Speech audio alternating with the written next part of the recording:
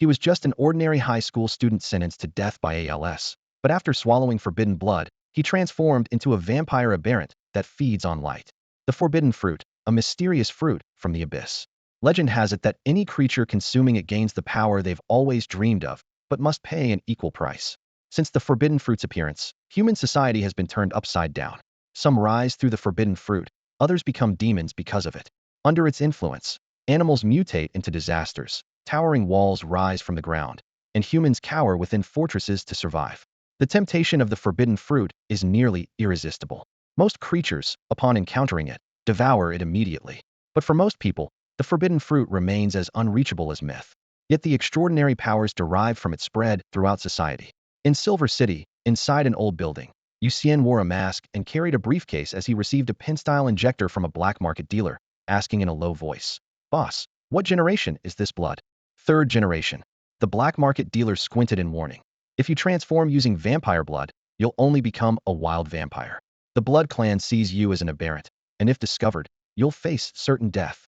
Hundreds of years ago, the Blood Clan's ancestor consumed the forbidden fruit, transforming from human to vampire, and now the Blood Clan has become a powerful supernatural force. Only newcomers who pass the Blood Clan's trials and receive the embrace are considered legitimate. Wild vampires face only the fate of being hunted. But Yu Xian couldn't wait.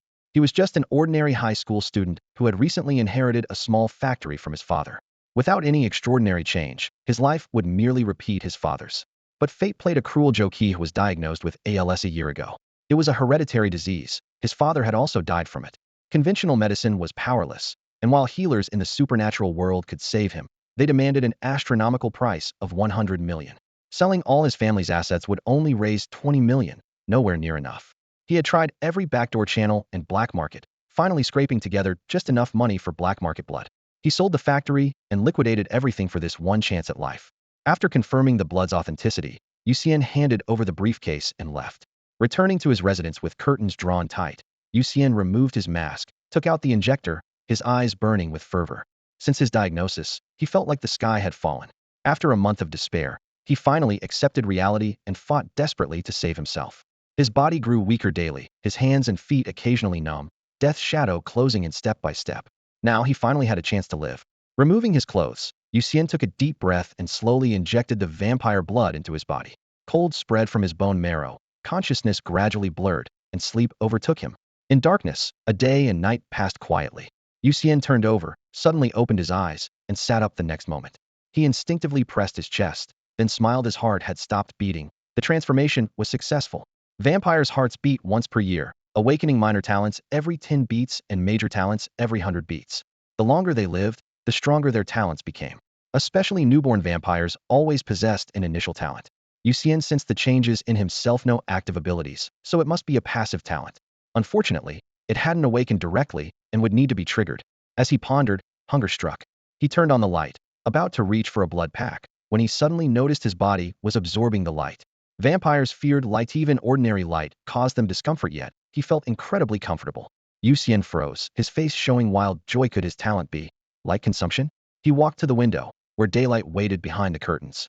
Taking a deep breath, he suddenly pulled the curtains open, sunlight flooding over his entire body.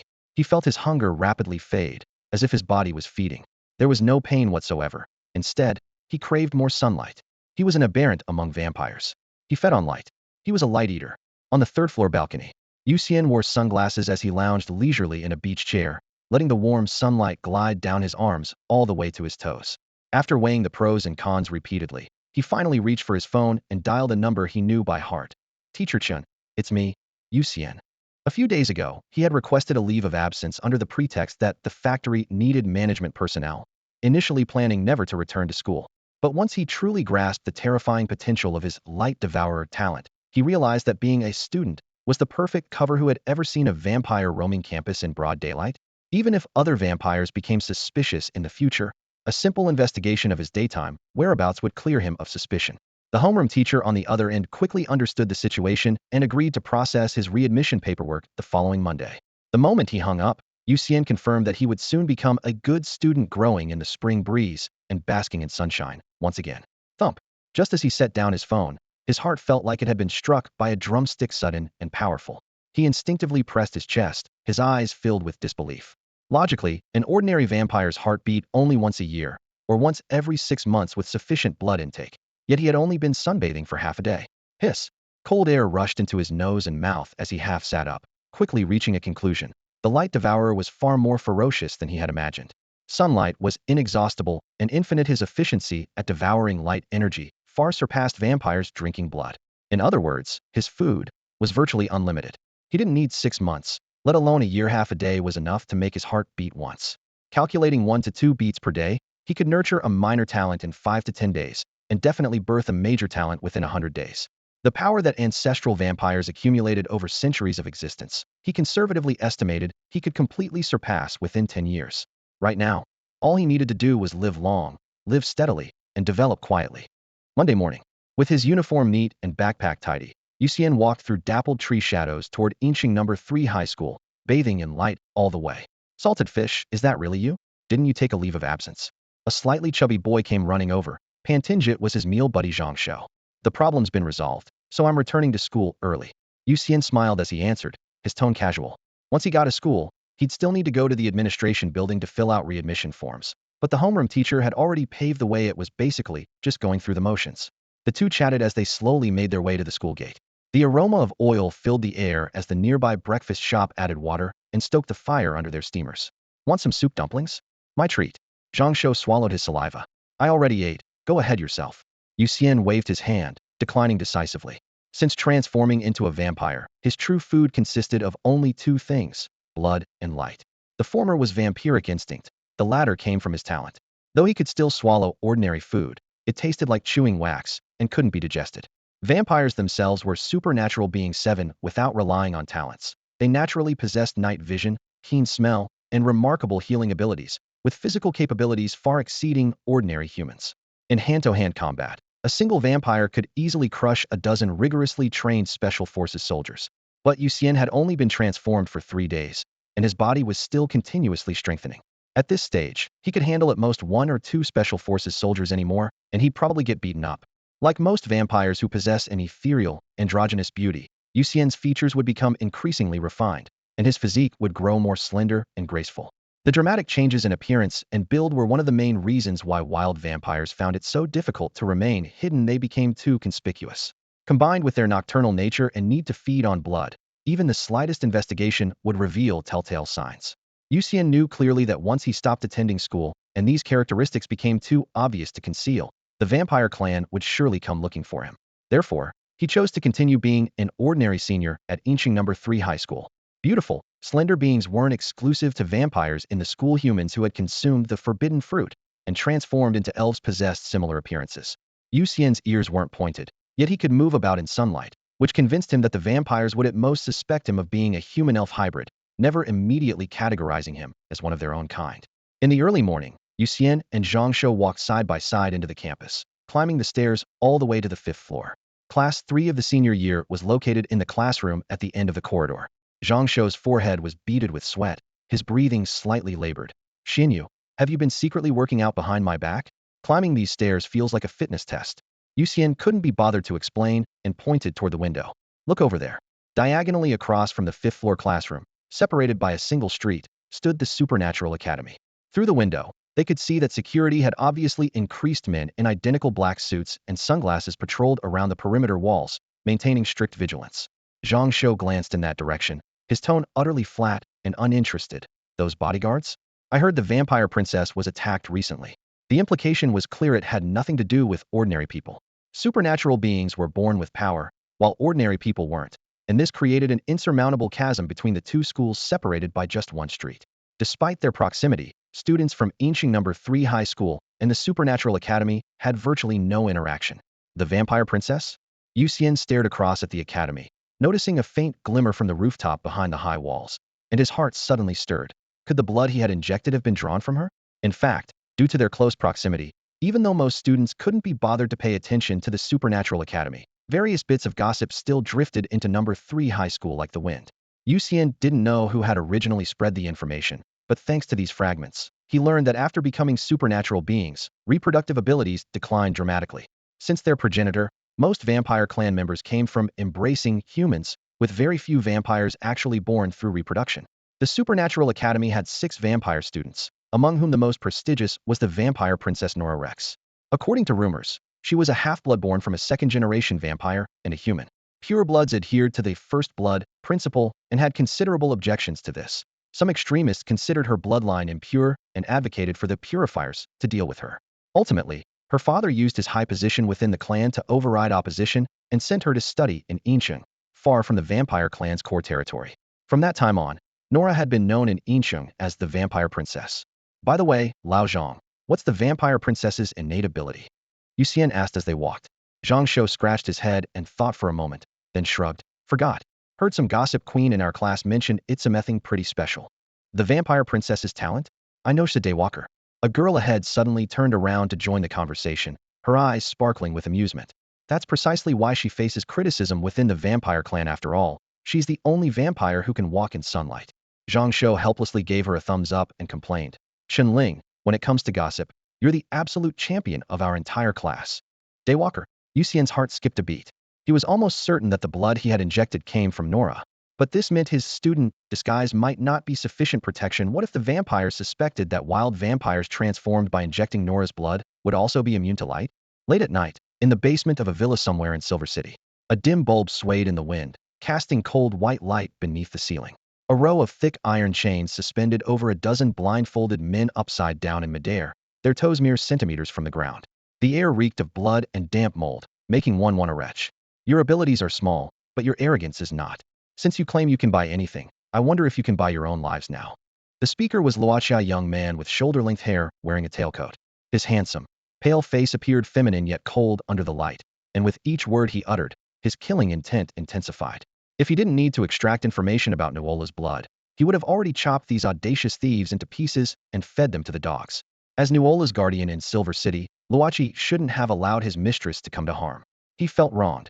Nuola possessed the Daywalker talent, enabling her to move in sunlight, so he could only assign human bodyguards to protect her secretly. But during a daytime shopping trip, Nuola was ambushed by a group of ordinary people wielding silver weapons. The bodyguard was shot dead on the spot, and Nuola, terrified and panicked, fell into their hands. After the incident, Luochi mobilized the entire vampire network in Silver City and finally intercepted them before they could escape. What surprised him was that not a single supernatural being was among this group. They were all ordinary humans. Luochi walked step by step to one of the hanging young men and gently patted his face. Tell me, the blood you stole, who did you sell it to? This young man was the leader of the ambush team, and during his capture, he had wielded silver weapons that nearly injured Luochi's clan members. Even now, facing certain doom, he forced himself to remain calm. I don't know. He wore a mask, probably makeup underneath too. We have rules in this business. Prying into clients' backgrounds breaks those rules. That's all I know. Luochi sneered. The next second, his 5 fingers pierced like claws into the carotid artery of a nearby man without any hesitation. Blood instantly gushed forth, flowing along his fingers and coalescing into a slender blood sword. The man convulsed and screamed, his voice echoing through the dim space.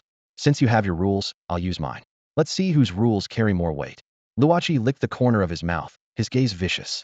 Screams and tearing sounds rose and fell continuously until before moonset, when the basement returned to deathly silence, with only the iron chains still swaying gently. Luochi pushed open the heavy metal door and emerged above ground. His assistant Tongbo was already waiting by the entrance, offering a hot towel with both hands. Luochi methodically wiped the blood from his hands and gave quiet instructions. Tongbo, take people to investigate. The thief who obtained Miss Nuola's blood should be around the same age as the mistress, from a wealthy family, and likely used over 25 million in funds recently. The scope isn't large, and the difficulty isn't great either. Understood. I'll root out that bastard. And then, Tongbo bowed his head in acknowledgement. Before he could finish, Luochi looked up, his eyes blood red. Bring him back alive. Let Miss Nuola handle it personally. The Duke has ordered that it's time for the mistress to see some blood. Luochi knew full well. Even with the bodyguard's death, given a vampire's constitution, Nuola shouldn't have been captured by ordinary humans. It was only because the bodyguard's death had left her completely panicked that she was wounded and lost blood under their silver weapon attacks. If those people had truly been after her life, Nuola would have had no chance of survival. At this thought, Luochi's fingertips tightened slightly, his palms seemingly still retaining the warmth of the corpse from moments before. Silver City, 3rd High School, Class 3 of the senior year. Yu Xian sat in the 4th row by the window on the left side of the classroom, basking in the sun while reading a novel. Once the clock struck 1:30 in the afternoon, sunlight would pour directly into this spot, and even with the curtains drawn, the intense heat was unbearable. Yu Xian used to despise this seat. Now, however, he was more than happy to sit here. For vampires, as long as they consumed enough blood, there was no need for sleep during the day. He simply basked in the sun at school, then returned home at night to practice various combat techniques through online courses. Yu Xian was well aware that he had already stepped into the supernatural world with one foot. Whether he liked it or not, there would inevitably come times when violence would be necessary. All he could do was prepare for the worst. The more thoroughly he prepared, the less likely he would be caught off guard when real danger struck. In just a few short days, his physical abilities had improved at a visibly rapid pace. Movements he had never dared to imagine were now effortless. He could perform one-finger handstand push-ups 1,000 times without breaking a sweat, hang motionless from a wall using just one finger, and deliver punches with over a ton of force that could literally kill a bull with a single blow. As for whether this strength was considered strong or weak among vampires, he had no reference point. After all, rumors about vampire strength were scarce, while other supernatural beings like werewolves, witches, knights, and martial artists were known for their brute force. I wonder what talent I'll awaken. He closed his book and laid his head on the desk, letting the intense sunlight wash over his back as anticipation stirred within him. According to publicly available vampire records, each additional heartbeat brought one closer to awakening. He had already completed 9 heartbeats, and if all went well, today he would reach the 10th and welcome his first minor talent. There were only 4 known minor talents: bat manipulation, blood flame, enhanced smell, and hibernation. According to his personal preferences, the first 2 were jackpots. Enhanced smell was decent, and hibernation was the worst possible outcome. Hibernation itself wasn't weak. Most vampires' first talent was exactly that, allowing near-zero consumption during sleep while stabilizing injuries and accelerating healing. The problem was that perception became extremely dull during hibernation, making one vulnerable to attacks. There had been cases of ordinary humans sneaking into wild vampires' safe houses and easily eliminating hibernating vampires, earning themselves qualification to join the vampire clan. For a wild vampire like Yu Xian, who had no absolutely safe refuge, hibernation was tantamount to tying his own hands. The sun climbed higher and higher.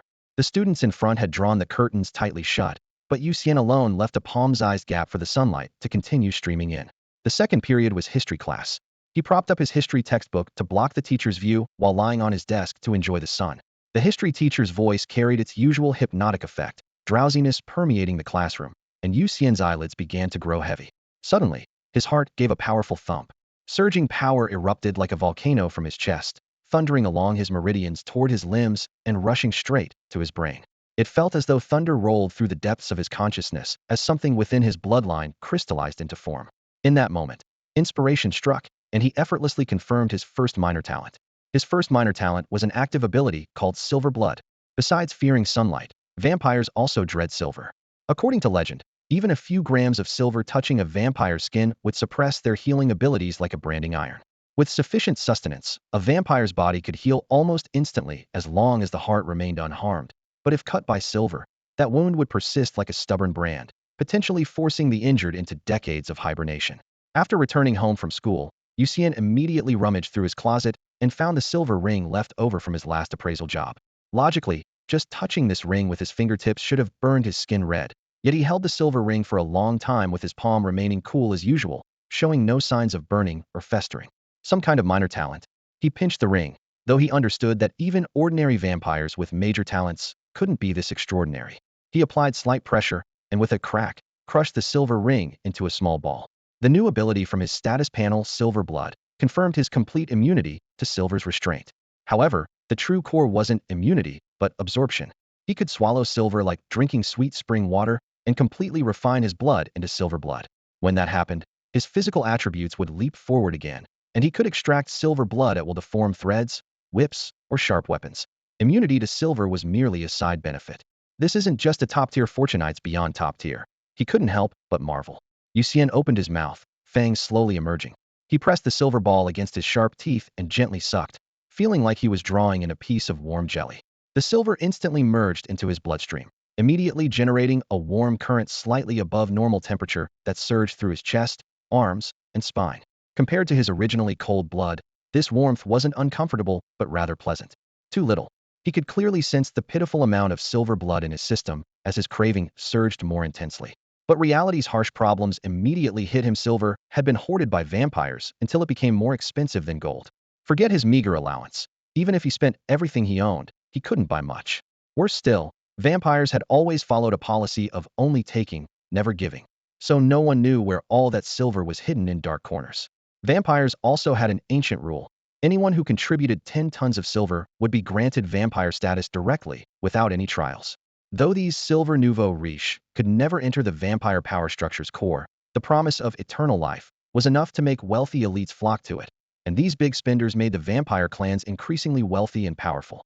Yu Xian tossed and turned all night, still unable to think of a way to obtain large quantities of silver. He had considered black market purchases, but that underground shop was so audacious they even dared target the vampire princess Nora. How could he risk any involvement with them now? Rather than risking his life, he'd prefer to slowly save money and gradually collect silver items from ordinary people. Silver was important, but life was more important. Morning arrived. Yu Xian sunbathed on the balcony as usual. But today, for some unknown reason, a foul stench kept assaulting his nostrils intermittently.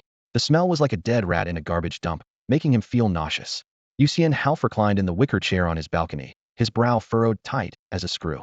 When the wind blew, the stench flickered in and out of existence. He simply sat up straight and sniffed around. The odor would appear suddenly, then vanish just as quickly, as if playing hide and seek with him. Wait, the wind wasn't the problem. Yu Xian suddenly caught a subtle pattern. The putrid smell only intensified when the silver blood flowed through his nasal cavity. In other words, the silver blood had enhanced his sense of smell, allowing him to detect odors imperceptible to ordinary people. He tried manipulating that silver stream of heat, directing it to impact his nasal passages again, and predictably, the stench emerged once more. The source should be downstairs. Yu Xian gripped the railing and peered down. Below lived a family of 3, a lawyer husband, a wife who owned a clothing store, and their 4th-grade daughter. He had seen them leave just last night. Surely they couldn't all be dead overnight? Yet the stench was definitely wafting up from their floor. Yu Xian wrinkled his nose and dry-heaved in disgust, then shrugged and gave up investigating further. He couldn't be bothered with other people's business, and besides, he'd be late for school. Shouldering his backpack, he left home. Just as he descended the stairs, he encountered the little girl from that household, also heading out with her school bag. The girl wore twin pigtails and flashed him a polite smile. "Good morning, big brother," from upstairs. Yu Xian's heart stirred, and he channeled the silver blood to his nose. A putrid, moldy stench instantly exploded, more concentrated than a garbage station. He couldn't help but hold his breath and quickly transferred that stream of silver blood to his right eye, cutting off the smell immediately. But his vision became even more disturbing. Beneath the girl's pale skin, countless tiny red worms seemed to writhe and tangle together, crawling like bloody threads through her flesh.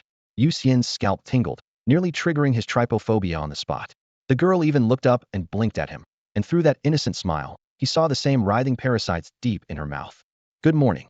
He forced a smile, then bolted out of the building entrance and hurried toward school. The streets bustled with pedestrians. Yu Xian didn't dare use his nose to sense anymore, yet still occasionally caught traces of that elusive stench clearly. More than one person had been infected by parasites. At this realization, his heart sank. A year ago, the Rome City incident had shocked the nation. All teachers and students at a certain middle school had their brains mysteriously hollowed out by unknown parasites, collectively becoming living dead. If not for a student who had secretly consumed forbidden fruit, transferring to Rome City No. 1 high school, and discovering it in time, the consequences would have been unthinkable. After the incident, Silver City officials urgently organized citywide medical examinations, and it was during that very checkup that Yu Xian was diagnosed with ALS. In the following month, immersed in the shadow of illness, he paid no attention to whether the examination had screened out any parasites. Now it seemed those parasites had clearly infiltrated Silver City undetected. Should he report this to the authorities? If he spoke up, the government could certainly mobilize forces to eliminate the parasite colony, but inevitably, a second round of thorough medical examinations would follow.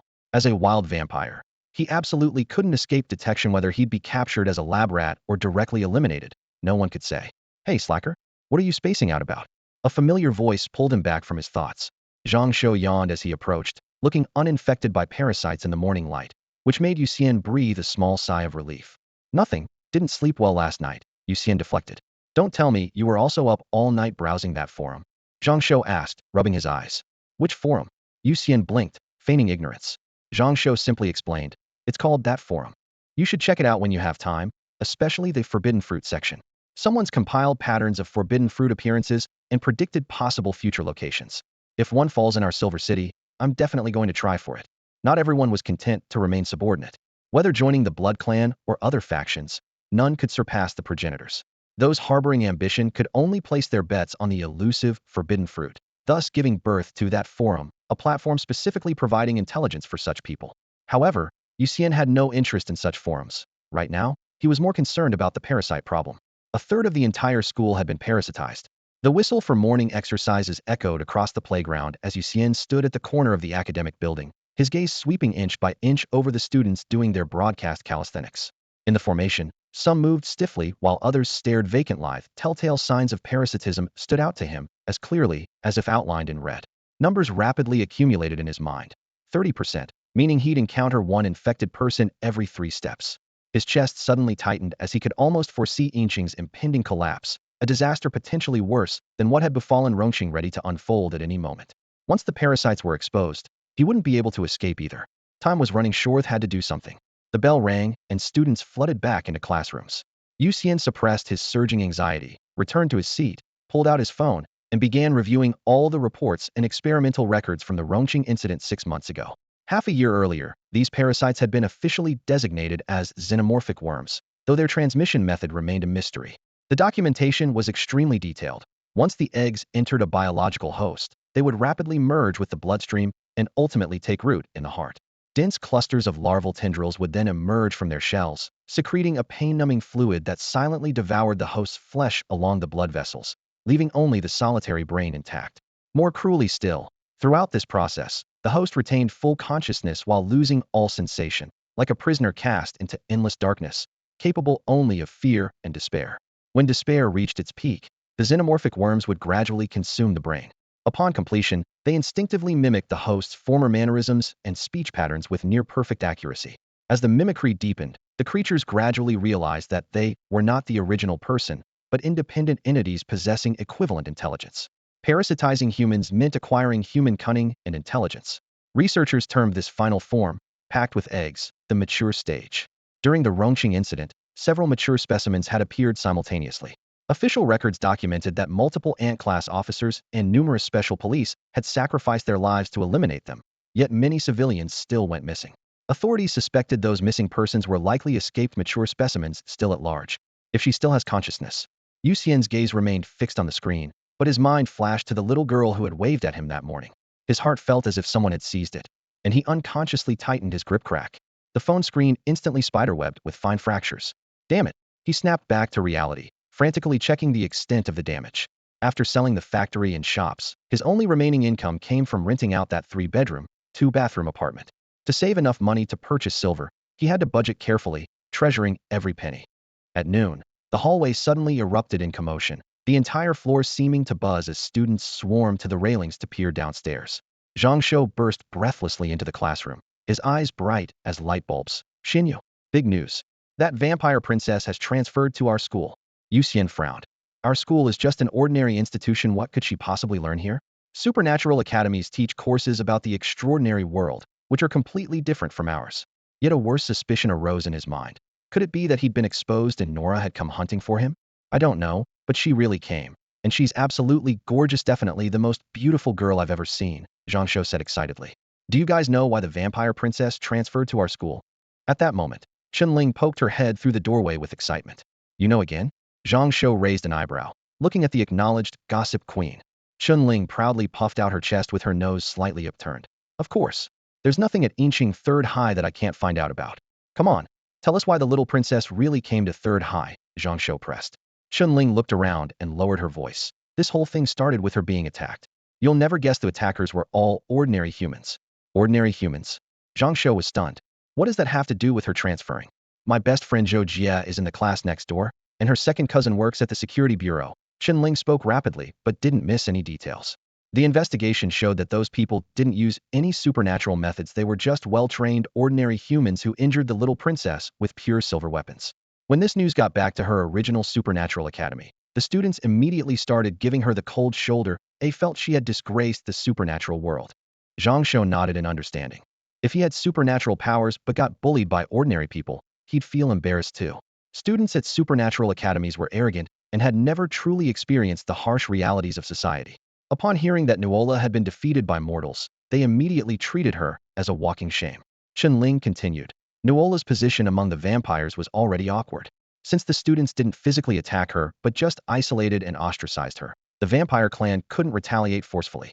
Moreover, with official forces and various major groups like elves, witches, cultivators, and martial artists keeping each other in check, the vampires weren't the sole dominant power. In the end, Nuola chose to transfer schools. She didn't go to a supernatural academy in another city because students there would treat her the same way. She simply came to an ordinary high school for a long-lived species. As long as there was enough time, strength would naturally improve. At 2 o'clock in the afternoon, the class bell rang on time. Homeroom teacher Old Chun entered carrying his textbooks. Following closely behind, a blonde girl stepped into the classroom, her right arm wrapped in fresh white bandages, her expression cold yet exquisitely doll-like.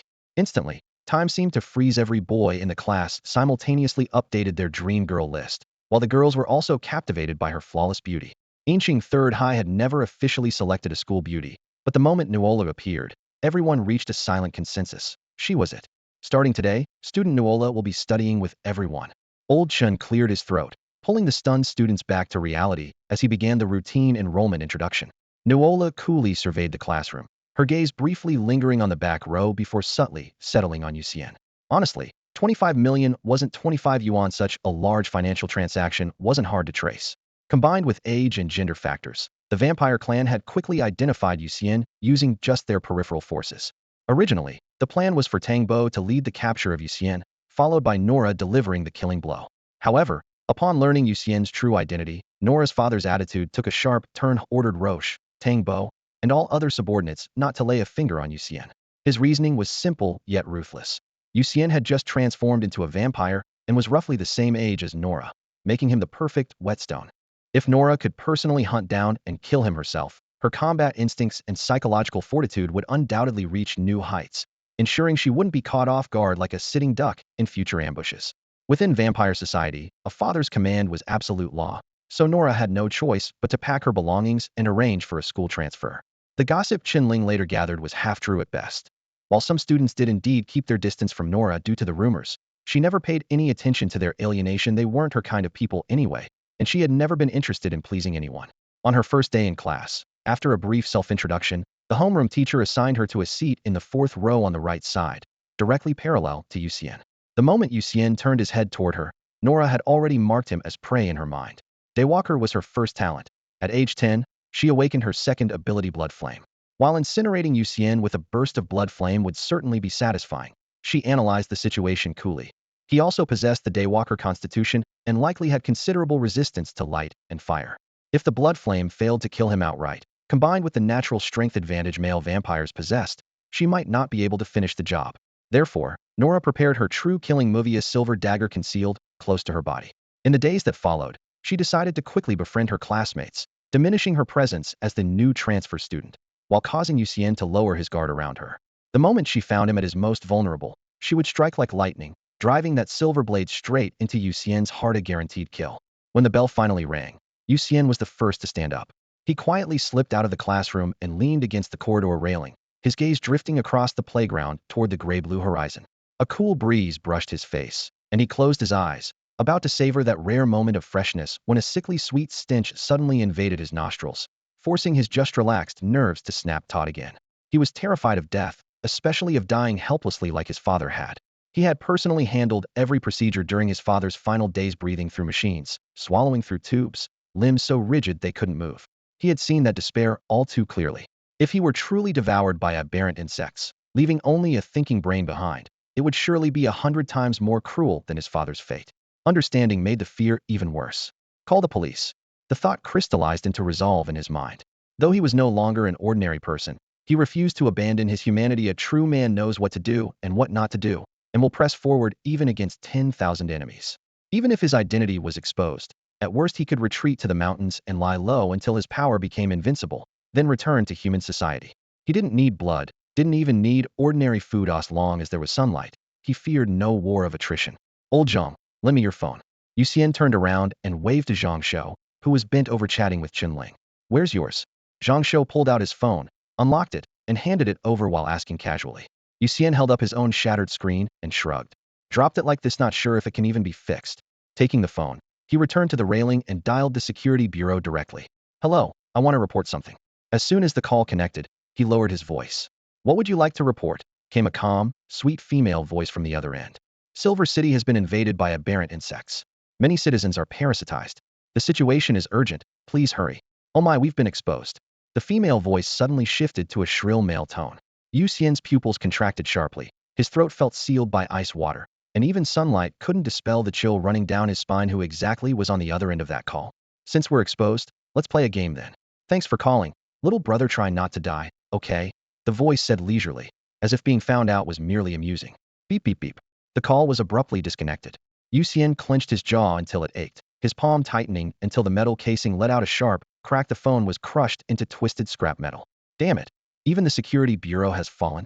Before the thought could fully settle, a brilliant white light suddenly erupted from the distant chemical plant. A thunderous roar followed. The entire school building shook violently, windows rattled, and screams rose one after another. An even more terrifying sight unfolded before him. One by one, classmates parasitized by aberrant insects stood up expressionlessly, as if controlled by the same string. In an instant, their backs tore open, and 6 crimson tentacles, each 3 meters long, burst from their bodies. Hot, fishy air filled the classroom.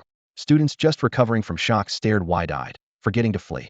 Zhang had been talking to Chen Ling when his face went deathly pale at the sight. He tried to climb through the window to escape into the corridor. A tentacle lashed out like lightning, instantly coiling around his neck. Silver light flashed. The tentacle was severed cleanly at its base, thick black blood oozing from the cut. Yu Xian condensed his remaining silver blood at his fingertips, stepped in front of everyone, and commanded in a deep voice, "Get behind me." As he spoke, he rushed to the window and leaped up, somersaulting into the classroom while slicing through the tentacle wrapped around Chun Ling's neck midair. "Thank you." Chun Ling gasped, still shaken as she bent over to catch her breath. Yu Xian quickly pulled her behind him and whispered, "Stay with Zhang, don't get too far from me." Before he finished speaking, more tentacles emerged from the doors and windows. He raised his hand like a blade, severing several more, then grabbed the nearest wooden chair with one hand, wielding it like a club to smash an approaching mutant insect. The chair leg struck the shell with a crack, sending the creature tumbling. Yu Xian followed up with a kick, crushing its head into pulp.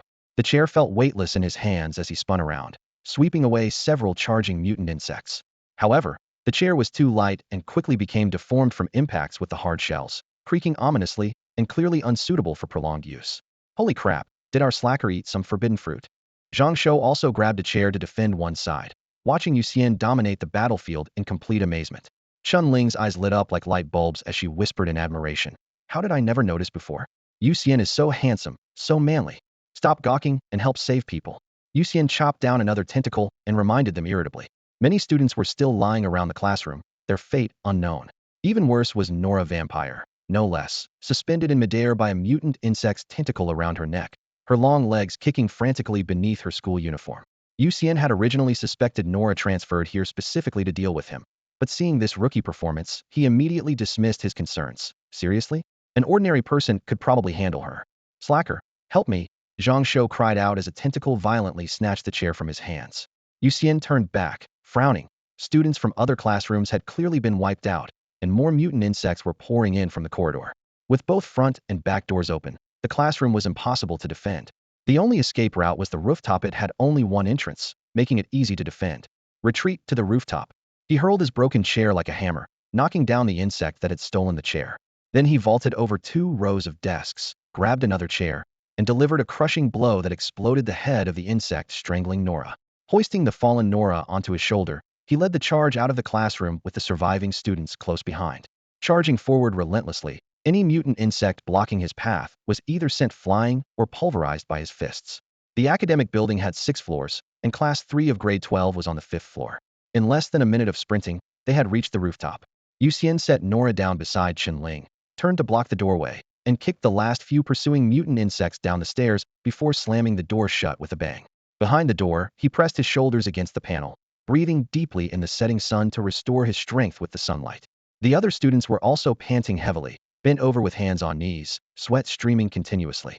After a brief rest, Zhang couldn't help but ask, "Slacker, what the hell is going on? How did our school suddenly get overrun with so many mutant insects?" "No way. How could mutant insects from Rongqing end up here?" A student's voice trembled. "No need to wonder. How could they right in front of us?" Chun Ling glared at him, then looked at Yu Xian. "But what do they want?" "I don't know either." Yu Xian sighed and shook his head. He only knew that the mysterious person on the phone could command all the mutant insects with a single word, definitely not someone he could afford to provoke. This place will eventually be breached. Once the mutant insects control the entire building, They'll definitely concentrate their attack on the rooftop, and I can't hold them off alone. Everyone look around for anything useful. Unlike zombies, hiding from mutant insects wouldn't work. They'd have to face them heat-in eventually. How about we tear down the wire mesh and wrap it around the door?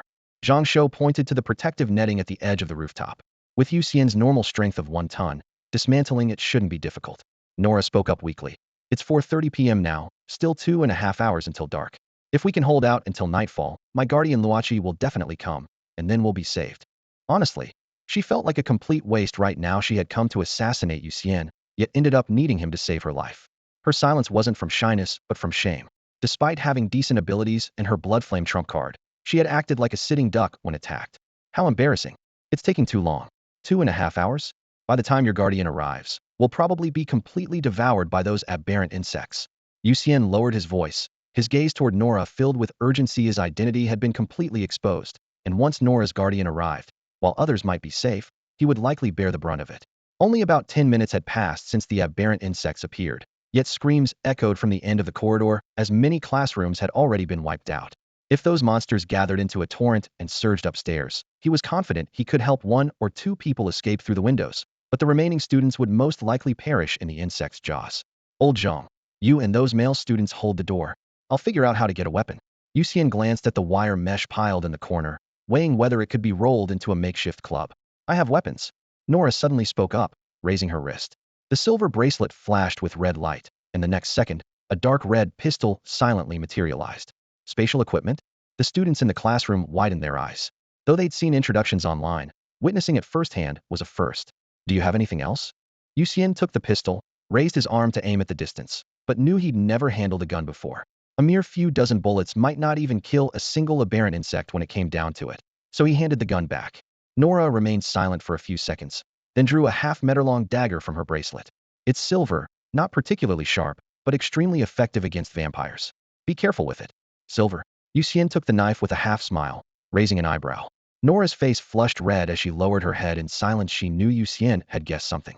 Thank you, this knife comes at just the right time. Yu Xian said no more. Under everyone's stunned gaze, he gripped the blade, and the metal seemed to become like clay as he squeezed it into a silver ball the size of a shot put. He opened his mouth and took a bite, chewing with loud crunching sounds, revealing a satisfied smile. Perfect. I was hungry. Nora looked up, feeling as though she wasn't facing a vampire, but some unknown monster. Unafraid of sunlight and treating pure silver like snacks. Was this reasonable? Had Luoqi and the others targeted the wrong person? As the entire silver ball merged into his flesh and blood, Yu Xian felt a warm current wash through his entire body. His 5 senses instantly heightened to unprecedented levels. Every movement within hundreds of meters was clearly audible. Then, taking a deep breath, his skin, hair, and clothing began absorbing light layer by layer, and his entire form quickly transformed into a profound darkness. Yu Xian. Zhang Shou instinctively stepped back, an exclamation escaping his lips. Don't worry. I'm fine, better than I've ever been. Yu Xian responded, his voice deep but steady. In everyone's eyes, he had become a black hole that reflected no light whatsoever. Though he could absorb light before, there had still been faint reflections remaining, but now, enhanced by the silver's essence, even that residual glow had been completely erased. As everyone knows, when an object has zero reflection, it no longer emits photons that can be captured by the naked eye. That is perfect blackness. During the day, they could still make out his existence by his silhouette, but once night fell, probably no one would be able to find him in the pitch-black corners. In this state, his stamina recovered incredibly fast, and even injuries would heal in the blink of an eye, thanks to the abundant food supply. I'm going down to deal with those aberrant insects. You all stay here and don't move. After familiarizing himself with the surging power within his body, Yu Xian flashed a reassuring smile at everyone before pushing the door open and leaving. Once his footsteps faded away, Chunling lowered her voice and spoke up. Yu Xian must have eaten a forbidden fruit. What do you think his ability is? I don't think so. Nora shook her head, her speech unconsciously quickening. People who advance through forbidden fruits start directly at eagle rank. Clearing these aberrant insects in the school wouldn't require such effort. Since the forbidden fruits appeared in the world, countless lucky individuals had awakened all sorts of incredible abilities. The ranking systems and realms of various disciplines operated independently, creating chaos for a time. Eventually, dozens of the strongest transcendents sat at a table together and established a unified power classification: insect, ant, bee, sparrow, snake, eagle, wolf, tiger, dragon, god. Insect rank was the lowest, god rank the highest. Even the lowest insect rank could easily crush ordinary people. A certain big shot once reminded overconfident newcomers, "Don't think having some ability means you can do whatever you want. In the eyes of the strong, you're still just a bug." "So what rank is our slacker now?" Zhang Shou turned to ask Nora. Nora pondered for a moment before offering her guess. "Upper insect rank, or maybe lower ant rank. Do you think he might be a vampire?" "A vampire? Haha, not afraid of light, and loves eating silver? How's that possible?" Everyone burst into laughter. Nora wanted to argue back, but couldn't find suitable evidence. Not fearing sunlight could barely be explained as a daywalker. But what about not fearing silver? Could Yu Xian really have a silver eater talent? Not to mention, he could turn his entire body black. That was already a third ability. 3 abilities awakening simultaneously in such a short time didn't look like a Blood Clan member at all. The more she thought about it, the more she felt Luo Qi and the others' investigation had problems. Yu Xian had indeed spent quite a bit of money, but maybe he was just hoarding silver, as food nowadays. Silver had been inflated by the Blood Clan to the same price as gold, so spending a lot made sense. Nora secretly resolved to double-check with Luo Qi and the others later to avoid wrongly accusing Yu Xian. Downstairs, the 6th-floor corridor was dimly lit with broken glass scattered everywhere. Yu Xian moved with light steps, his fingers dancing like they were on piano keys. A cold flash appeared, and 3 aberrant insects were sliced into segments, their limbs still twitching as they hit the ground. At this moment, about 40% of the blood in his body had transformed into silver blood. The abundant silver-infused blood allowed him to release sharp silver threads at will.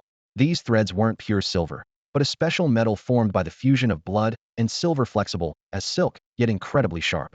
With just a thought, the fine threads moved like living creatures, slicing through even reinforced concrete walls as if they were solidified tofu. More aberrant insects crawled out from various classrooms, but before they could get close, they were swept by the silver threads and shattered. A sharp roar broke the bloody silence of the corridor. An aberrant insect that had just emerged from parasitizing the Chinese teacher saw the corpses littering the ground and immediately showed fear in its eyes. "Everyone come out. There's an enemy. Kill him," it shrieked as it fled toward the depths of the corridor. Amid the howling sounds, aberrant insects from several classrooms behind rushed out. Yu Xian raised his hand, silver threads shooting from his fingertips like death's scythe sweeping across. The charging aberrant insects were all cut in half at the waist, their remains crashing down as black-green fluid splattered the walls. He looked toward the end of the corridor. The Chinese teacher had long since vanished without a trace. Indeed, the individuals parasitizing teachers were much more cunning than those occupying students. Just then, muffled artillery sounds came from farther away, and the smell of gunpowder drifted through the broken windows into the hallway. The Silver City authorities clearly hadn't been completely wiped out and had finally begun their counterattack. Excellent. Yu Xian's spirits soared as he listened to the artillery fire like heavenly music. The cannon blasts meant reinforcements had arrived, meaning no more worries about what lay behind. At this moment, his only goal was to rush downstairs and sweep clean all the aberrant insects in the teaching building. Just as his foot touched the staircase, a deeply suppressed, agonized moan drifted from the depths of the stairwell, and he immediately stopped. Were there still students alive? Yu Xian turned back, pushed open a dilapidated classroom nearby, and discovered a barely breathing survivor in the shadows formed by piles of broken desks and chairs. Silver City, Songshan Psychiatric Hospital. Between 2 gray-white ward buildings, aberrant insects swarmed toward blood-stained medical staff, their tearing and bone-cracking sounds forming a jarring symphony. Director Chun Ching-song squeezed into an old wooden cabinet in his office, keeping even his breathing to a minimum. He hadn't expected so many parasitized patients to be lurking within the hospital. Compared to parasitizing ordinary people, the insects that parasitized psychiatric patients appeared more violent, fearless of pain, and moved at terrifying speeds. The security guard with his service weapon only managed to pull the trigger once before being torn to shreds the next second. Chen Qingsong could only pray desperately for official rescue to arrive quickly. Bang! The office door was violently pushed open. A lean man in a hospital gown strolled in with leisurely steps. "Director? Director? Where are you?" "It's Zhou Tai." The man lowered his voice, scanning the messy room with his gaze before finally stopping at the wooden cabinet. He tapped the cabinet door with his knuckles, muttering to himself, "Are you there? Not there? Are you there? Not there?" After a moment, he seemed to mutter disappointedly, "Looks like the director really isn't here. I wanted to tell him a big secret." With that, he turned and left. Inside the cabinet, Chen Qingsong widened his eyes and quietly exhaled a breath of stale air. "Zhou Tai? The most dangerous patient in the hospital, multiple personality disorder, with all personalities except the primary being killers, skin-flaying artists, finger collectors, cannibals, and other monsters. Normally, this man was restrained with straps and locked to his bed 24 hours a day. Chen Qingsong couldn't fathom how Zhou Tai had broken free from his restraints. or why he hadn't been torn apart by the aberrant insects, whether it was Zhou Tai or the insects. He wanted to encounter neither. But fate had other plans. Creak. The cabinet door was yanked open, and Zhou Tai poked his head in with a grin.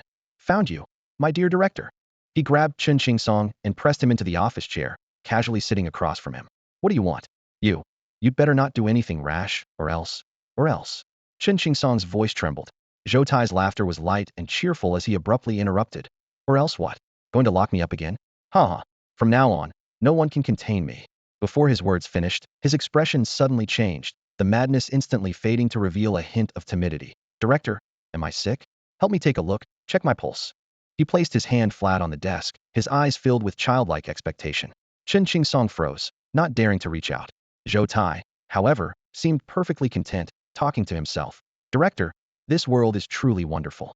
A parasite wanted to parasitize me, and I was terrified, but I never expected it would choose the most useless boss. After it replaced the boss, it ended up being parasitized by us instead. Oh my, this feeling is absolutely fantastic. Its body is so strong. You're saying that the real Zhou Tai has already been replaced by the aberrant insect's consciousness, but you personalities have somehow parasitized within the insect's mind and suppressed its consciousness. Chen Qingsong's eyes widened as he asked in shock. Zhou Tai nodded repeatedly. Exactly. As expected of the director, you figured it all out in just one sentence. So do you think you're human or an aberrant insect? Chen Qingsong broke out in cold sweat, his voice trembling.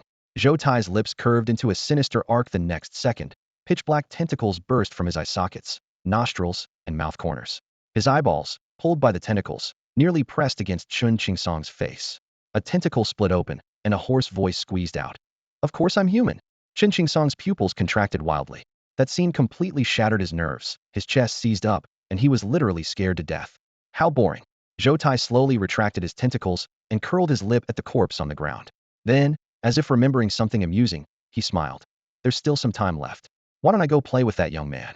As he spoke, his facial features and wave-like micro-expressions kept shifting, finally settling as his gaze lingered on Chen Qingsong's corpse with greedy eyes. Another personality switch.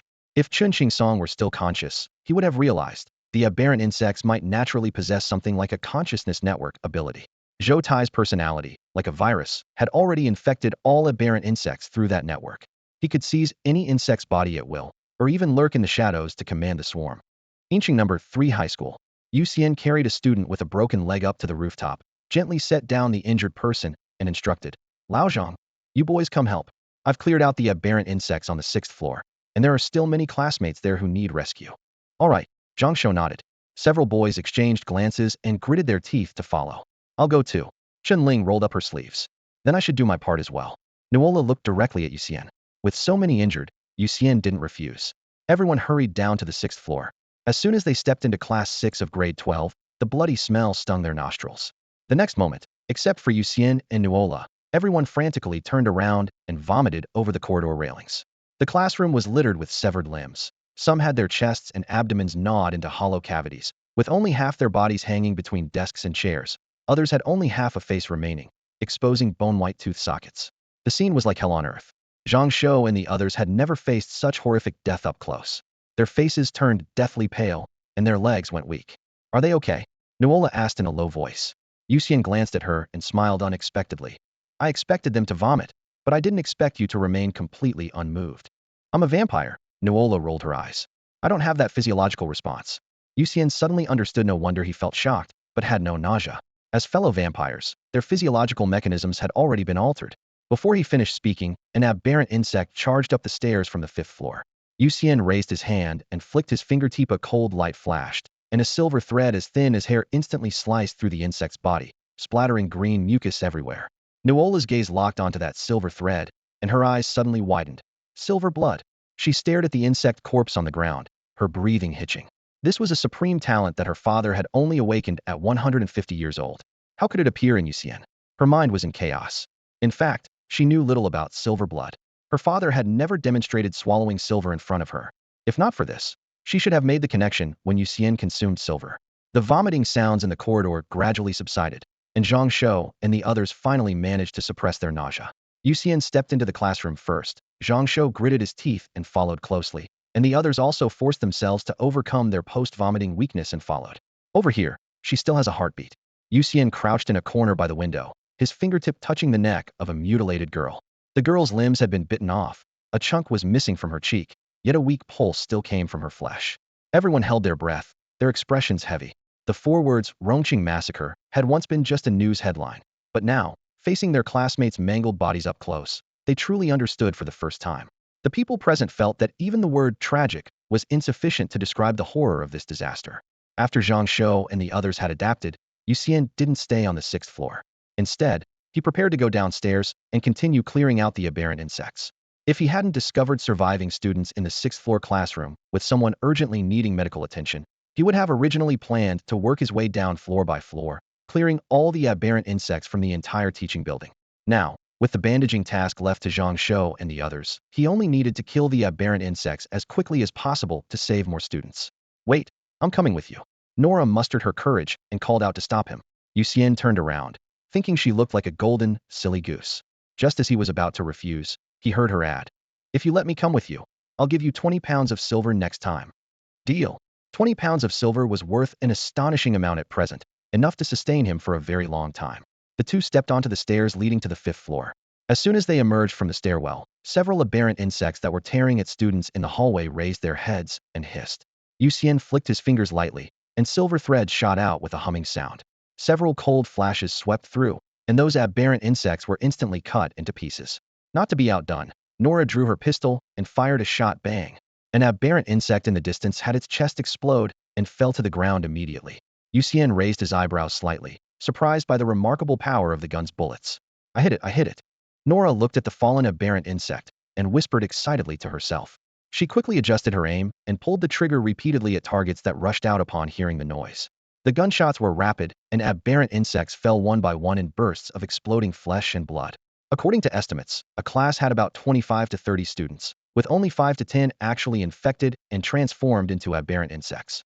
Each floor of the teaching building had 4 classrooms, so approximately 30 to 40 aberrant insects would appear per floor. Nora's pistol magazine could hold 15 bullets. After killing 15 insects consecutively, she began frantically reloading. Yu Xian's silver thread swept through at just the right moment, blocking all the charging aberrant insects for her. After confirming the 5th floor was cleared, the two went down the stairs to the 4th floor. Their tactics remained the same. Nora would pick off targets with her pistol first, then deliberately slow down her reloading to lure the aberrant insects into a full assault, while Yu Xian would finish them off with his silver threads. "Do you have enough bullets?" Yu Xian asked in a low voice before heading to the 3rd floor. "Plenty. I prepared 100,000 rounds," Nora nodded.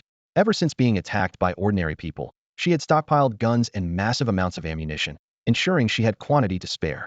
The battle on the 3rd floor showed even better coordination. In just 1 minute, all the aberrant insects were reduced to fragments. After confirming no stragglers remained, the two continued downward. "Are you also a vampire?" During their descent, Nora lowered her voice and gave him a complicated look. "Yes, I have ALS.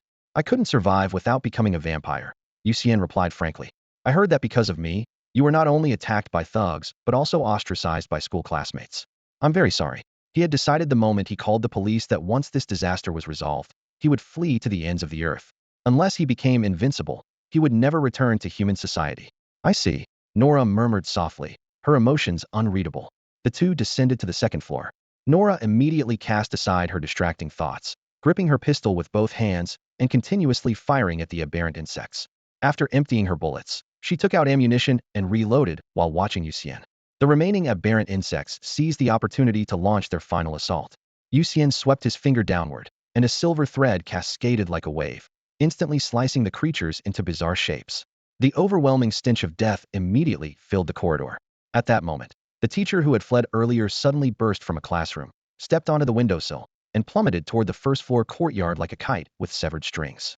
"Think you can escape?" Yu Xian gripped the railing, pushed off with both feet, and leaped from the 2nd floor as well. Before he could strike, a sharp crack tore through the air. Bang! The infected teacher's upper body exploded, spraying blood across the stone steps. From above, Nora held her modified pistol, the barrel still trembling slightly. Her golden hair caught in the sudden breeze, and against the evening light, she flashed Yu Xian a mischievous smile that was blindingly radiant. Yu Xian retracted his earlier assessment of her as a golden airhead. She was clearly a beautiful airhead. Before her smile could fade, Nora's pupils suddenly contracted as she raised her hand and shouted, "Watch out!" A dark shadow swept across the ground. Yu Xian dodged sideways amid the growing terror in her eyes. but a cold blade still severed his entire arm. Thud! A rectangular sign crashed heavily onto the school building steps, the metal reverberating with a hollow ring. Fresh blood trickled down the sign's surface, flowing past the words "School Zone Ahead," "Reduce Speed," and dripped to the ground. Yu Xian gritted his teeth, clutching his wound as he looked up. Perched on the school wall was a woman in business attire. "Hey there, little brother, I've come to play with you." The voice was maniacally feminine, yet unmistakably male in tone. Silver light surged in Yu Xian's eyes as he roared. "You're the one from the phone call. You bastard." "That's right, I'm that bastard." The woman chuckled softly, leaping down from the wall and landing silently. "Allow me to introduce myself, Zhou Tai. Former human, current identity aberrant insect." She strolled over to the exploded teacher's corpse, crouched down, and poked at the remains while muttering to herself. TSK. TSK. Such a strong body wasted on someone who didn't know how to use it. Bang. Bang. Bang. From above, Nora seized the moment while Zhou Tai was distracted and fired 3 shots. No explosion followed, but Zhou Tai's palm now held 3 twisted bullets. He stood up and began explaining in a lecture-like tone. Bullets aren't actually that fast. All aberrant insects can dodge them. But they've pretended to be human for so long that even after awakening, they're bound by safety thresholds and only use half their strength. He tapped his own forehead. But I'm different. I don't care about this body as long as it works. Switch personalities, and the power is completely unleashed. Here, let me return these, little miss. As his words fell, he flicked his fingers, sending the 3 bullets flying back toward Nora. Boom. Midair, the bullets collided with silver threads and exploded in brilliant flashes. Yu Xian's entire body had turned pitch black from energy, and he stepped forward, sweeping his fingertip downward again as the ascending silver threads immediately slashed toward Zhou Tai. Zhou Tai was inhabiting a tall female body, estimated to be around 5 feet 7 inches in height. Ordinary aberrant insects, as long as their skin remained intact, still had to follow human skeletal structure in their movements. But Zhou Tai was completely unrestricted by such limitations. As silver threads slashed toward his face, his body instantly collapsed and twisted like a deflating balloon, effortlessly dodging Yu Xian's strike with a light flutter. Then he raised his arm. The pale skin split open with a hiss, and hundreds upon thousands of fine tendrils intertwined and twisted together, instantly forming a massive, grotesque limb. "Here comes the punch." Zhou Tai laughed maniacally, leaping up with explosive muscular force, his fist whistling through the air as it crashed down toward Yu Xian on the ground. "Danger." Yu Xian quickly dodged to the side, rolling several times after landing. The loss of his right arm severely affected both his offense and defense otherwise. With Zhou Tai exposing such an opening in midair, he would have already shredded him with silver threads. Beyond, the playground shook violently, dust flying everywhere. Zhou Tai's punch created a crater half a meter deep where Yu Xian had been standing. If it had landed on a person, it would have punched straight through their body. Yu Xian stopped rolling and landed in a half kneel, plunging his left palm into the earth. Silver threads burrowed through the soil like living snakes, then burst forth from the bottom of the crater, instantly weaving into an inescapable net that enveloped Zhou Tai and the crater before tightening suddenly. In this life-or-death moment, Zhou Tai still wore his smile. The entire female body suddenly exploded, countless disgusting tendrils scattering in all directions, slipping through the gaps in the net with octopus-like agility, even dragging out pieces of thin human skin. In the blink of an eye, the tendrils retracted back into the skin, and the young woman's body was perfectly intact again, as if nothing had happened. That microcontrol, that speed. Yu Xian saw it clearly and was shocked to his core. Zhou Tai's limits hadn't exceeded those of aberrant insects, but his control over his body was astoundingly precise. Other creatures of his kind simply couldn't achieve this. A few meters away, his severed right arm lay quietly on the ground.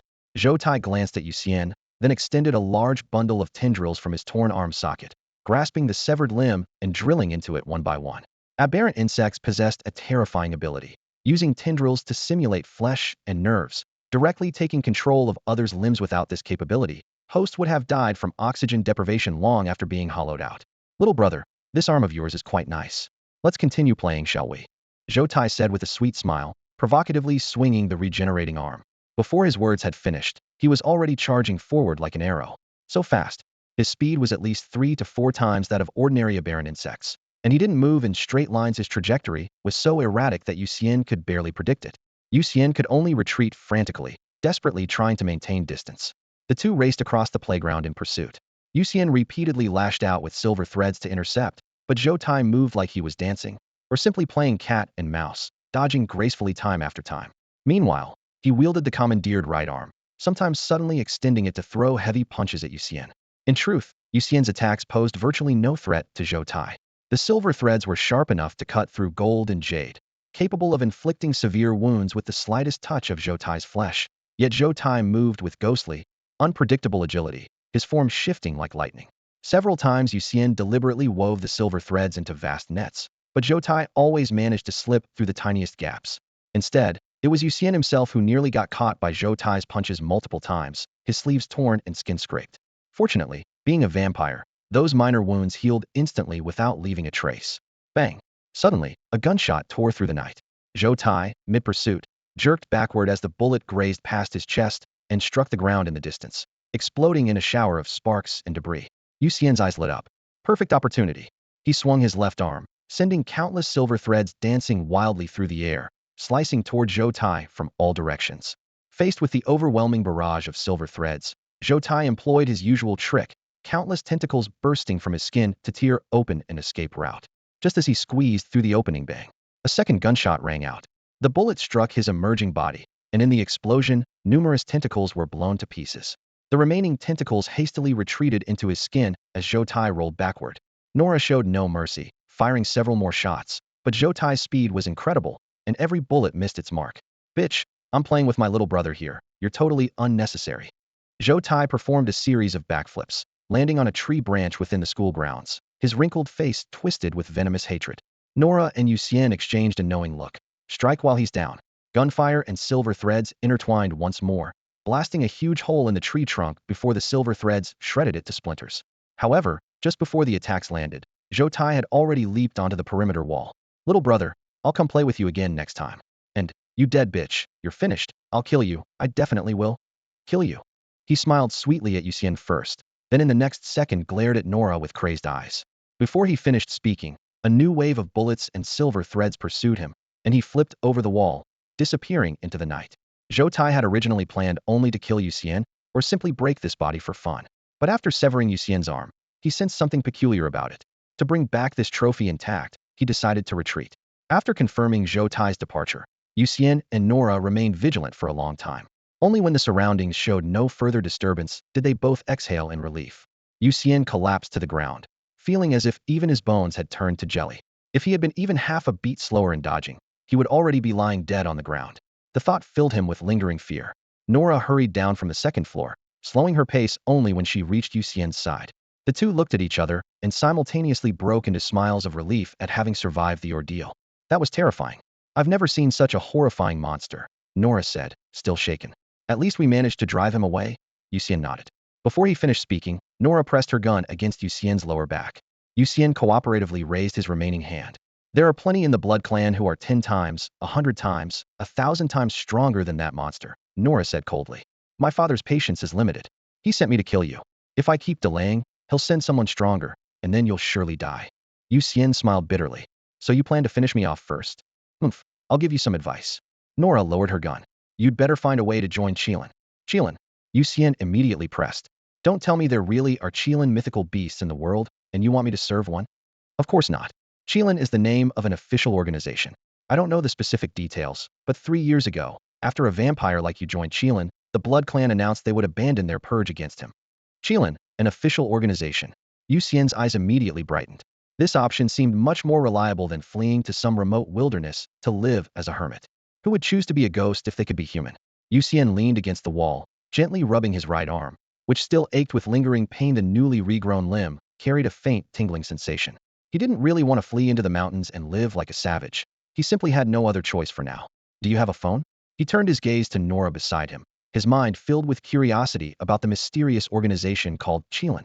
Nora flipped her silver bracelet, and with a click, a black flip phone popped out.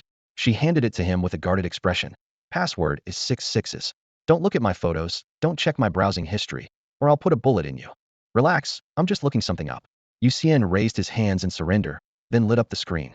After unlocking it, he typed Qilin into the browser. The screen quickly filled with various legends, ancient mythical beasts, auspicious creatures, and some people claiming to have seen them in the wilderness.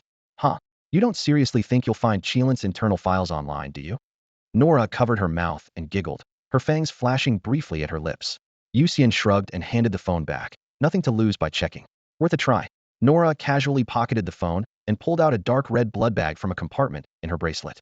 She bit open the seal, then pulled out another bag and offered it to Yu Xian, as casually as sharing snacks. Here, get some energy. No thanks.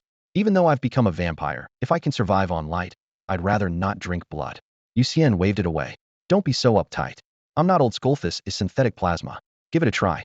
Nora stuck out her pink tongue and licked her fangs, her smile mischievous. After some back and forth, Yu Xian couldn't resist and finally took the blood bag. Fine. I'm curious about the taste anyway. His fangs pierced gently, and warm plasma rich with life force instantly flooded his mouth. Like a warm current sweeping through his entire body, every cell seemed to awaken. The sensation was completely different from basking in sunlight, more direct, more intense. He became intoxicated, his consciousness gradually consumed by the warmth. When Yu Xian suddenly came to, the sound of dense footsteps surrounded them. The entire campus was encircled by armed soldiers, their gun barrels pointing in all directions. What did you put in that blood? Yu Xian shot up, confronting Nora beside him. If Nora or these soldiers had wanted to do something to him earlier, he would have been completely defenseless. Nora smiled with half-closed eyes. It really was just ordinary synthetic plasma. I didn't expect you to be like my cousin blood drunk. Simply put, you get intoxicated after drinking blood, like humans do with alcohol. Yu Xian rubbed his forehead speechlessly. So some vampires could get blood drunk.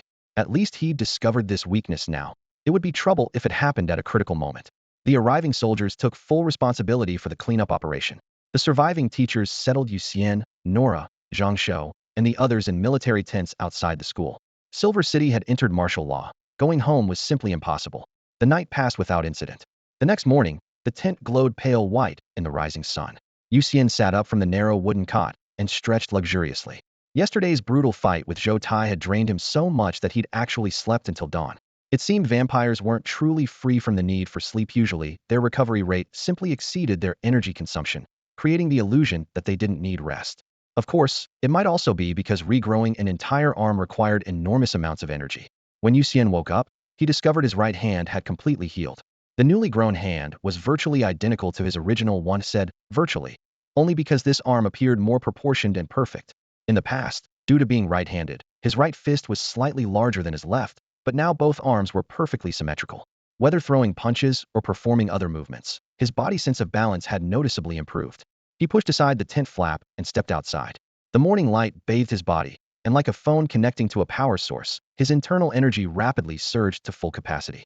Along with feeling invigorated, his hearing and sense of smell became sharper. Not the slightest movement around him escaped his perception. On the open ground nearby, Zhang Shou and the others sat in a row, their gazes fixed on the school. Several soldiers in white hazmat suits were surrounding the academic building, spraying disinfectant and carefully cleaning any potentially hidden mutant insect eggs. What are you looking at? Yu Xian walked over and sat down beside Zhang Shou. Zhang Shou's voice was heavy. We just heard that only about 100 survivors remain in the entire school, and most of them are left with permanent disabilities. Among these survivors, half had been rescued by Yu Xian's group. If not for Yu Xian and Nora's swift cooperation in eliminating the mutant insects in the academic building, probably only 30 or 40 people would have survived. When this news broke, several female students couldn't help but sob quietly. The heavy atmosphere immediately spread, and even Zhang Shou's eyes reddened. Salted fish. Do you think my parents are okay right now? Oh, where's my phone? Zhang Shou suddenly remembered something. Yu Xian showed an embarrassed smile. Your phone? The situation was too chaotic at the time, and I accidentally broke it. That makes sense. Everything was a complete mess back then. Besides, if it weren't for you, none of us would have survived, let alone our phones. Zhang Shou recalled the previous night's dangers, his voice filled with gratitude. At that moment, Chun Ling and a male teacher approached carrying several bowls of noodles. She forced a smile. Everyone, come have breakfast. I've been starving. Zhang Shou immediately stood up. Chun Ling handed a bowl of hot noodles to Yu Xian, who accepted it with one hand. Thank you. Although ordinary food was difficult for him to swallow and digest, he didn't want to refuse Chun Ling's kindness. He held the bowl with his left hand and chopsticks with his right, moving naturally.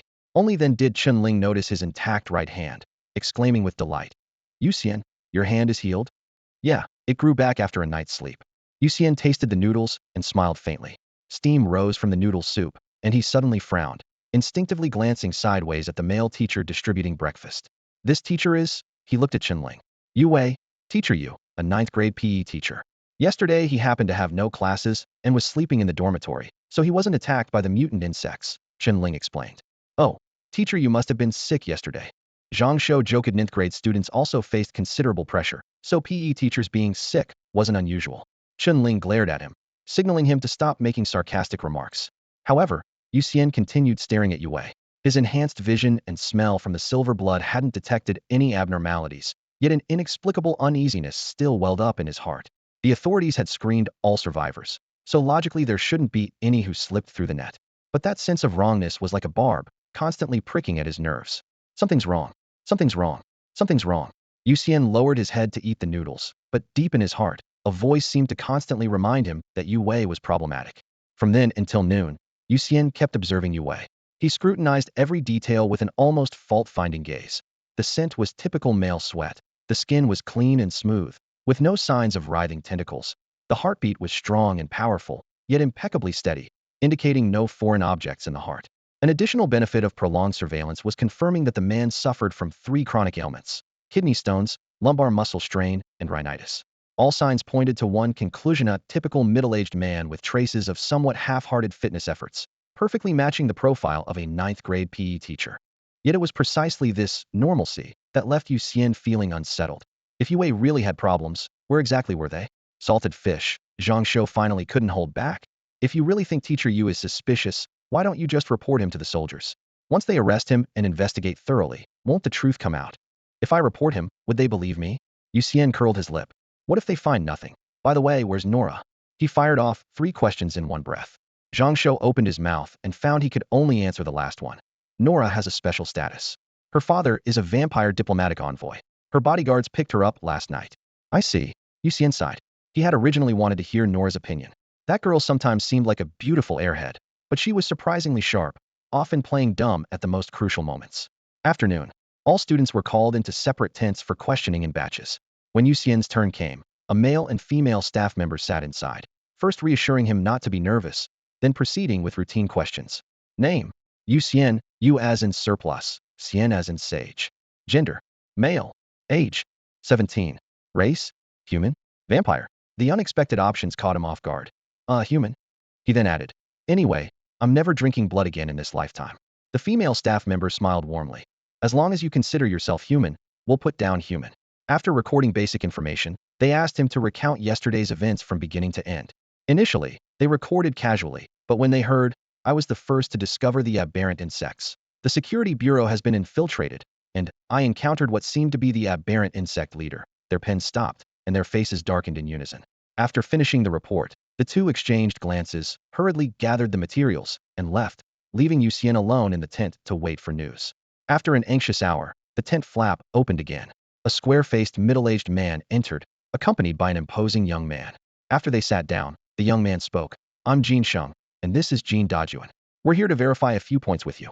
The moment the young man stepped in, Yu Xian felt as if he'd been struck by blazing sunlight, and he could catch the sound of a lion-like heartbeat. Definitely not an ordinary person. All right, I'll tell the truth. He took a deep breath, his spine rigid. Jin Dajuan chuckled. Don't be nervous. We've already figured out most of the situation. You exposed the aberrant insects conspiracy, forced them to act prematurely, and saved so many classmates during the disaster. No one here would dare give you trouble. Yu Xian, listen to this voice. Does it sound like Zhou Tai to you? Jin Sheng handed over his phone. He pressed the speaker button, and a chaotic recording poured out, electrical static crackling, occasionally mixed with agonized screams. Yu Xian held his breath, trying to identify that eerie male voice. Director, isn't this world fascinating? This audio came from a surveillance device in Chen Qingsong's office. His wife had secretly installed it, hoping to catch Chen Qingsong cheating so she could claim more assets in their divorce. Instead, both spouses ended up dead, and the device somehow fell into Jin Sheng's hands, capturing crucial evidence. The voice is about 60% similar, but the tone is almost identical. I'm certain it's him. Yu Xian put down the phone, his voice dropping low. Jin Sheng and Jin Dajuan exchanged glances, their expressions darkening simultaneously. Zhou Tai had been extremely difficult to deal with even as an ordinary person. Now, his twisted personalities could not only control aberrant insects, but even parasitize within their bodies, making him exponentially more dangerous. If left unchecked, the consequences would be unthinkable. Yu Xian couldn't help asking, may I ask what the aberrant insect's original plan was? Jin Dajuan nodded, his voice steady yet carrying a murderous edge. If you hadn't exposed the aberrant insect invasion, they would have slowly devoured all of Yin City. Every ordinary person would have eventually become either food or a host, until the entire city became their nest. By then, we probably wouldn't have had any chance of complete eradication. A brief silence fell. Jin Sheng's gaze lingered on Yu Xian's face, as if hinting at something. Before coming out, the two had thoroughly investigated Yu Xian's background. an ALS patient who became a wild vampire seeking a chance at survival. Despite barely being able to protect himself, he had acted with righteousness and made the choice that saved Dean City. Because of his decision, tens of millions of ordinary people survived. This was an astounding achievement. With such merit to his name, the state couldn't possibly abandon him. Forget the Blood Clano faction would dare act rashly against him. After a moment's hesitation, Yu Xian rubbed his hands together, showing a look of longing. I was wondering, do I have a chance to join Qilin? This question stunned Jin Sheng, who turned to stare at Jin Dajuan. The latter quickly waved his hands in denial. It wasn't me. Like you, this is my first time meeting Student Yu Xian. Student Yu Xian, who did you hear about Qilin from? Jin Sheng pressed. Jin Dajuan burst into laughter and jumped in with the answer. No need to guess, it's probably Marcus's precious daughter, right? Speaking of which, you asked the right person. This guy is with Qilin, ranked 89, codename Lion's Light. And me, I am his old man. Ha! Jin Sheng stared speechlessly at his old comrade. He'd long known that Jin Dajuan bragged to everyone about his son joining Qilin, and sure enough, here he was at it again. He sighed and confirmed once more. Are you sure you want to join Qilin? Actually, he had originally planned to have Yu Xian apply for official protection directly. With just one word from the authorities, the Blood Clan absolutely wouldn't dare make a peep domestically. The public might hype up the Blood Clan's power, but at the national level, without dragon-level powerhouses, the Blood Clan was merely second-rate. The reason most wild vampires were self-cleaned by the Blood Clan was mainly because those individuals had already committed countless crimes, even attacking civilians for blood, and the state couldn't be bothered to intervene. But for someone like Yu Xian with a clean background and the merit of saving tens of millions in a city, a Blood Clan was nothing. Vampires, or the Blood Clan as they're known, are actually a race riddled with weaknesses. They fear sunlight. Their skin burns the moment it touches daylight. They fear silver. Even the slightest contact feels like flames searing their flesh. They fear garlic and crosses. Even just the scent or shape can trigger their instinctive retreat. Their only sustenance is fresh blood. If they go too long without feeding, they fall into prolonged slumber, their skin withering and bones contracting, until someday blood accidentally drips onto them and they might slowly awaken. If becoming a vampire weren't one of the easiest ways for mortals to pursue immortality, the Blood Clan wouldn't even qualify as a second-tier power at best. They'd be third or fourth rate. The reason vampire legends are so widespread among common folk isn't due to their formidable combat prowess, but because they're extraordinarily wealthy. Those wealthy individuals who transformed into vampires spend fortunes every year hiring online propagandists to promote the Blood Clan's power, terror, and mystique. This leads ordinary people to mistakenly believe that crossing vampires means certain death. In reality, all 5 major nations possess the comprehensive strength to easily suppress the Blood Clan. Even supernatural forces scattered across many smaller countries have the confidence to casually crush vampires. The Blood Clan has survived to this day not because of any great power, but because they know their place. Yu Xian had expected that joining Qilin would require passing several rigorous tests, but the next morning, Jin Sheng placed a stack of documents, a standard-issue pistol, and a strange-looking black satellite phone in front of him. Jin Sheng pressed his hand against the desk corner, suppressing laughter while solemnly announcing, "From now on, you're a member of the evil-slaying squad under Qilin. Rank 6330, codename Salted Fish." Yu Xian looked down, repeatedly examining the dark blue certificate embedded with anti-counterfeiting chips, his voice trembling. "Is this real?" "Of course it's real." Jin Sheng lightly flicked the certificate cover. "With this, any public security bureau nationwide can instantly verify its authenticity and will cooperate with your operations unconditionally." Yu Xian tucked the certificate into his inner pocket, then pointed at the desk. "How many people are in the evil-slaying squad total?" "Who's the captain?" "I'm the captain." Jin Sheng patted his own chest. "There were originally 5 people with you. That makes 6. However, squad members usually operate independently, each taking their own missions. Only Sparrow-level missions and above require full team assembly." He then explained the squad's rules and reward system point by point. Each squad under Qilin enjoyed tremendous autonomy, since most who could join Qilin were supernatural beings with enormous potential. Forcing everyone together might actually limit individual growth. Solo members can freely take insect and ant-level missions. 2 or more members can collaborate on B-level missions. Sparrow-level and higher require the full team. After listening, Yu Xian couldn't help asking, "So what level is Een City's situation?" "The aberrant insect disaster is classified as Tiger level." Jin Sheng shook his head. "Not because individual aberrant insects are particularly strong, but because of their potential harm. We only succeed if we completely eliminate every aberrant insect, but the difficulty lies in not knowing how they spread or how many currently exist." Yu Wei's image suddenly flashed through Yu Xian's mind. After a moment's hesitation, he said quietly, "Actually, I have a suspect. I suspect he might be an aberrant insect, but I don't have a shred of evidence." Jin Sheng's previously relaxed expression instantly sharpened. his gaze locking onto Yu Xian with laser focus. Who do you suspect? Yu Wei. Teacher Yu. Although I've been observing him for most of the day and haven't spotted any flaws, when I saw him again this morning, I still had that feeling something is definitely wrong with him. Inside the dimly lit tent, Yu Xian frowned, his gaze fixed intently on Yu Wei in the distance, his voice barely above a whisper. Let's go. Jin Sheng turned decisively and strode out of the tent. Since you suspect him, we'll detain him first and conduct an examination. As soon as they stepped out, guards were already waiting at the entrance. After brief instructions, several soldiers moved swiftly, escorting Yu Wei to a temporary detention tent surrounded by multiple layers of security. Throughout the entire process, Yu Wei offered no resistance, though his expression was anxious and sweat trickled down from his temples. Jin Sheng and Yu Xian stood at a distance, observing quietly, but neither caught anything unusual. Do you still think something's off about him? Jin Sheng asked in a low voice. Yes. Yu Xian's expression grew more serious. There's definitely something wrong, but with my current abilities, I can't pinpoint what it is. Jin Sheng pondered for a moment before choosing to trust his teammate unconditionally. Then let's keep watching. Come on. The two entered the detention tent. Inside, the air was stifling, and the oil lamp's flame flickered silently. Upon seeing them, Yu Wei hurried forward half a step, his voice trembling with fear. Officer, and Yu Xian, what do you need from me? Only silence answered him. Jin Sheng circled around him, golden light instantly flooding his eyes. Yu Xian also moved closer, stopping just 20 centimeters away, silver light flowing in the depths of his pupils. What are you doing?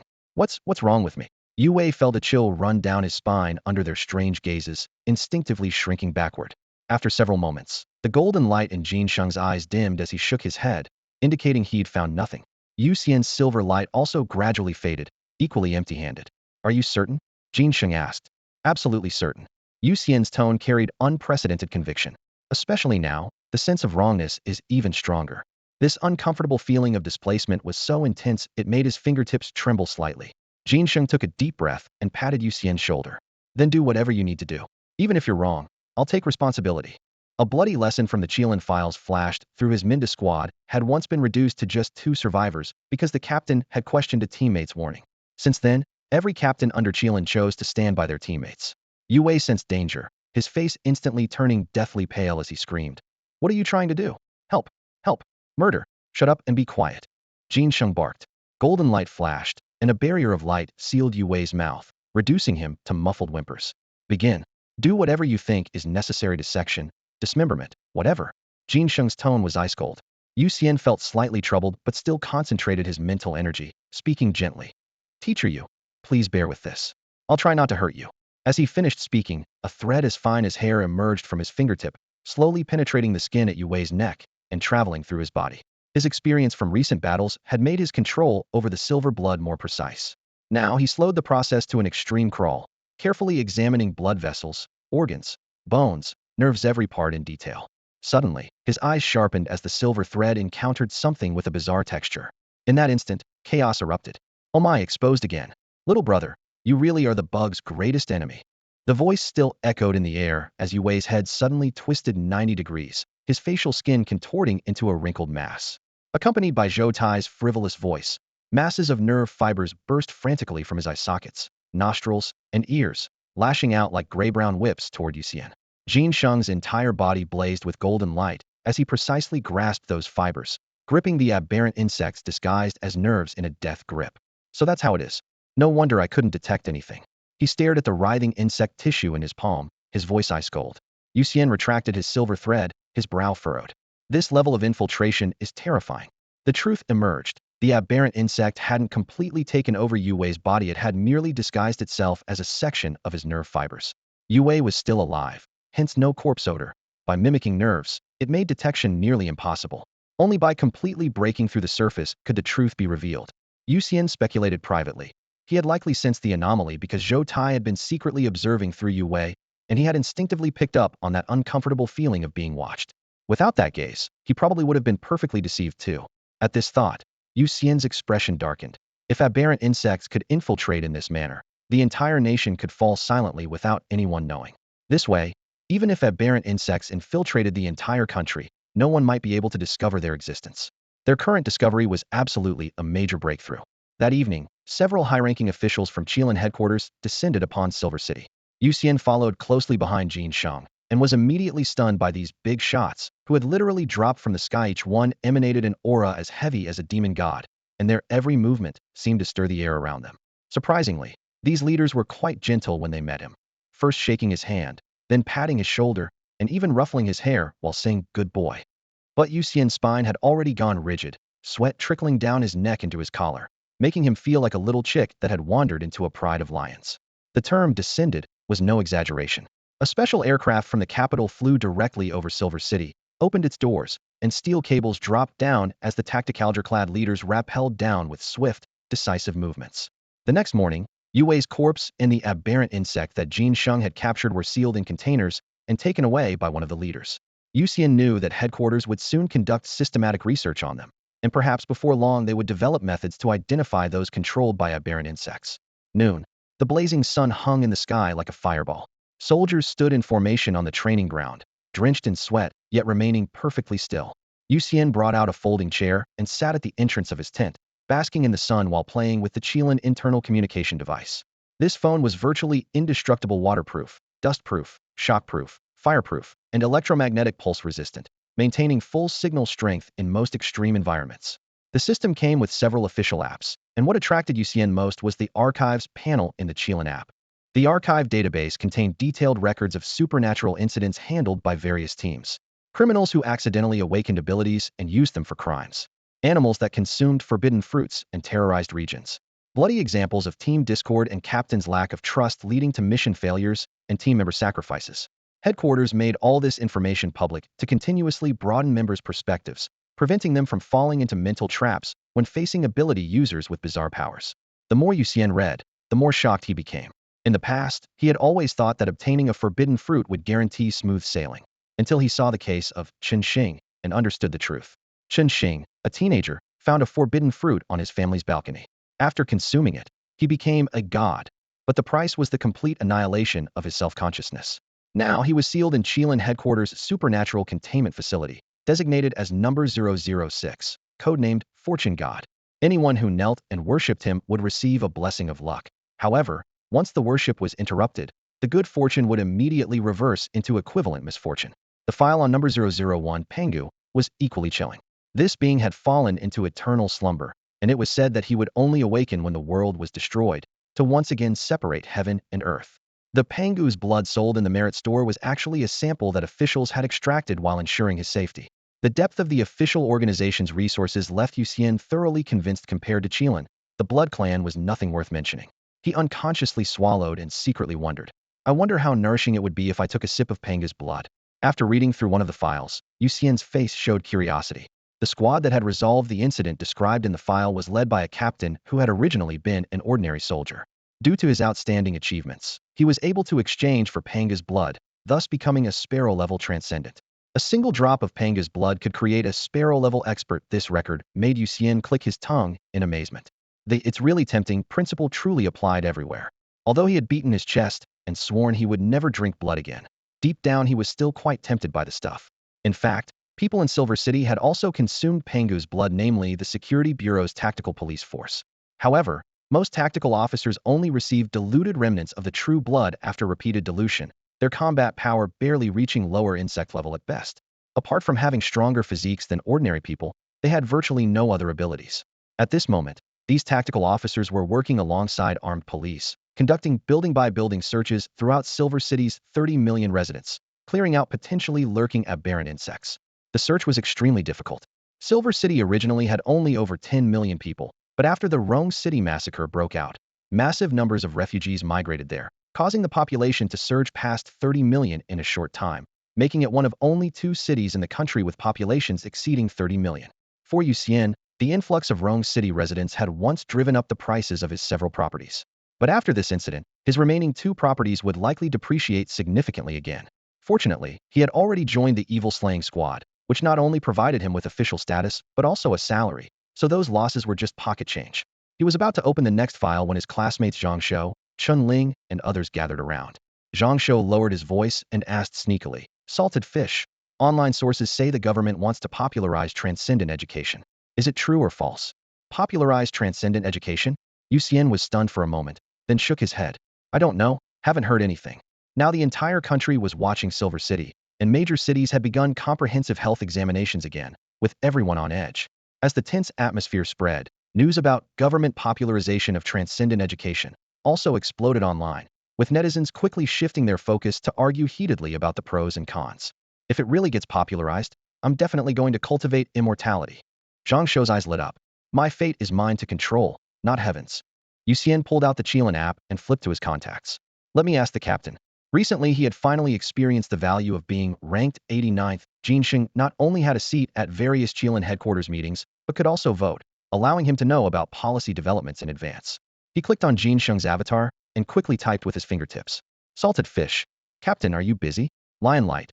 Just dealt with some trash who was causing trouble during the chaos. What's up? Salted fish. Everyone online is saying the country wants to popularize transcendent education. Is it true? Lion Light. It's indeed under discussion. Actually, discussions began after the Rome City massacre, and this Silver City incident just accelerated things. Both times, students were the first to discover the aberrant insects, and both you and that classmate are transcendents. But actual implementation is still far off. They'll probably select a few cities for pilot programs first. Salted fish. Oh, I see. Got it. Yu Xian looked up at Zhang Shou and said, the captain confirmed this is indeed happening, but they'll likely start with a few pilot cities first. Throughout history, martial artists have always posed challenges to authority. While widespread access to supernatural abilities could help more potential talents emerge, it would also give power to those with ill intentions. That's why the government is naturally cautious and won't rush into such a decision. Zhang Shou shot up from his chair, his eyes blazing with excitement. I've made up my mind. Once the government announces which cities will be pilot locations, that's where I'm going to study. Chun Ling adjusted her glasses, her voice steady but cautious. I think Yin City and Rong City have a good chance of being selected as pilot cities. After all, we're both victims of the aberrant insects, so the government will probably give our two cities some extra consideration. If only it really is Yin City. Another female classmate said with drooping shoulders, her voice carrying a mix of barely concealed hope and resignation. The room was bathed in dim yellow light as the students sat in a semicircle, each with their phone screens still displaying fragments of information they had gathered. Over the past few days, they had heard little good news, but plenty of bad reportedly. The casualties at First High and Second High were even more devastating. The aberrant insects seemed to infiltrate with schools as their focal points, targeting students first and foremost. Many elementary schools apparently had no survivors at all, leaving countless families shattered. After a brief silence, scattered conversations resumed, though no one could truly lift the mood. Yu Xian watched his anxious yet hopeful classmates, feeling a stirring in his heart. Before developing ALS, he too had been like them, filled with longing for supernatural powers. Later, as his body gradually stiffened, he had to accept his ordinary fate. Now, having narrowly escaped death, his classmates' desire for power burned even more intensely than his once had. The essence of that desire was really anxiety about the future and fear of death. They weren't so different after all. Even with supernatural abilities, he had simply become stronger. His heart remained human, and his emotions were identical to everyone else's. That female staff member was right. As long as he considered himself human, no matter what supernatural race he became, he would always be human. Being a vampire was just a bloodline. Night. Yu Xian sat outside the tent, basking in the moonlight. After midnight, dark clouds slowly gathered, layer by layer obscuring the already dim moon. Thin mist crept silently across the grass, draping the camp in a cold, damp veil. Seeing his moon-bathing plan ruined, he tucked his phone into his pocket, planted his hands on the ground, and flipped into a handstand to begin doing inverted push-ups. After joining the demon-slaying squad under Qilin's command, he should theoretically be free from vampire pursuit, his safety concerns resolved. Combined with a vampire's virtually infinite lifespan, as long as he got regular sunlight, he should be able to live a truly carefree life. After all, his name spelled backwards meant salted fish. However, Yu Xian wasn't truly one to indulge in pleasure. For the past 2 days, he'd been pondering, how should he live the rest of his life? What should he live for? The scene of his father's death from illness remained vivid in his memory, instilling in him a natural fear of death. It was precisely because he feared death that he loved life more than anyone else. The horrific scenes from the school were burned even deeper into his heart. Classmates who had been studying diligently, playing and chasing each other, shy and quiet, warm and cheerful, all ultimately became broken corpses, their faces still bearing traces of terror, tear stains faintly visible through the blood. When reviewing countless files, he seemed to see nameless predecessors falling in pools of blood, using their lives to protect people's ordinary daily existence. Jin Sheng's unconditional trust in him was precisely the path these predecessors had paved with their sacrifices. The answer gradually became clear. He wanted to become a light, dispelling the fear in people's hearts and protecting every smile. To achieve this, there was only one way: become stronger, stronger, stronger.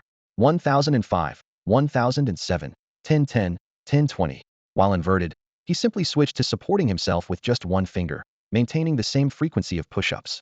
At that moment, Jin Sheng returned from his cleanup patrol, carrying several rat monsters larger than adult domestic dogs. As his footsteps approached, he stopped to observe. When Yu Xian switched hands to continue his handstand, Jin Sheng called out, "Want to go over there for some practice?" He pointed toward the dark school playground behind him. "Team training guidance?" Yu Xian's eyes lit up as he asked with a smile. "You could understand it that way. Want to go?" Jin Sheng smiled slightly.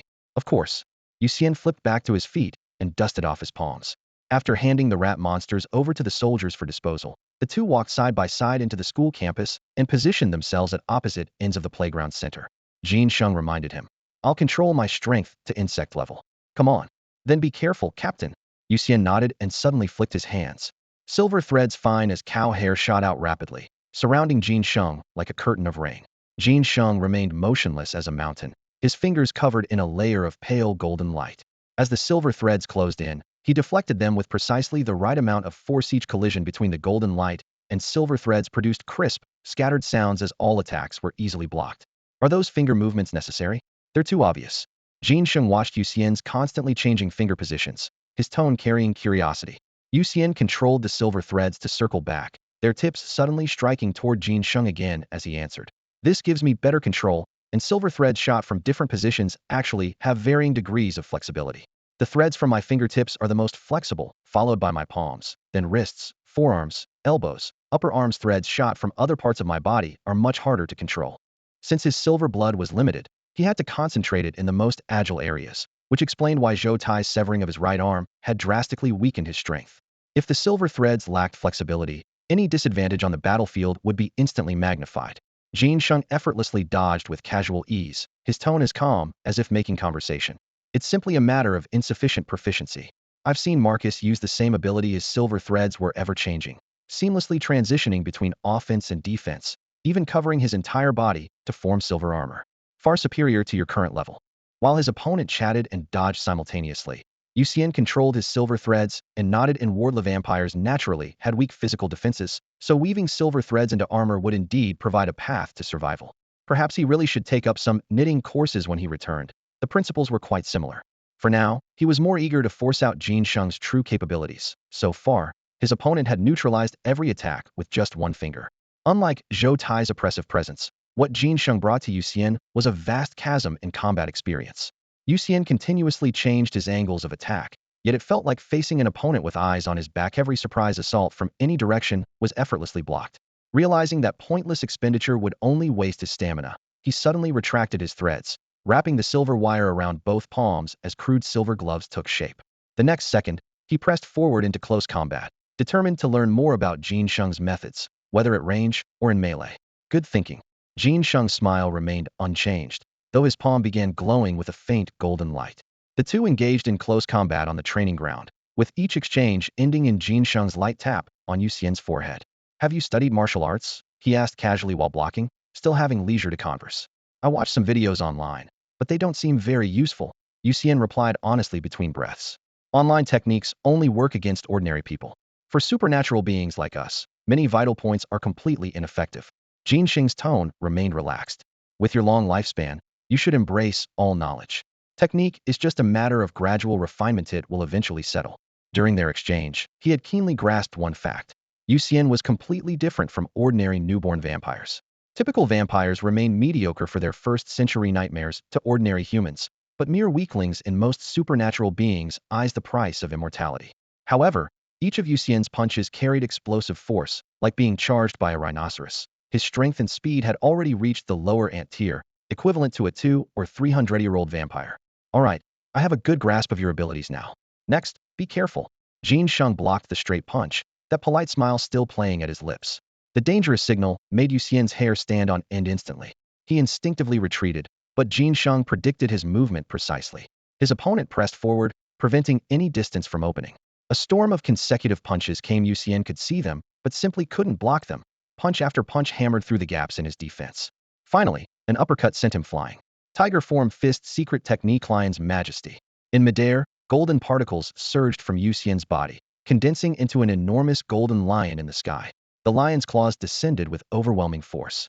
Boom. After a tremendous crash, Yu Xian slammed heavily into the ground. His bones shattered throughout his body, unable to move. The dark clouds gradually parted, and bright moonlight spilled down upon the earth. Jin Sheng walked across the gravel to Yu Xian's side, sat down casually, and poked at the back of Yu Xian's hand with his finger, a teasing smile playing at the corners of his mouth. Still alive? Ugh, can't kill me that easily. Yu Xian groaned softly in response. Pain spread through his limbs, but there were no fatal wounds. Jin Sheng clearly knew vampire anatomy well, avoiding vital spots with every strike. In less than 10 minutes, Yu Xian pushed himself up from the ground, his torn skin rapidly healing as most of his injuries recovered. Jin Sheng clicked his tongue in amazement. Absolutely freakish.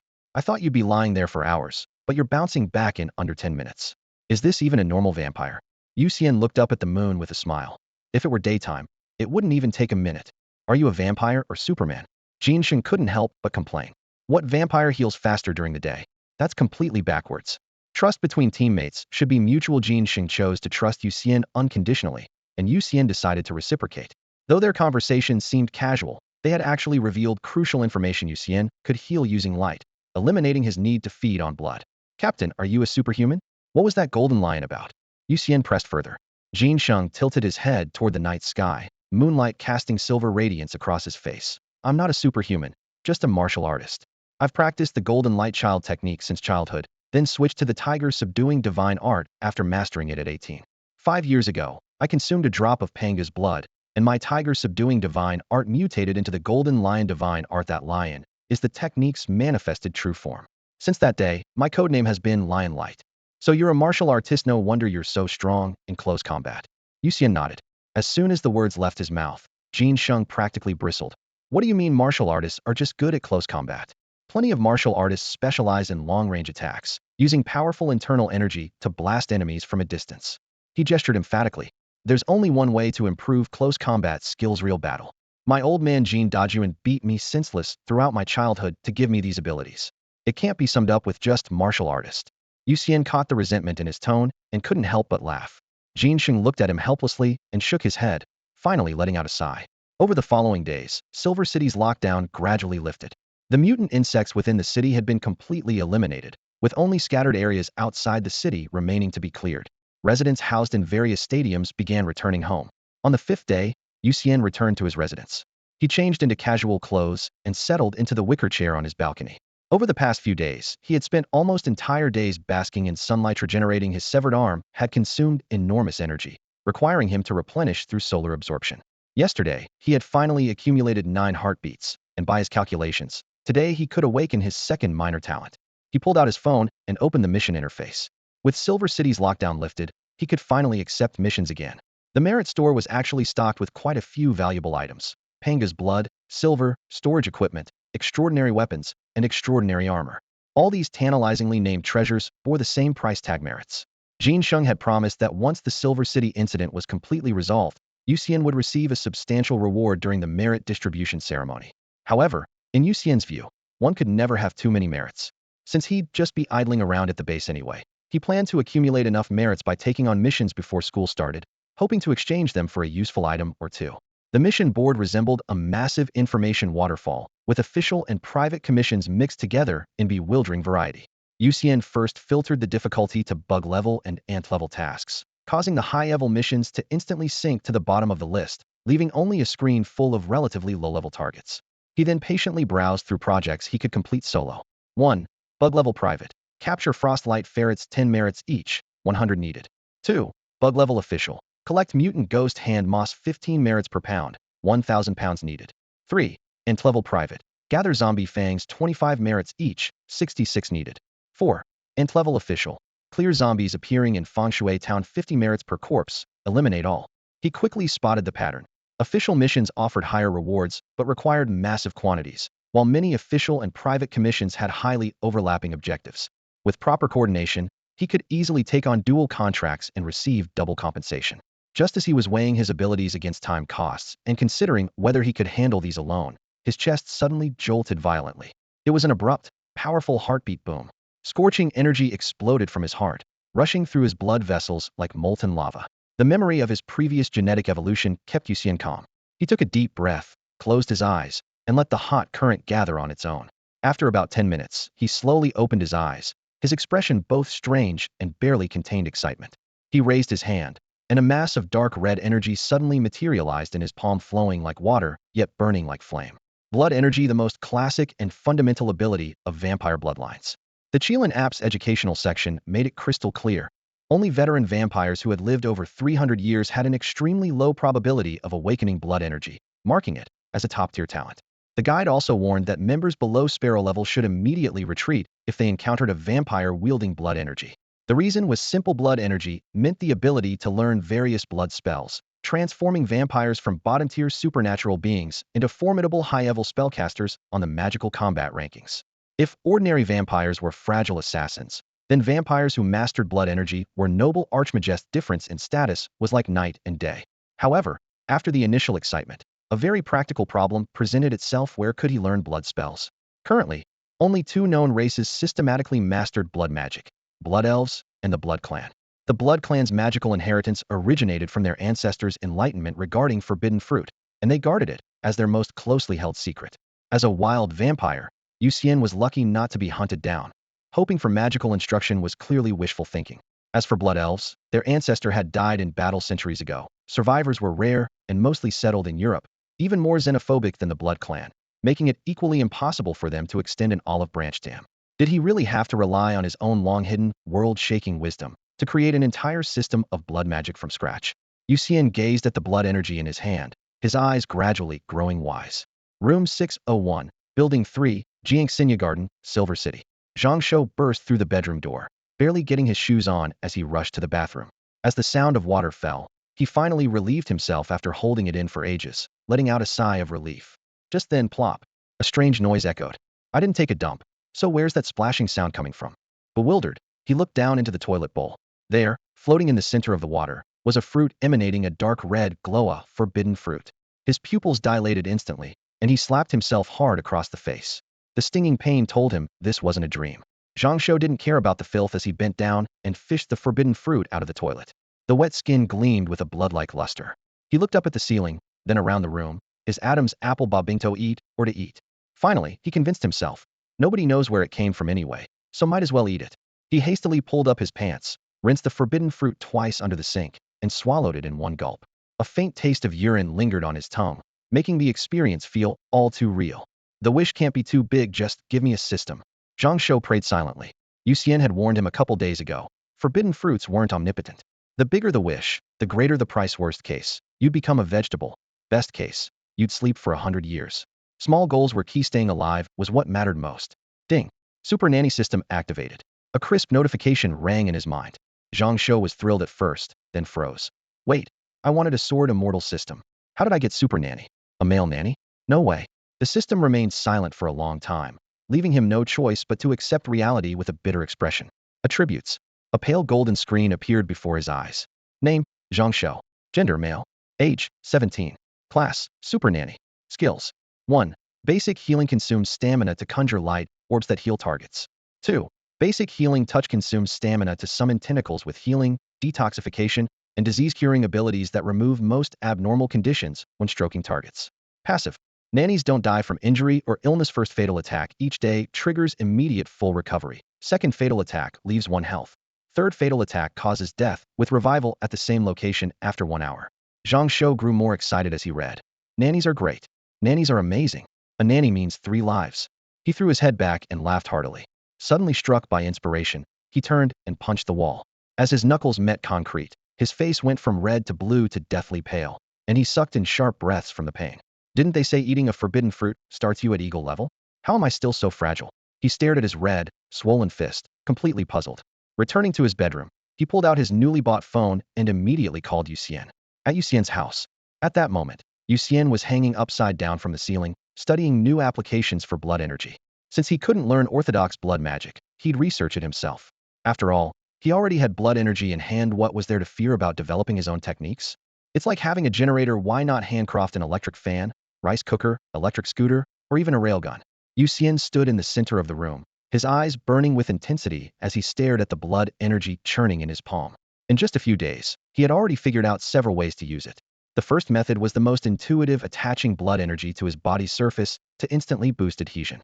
He lightly stepped on the wall, crawling between walls and ceiling like Spider-Man, even able to fix his bangs with both hands while hanging upside down without any fear of falling. The second method involved attaching blood energy to silver wire. The originally soft wire was now reinforced to be as tough as steel, with a slight stickiness similar to spider silk. When thrown, one end could precisely stick to a nail in the corner of the wall. Whether adhesion or reinforcement, both essentially made the blood energy sticky, and he could further transform its properties, giving it corrosive qualities. With a single thought, just one drop of blood energy burned a teacup-sized hole in the floor, with charred black edges spreading downward and a burnt smell filling the air. Could spells work by changing the properties of blood energy to create miracles? Could flames use blood energy as fuel? A new hypothesis emerged in his mind. With this thought, Yu Xian controlled the blood energy to float to his fingertip, closed his eyes to imagine a flame, and tried to ignite it. Buzz! The phone's ringtone suddenly shattered the silence. Before the flame could form, he lost concentration and fell from the ceiling to the ground, the blood energy automatically returning to his palm. He grabbed the phone from the table and answered. Yu Xian, I ate a forbidden fruit. On the other end, Zhang Shou's voice was unusually tense. Normally, Zhang Shou called him salted fish, and he'd respond with old Zhang. Only when Zhang Shou was extremely nervous would he switch to using his full name. Yu Xian frowned slightly. Are you sure it was a forbidden fruit? You're not dreaming, are you? I slapped myself, it hurt like hell. I'm a transcendent now, but something seems off. Zhang Shou's breathing was clearly agitated. Don't move around, stay home. I'm coming over right now. Yu Xian hung up after the warning. Honestly, he suspected Zhang Shou might have eaten poisonous mushrooms and was hallucinating like your best friend suddenly claiming they won the lottery jackpot. It sounded too surreal. After changing clothes, he hurried out. 5 minutes later, he arrived at Zhang Shou's residential complex, went straight to the 6th floor, and knocked on the door. Salted fish, get in here quick. The door cracked open as Zhang Shou peeked out suspiciously, checking that the hallway was empty before pulling Yu Xian inside and locking the door behind them, as if this would give him more security. All right, tell me you ate a forbidden fruit. What transcendent ability do you have now? Yu Xian sat on the sofa, staring intently at his friend. Zhang Shou made a slight modification, changing, found the forbidden fruit in the bathroom, to found it in my room, but otherwise poured out the entire experience without reservation. Yu Xian listened quietly, then tapped the sofa armrest. Then try summoning healing touch, let me see. Zhang Shou nodded and reached toward the air. A green, ethereal tentacle instantly materialized, like an octopus tentacle without suction cups, floating and swaying while emanating a gentle, warm glow. Yu Xian stepped closer and lightly touched it with his fingertip. The next moment, he jerked his hand back. His palm was instantly burned with red marks. This tentacle had a natural restraining effect against his vampire constitution. Believe me now? Zhang Shou grinned smugly. I believe you. Yu Xian nodded. Then his expression darkened. But do you know why your strength hasn't reached eagle level? Yeah, why? Zhang Shou asked urgently. Because you were too greedy. Yu Xian said gravely. You almost didn't become someone with a system, you nearly became the system itself. He hadn't taken it seriously before, but seeing it with his own eyes was terrifying. Zhang Shou thought his wishes were modest, but his ambitions were actually enormous.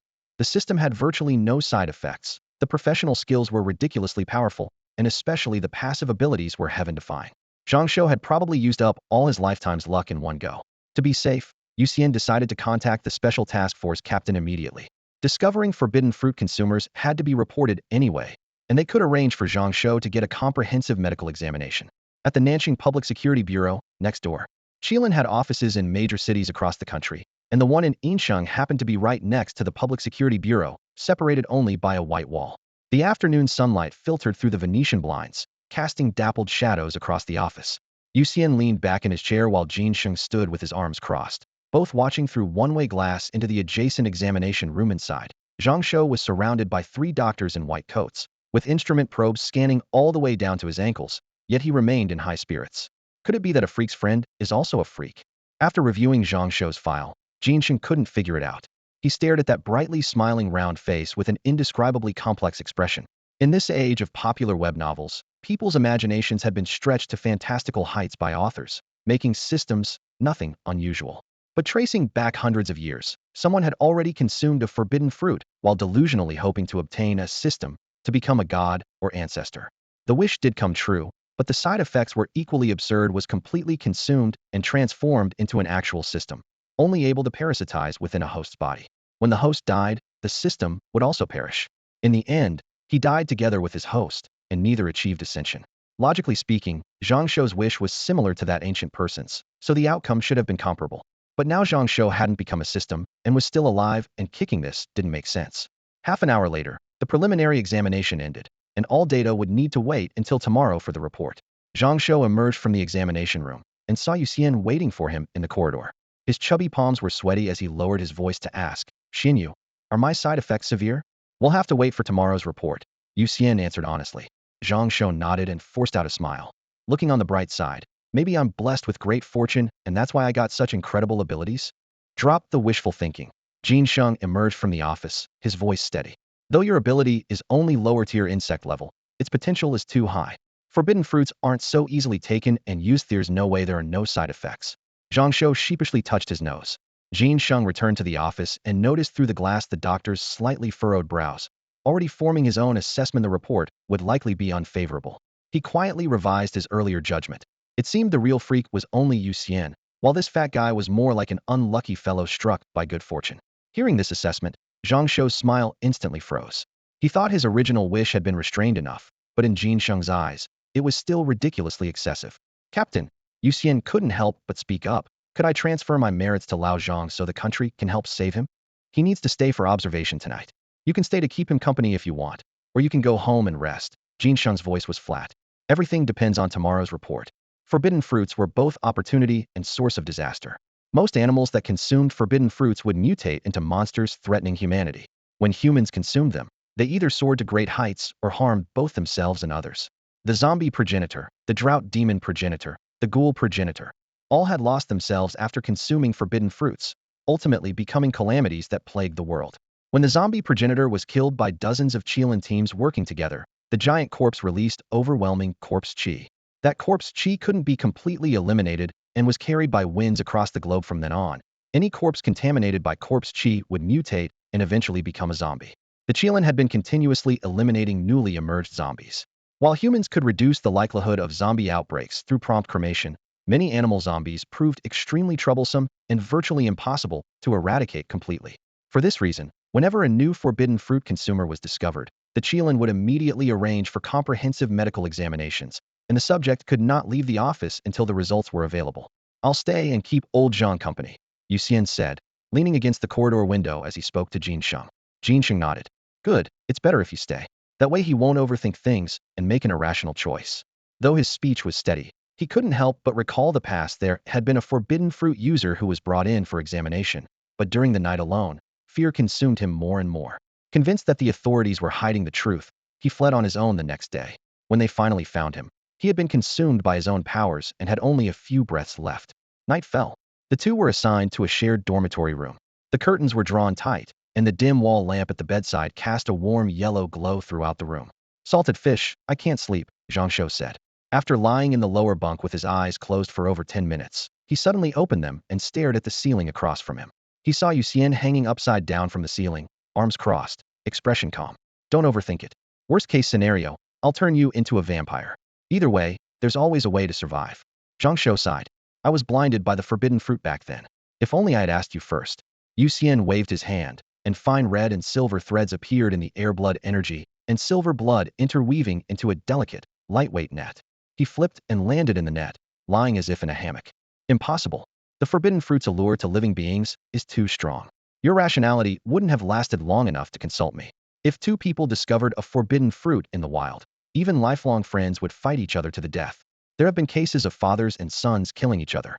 This is why the forbidden fruit is also called the abyss fruit. Any creature that approaches gradually loses control. By consuming it while you still had some rationality left, you actually made the most correct choice." The morning corridor light was blinding, and the faint smell of disinfectant drifted through the air. Yu Xian and Zhang Shou sat on a bench. Zhang Shou gripped his knees tightly like a criminal awaiting judgment, sweat continuously beading on his forehead. Not far away, a door was pushed open. Jin Sheng emerged holding a stack of documents, his face even paler than the white walls of the corridor. He sat down beside the two and handed the medical report to Yu Xian. Yu Xian took it and passed it to Zhang Shou. Zhang Shou waved it away. "You read it first. I need a moment." Jin Sheng's expression already revealed the answer.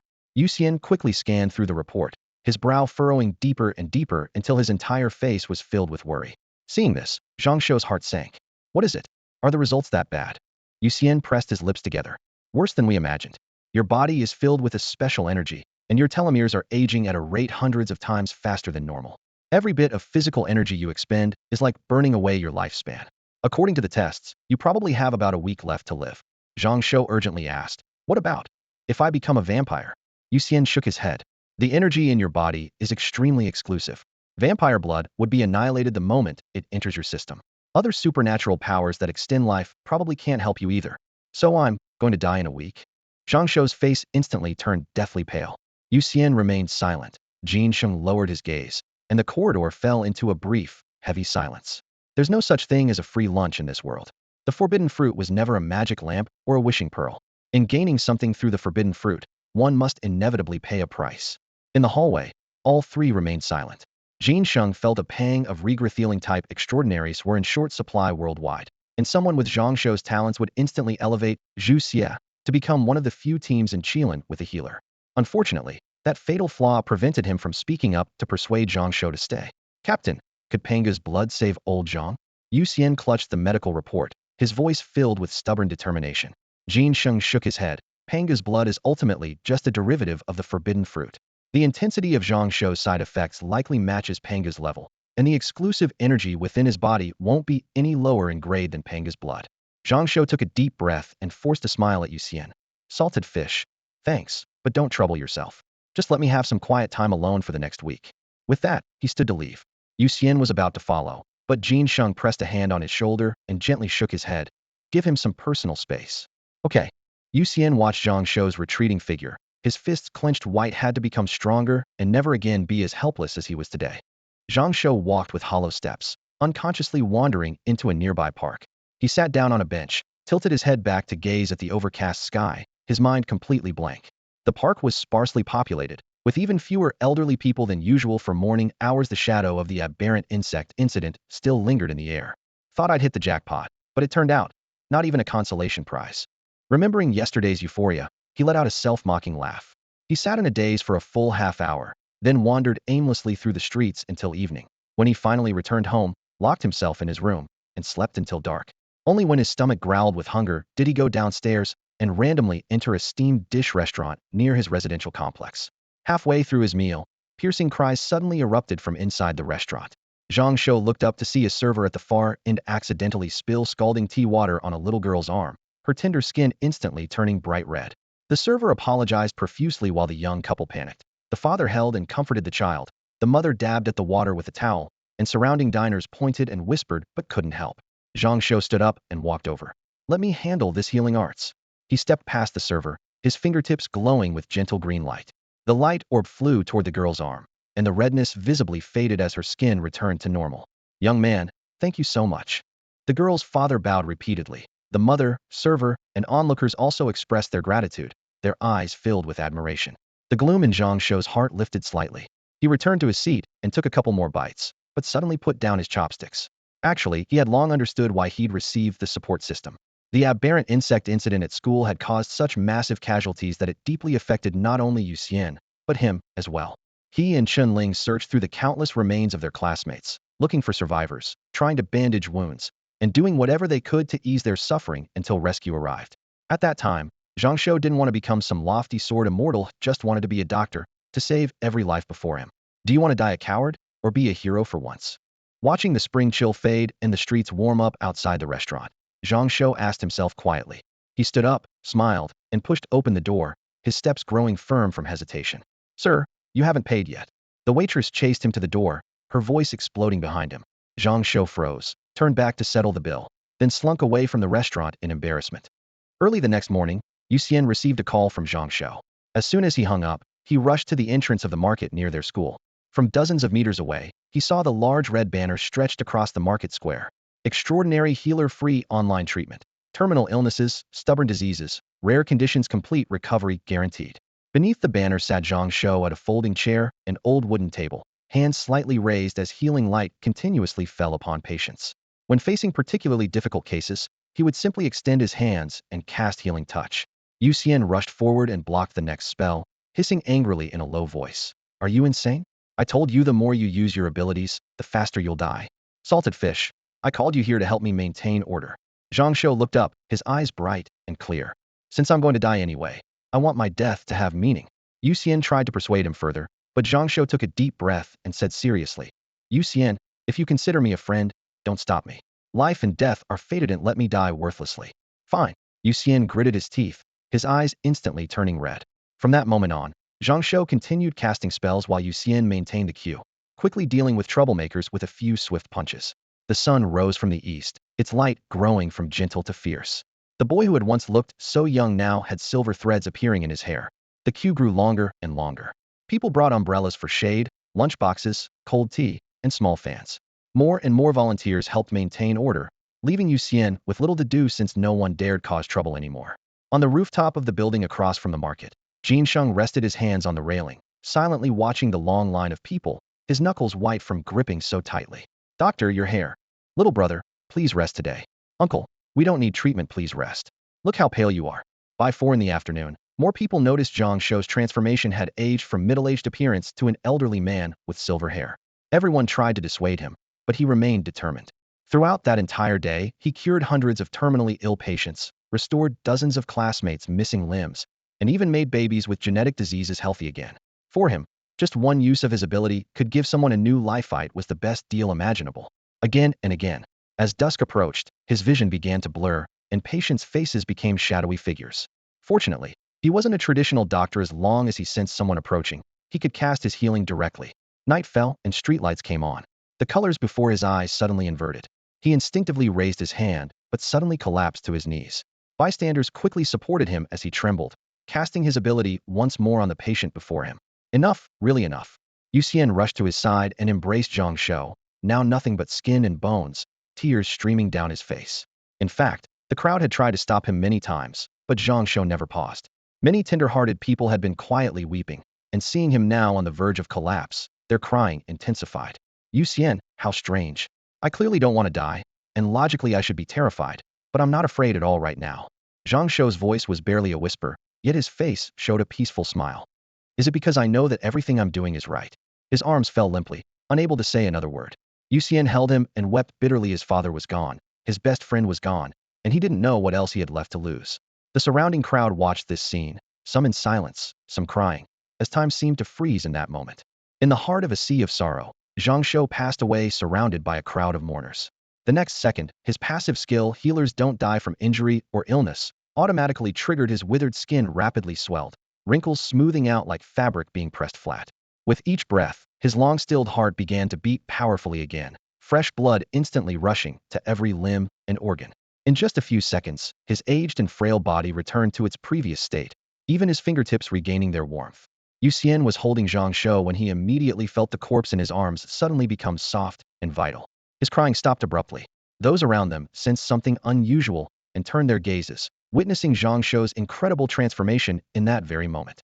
Actually, Zhang Shou had regained consciousness the instant after his last breath, but seeing everyone's grief, he felt too embarrassed to interrupt. Noticing the sobbing around him gradually subsiding, he quietly opened his eyes to meet several pairs of shocked gazes, managing only an awkward yet polite smile.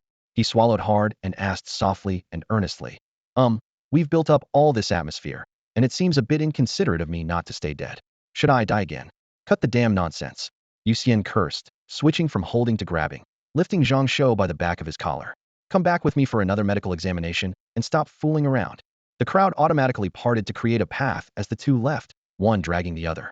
Even after their figures completely disappeared, everyone remained bewildered. Their grief had been abruptly cut short, leaving the scene so absurd it was both tragic and comical.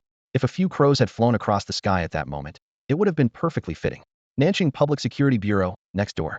Upon returning to headquarters, Yu Xian immediately called in several doctors to conduct a second comprehensive examination of Zhang Shou. He vaguely sensed something was wrong. As a non-blood-drinking vegetarian vampire, he was extremely sensitive to blood and qi, able to diagnose others' ailments merely by scent, even determining whether a woman was a virgin. The legend that vampires preferred virgin blood was likely due to this overly keen sense of smell, combined with psychological suggestion, forming a peculiar obsession. Fortunately, he himself had no bloodlust, but at this moment he was certain. The scent of Zhang Shou's blood and qi after his resurrection was seriously problematic. The next morning in the office, Yu Xian and Zhang Shou sat side by side in chairs. Across from them, Jin Sheng held the freshly printed test report, remaining silent for a long while before speaking. The latest report shows Zhang Shou's body has completely returned to the state it was in before the first examination. This indicates his side effects are severe, but not as fatal as we imagined. Let me see. Yu Xian extended his hand. Jin Sheng passed over the report. Yu Xian quickly scanned it, noting the prominent text. Side effect, 7-day life-death cycle tribulation. Summary. If the skill is not actively triggered, Zhang Shou naturally experiences a complete cycle from birthing illness death every 7 days. If he uses his skill during this period, the cycle will accelerate further. The system recorded his baseline state on the day of activation, and since then, each day's first death automatically resets his body to that recorded moment. In other words, as long as Zhang Shou didn't die completely, he would forever be trapped in a temporal prison between ages 17 and 77. On Monday, he was a vigorous 17-year-old youth. By Sunday, he became a trembling 77-year-old man.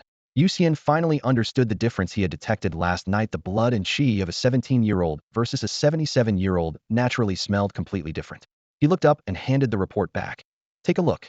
After Yu Xian finished reading, he handed the report to Zhang Shou. Zhang Shou scanned through the entire report, his eyebrows first rising then furrowing as he squeezed out a helpless comment. So I'm destined to keep dying and coming back to life for the rest of my days?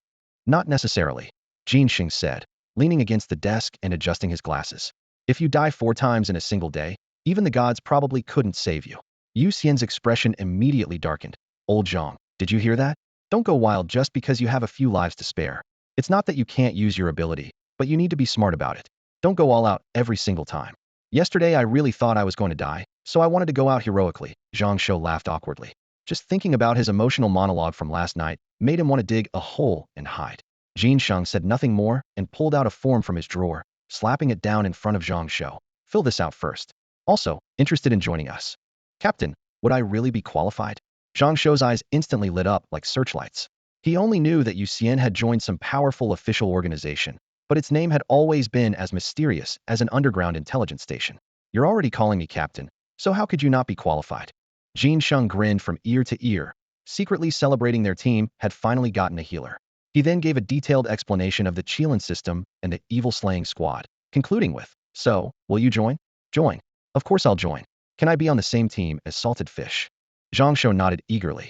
Jin Sheng glanced at Yu Xian and announced with a smile. You and Salted Fish are already teammates. From now on, you're the evil-slaying squad's healer, ranked 6340, codename Death Doctor. Your credentials will be issued in 2 or 3 days. Death Doctor. Hee, sounds pretty cool. Zhang Shou beamed with joy. Congratulations, 4th Ant, Yu Xian said with narrowed eyes, delivering the killing blow. What 4th Ant? It's Death Doctor. The tones are completely different. Zhang Shou exploded. Yu Xian nodded repeatedly with a sincere expression. Got it, 4th Ant. Zhang Shou quickly turned to Jin Sheng. How about I just go by Old Zhang instead? I'm really afraid 4th Ant will catch on. The codename Old Zhang is already taken, Jin Sheng shrugged. Besides, 4th Ant is pretty good at could confuse enemies. Let's go with that. No, Zhang Shou wailed, watching even Death Doctor slip away from him. Indeed, happiness is built on others' suffering. Jin Sheng and Yu Xian exchanged glances, both wearing equally bright smiles. 3 days later, at noon, Yu Xian lay in a wicker chair on the balcony, basking in the sun while scrolling through his class group chat on his phone. Quite a few classmates had already perished, but no one had the heart to remove their accounts from the group. Suddenly, Chen Ling's voice message popped up. Has everyone heard the news? Your Majesty, just tell us directly, how could we be as well informed as you? Zhang Shou quickly sent a voice message in response. Yu Xian also chimed in. Let me guess, school's starting again, right? School is starting, but you'll never guess where we're going, Chen Ling said mysteriously. Yu Xian narrowed his eyes and replied calmly. Superpower Academy? Almost all schools in Silver City have been overrun by aberrant insects, with Superpower Academy being the sole exception. How did you know? Chen Ling exclaimed. That was insider information she'd worked for days to dig up. Yu Xian laughed easily. Not only do I know we're going to Superpower Academy, I also know that all surviving students in the city will be concentrated there. As a member of the evil-slaying squad, he could get intel ahead of time from Jin Sheng or the Qilin app. With so few children left in the city who could attend school, gathering them together would only make about 2 classes per grade level. Most students were psychologically scarred, and their parents were even more reluctant to let them return to their original schools. Therefore, transferring to Superpower Academy, the only school without casualties, was the only way to somewhat ease the parents' minds. Monday, outside the gates of Superpower Academy, the towering wrought iron gates stood quietly open, with students carrying backpacks crowding along the gray-white walls beside the entrance. They had all grown up hearing about the prestigious Superpower Academy, and many had once fantasized about becoming students here. But now, standing before the actual gates, everyone felt their confidence wavering. They were just ordinary people, while the students inside were all extraordinary beings capable of smashing walls with their bare hands, or even demolishing entire buildings with a single charge. If they accidentally got bumped into by one of them, they'd be lucky to escape with just broken bones. At worst, they'd be sent spiraling to heaven. The mere thought of it made their scalps tingle. Salted fish, over here. Zhang Shou waved from within the crowd. Yu Xian strolled over with his bag, raising an eyebrow teasingly. I wondered why I didn't run into you on the way here. Did you spend the night at the office? Zhang Shou nodded, lowering his voice. Yeah. Dr. Chun said that although I can't get stronger through ordinary training, I seem to have some kind of data attribute panel inside me. As long as I train properly, the numbers on the panel will increase, boosting all my abilities. He glanced around nervously as he spoke, afraid of being overheard. Yu Xian nodded slightly without probing further.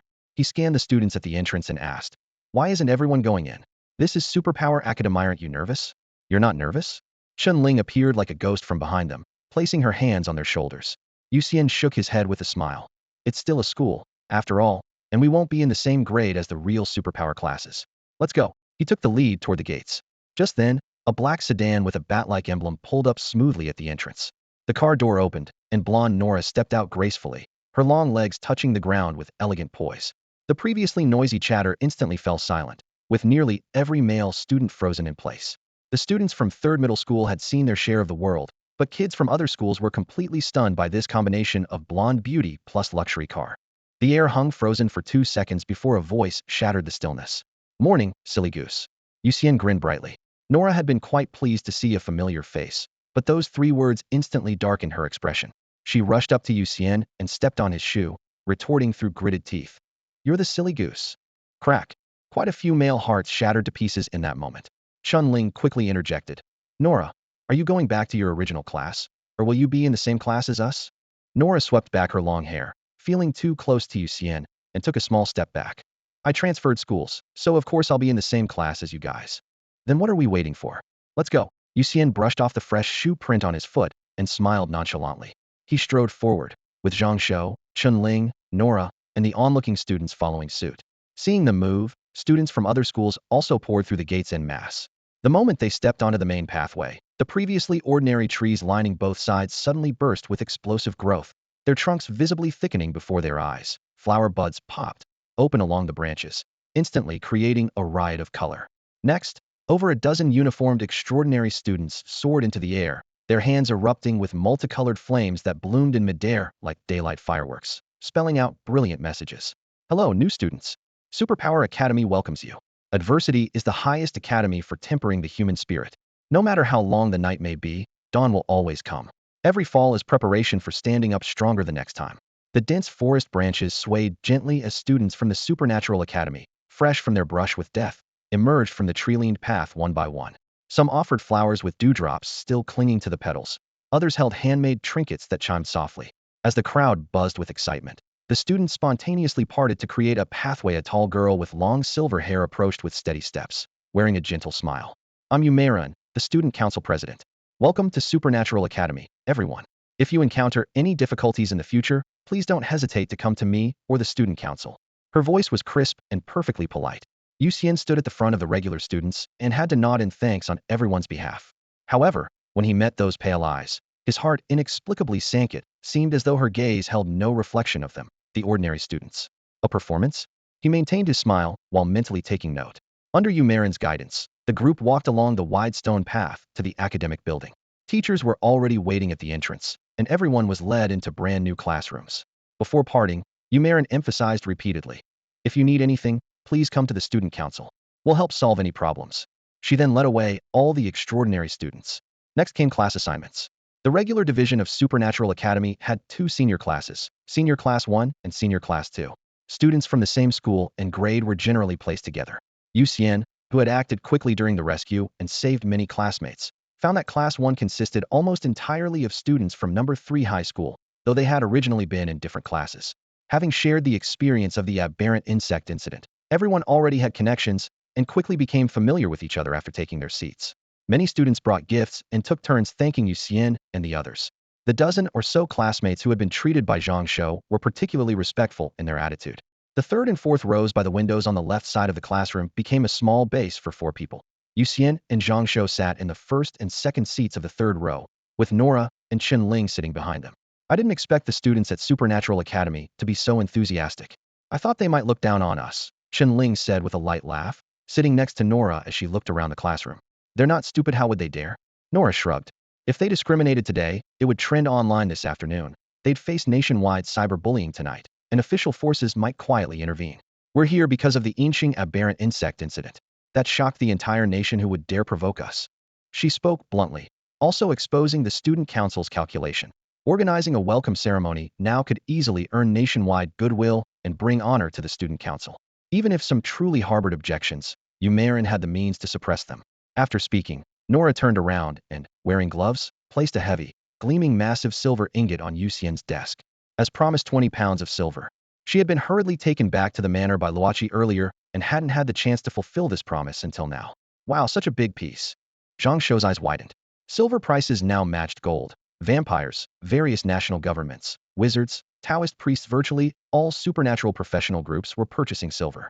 Wizards could even use alchemy to refine silver with various metals into mithril, causing silver prices to rise year after year. Thanks. Yu Xian lifted his hand and lightly bit the edge of the silver ingot with his teeth. After confirming its purity, he grinned. Zhang Shou immediately leaned over, pressing his palms together. Rich lady, hungry, food? Nora rolled her eyes and pulled out a bullet gleaming with metallic coldness, tossing it onto his desk. I'm a vampire. I don't need to eat. No rice available, but bullets are filling. Want some? Well done. Chen Ling laughed so hard she nearly fell over. Zhang Shou had to raise his hands and surrender, but still quietly pocketed the expensive explosive round. Amid the playful banter, Yu Xian and Zhang Shou's phones vibrated almost simultaneously. Chen Ling noticed that both phones looked remarkably similar to official issue devices. The two looked down to read Jin Sheng's text message, then made eye contact and nodded slightly. After lunch break ended, Yu Xian and Zhang Shou squeezed out from the crowd of students pouring through the school gates, jogged along the street, and arrived at the gray-white building next to the Nanqing Public Security Bureau. This was Jin Sheng's temporary office. Pushing open the door, they were hit by the mixed aroma of instant noodles and takeout meals. Jin Sheng was hunched over his desk, slurping rice with a disposable spoon. Seeing the two enter, he quickly took a couple more bites, closed the container lid, grabbed a tissue to wipe his mouth, and gestured with his hand. Sit down. I have something to tell you. The wooden chairs creaked as the two settled in. Jin Sheng glanced at the wall clock, then looked them over, his voice crisp. I have to return to the capital tonight for debriefing. Before I leave, I'm assigning you a task. He leaned back in his chair and explained in detail. Silver City's nights had been far from peaceful lately. Various supernatural creatures lurked in the shadows, and evil spirits took advantage of the chaos. He had cracked down hard recently, eliminating most high-level targets, leaving behind mostly ant-level and insect-level small fry. These creatures were individually weak but alarmingly numerous, still posing a danger to ordinary people. While I'm gone, night patrol duty falls to you too. Jin Sheng tapped the desk. This used to be handled by the Security Bureau's night shift combat officers, but they suffered heavy casualties during the aberrant insect extermination. They're short-staffed, so you'll need to step up. Zhang Shou's eyes lit up, nearly bouncing out of his chair with excitement. I love this assignment. The Night Owl King can finally stay up late legitimately. Yu Xian simply smiled slightly. Since becoming a vampire, he had only truly slept once. Night patrol posed no challenge for him. Jin Sheng pulled open a drawer and handed out a form. The missions count toward merit points. Killing unranked targets earns 1 point, insect level 5 points, ant level 10 points. He looked up with a warning. Take it easy, don't risk your lives for merit points. Both nodded. Zhang Shou patted his chest. Don't worry, Captain. Salted fish, and I definitely won't mess up. Jin Sheng closed the file and added, by the way, after I return to the capital, the Silver City incident will be considered concluded. Headquarters will award merit points, which can also be exchanged for other things. If you want something specific, speak up now, I'll try to get it for you. Zhang Shou perked up instantly. Captain, do I get a share too? All students who participated in the rescue operation do. Jin Sheng explained. They get cash rewards, honors, and college entrance exam bonus points. You're one of us, so your rewards come directly as merit points. Then I want a storage ring. Can I exchange my reward for a storage ring? Zhang Shou blurted out. He had checked the exchange catalog. Even a 1-incubator storage bag cost 50,000 merit points. Headquarters couldn't possibly award that much at once.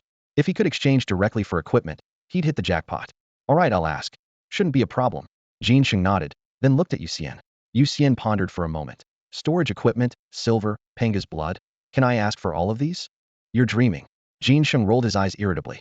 He had saved merit points for 5 years since joining Qilin, then borrowed quite a few more from Jin Dajuan, and only then managed to exchange for Panga's blood. He's still paying off loans to the Gene Army and doesn't even have a storage device. Captain, don't be so quick to refuse. There's no harm in asking. If it really doesn't work out, I can go without the silver. If that's still not enough, I'll even skip the storage device. Yu Xian said with a persuasive smile. Jin Sheng rubbed his temples and could only nod. All right, I'll ask. But the Panga blood shouldn't be a problem, though the other two items are questionable. With that, he pulled out his phone and sent a list to their group chat. The screen was filled with students' names. These are all students from the Supernatural Academy. Keep an eye on them occasionally after we return to school, but don't let them notice. What's wrong with them? Yu Xian asked casually while scrolling through the list. Jin Sheng stared at the screen displaying the same names, his voice dropping to a whisper.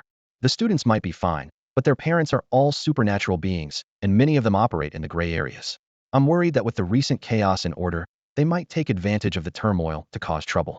In other words, people from the gray zones might be looking to test the waters now. After finishing the materials, Yu Xian and Zhang Shou said their goodbyes. As they stepped out of the police station, the sun was setting in the west. On the road, Zhang Shou excitedly shrugged his shoulders. Salted fish. Do you think we should follow the team's car during night patrol, or should we act independently? Yu Xian glanced at him. Don't you have a driver's license? My dad's old car hasn't been sold yet, so we can handle this ourselves. Over the past few years, he'd been busy caring for his father who had ALS and hadn't had time to get his license, while Zhang Shou had gotten his as soon as he received his ID card. Now, even the age requirements for driver's licenses were different from before. Getting it early meant one more convenience. When they returned to school, there was still half an hour before class. The two simply leaned against the second-floor corridor railing, overlooking the playground. Students from the Supernatural Academy in blue uniforms and regular students in black uniforms were clearly separated, like two parallel rivers that never intersected. Zhang Shou pointed to a boy in the crowd with a slightly protruding forehead and horns, whispering teasingly, "Is that guy from dragon lineage or dear demon bloodline?" Dragon clans are mostly along the coast, and we're far from the sea here, Yu Xian replied flatly. As his gaze swept over the scene below, he seemed to see a microcosm of society. Supernatural beings lived in the eastern part of the city, ordinary people crowded in the south, with no interaction between them normally.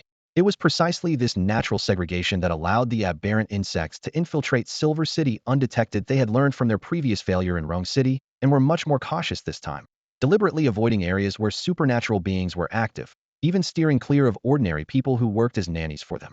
This was also why the Supernatural Academy remained unharmed to this day. Hey, look over there, Yu Marin. Zhang Shou suddenly lowered his voice. Yu Marin was born with spiritual sensitivity and awakened her name-calling beast control ability after dreaming of a base in childhood. Many of the exotic creatures on campus were her contracted beasts. She looked up and caught sight of the two boys, politely smiled and nodded, then walked into the academic building.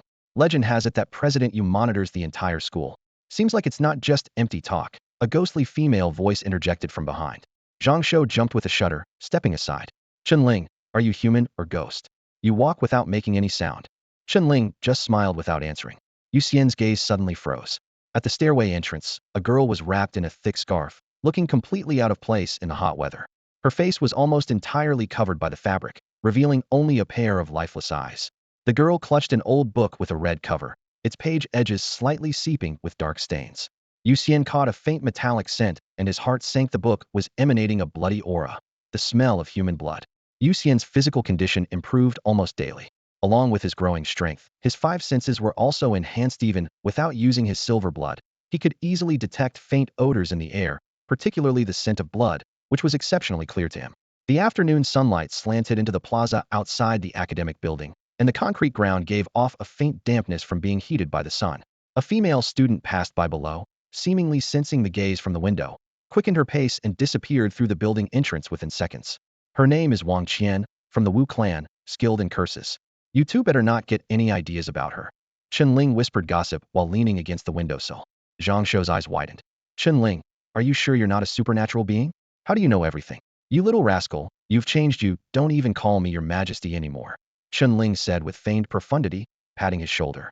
Zhang Shou immediately backed down, adding with a fawning smile. Then your majesty, are you really a supernatural being or not? Take a guess. Chunling smiled mysteriously.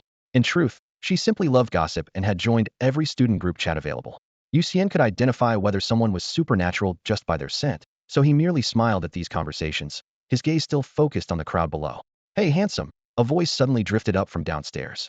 It was a girl whose appearance fell somewhere between innocent and alluring, with winered short hair gleaming in the sunlight, and surprisingly, a light brown furry tail swishing behind her skirt.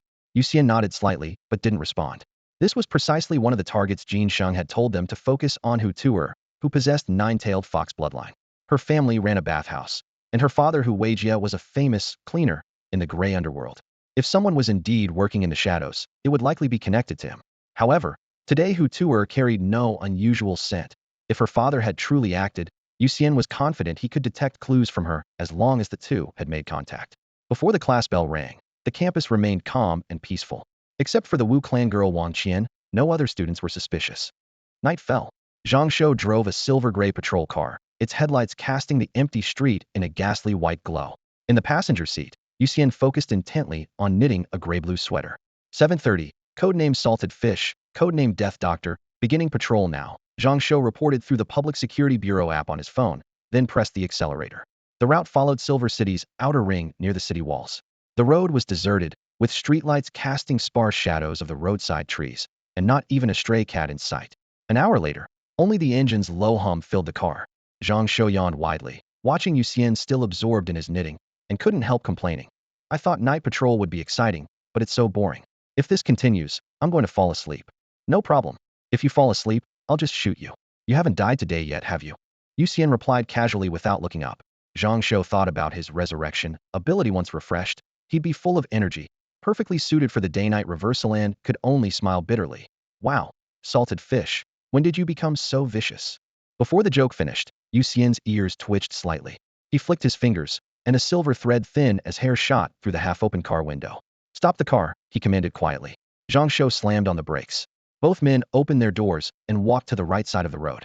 In the roadside grass, a 6-foot-long venomous snake with a drill-like pointed head lay severed at the waist, its gleaming cut still dripping blood while the lower half twitched like a damaged cable. Yu Xian bent down to take a photo, and the system prompted, 1 merit point earned.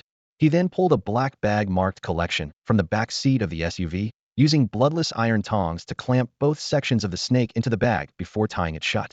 Zhang Shou stood in front of the vehicle, his left hand holding a high-powered flashlight that illuminated every blade of grass in the thicket, while his right hand gripped the trigger of a semi-automatic pistol, his nerves taut as a bowstring.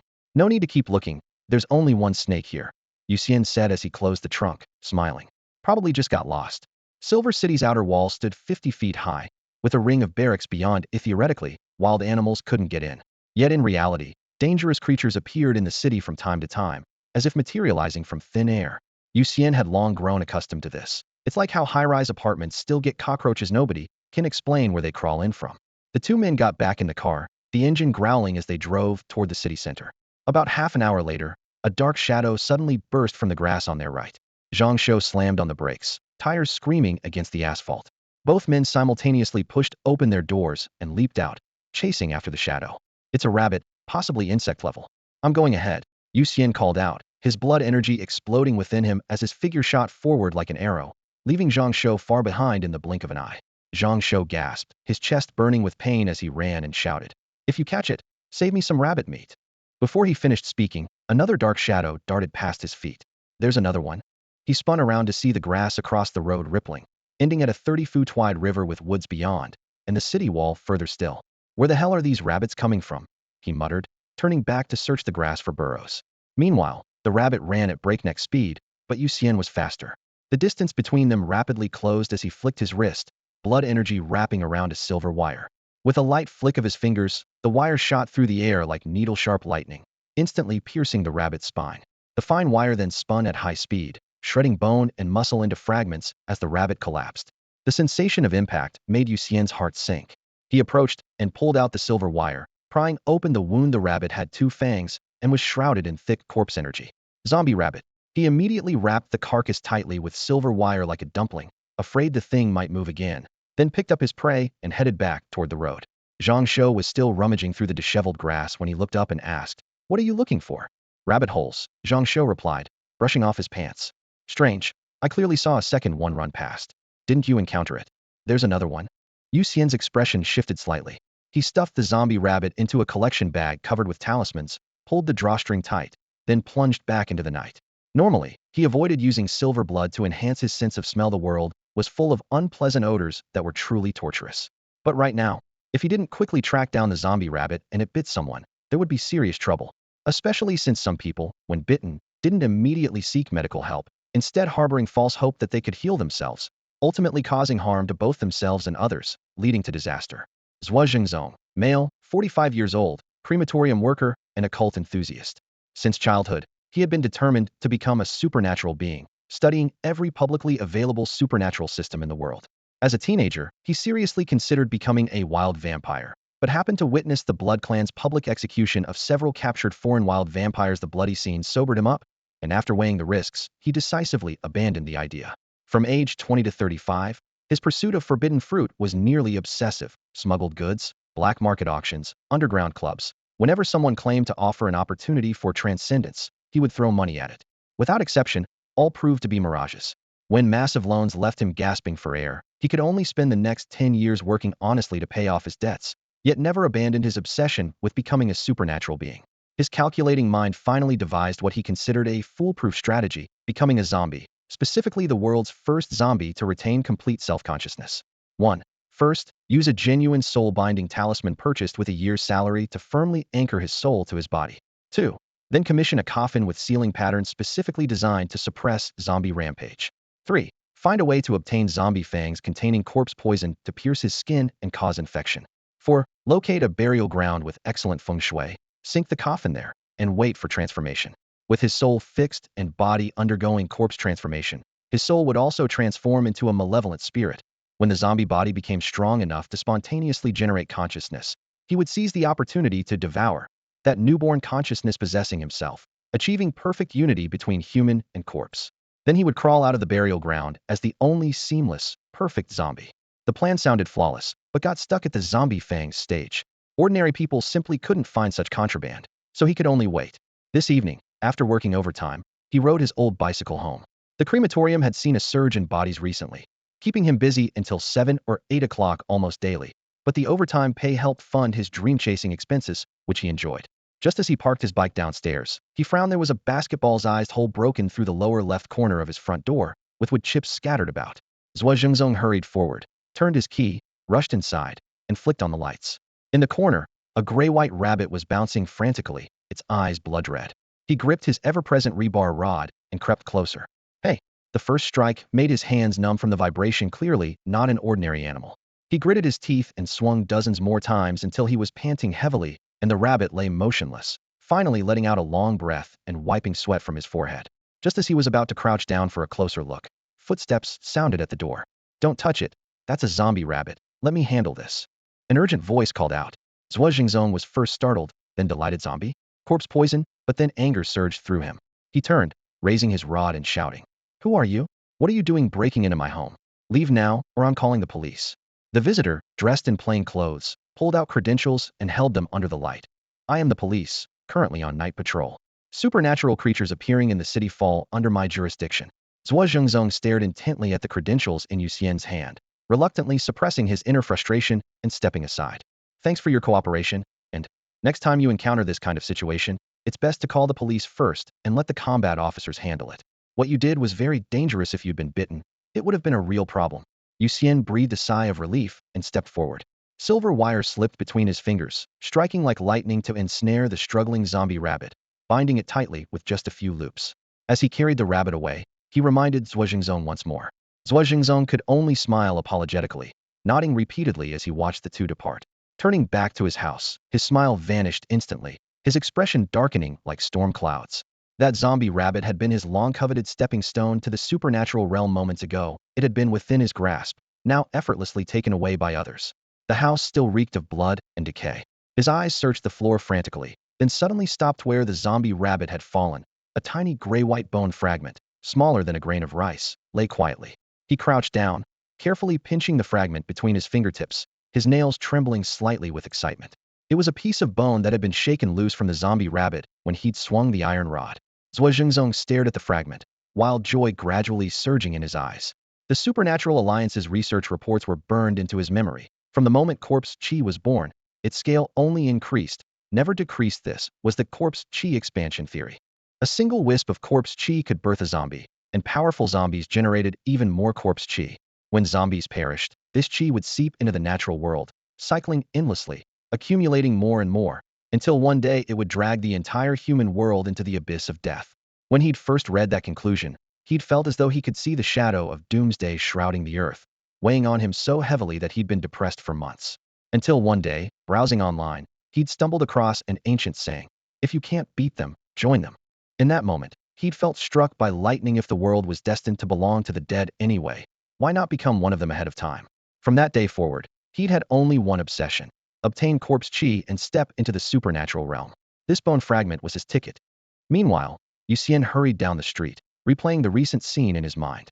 The overpowering stench of decay on that man had aroused his suspicions. He pulled out his phone, logged into the Public Security Bureau app, and entered the house number. Personal information immediately popped up: crematorium worker. Yu Xian paused, then chuckled and shook his head, muttering to himself, "I really was overthinking it. Of course a crematorium worker would smell." When he returned to the main road, Zhang Shou was still crouched in the bushes, searching for burrows. Yu Xian first sealed the zombie rabbit in a specialized containment bag, then stood by the roadside and asked, "Old Zhang, find anything?" "Not a trace. What the hell, where did they even come from?" Zhang Shou stood up, drenched in sweat and wearing a bewildered expression. Yu Xian shrugged with a smile. "One of the world's 3 great unsolved mysteries. If I could answer that, I'd be internet famous by tomorrow." Indeed, the supernatural world remained shrouded in mystery, and the inexplicable appearances of animals was just one puzzle. Academic circles offered all sorts of theories. Some claimed it was a bug in the world's code. Others suspected some kind of forbidden fruit effect, but no one had yet provided a definitive answer. The two got back in their car. Along the rest of their route, supernatural animals still occasionally darted out, forcing them to stop and start repeatedly as they crawled slowly toward the Eastern District. The Eastern District was completely different from other areas even after 11 at night. It blazed with lights, bustling with foot traffic and brightly lit shops. Such lively scenes were unheard of in other districts. "Salted fish, look who to her," Zhang Shou said in a low voice. In the passenger seat, Yu Xian had been absorbed in knitting a sweater.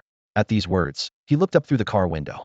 Under a streetlight at the corner, Hu Tuer was mingling with several young men, flashing charming smiles that left them completely entranced. "Fox spirit truly formidable," Zhang Shou marveled. Yu Xian wrinkled his nose slightly, but detected no unusual sense. "Let's go," he said flatly. "Continue patrol." Actually, the Eastern District was full of powerful individuals, some even reaching eagle rank.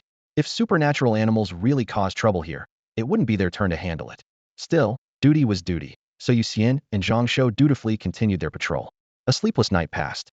Their first patrol went smoothly without any incidents. But as the saying goes, if you walk by the river long enough, your shoes are bound to get wet. Future patrols might not be so peaceful. At dawn, Zhang Shou parked the car in a lot near the school and went to grab breakfast. Since Yu Xian didn't need to eat, he headed into campus early by himself. In the classroom, Chen Ling was scrolling through gossip on her phone when she looked up with bright eyes as he entered. "Salted fish, you're here early today." "Good morning, you're early too." Yu Xian returned to his seat with a gentle smile. He reached into his desk drawer, focusing his thoughts. The silver blood transformed into fine threads, instantly weaving together. Compared to his earlier practice with yarn, these silver threads were far more obedient. Once he mastered the weaving technique, a single thought could shape them into any protective gear. Silver light flickered around both hands as gloves appeared and vanished in rapid succession, each iteration faster than the last.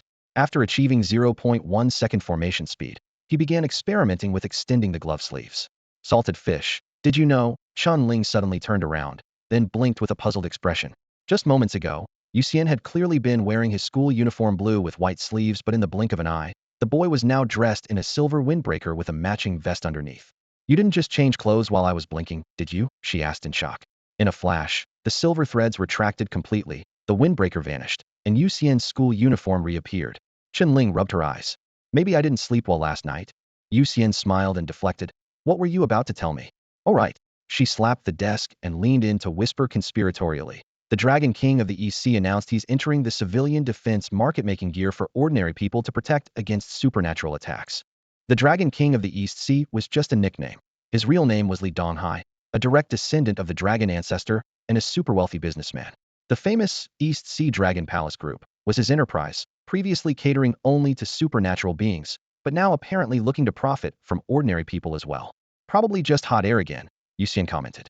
Netizens called the man Big Mouth Dragon for jumping on every trending topic. This was likely just another publicity stunt riding on Silver City's current fame. "So it's fake." Chen Ling's shoulders sagged in disappointment. She genuinely wanted to buy some protective gear. Her family had equipped her with pepper spray, bear spray, and a taser, which might work against ordinary people but would be useless against supernatural beings. If there really were equipment that could block supernatural attacks, she'd definitely pay for it.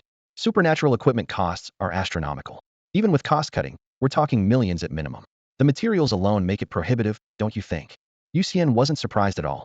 Forget ordinary people, many supernatural beings couldn't even afford proper equipment. Fine, I was too naive. I should never have believed Big Mouth Dragon. Chen Ling gave up completely, muttering as she typed on her phone, clearly preparing to leave some harsh comments on Li Donghai's social media account.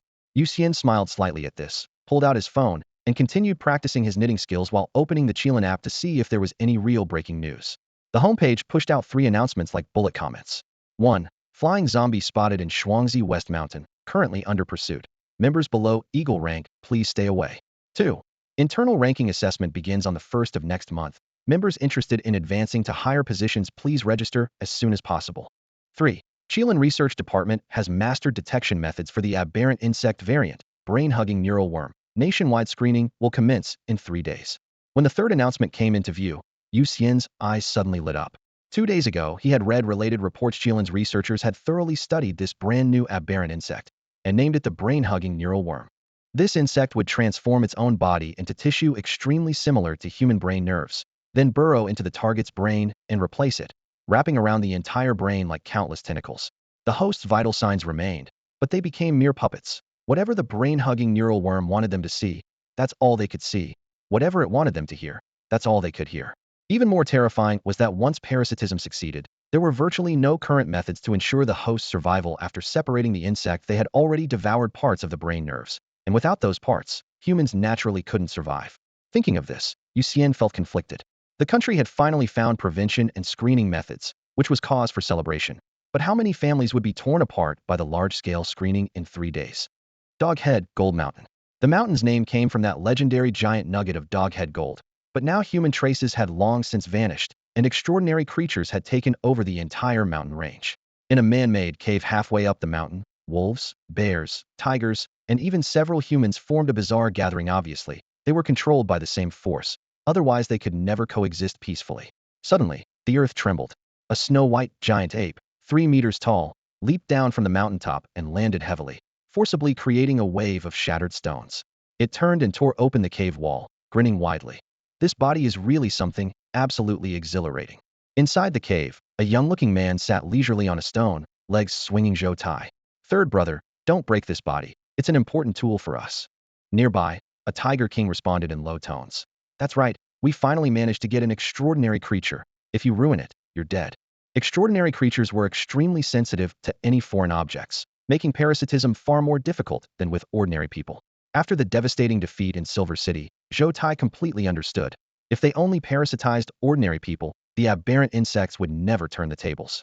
So when he discovered this solitary wandering giant ape, he resolutely consumed large quantities of aberrant insects, forcibly wearing down the opponent until it was exhausted, finally succeeding.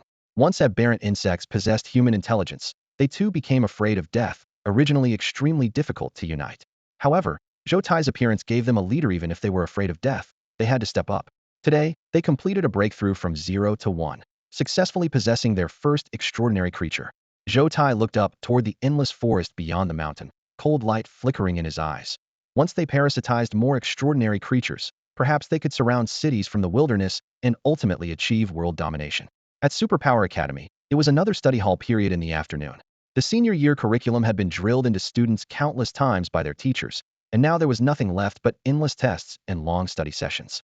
The more direct reason was that the ongoing conflicts both inside and outside the school had decimated the faculty, some dead, others disabled. Only a handful of teachers could barely manage to show up for classes, leaving them completely overwhelmed.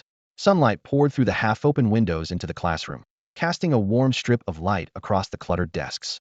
In the back row, Zhang Shou lay sprawled across his desk, his head completely buried under an open study guide, accompanied by steady snoring sounds. He looked like a lump of dough ready to melt at any moment. Beside him, Yu Xian was completely absorbed in his own experiment. With his hands hidden beneath the desk, he gathered blood energy in his palms, forming 2 dark red semi-solid masses. In the blink of an eye, he shaped them into 2 thumb-sized human figures. Upon closer inspection, the little warriors had shoulder armor, helmets, and spears. Though blurry, their outlines were clearly defined. With subtle movements of Yu Xian's fingertips, the blood-colored figures raised their spears and thrust at each other. When the spear tips collided, they produced a soft, puff, vibration, as if real metal was clashing. In the vampire hierarchy, combat power relied mainly on two things, one of which was blood energy. Any vampire who awakened this talent would be treasured and cultivated by their clan. Yu Xian understood the importance of blood energy all too well, especially since he had devoured countless vampire-related web novels during middle school. The one that left the deepest impression was, after awakening blood energy, I reached the peak of life. In the story, the protagonist accidentally saved an important vampire figure and received the first embrace, but was mocked for his poor primary talent. However, his second talent turned out to be the rare blood energy ability, instantly making him a once-in-a-century super genius. In the end, he not only slapped the faces of those vampires who looked down on him, but also got promoted, earned more money, and married a wealthy vampire beauty, a perfect execution of a power fantasy formula. Back in 8th grade, Yu Xian had been almost obsessively infatuated with this novel, dreaming at night of inserting himself as the protagonist. Who could have imagined that he would actually become a vampire, and that his third talent would be blood energy? Reality had turned out to be more absurd than any power fantasy novel. Sometimes reality is far more ridiculous than fiction, Yu Xian mused to himself. The more he pondered the ancient saying, the more accurate it seemed. Novels, no matter how bizarre, must follow logic, but reality doesn't need to. After awakening his blood energy, he had devoted most of his free time to studying blood magic. The Qilin app contained numerous vampire combat videos. Some summoned blood scythes, comparable to harvesting machines. Others used blood chains to instantly seal entire city blocks. There were also blood wing techniques for gliding through the night sky, blood cloaks for blocking harsh sunlight, and even high-definition footage of ancestors using red cloud dark sky technique in daylight battles. But just watching videos couldn't help him understand how those blood magic techniques actually worked. After much consideration, he temporarily focused on the relatively straightforward blood scythe. No matter how complex, he first needed to master the basic steps of blood energy shaping, solidification, and slashing. Thus, the current blood-colored warrior battle served as practice for detailed control, while the spears in the little figure's hands tested the strength and stability of weaponized blood energy. Without a mentor, he had no idea how far his approach deviated from orthodox blood magic, but all he could do was invest time and effort. Along the way, he had also developed a little trick, bubbles. By adjusting the blood energy's viscosity and mixing in a bit of air, the dark red mass became like chewing gum. With a gentle blow, it would pop into a semi-transparent red bubble floating at his fingertips. Just by adding a little more air, the blood energy would behave exactly like chewing gum, easily forming bubbles when blown. If he could control a large number of bubbles beneath his feet, it would create tremendous elasticity, making his speed incredibly exaggerated. Additionally, he envisioned filling the inner layer of armor woven from silver blood with countless tiny bubbles, creating an air cushion that could effectively reduce impact when facing brute force enemies. The class bell rang abruptly. Yu Xian withdrew the blood energy wrapped around his legs, flexed his ankles, then pulled out his phone to browse trending topics, giving his tense nerves a break. Sunlight posed no burden to him, but prolonged intense concentration still brought another kind of fatigue, like a factory worker who, despite having adequate physical strength, inevitably experienced mental exhaustion. Relaxation was necessary for sustained focus. Salted fish, are you free tonight? Chen Ling exchanged a few whispered words with Nora, then turned around. I'm free. What's up? Yu Xian closed his phone. Night patrols weren't a daily requirement. He and Zhang Shou were only responsible twice a week, with combat police covering the other shifts. They had just patrolled the city defenses last night, so tonight certainly wasn't their turn. The beast fighting arena has a main event tonight. Nora wants to invite us all to go. Will you and Zhang Shou come? Yu Xian glanced at Nora, who was pretending nonchalance, and smiled. Since the silly goose is treating, I certainly can't miss it. The beast fighting arena's rules were simple and brutal. Supernatural beings captured extraordinary creatures in the wild, then locked both prey and gladiator in a massive steel cage to fight to the death in front of an audience. It was somewhat like ancient bullfighting, almost always ending with the prey's death. Yu Xian had never been to a live event, but he'd watched plenty of paid recordings online. Those famous beast-fighting warriors were comparable to a list celebrities' endorsements, fans, merchandise, each easily earning millions. If he hadn't joined Qilin, and once his strength grew enough to not fear vampires, he might very well have chosen this path. You're the silly goose. Nora rolled her eyes dramatically, though the corners of her mouth secretly curved upward. Recently, thanks to Yu Xian, her status among the vampires had risen rather than fallen. From the joking title of Vampire Little Princess, to now being a genuine star of hope, all within just a few short weeks. Yu Xian had used her blood to become a vampire unafraid of sunlight, and if all those she embraced could escape the curse of daylight, vampires would no longer be confined to prowling only in darkness.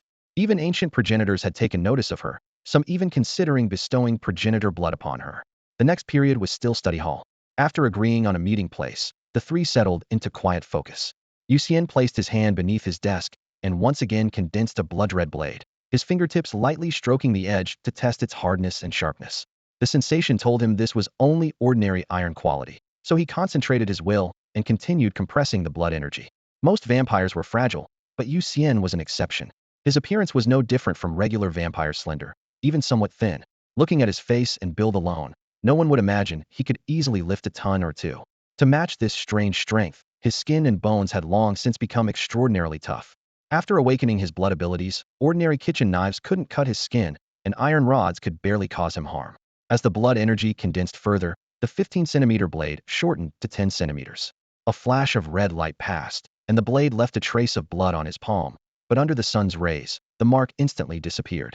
Around 8:30 in the evening, after the four met up at a bubble tea shop near the school, they hailed a taxi and headed toward the Silver City Beast Arena, located on the eastern outskirts of the city.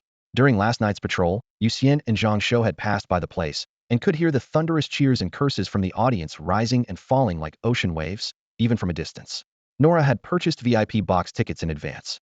When the four arrived, the lobby was brilliantly lit, and a uniformed attendant immediately approached them with a perfectly calibrated smile, escorting them to a private elevator. As the elevator doors opened, the thick carpet in the hallway seemed to swallow their footsteps completely. Pushing open the door to their box, they found an interior spanning 20 to 30 square meters, with walls adorned in dark gold patterns and a full wall of floor-to-ceiling crystal glass offering a commanding view of the central arena. No sooner had they taken their seats than trays began arriving in steady succession, laden with an array of fruits, pastries, and beverages that filled the air with mingling aromas. Zhang Shou looked around at everything from the crystal chandelier to the leather sofas to the silver cutlery, all exuding luxury. He leaned close to Yu Xian and whispered, "This is my first time in such a fancy place. I'm a bit nervous." Yu Xian pushed his portion of fruit and pastries toward Zhang Shou and chuckled softly. "Don't worry, I'm nervous too. Once the beast fighting starts, we'll forget all about it." At that moment, Nora picked up a distinctively shaped dark red pastry and reminded them, "Yu Xian, these are all specially made supernatural foods. Give them a try." Supernatural beings came from diverse bloodlines with tastes vastly different from ordinary humans. Some with beast bloodlines preferred raw meat and found cooked food difficult to digest. The Beast Arena, well aware that VIP box customers were either wealthy or powerful, recorded detailed taste preferences when tickets were purchased and had dedicated chefs prepare meals accordingly. Since Nora was a vampire, tonight's pastries were almost exclusively tailored to vampire palates, ensuring nothing would taste like cardboard. "All right, I'll try some." Yu Xian picked up the pastry and put it in his mouth. An intense yet delicate flavor immediately exploded on his tongue. After chewing a few times, his eyes lit up. "What's this made of?" Nora answered while eating, "Blood fats from various animals. Strangely enough, we vampires can't digest fatty meat, but we can process the fats in blood, which is how these blood fat pastries came about." Yu Xian harbored another curiosity. Most vampires referred to themselves as the Blood Clan, or our clan, but Nora always said vampire directly, never once mentioning Blood Clan. He couldn't help but ask, "Nora, can I ask you something?" Nora rolled her eyes at him. "Call me by my name first, no nicknames." "Go ahead and ask." "I've noticed other vampires call themselves Blood Clan, our clan, the clan, but you always say vampire. Why is that?" "Because I am a vampire." Nora shrugged matter-of-factly. "My mom has called me Little Vampire since I was small, and I never saw anything wrong with it. But Yuri is Silver Sucker." Zhang Shou and Chun Ling couldn't help but burst into laughter at this nickname. Yu Xian hadn't expected his casual question to earn him the nickname Silver Sucker.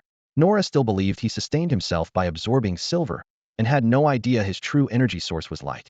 If she knew, she'd probably add Light Sucker to his list of nicknames. At this point, staff members in the arena outside their box began systematically checking the protective equipment. Yu Xian picked up a pastry and put it in his mouth. With his enhanced sense of taste, he could distinguish multiple flavors besides blood lipids. There were also inorganic salts and various elements he couldn't identify.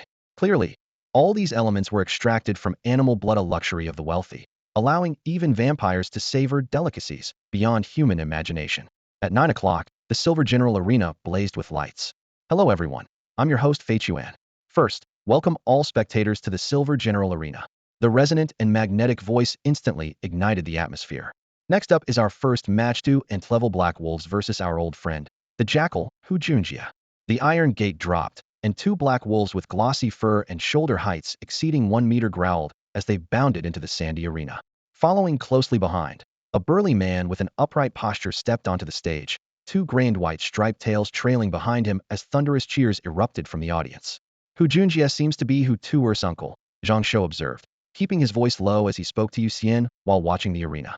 Yu Xian nodded. According to Jin Sheng's intelligence, Hu Tuer's father had 6 brothers, collectively known as the 7 heroes of the Hu family. However, the 7 hadn't banded together but had each pursued their own paths. Hu Junjie was a professional beast fighter who also worked as an online streamer, quite popular in Silver City. On the other side of the screen, Fei Chuan finished his introduction and the beast fighting officially began. In fact, the Silver General Arena featured 2 types of performances: beast fighting, where humans battled beasts to the death, and competitions, where humans fought each other. This was the former. The black wolves charged side by side, kicking up sand and dust. Hu Junjie skillfully retreated half a step to create distance, then suddenly slid sideways. With just this subtle angle adjustment, the 2 wolves' attack lines were immediately separated into a front and back formation. In the next second, he kicked the closer wolf directly in the jaw, sending its body tumbling through the air.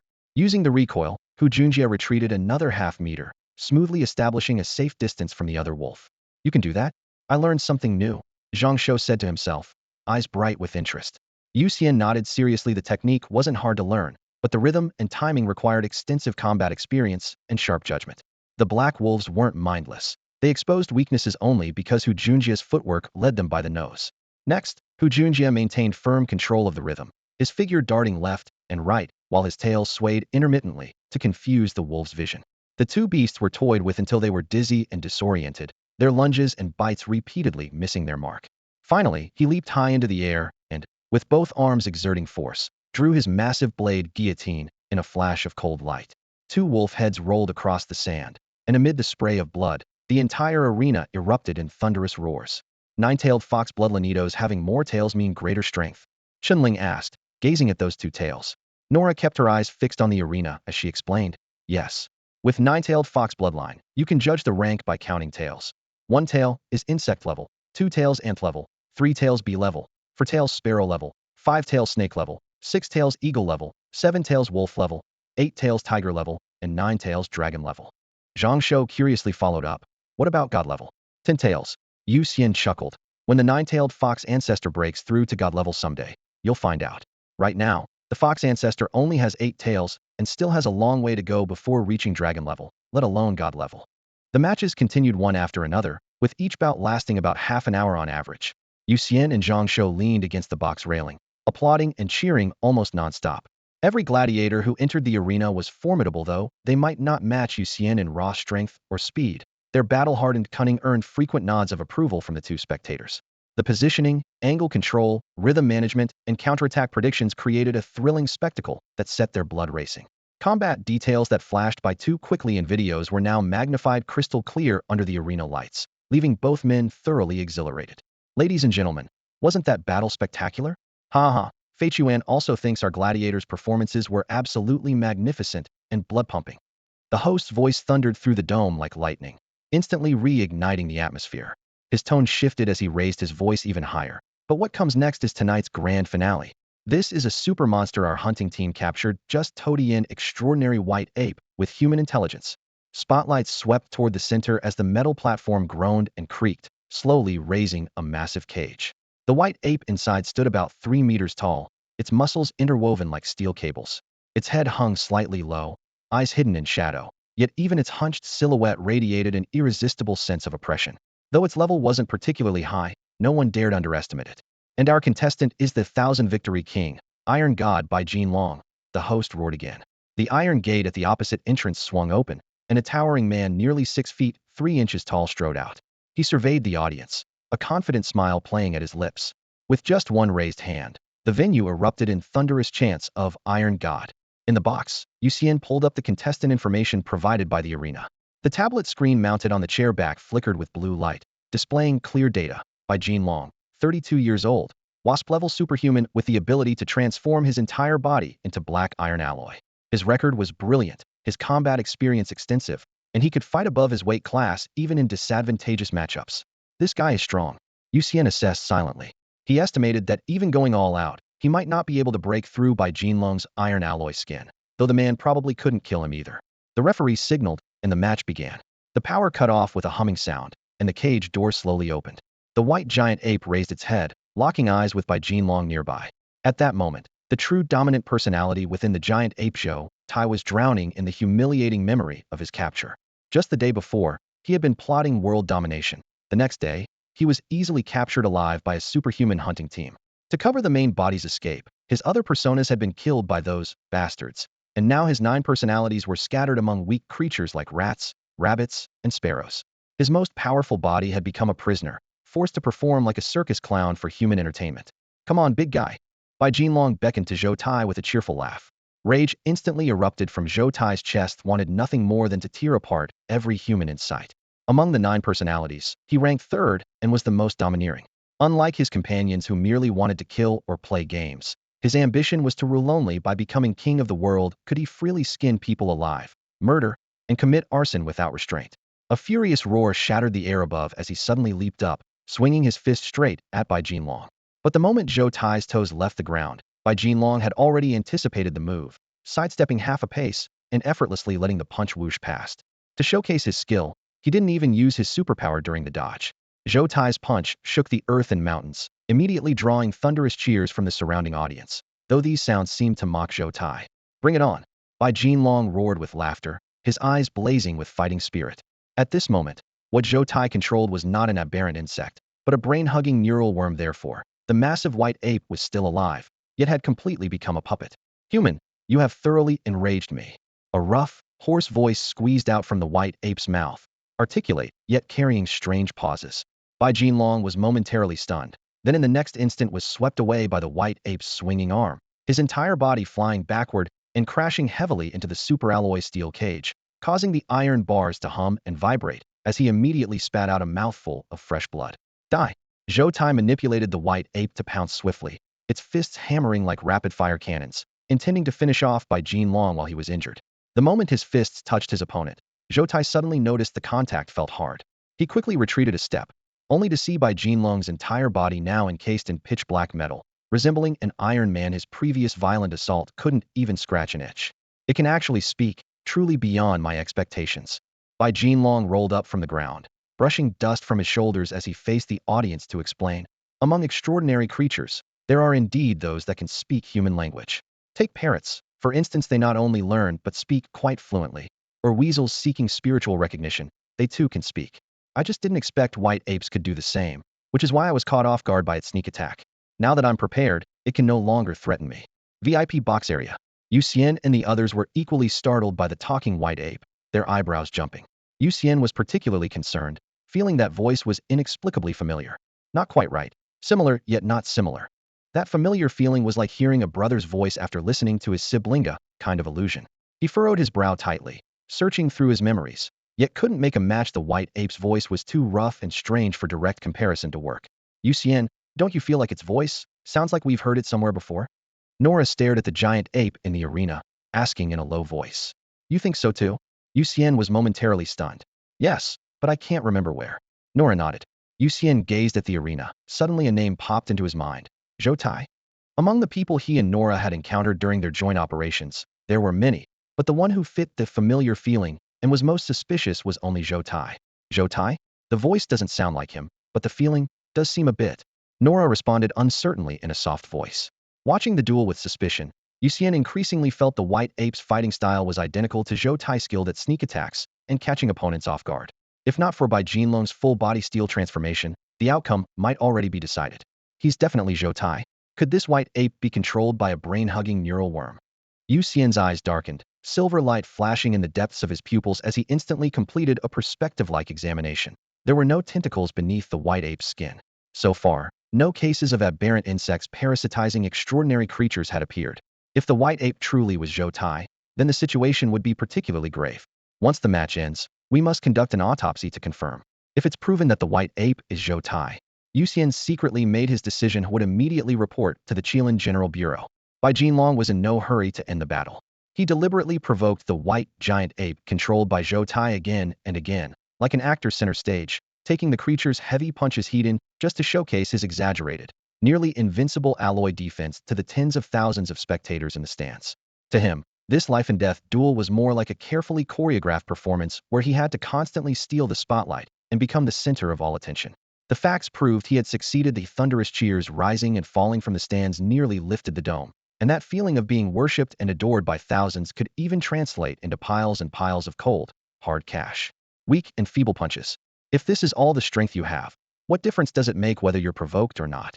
Bai Jinlong blocked the giant ape's heavy strike with one hand, a contemptuous smile curling at the corner of his mouth as he looked up mockingly. As soon as the words left his lips, the giant ape roared and swung again. Its attack speed noticeably increased. But when its fist struck the iron alloy-like skin, it only produced a dull thud and hairline cracks in flesh and blood. The one in pain was the giant ape itself. Damn it! Damn it! Die for me! Zhou Tai intensified his control through the brain-hugging neural worm, and the giant ape's eyes turned blood red as adrenaline surged wildly, completely blocking out all pain. The brute force that once could shatter rocks and pierce steel plates now achieved nothing against this alloy body. Kill! Kill! Kill! Murderous intent boiled in Zhou Tai's heart, and even though he couldn't break through the defense, he continued driving the giant ape to throw punches. As violent emotions escalated, the giant ape's blood gradually heated up. Massive amounts of extraordinary factors erupted from its bloodline, and its own ferocious nature became increasingly compatible with the bloodline within. You were actually hiding more strength? Sensing the surge in power, Bai Jinlong felt slightly surprised. Then he saw a dark red hue emerge on the surface of the giant ape's arms. Bloodline awakening? Ladies and gentlemen, the white ape is undergoing bloodline awakening. Do you want to witness this once-in-a-century spectacle with your own eyes? Cheer! Go wild! He shouted to incite the crowd, instantly igniting the emotions in the stands. The roaring response of yes crashed over him like a tsunami, and he proudly lifted his chin. So what if there was bloodline awakening? In his eyes, his opponent remained fragile. On the other side, Zhou Tai also caught traces of the bloodlines boiling. By normal logic, even with awakening, the giant ape would struggle to shake Bai Jinlong unless he could guide an even deeper level of bloodline. Zhou Tai was no fool. Even as murderous intent churned within him, he remained calm. Battle spirit, killing intent. These were the keys to bloodline awakening. He then continuously transmitted messages of rage and slaughter to the white ape's brain. Under the impact of excessive anger and murderous intent, the structure of the white ape's brain began to undergo new changes. Originally, the white ape possessed an ordinary brain structure, but under Zhou Tai's stimulation, a crimson substance rapidly secreted. Under the influence of this red matter, the brain parasitic worms merged deeply with the white ape's brain. As the bloody substance spread, the temperature of the blood within the white ape's body instantly soared to nearly 1,000 degrees, scorching hot like molten lava. The extreme heat frantically corroded bones, meridians, and internal organs. Every joint twisted in agony. Every blood vessel seemed ready to burst. On the surface, its pure white fur was consumed inch by flame-like red, especially its arms and legs, which transformed completely from snow white to blazing crimson, resembling two burning iron whips. Bai Jinlong had initially been confident, believing he could suppress this giant ape with awakened bloodline. But the giant ape's punches came one after another, each strike carrying terrifying force, yet moving at incredible speed, with nearly every blow building upon the power of the previous one. Just as Bai Jinlong raised his arms to block, the next punch was already thundering toward his face. The moment he tried to sidestep, another heavy blow locked down his rhythm. Within seconds, the giant ape's strength had explosively increased to heights he couldn't even assess. This is bad. I've lost control. Bai Jinlong's heart sank as he instinctively retreated. However, the giant ape seemed to see through his intentions and pressed forward relentlessly. When Bai Jinlong looked up, he was met with a pair of eyes that truly seemed to blaze with fire, scorching killing intent washing over him. Zhu Yin bloodline, he cried out in shock. Amid the howling wind of fists, Zhou Tai controlled the giant ape and sent Bai Jinlong flying with a devastating punch. Bai Jinlong's massive steel body crashed hard against the cage wall, denting the metal and completely destroying his humanoid form. The cheers from the audience abruptly ceased. Their stunned gazes fixed on the white ape. Not only had its strength explosively increased, but its body was visibly expanding at an alarming rate. It's growing larger? My God, its eyes are on fire. Someone clutched their chest, voice trembling. My heart feels like it's beating too fast. Run? That's a Zhu Yin run. One spectator finally snapped to his senses and bolted, with several clear-headed individuals following close behind. Thump, thump, thump, thump, thump, thump, thump, thump. The drumbeat-like sound of a heartbeat echoed throughout the arena, its rhythm growing increasingly rapid. The slower reacting spectators finally realized that the sound wasn't from the audio system, but from the giant ape's heartbeat. Simultaneously, their own hearts suddenly went out of control, their beating frequencies skyrocketing. The next moment, a muffled explosion erupted from within their bodies. Blood sprayed across the stands as crowds of spectators clutched their chests and collapsed. A few stronger supernatural beings, sensing the danger, immediately evacuated. The accident happened too quickly. In the arena's corridors, four supernatural beings burst out simultaneously, with one instantly phasing through the cage and lunging straight for the giant ape controlled by Zhou Tai. His ability allowed him to ignore physical barriers once he grasped a target's heart and gave it a gentle pull. Most enemies couldn't escape death. However, this time he miscalculated. As his hand passed through the scorching muscle and gripped that heart, the extreme heat instantly cooked his palm to a crisp. Ah! A piercing scream echoed throughout the arena. His supernatural ability was interrupted by the pain, his body solidifying midair, and the next second he was seized by the giant ape. The nearly 1,000-degree surface temperature was like a red-hot copper pillar. The moment of contact charred his skin and flesh. Though he screamed until his voice cracked, he was still lifted high by the giant ape. Its massive jaws opened wide and swallowed his entire upper body.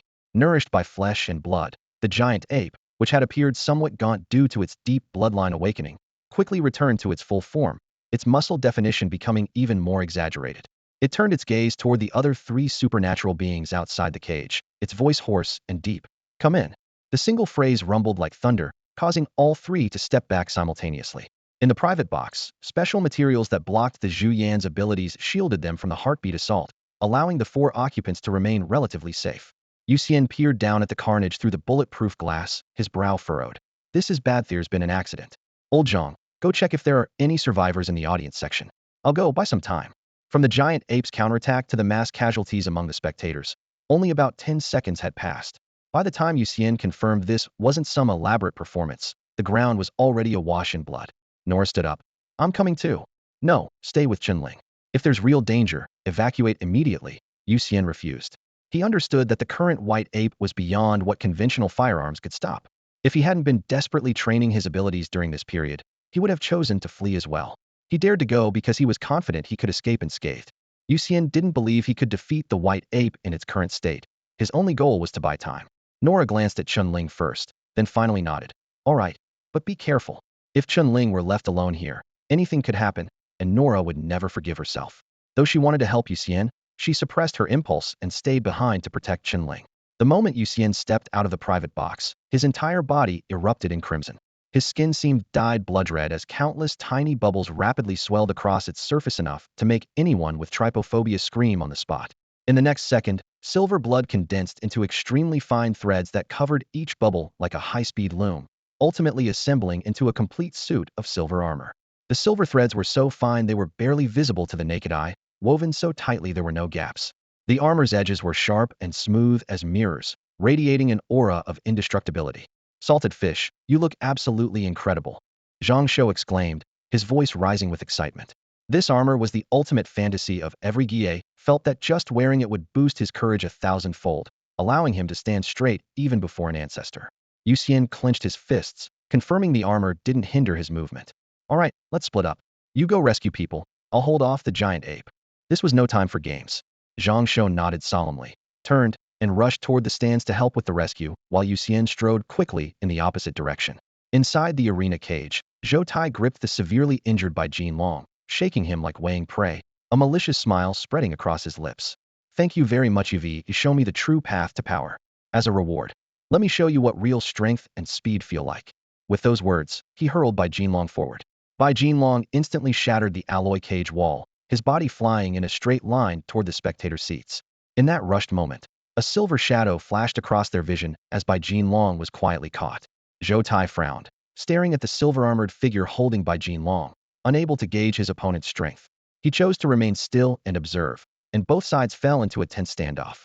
Only then did Yu Xian truly comprehend the giant ape's terrifying power. Thought he had already overestimated his opponent. But when catching Bai Jinlong, the silver threads nearly snapped, blood bubbles burst in chain reactions, and even 2 layers of cushioning couldn't completely absorb the impact. His hand bones cracked on contact. Fortunately, it was only a minor fracture, and with his constitution, it healed within moments.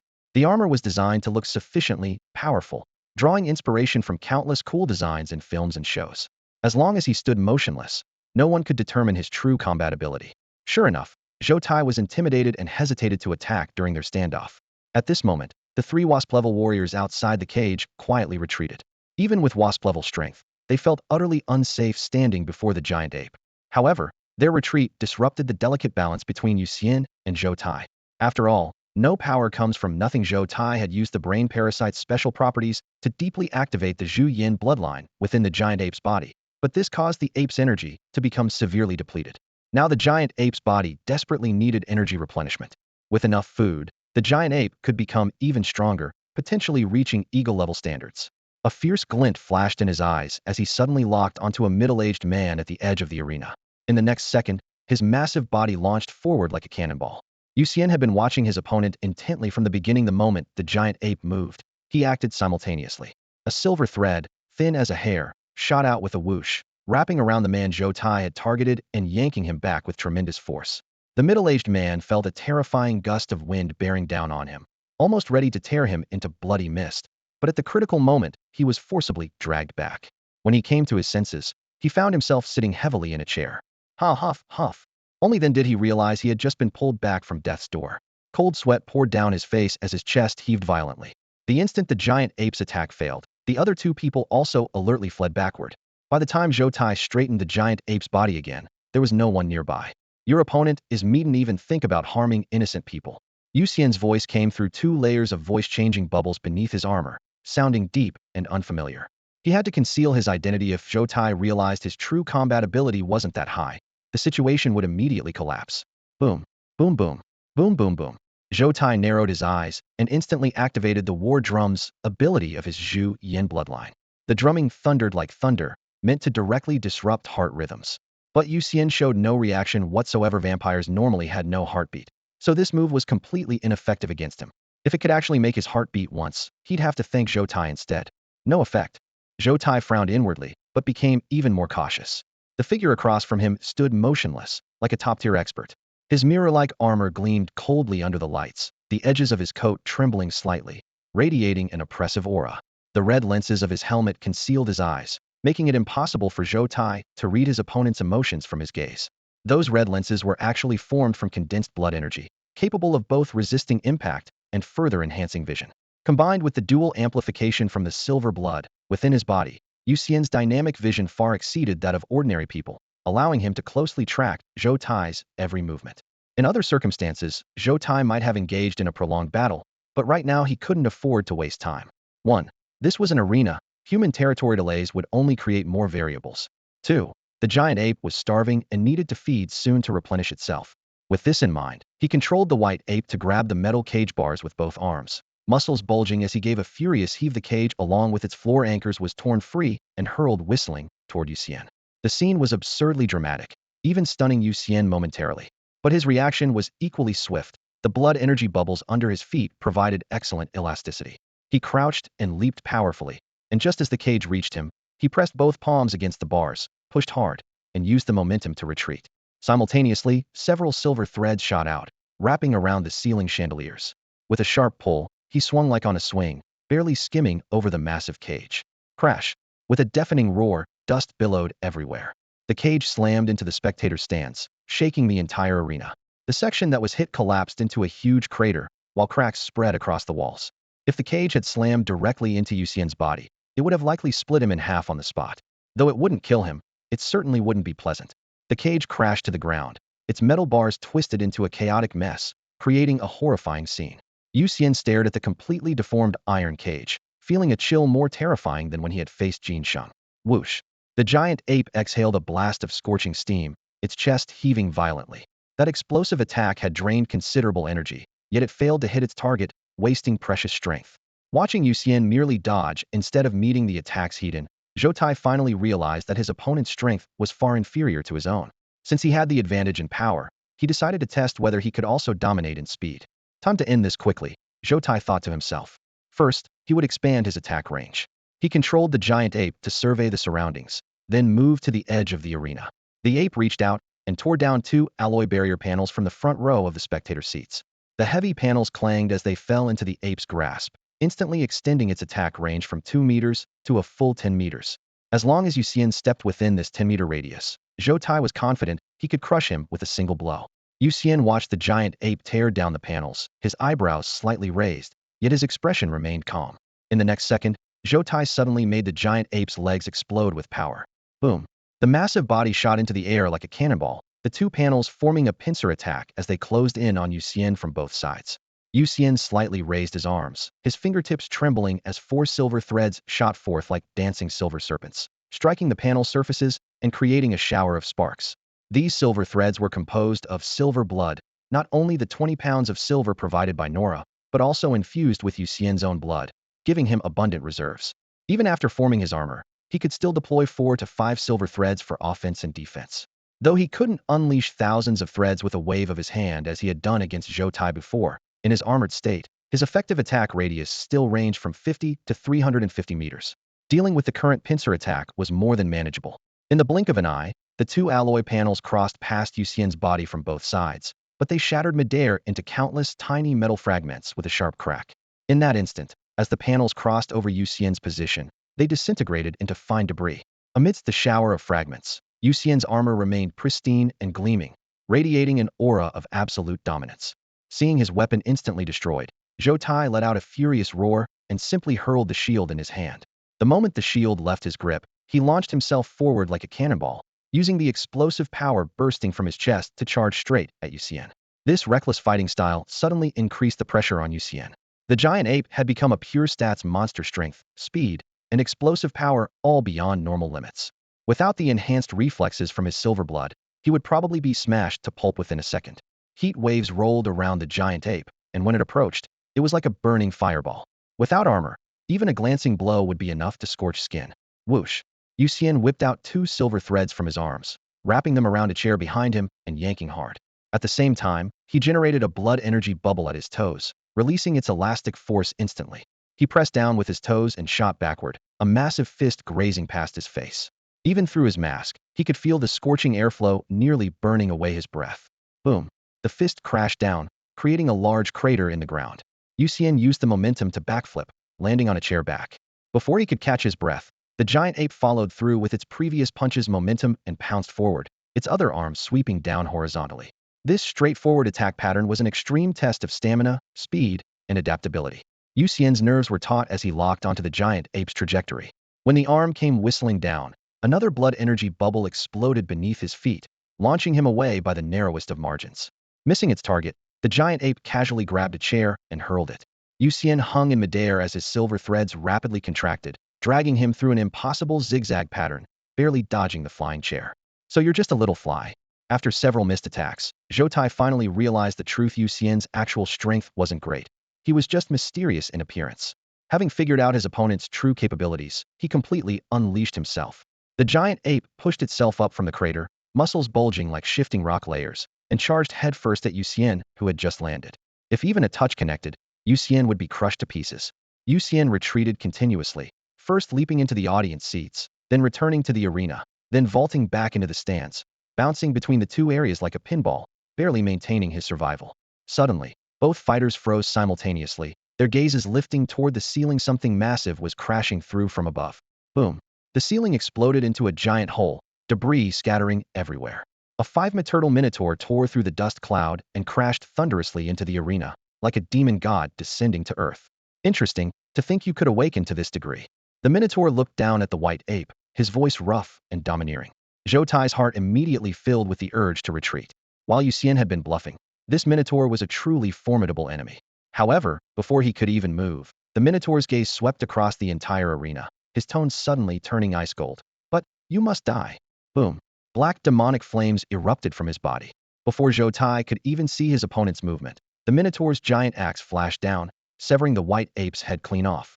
Zhou Tai's eyes widened in shock, completely unable to believe he would meet such a crude, helpless defeat. The axe blade then struck the ground, causing the entire arena to shake violently as countless cracks spread outward from the axe head. Hiss! Seeing this scene, Yu Xian couldn't help but suck in a sharp breath.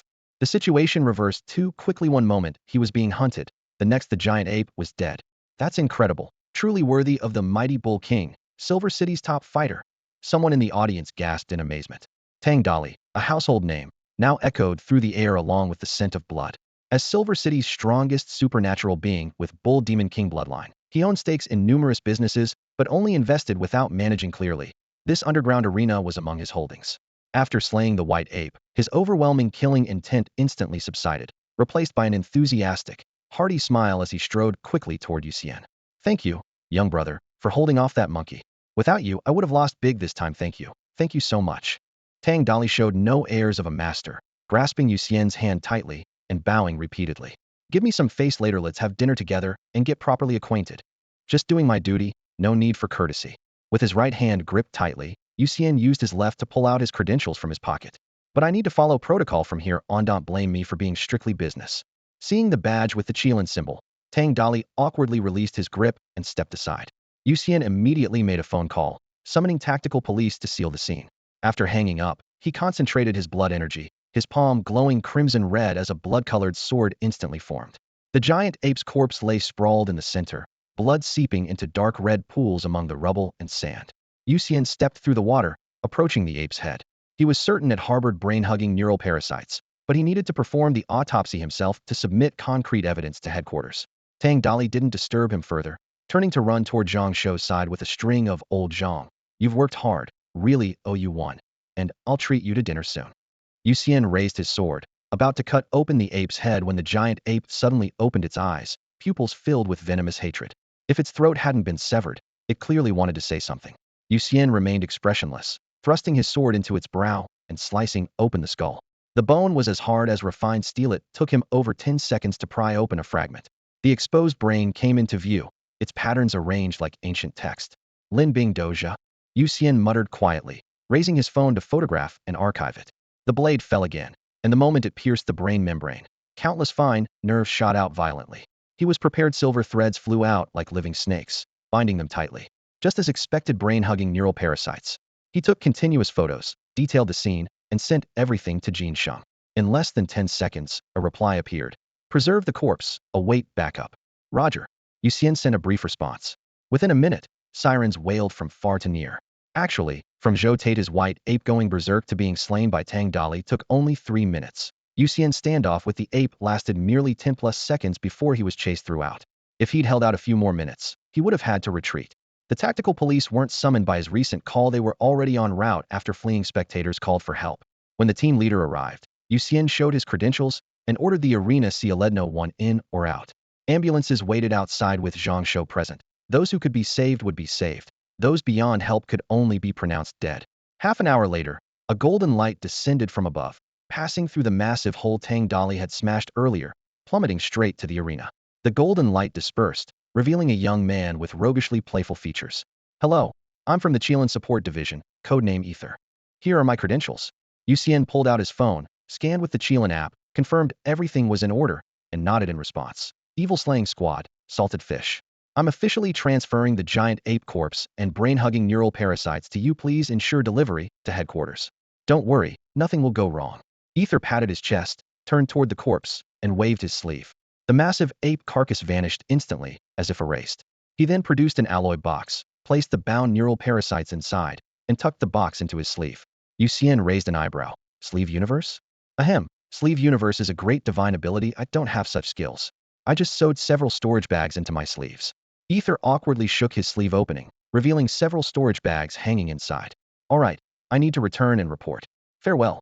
Before his words finished, golden radiance covered his entire body, again instantly shooting skyward, quickly disappearing through the large hole in the ceiling. Qilin headquarters. After Itai transported the giant ape and brain parasite corpses back, the research department worked through the night. The brightly lit laboratories buzzed with sounds of dissection, sectioning, and analysis. By dawn, thick research files were delivered to the desks of Qilin's top executives. Every department head's face darkened the moment they finished reading the reports. The aberrant insect crisis was urgent, and an emergency high-level meeting was immediately convened. While the meeting was underway, 1,000 miles away in the Eastern District Police Station of Silver City, the interrogation room was brightly lit. Yu Xian and Zhang Shou sat side by side, facing Tang Dali across the table. Name: Tang Dali.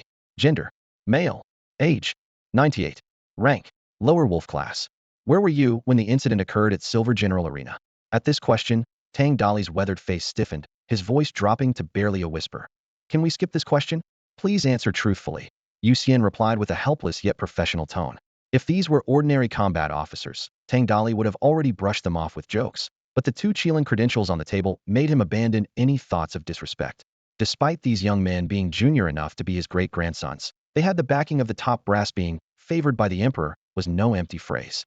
"I was getting a foot massage at Listening Rain Pavilion." Tang Dali scratched the back of his head with an embarrassed smile. Zhang Shou's eyes lit up, but Yu Xian's gentle elbow reminder made him quickly type the verbal record into the terminal. After a few simple questions, Yu Xian stood up. All right, we'll contact you if we need anything else. Thank you for your cooperation. In fact, Tang Dali wasn't the only one summoned. Arena shareholders, waitstaff, and security guards, none were spared, with subsequent accountability, fines, and compensation all in the pipeline. As they left the room, combat unit leader Zhang Kaichao approached them with repeated thanks. Ordinary combat officers truly couldn't handle powerhouses like Tang Dali. Having Qilin step in made the conversation smooth. Normally, Yu Xian and Zhang Shou wouldn't interfere in local affairs, but with aberrant insects involved, they decided to personally investigate while gathering first-hand intelligence. Half an hour later, the two obtained the latest hunting team report. Doghead Gold Mountain. That's quite far from Silver City. They had to go that far just to catch extraordinary creatures. Zhang Shou flipped through the report, raising an eyebrow. Zhang Kaichao explained. The military camp outside Silver City is responsible for clearing nearby threats, so the surrounding hills have been swept clean of everything but insect class and ant class small fry. For the arena to find worthy opponents, they had to venture into more distant mountains to try their luck. Yu Xian held the report thoughtfully. The aberrant insect was still near Doghead Gold Mountain last night. Even at top speed, it couldn't have gone far in one day. Wait, let me ask the captain if we can provide remote coverage of that area. He pulled out his phone and immediately sent the intelligence to Jin Sheng. Salted fish, the situation might be more complex than we thought. I'm sending you some data, first take a look yourself, Jin Sheng replied. After a moment, Yu Xian received the files Jin Sheng had sent over. Opening them, he discovered they were medical records. The data came from the cloud after the archives at Songshan Psychiatric Hospital were destroyed. Officials had retrieved all patient records from cloud storage, and what Jin Sheng had sent was Zhou Tai's complete file. The first page of the file noted, patient exhibits 8 distinct personalities.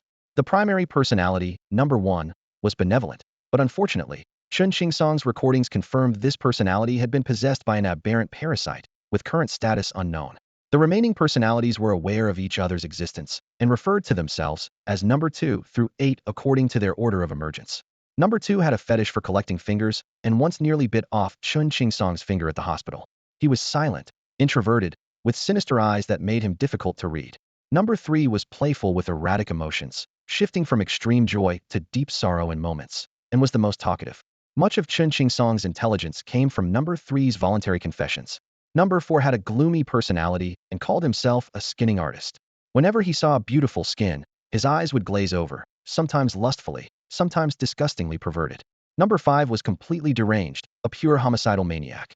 When he controlled Zhou Tai's body, his eyes filled with murderous intent, accompanied by strong self-harm impulses.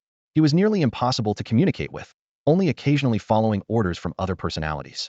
Numbers 6, 7, and 8 were born later, so Chen Qingsong's records were sparse, with their personalities and preferences unknown. Yu Xian closed his phone, his brow furrowed deeply.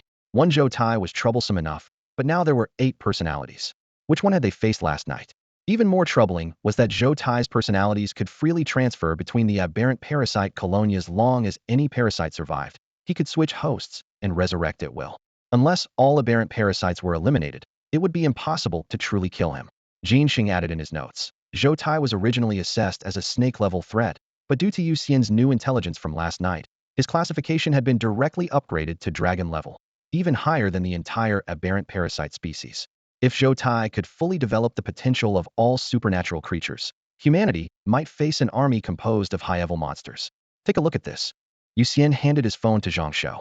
After reading, Zhang Shou's expression grew grave. In this situation, complete eradication is nearly impossible. Aberrant parasites can infest any living creature. If they get into cockroaches, rats, or other rapidly reproducing species, humans could never eliminate them all. Don't worry, the higher-ups have definitely taken notice, Yu Xian said with certainty. A dragon-level crisis Jilin headquarters won't just stand by. Soon there will be powerful operatives specifically deployed against Zhou Tai. We'll just have to wait and see. He privately speculated how many experts headquarters would dispatch, and whether this could be leveraged to eliminate all aberrant parasites in one fell swoop. After all, as long as the aberrant parasites weren't completely extinct, Zhou Tai definitely couldn't be killed for good. The next day, a military aircraft quietly landed at the barracks outside Silver City. As soon as the school bell rang, Yu Xian and Zhang Shou received an encrypted message from Jin Sheng. Without delay, they drove through 2 steel checkpoints and quickly arrived at the command building at the heart of the base. Captain. The moment they pushed open the door, both men saluted in unison. Only Jin Sheng was in the room. His uniform was perfectly pressed, and his shoulder insignia gleamed coldly under the lights.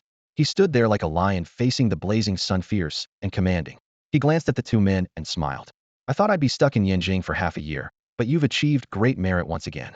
However, the witnesses this time have complicated backgrounds, so headquarters was worried about complications and immediately transferred me back to provide you with protection. Protection? Yu Xian asked curiously. Jin Sheng's smile faded as his expression turned serious. The struggle between nations in the supernatural realm never ceases. You made quite a spectacle the day before yesterday. Don't think wearing armor can hide your identity.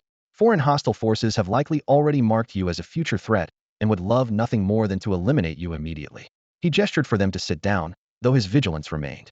The simplest method of infiltration is to grant ordinary people supernatural powers, then control them tightly through contracts or death curses.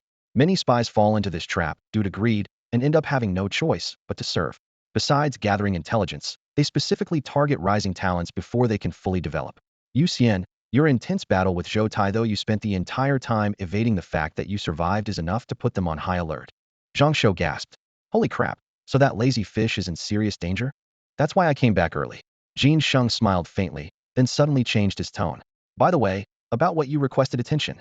Yu Xian and Zhang Shou immediately stood at attention, their chests thrust out. Jin Sheng opened a wooden box with intricate patterns and took out two dark-colored metal medals. Under the light, their engravings were as clear as dragon scales. He looked at Yu Xian and spoke solemnly. After review and evaluation by Qilin headquarters, Comrade Yu Xian played a crucial role in the Silver City incident, successfully disrupting the aberrant insect infiltration plan and making significant contributions during the aberrant insect uprising. You are hereby awarded the first-class merit medal in recognition of your outstanding service. The moment the medal was pinned to his chest, Yu Xian's eyes grew misty, and he immediately gave a perfect military salute. Jin Sheng raised his hand in return, their gazes firm and resolute. Next, Zhang Shou received his second-class merit medal. After the ceremony, both men were given storage rings. Opening the ring's space, Yu Xian was surprised to find exactly 100 pounds of silver neatly arranged inside. Jin Sheng looked away and spoke more quickly. Originally, we planned to hold the commendation ceremony when you arrived at headquarters, but the situation is urgent. The research department has confirmed that Zhou Tai has mastered the ability to activate supernatural creature bloodlines. We cannot give him any more time. Zhang Shou's eyes widened. Are you going to eliminate Zhou Tai yourself, Captain? No. Jin Sheng shook his head. This operation will be personally commanded by General Zhao Yi from headquarters. The 5 major military bases of Silver City, Rong City, Xiang City, Jiang City, and Flower City will establish a blockade covering 13,800 li, centered on Doghead Gold Mountain. Subsequently, the Demon Slaying Squad, Evil Crushing Squad, Sin Destroying Squad, and Monster Killing Squad will all assemble and enter the blockade zone from different directions to eliminate all aberrant insects and suspicious creatures. Yu Xian and Zhang Shou were both slightly startled after hearing TSIT was definitely a major operation. Jin Sheng raised his hand to signal, his voice low. All right, dead doctor, step out for a moment. I have something to discuss with salted fish. Zhang Shou paused, quickly grasping the meaning, shot Yu Xian an unreadable look, then quietly closed the door and left. The door clicked shut with a clack, leaving only 2 people in the room. Yu Xian raised an eyebrow. Captain, what can old Zhang hear? A flash of envy crossed Jin Sheng's eyes, though his tone carried a teasing note. I don't know if you're just incredibly lucky, but headquarters actually agreed to your request.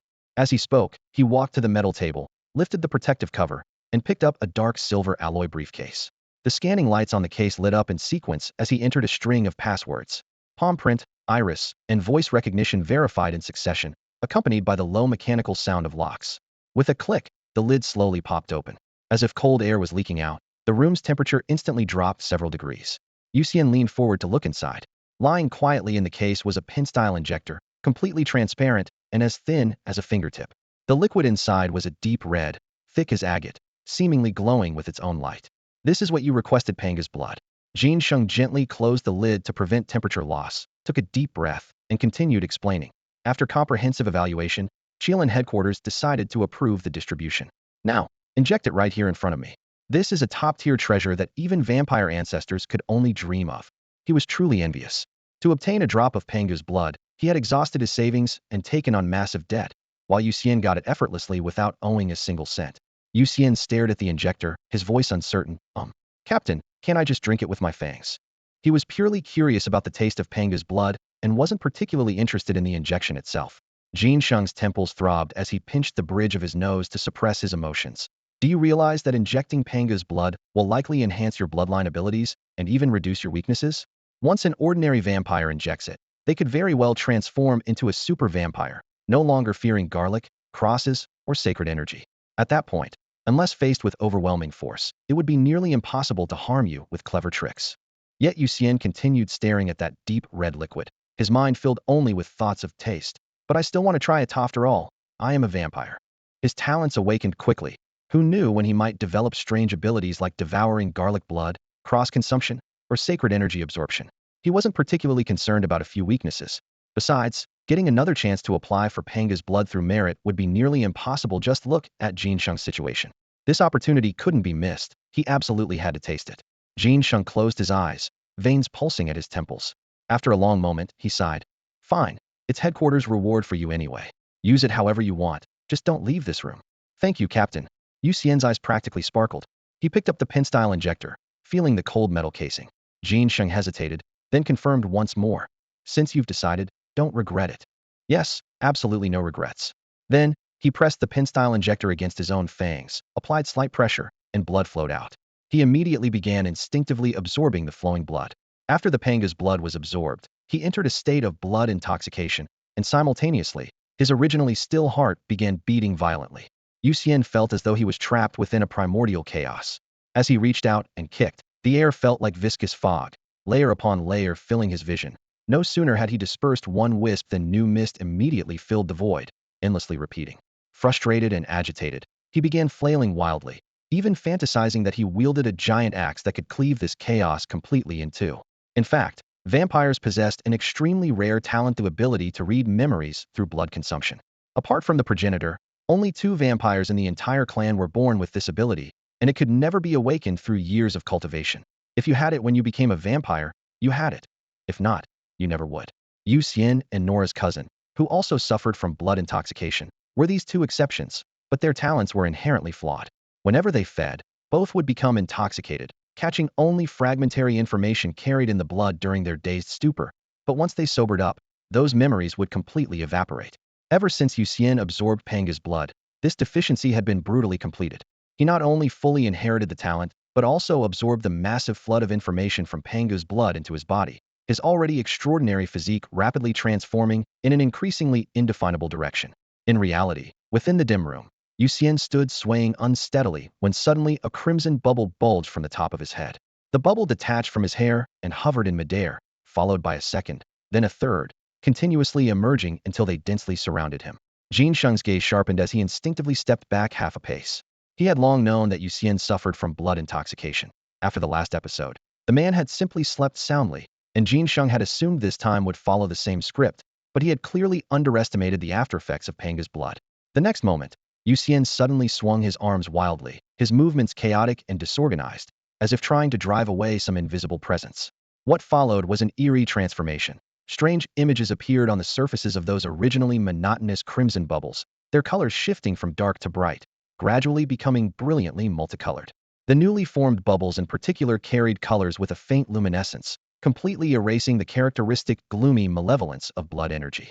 Suddenly, Yu Xian leaned backward, his entire body sinking into the largest bubble like someone falling into water. The membrane gently expanded as he turned over inside and fell into a deep sleep.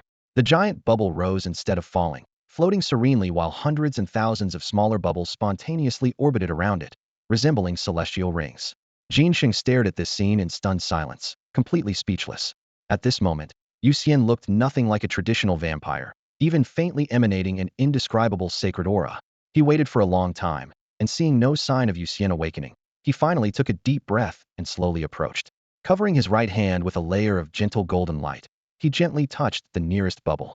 The expected sensation of glass, plastic, or gemstone did not appear. Instead, his fingertips felt something like the energy barrier used to isolate space after activating an array formation. Jin Sheng's expression shifted slightly as he gradually increased his power. The bubble remained completely motionless as his strength slowly climbed from insect level. At sparrow level, the membrane surface finally rippled slightly. Upon reaching snake level, the bubble showed obvious deformation. When he pushed his aura to eagle level, the membrane wall suddenly trembled violently, and with just a little more force, it would likely burst. He withdrew his hand without continuing the test. This ability has tremendous potential. If Yu Xian continues to grow stronger, this power might evolve into an extremely formidable group defensive capability. The room was filled with colorful bubbles that formed layers of light barriers, wrapping the sleeping Yu Xian completely. Jin Sheng stood by the bedside, his mind racing. What exactly had this kid experienced? If it was truly like being drunk, what kind of scenes did he witness in his drunken dream to manifest such an extraordinary ability? Unable to find answers, he gave up pondering and reached over to tuck the blanket around Yu Xian, sighing softly. Forget it. Let him sleep. He then shook his head and turned to leave.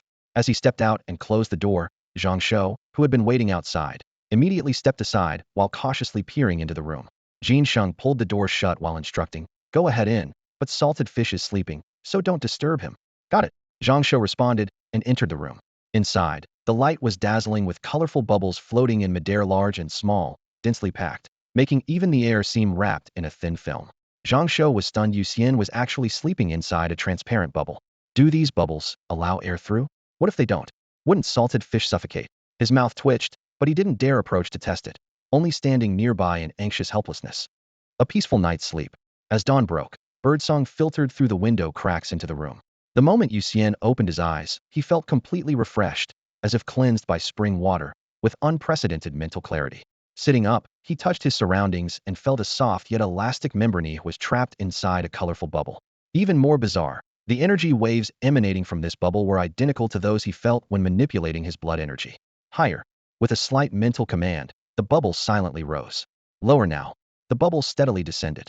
Yu Xian's playful side emerged as he made the bubble drift back and forth between the ceiling and floor, even circling around the roof beams a few times. After familiarizing himself with the controls, he landed back on the ground, nimbly slipped out of the bubble, and with a gesture, all the floating bubbles transformed into tiny points of light that flowed back into his body through his arm. Raising his right hand, a strand of golden energy burst from his fingertip like a delicate electric arc, instantly splitting into countless tiny bubbles that arranged themselves in a spiral formation in midair, rotating quietly. His blood energy had changed. Within that golden energy was a distinct sense of spatial awareness. Yu Xian frequently browsed the Qilin app and had accumulated some knowledge about supernatural phenomena, while Jin Sheng needed physical contact to determine the bubble's properties. As their master, Yu Xian could see through them with mere thought. These bubbles didn't rely on buoyancy, but were precisely anchored to fixed spatial coordinates.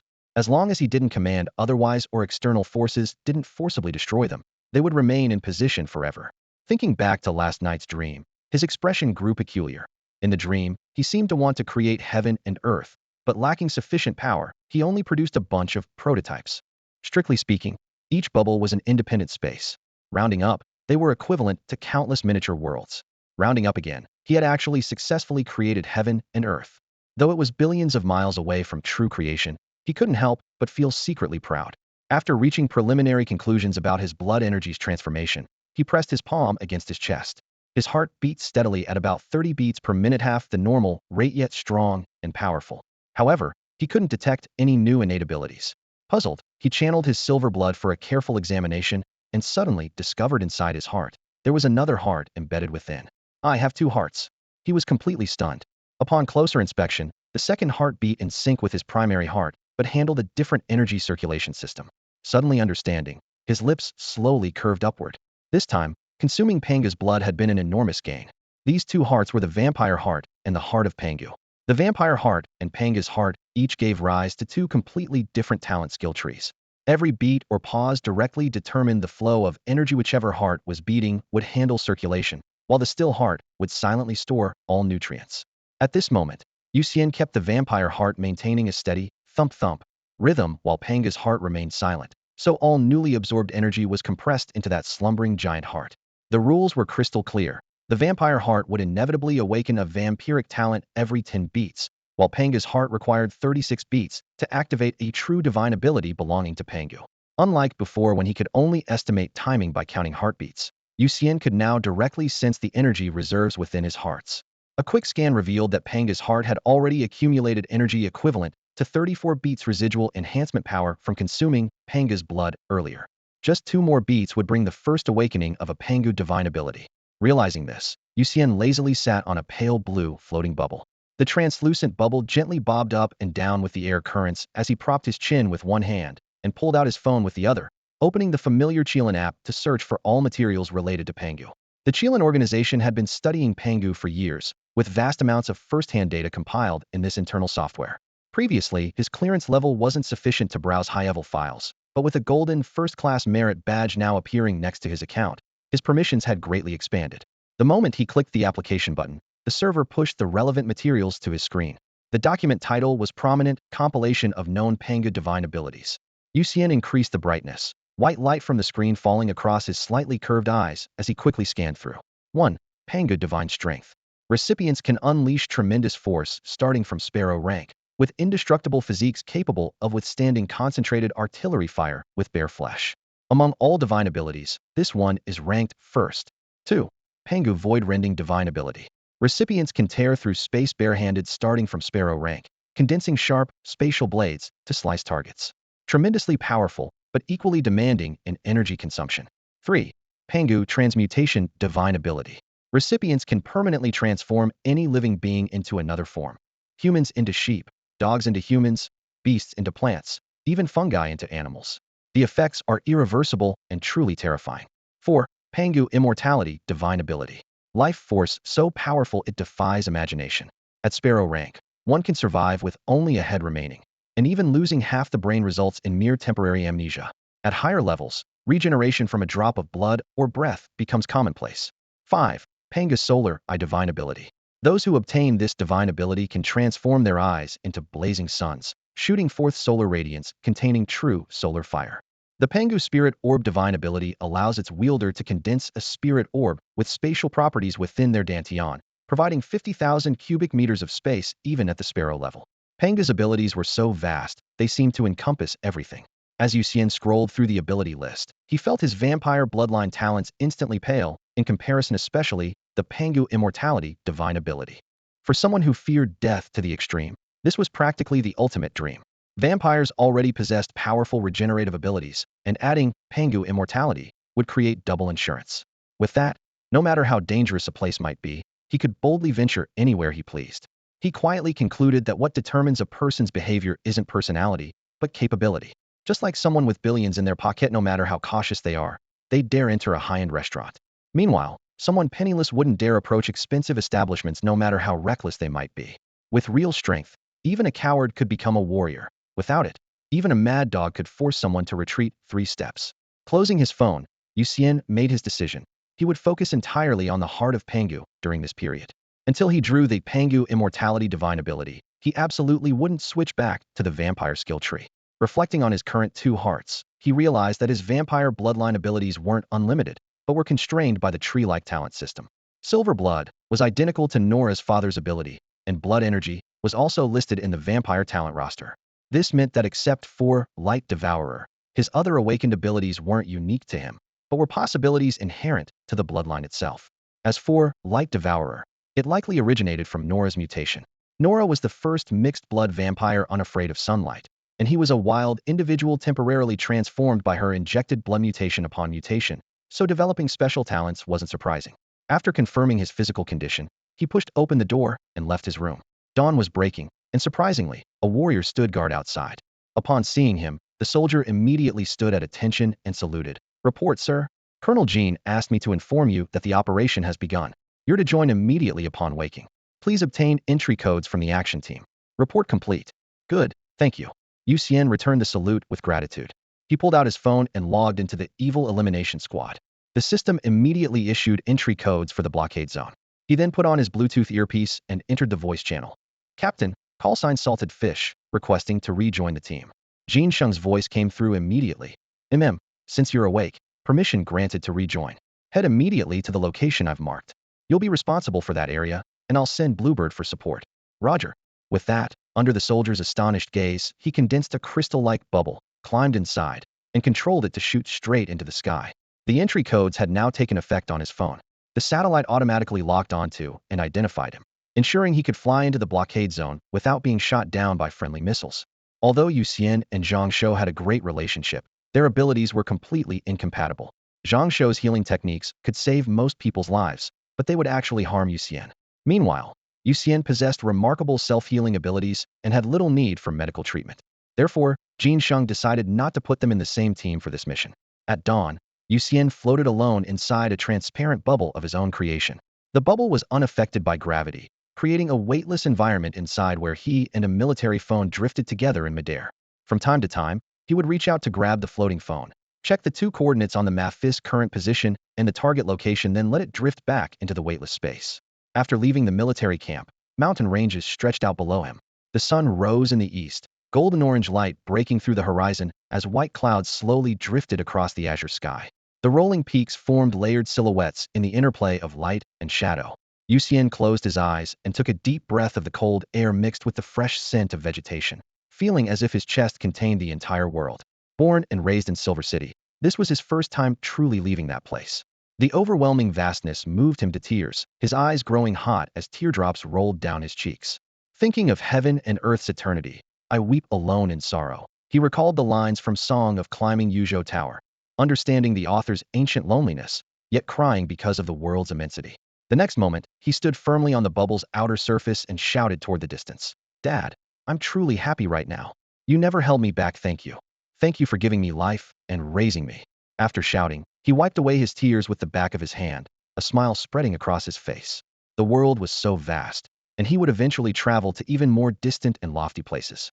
Just then, a small blue bird gracefully landed on top of the bubble and spoke in a clear female voice. I'm Qing Miao. Did I come at a bad time? No, you came at just the right time. Yu Xian openly admitted he'd been a bit poetic, but felt no embarrassment whatsoever. He was happy to share this moment of joy with a companion. The bubble quickly descended, bouncing slightly when it touched the ground. Yu Xian stepped out of the bubble onto the pine needle-covered earth and turned with a smile. Hello, I'm Xian Yu, a vampire. Please take care of me. The small bird spread its wings and landed, its form twisting before transforming into a woman dressed in green military uniform, who gave a crisp salute. Hello, I'm Qing Miao, a superhuman. Please take care of me. The two pulled out their phones, scanned each other's ID codes for confirmation, then shook hands and walked forward side by side. They weren't far from the coordinates Jin Sheng had given them. My ability is to transform into a bluebird, capable of reaching 10 times the speed of sound, roughly the same as a cruise missile. In bluebird form, my defensive capabilities are significantly enhanced. You can probably imagine how I fight, Bluebird introduced herself. Yu Xian nodded, immediately visualizing the azure giant bird streaking like a bullet, piercing through enemy lines in rapid succession. He continued, currently, I should be at the upper sparrow rank or lower snake rank, with strength around 10 tons. I can heal most injuries within minutes. I can also create silver threads both for cutting targets and weaving into protective armor. Plus, I have a mutated blood ability that generates bubbles with spatial properties. Bluebird, who had been listening with a calm expression, grew increasingly bewildered. By the end, she was staring wide-eyed. Salted fish, you're not joking, are you? We're on a mission. Do you think I'd joke with you? Yu Xian countered. After a moment's contemplation, Bluebird could only nod. All right, continue. When Yu Xian finished describing all his abilities, Bluebird had only one thought left: where did this monster come from?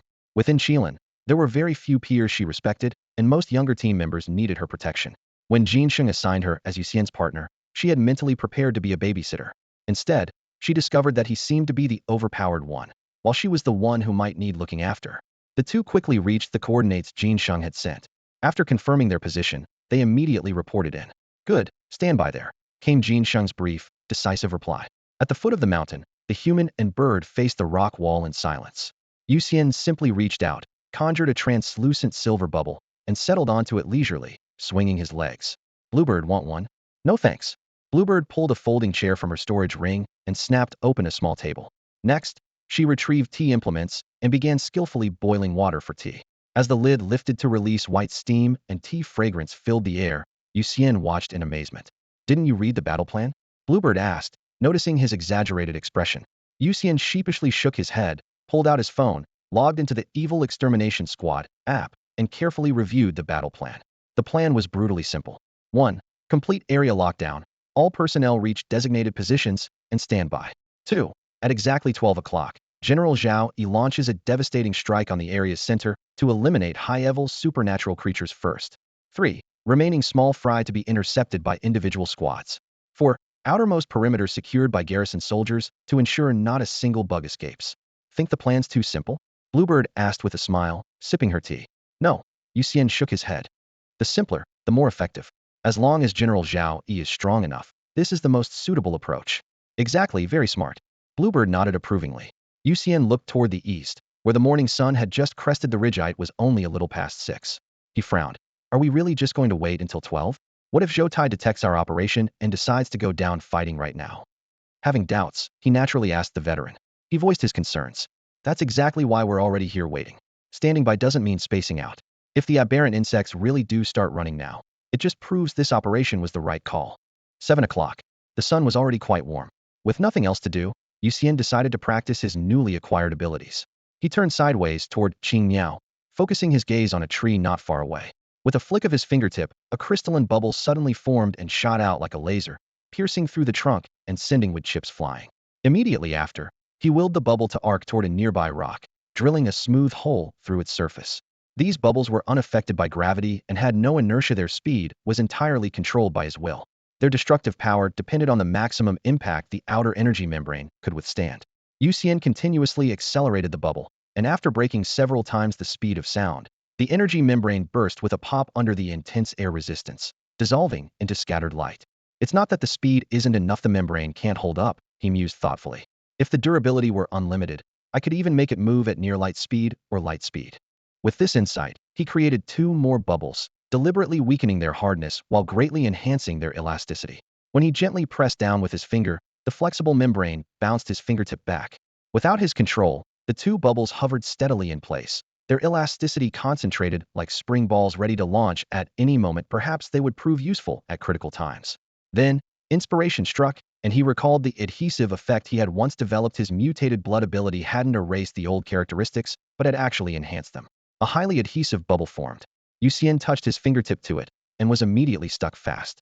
Despite gritting his teeth and using all his strength, he couldn't pull free. Unless he severed his finger, his entire body would remain fixed to the bubble. The solution was simply just needed enough force to shatter the bubble. But such force would require at least eagle-level strength or higher. If he prepared several bubbles to trap an opponent's pressure points, even an eagle-level warrior would be immobilized. A bird suddenly landed on a branch above, watching them curiously. Yu Xian smiled and guided a bubble in an arc to stick to the bird's back, then drew it back to his palm like a kite. Looking at the frantically struggling creature, he frowned and asked, Qing Miao, if the aberrant insects have already parasitized birds, is what we're doing still meaningful? Trust headquarters, Qing Miao replied casually. The think tank must have considered every scenario. If they decided to proceed this way, there's a reason. Yu Xian nodded and released the bubble into the distance. I understand. It's just my first time participating in a major operation, so I'm a bit nervous. With that, he continued training, making bubbles spin at high speed and attempting to change their shape from spherical to conical or linear. The sun climbed higher, waves of heat rolling down. Qing Miao simply opened a parasol and stood leisurely in the shade, watching Yu Xian work under the blazing sun. Salted fish. Are you really a vampire? She asked, unable to resist as she watched him remain energetic under the scorching sunlight. Yu Xian nodded. Of course. Do you drink blood? The bluebird asked. Yu Xian nodded. Of course I drink blood. I had some just yesterday. Panga's blood is still blood, and since I drank it, there's no point denying it. As he spoke, he recalled that heavy, viscous, bitter taste, and a wave of disgust rose in his heart. Panga's memories were too painful. He even wondered if that giant god who created heaven and earth was still endlessly repeating that cosmic dream in the primordial chaos. Suddenly, he remembered the silver he had stored in his spatial ring. Yu Xian reached out and produced a thumb-sized silver ingot, then opened his mouth in front of the blue bird and sucked it in like drinking soy milk. The blue bird stared at this operation, her feelings mixed. What kind of ridiculous vampire was this? Sunbathing and eating metal. The whole scene was so bizarre. She blinked and suddenly changed the subject. By the way, how old are you? 17. Yu Xian answered straightforwardly. What about you? I'm 24. The blue bird paused slightly, then pressed further. Legend says that after the first embrace, a vampire's body freezes at that moment. Doesn't that mean you'll be 17 forever? Yu Xian smiled and nodded. Exactly. No matter how many years pass, no matter who asks, I'll always be 17. The blue bird squinted suspiciously. Was the age he just gave real or fake? But Yu Xian was struck by another thought, his expression suddenly stiffening. He looked at the bluebird. Natural-born vampires do grow up, right? The bluebird nodded. Indeed. Though our fertility is low, there are vampires born naturally. Babies can't stay babies forever. They usually stop growing at a certain age. Hearing this, Yu Xian immediately pictured an awkward scene. Him maintaining his current appearance while Nora grew into a tall, mature young woman. The two of them standing together would look like siblings, or even mother and son. What would Nora be like when she grew up? Would she still be so innocent? Just as his thoughts were racing, Panga's heart in his chest suddenly gave a heavy thump, as if reminding him not to get distracted. Yu Xian pressed his hand to his chest, secretly anticipating. Tomorrow, he would awaken his first divine ability from Pangu. Hopefully he'd hit the jackpot and get the immortality divine ability. Even if not that, the divine strength ability would work. At worst, the space rending ability would be acceptable. Deep in the mountains, in a dark cave, several of Zhou Tai's personalities controlled different bodies sitting in a circle, the atmosphere heavy. It seems we're surrounded, the second Zhou Tai said in a low voice. The third Zhou Tai was unusually serious. This time we're in big trouble. They've probably figured out our weakness. Number 5 suddenly stood up, blood energy swirling. Then let's kill them all. Leave none alive. Calm down. The second one frowned. The priority is getting the main body out. As long as the main body doesn't die, we don't die. They all knew the truth, though the boss had already been replaced by the aberrant worm. They originally stemmed from the boss's diseased psyche, and their true foundation was still that aberrant worm. If the worm body was killed, all their personalities would perish with it. They had never mentioned this enormous weakness to Qinqing Song, much less revealed it to outsiders. Yet this time, the humans seemed to know everything. None of Zhou Tai's personalities could understand how the humans had discovered this. Ding! Suddenly, a golden metallic orb dropped out of thin air in the cave. Zhou Tai number 2 sprang to his feet, instinctively spreading his arms defensively in front of him. The other Zhou Tai personalities immediately formed a semicircle, protecting the main body at the center. The orb rolled once on the stone floor, and countless delicate golden threads suddenly appeared on its surface. Accompanied by soft, clicking sounds, the golden threads bloomed layer by layer, dismantling the orb into a brilliant golden lotus. In the next second, crisscrossing golden threads shot out from the lotus's center, instantly carving the entire cave into a dense grid pattern, each square flashing with cold golden light, resembling both a cage and a chessboard. Good morning, gentlemen. A gentle male voice suddenly spoke near Zhou Tai number 2's ear. A blonde foreign youth had appeared at some point, casually resting one hand on number 2's shoulder, his posture relaxed, yet commanding absolute respect. Zhou Tai number 2 took a deep breath, forcibly suppressing his wariness. You're not with the authorities, are you? If you see some value in us, please speak plainly. We're happy to cooperate. I enjoy conversing with intelligent people. The youth smiled, his gaze sweeping over the golden threads filling the cave. Abe no Simai's golden lotus barrier can only last 5 minutes, so I'll be brief. I am the 12th seat of the ancient sage society, Plato. Our goal is to become true deities, not false gods in name only. So, are you interested in joining us? Zhou Tai number 2 smiled readily. Of course we're interested. Between life and death, the choice isn't difficult. Excellent, then come with me. Plato patted number 2's shoulder lightly, his mood cheerful. Zhou Tai number 3 bounced forward a couple of steps, grinning as he positioned himself between the two. Wait a moment. Number 2 can go with you, but the rest of us need to stay. This game has just begun. I see. Plato nodded, reaching into the void and producing a golden chalice in his fingers. In that case, let me give you a little assistance. China's Pangu, Nuwa, the river chart, and Luo script, and the primordial 8 trigrams are all targets of our ancient sage society. If you can cause them some trouble, that would be quite entertaining. He swirled the cup, and the crimson liquid within cast a dim red glow against the walls. This is called cursed blood of death. Anyone who willingly drinks it will gain terrifyingly powerful demonic abilities. The price is that their lifespan will be compressed to just 1 day. The good news, it only erodes the flesh, leaving the soul and consciousness completely unharmed.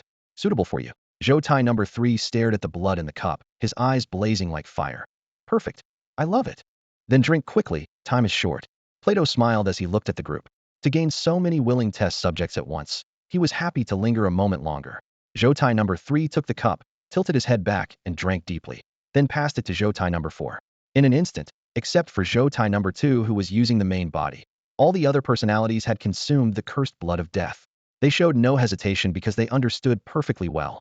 If Plato could find them, killing them would be effortless. Conversely, without borrowing this power, they would likely face doom anyway, and what was to come there was no need to create unnecessary complications. Crack. The body that Zhou Tai number 3 was currently using was a parasitic aberrant insect inhabiting a middle-aged driver's corpse. Now the insect tore through the skin, its countless tentacles writhing frantically, rapidly reshaping within the flesh and blood to form a vague humanoid shape. Massive red beams blazed between the tentacles, then all the appendages fused into one. Demonic horns erupted from its head as countless chitinous scales covered its entire body, transforming it into a towering demon general. The cave reeked of blood mixed with scorching air, as if even the stone walls trembled slightly. Zhou Tai number 3 lowered his head and clenched his fists, knuckles cracking with dull pops, as he could clearly feel every inch of muscle in his body frantically absorbing energy. This feeling is incredible. My strength, my speed, and it's unbelievable. I never knew this world had such layers of depth. He raised his head, his eye sockets now completely crimson without pupils, yet capable of capturing far more complex patterns of light and shadow. He could see every detail of water droplets seeping through rock crevices, each drop displaying subtle prismatic refractions as it fell. Plato stood several meters away, his gaze calm and appreciative. It seems you've gained quite impressive abilities. In Zhoutai number three's vision, a blurred purgatory materialized behind Plato. Mountains of blades, seas of fire, iron chains, and countless tormented souls wailing and struggling. Zhoutai split his mouth full of razor-sharp teeth into a sneer. Indeed, quite impressive abilities. Too bad, it only lasts one day. I will continue perfecting the blood of death's curse. In the future, it may last far longer than a single day. Stay tuned. Plato maintained his smile, seemingly oblivious to the hellish visions. The other Zhoutais also completed their transformations at this moment. One became lean, yet possessed shadow-like speed. Another's body became half-mechanized with crackling electrical arcs, while yet another sprouted transparent wings and hovered in midair. Each took different forms with varying strengths, but all had awakened unique powers. Plato glanced at the hands on his wristwatch and snapped the metal case shut. Time's almost up. One drop of blood, and we should go. He bent down to pick up the metal lotus from the ground and gestured to Zhoutai number 2. Zhoutai number 2 nodded, surveyed his companions, then walked over. A crimson drop of blood fell onto the lotus's center and was instantly absorbed by the metal patterns. Plato gently placed the lotus back on the ground with a casual reminder. It will serve as his substitute for the Chinese government's river chart and Luo script to lock onto. If you don't want to die too quickly, I'd suggest keeping your distance. As his words faded, he grasped Zhoutai number 2's arm and stepped forward into the void. Only a circle of fine ripples remained in the cave. From Zhoutai number 2's perspective, the next instant felt like breaking through a thin membrane. The pungent smell of blood was replaced by fresh air. Sunlight filled the sky, and beneath their feet stretched an endless sea of flowers in alternating pale purple and golden yellow. In the distance, dozens of thumb-sized sprites trailing points of light spun through the air, producing silver bell-like laughter. Mr. Plato, are all members of the ancient sage society as powerful as you? Zhoutai number 2 couldn't help but ask. Naturally, some are stronger, others weaker, Plato said, gently caressing a floating crystal petal. 15 are stronger than me, while others are either comparable to my level or slightly inferior. Then what exactly does the ancient sage society see in us? Zhoutai number 2 pressed. Actually, you entered the ancient sage society's sight the moment you first appeared, Plato replied. But at that time, you lacked sufficient invitation value. As the ancient Eastern nation often says, fortune and misfortune are intertwined. That performance at Silver General Arena was spectacular and showed us your potential. So, here I am. Zhoutai number 2 nodded silently. The ancient sage society clearly valued their ability to deeply activate supernatural creature bloodlines. Once activated, they could use blood to mass-produce monsters of equivalent level. He wasn't afraid of being used. He was more worried about himself and his companions having no utility value that would turn them directly into lab rats on an experiment table. Having value meant they could at least be considered one of their own. Meanwhile, back in the cave, through Zhoutai number 3's blood-red vision, Plato and Zhoutai number 2 seemed to be walking away through purgatory. Black flames burned all around, blade mountains rose from the ground, and charred stench rolled through the air. Twisted corpses crawled everywhere, struggling in the lava. A woman with a face burned beyond recognition by flames lunged at Zhoutai number 2's feet, only to have her arm severed by a suddenly appearing blade, sending her tumbling into the lava with agonized screams. Plato, so that's your republic? Interesting, so entertaining, huh? Zhoutai number 3 watched the two disappear, his chest rumbling with beast-like coarse laughter. This world was truly too entertaining. Was nowhere near done playing. 11:50 a.m. Yu Xian and Qingniao sat side by side inside a translucent energy bubble, gazing across the vast distance at the emerald mountains ahead. 10 minutes remained before the operation would begin, and both were fully prepared, waiting only for General Zhao Yi to raise the curtain on battle. Qingniao, what exactly is General Zhao's ability? Yu Xian couldn't suppress his curiosity any longer. I'm not sure. Qingniao shook her head. The abilities of dragon level and higher officials are classified. Even if someone knew, they couldn't say. Halfway through her words, she suddenly recalled an old story, and her lips curved upward. Years ago, the island nation's supernatural warriors loved to show off during battles, even thoughtfully explaining their abilities' principles to their opponents. Later, other countries used that intelligence to develop specific countermeasures, and a whole bunch of them died. That's when they finally learned their lesson and stopped carelessly leaking secrets. Yu Xian's expression grew peculiar as he listened, and he couldn't help but chuckle. As the two conversed, the clock hand jumped to 12 o'clock sharp. The next second, both simultaneously sensed a figure appearing above them. The person stood in the higher heavens, not particularly imposing in build, yet radiating an indescribable aura of authority. It's finally beginning. Qing Yao gazed up at the figure and whispered, "That's General Zhao?" Yu Xian looked up to confirm. "Yes. Watch carefully, what comes next isn't something you see every day." Qing Yao spoke with gravity. High above, Zhao Yi stood steadily on an atom, overlooking the mountains. His supernatural ability was called Reference Point of Microscopic and Macroscopic. With this power, he could make infinitesimal objects carry the properties of enormity, and make massive things possess the characteristics of minuteness, not simple enlargement or reduction, but forcibly implanting relative scale. A meteor. The words fell like a whisper as he flicked a floating speck of dust with his finger. The dust plummeted toward Earth, trailing a dim tail of flame. The instant the dust touched ground, the entire world seemed to have its mute button pressed. Then the Earth collapsed in layers, blinding white light devoured everything, and terrifying shockwaves swept out violently, as if a meteor had struck the planet. The nearby mountains instantly turned to ash and smoke. Birds and beasts vaporized in the intense heat, leaving only dark silhouettes. A mushroom cloud slowly rose. After the brilliant flash, fierce winds rushed toward the distant observation point, causing even the energy bubble's outer membrane to ripple with fine waves. Bear in mind, this location was extremely far from the battlefield. The only reason they could see Zhao Yi was because their vision was absurdly enhanced. Even though Yu Xian had mentally prepared himself, he was still struck speechless by the scene before him. Hadn't seen Zhao Yi's attack at all, could only judge from the surface collapse that something massive had struck, yet nothing was visible within his field of vision. What exactly was that ability? Yu Xian was absolutely certain that facing an ability whose attack trajectory he couldn't even perceive, there was no way to counter it except relying on defensive capabilities to tank the hits. Zhao Yi's figure flickered in and out of view in the sky above, while terrifying shockwaves continuously rolled across the mountains, leaving scorched earth and rubble carved into a wide ravine. A chill ran through his heart. Against such a powerful opponent, he had no chance of victory.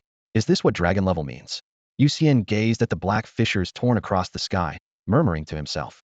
Qing Yao snapped back to her senses and shook her head in correction. No, General Zhao Yi wasn't using his full strength. This is our homeland. After all, doesn't want to cause too much destruction. How do you know? Yu Xian asked curiously. Qing Yao smiled slightly. Classified information. She glanced down at the mountain ranges below. All right, we should get to work too. At the foot of the mountain, the forest sea churned like oil in a heated wok. Wild boars, leopards, wolves, venomous snakes, tigers, squirrels, deer herds, pheasants, wild buffalo, and mice, predators and prey mixed together, desperately fleeing toward the mountain's edge. Zhao Yi's strike zone hadn't reached that area, so they'd escaped with their lives, but the terror drove them to flee on pure instinct. However, the leave no survivors order for this operation meant they were still doomed to die. Let me handle this, I have a little idea. Yu Xian looked at the beast tide cresting over the mountain ridge and spoke to Qing Yao. He extended his wrist, his fingertip piercing through his personal barrier, and streams of iridescent bubbles instantly spilled out. The halos gleamed like shattered glass in the sunlight, dreamlike, yet deadly. Within moments, countless bubbles floated in midair before he pressed them all down toward the ground. Before the herd could react, the front row toppled sideways in unison, crashing heavily to the ground, only to be trampled into pulp by their companions behind them. Yu Xian had pinned the vast majority of bubbles along the beast's inevitable path like a steel cable stretched across a highway that riders couldn't break in time to avoid. Beneath their fragile-looking exterior lay an indestructible spatial membrane. Any collision meant certain death. A few smaller animals still managed to slip under the bubbles. Yu Xian controlled one bubble, transforming it into a streak of light that wove between the mice. Venomous snakes and squirrels instantly had pencil-tip-sized holes pierced through their bodies, collapsing and convulsing as if shot by invisible bullets. Salted fish, your ability? It's terrifying. Qing Yao looked down at the hundreds of wild beasts that had fallen in just a few seconds, unable to suppress her amazement. She mentally rehearsed scenarios of fighting Yu Xian herself, only to despairingly realize that even using every trick at her disposal, she couldn't win. The spatial bubbles were enough to make Yu Xian invincible. Without reaching eagle level, unless one possessed top-tier abilities like Panga's divine strength, fighting him would be suicide. Yu Xian looked toward the massive crater Zhao Yi had created in the distance and waved his hand modestly. It's nothing special compared to General Zhao Yi. Qing Yao rolled her eyes, feeling like he was just showing off. Before he'd finished speaking, a muffled thunderclap suddenly erupted from the mountainside, and both turned their heads simultaneously. Qing Yao's superior vision immediately locked onto the Targeta massive, menacing monster with crimson skin was swinging giant fists, chasing two team members and pummeling wildly. Those two weren't members of the demon-slaying squad. They must be from another team. Before the two could decide whether to provide support, one of the young men in the distance had his arm severed by the monster's razor-sharp claws. Blood gushed instantly as his agonized screams pierced the battlefield. This is bad. You stay here, I'm going to help. Qingyao's expression darkened as she barked at Yu Xian. Before her words had fully left her lips, she transformed into a streak of emerald light, shooting skyward from within the bubble. Number 5, Zhou Tai, after consuming the blood of death's curse, saw his body swell massively, bone blades protruding coldly all over his form, resembling a war machine designed solely for slaughter. Is this all you've got? So weak, yet you dare throw your lives away? Who gave you such courage? He roared as he pursued a young man attempting to dodge, his massive jaws opening wide, intending to bite down from above and crush his opponent's skull in one bite. Boom. In a flash, a bluebird swooped in at lightning speed, its beak striking Zhou Tai's cheek with tremendous force, creating a deafening sonic boom. Ripples spread across Zhou Tai's facial muscles, but his defense held firm only paused briefly, the murderous gleam in his eyes growing even fiercer. The next second, he grabbed the young man's shoulder and hurled him like a weapon toward the bluebird. The bluebird had originally planned to pierce through Zhou Tai's skull in one strike, but his bones proved harder than steel. Using the recoil, she traced a curved arc, attempting to circle around for another attack. However, her opponent moved with incredible speed. She had barely flown 5 meters when the thrown young man crashed hard into her back. Her maximum speed of 10 times the speed of sound plummeted after the impact, and returning would require reacceleration. Now her form faltered even more. All of you die. Zhou Tai roared furiously, his legs cracking the ground as he shot forward like a cannonball, bone-white blades crossing as they slashed downward, clearly intending to cleave both the young man and the bluebird into pieces. It's over. The cold gleam of the bone blades reflected in the bluebird's pupils as her heart sank. Her opponent was cunning beneath his brutality, trapping her in a desperate situation with a single move. In the split second of crisis, 2 crystalline bubbles swept over Zhou Tai's head, perfectly encasing the bluebird and the severely injured young man. The bone blade struck the bubble's outer wall, creating only ripples across its surface. By the time he tried to pursue, the bubbles had already shot skyward, leaving the flightless Zhou Tai to roar helplessly at the sky. We're saved. The bluebird returned to human form within the bubble, gazing down at the monster below as she exhaled deeply. For that instant, she truly believed she was doomed. Zhou Tai's combat power was approaching upper snake level, far beyond what she could handle. Qingyao, are you both alright? In the air, Yu Xian glided over in another bubble, inquiring with concern through the light membrane. Qingyao shook her head. We're fine, thank you. Otherwise, this time, we're all comrades, skip the formalities. Next, I'll take him on. Yu Xian interrupted her, his gaze falling to the ground below. On the ground, number 5 Zhou Tai roared as he turned around, preparing to hunt down other team members, only to discover that the young man whose arm had been severed earlier had also been rescued. HHHHH, who is it? Who is it? Come out. He roared in fury, then was suddenly struck by an unexpected bubble that sent his entire body crashing into the rocky mountainside. The bubbles hammered down like demolition sledgehammers, each impact accompanied by sharp sonic booms. Yu Xian hovered in midair, his fingertips moving gracefully as massive bubbles traced arcs through the sky before slamming into Zhou Tai number 5 again. The rock face shattered, sending debris flying as the surface was gouged with craters 3 to 4 meters deep. Yet that body, seemingly cast from metal, still held firm without collapsing. Not enough, Yu Xian muttered under his breath, conjuring a second bubble. The 2 bubbles formed a formation, attacking from left and right in alternating strikes. Amid the thunderous roar, Zhou Tai number 5's bone blades snapped one after another, his hardened shell warping and deforming under the relentless pounding. Even steel would crack under such continuous assault, let alone flesh and blood. After several minutes, Zhou Tai number 5's bones were completely displaced, his form no longer resembling anything human, yet he still struggled on through sheer stubborn instinct. Yu Xian approached slowly, his expression emotionless as he spoke. Which number Zhou Tai are you? Kill you. I'll kill you. Zhou Tai number 5 rasped hoarsely, his voice sounding like air squeezed from a broken bellows. I see. So you're Zhou Tai number 5. Yu Xian nodded, manipulating the bubbles to wrap around his opponent layer by layer, like a transparent prison sealing every gap. Only after confirming his enemy was completely incapacitated did he turn to leave. The next second, he suddenly stopped. While Zhou Tai number 5 wasn't particularly strong for him, to others, he was already monster level.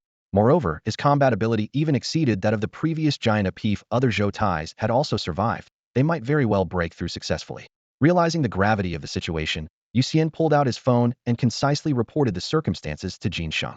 Jin Sheng immediately adjusted tactics, ordering Bluebird to patrol the surrounding airspace and alert all nearby teams the moment any Zhou Tai was spotted, hoping everyone could provide support where possible. At this moment, Both Yu Xian and Jin Sheng assumed Zhou Tai's mutation stemmed from their mastery of excavating supernatural creature bloodlines technology, leading to unknown variables.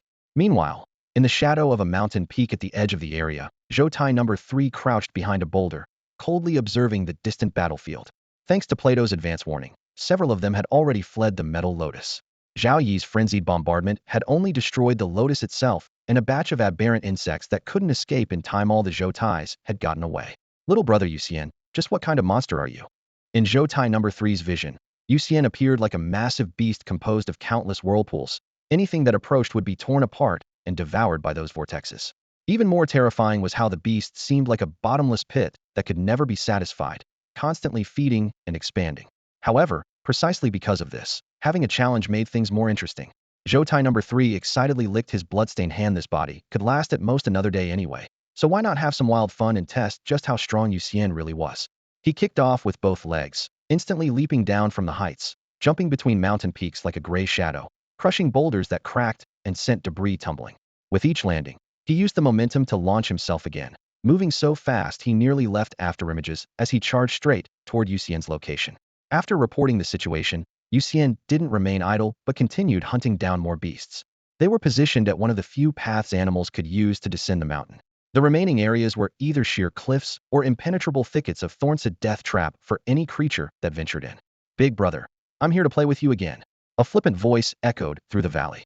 As soon as the words faded, a massive wild bull in the distance suddenly leaped up, hurtling toward Yu Xian with a whistling sound that tore through the air. At the same time, number 3 Zhou Tai's voice mixed with the bull's roar, rushing forward together. Yu Xian sat calmly in his floating bubble, immediately manipulating his blood energy. The originally rigid bubble instantly became elastic, expanding from 2 meters to 5 meters in diameter. Bang! The bull's head slammed hard into the bubble surface and bounced back like a rubber ball, its hooves flailing wildly in the air. Are you that Zhou Tai from the school? Number 3. Yu Xian stared at the man who caught the bull and leaped out of the beast herd like lightning, his tone indifferent. Number 3 Zhou Tai grinned widely, pinning down the struggling bull and viciously biting off a chunk of flesh from its back, blood trickling down the corner of his mouth. He smiled through the blood. Looks like you've done your homework. That's right, I'm number 3. You can call me Little 3-3. Before he finished speaking, he suddenly opened his mouth and spat forcefully. The chunk of flesh transformed into a crimson projectile shooting forward, but the bubble easily deflected it, even bouncing it back. He dodged sideways to avoid his own flesh bullet. Where are the other Zhou Tais? Yu Xian scanned the surroundings, still unhurried. Number 3 Zhou Tai's mood shifted faster than flipping pages in a book. His brow furrowed and his tone turned sinister. Big brother, you're playing with me right now. So why are you thinking about others? Yu Xian replied coolly. Fine then, I'll deal with you first, then find the other Zhou Tais.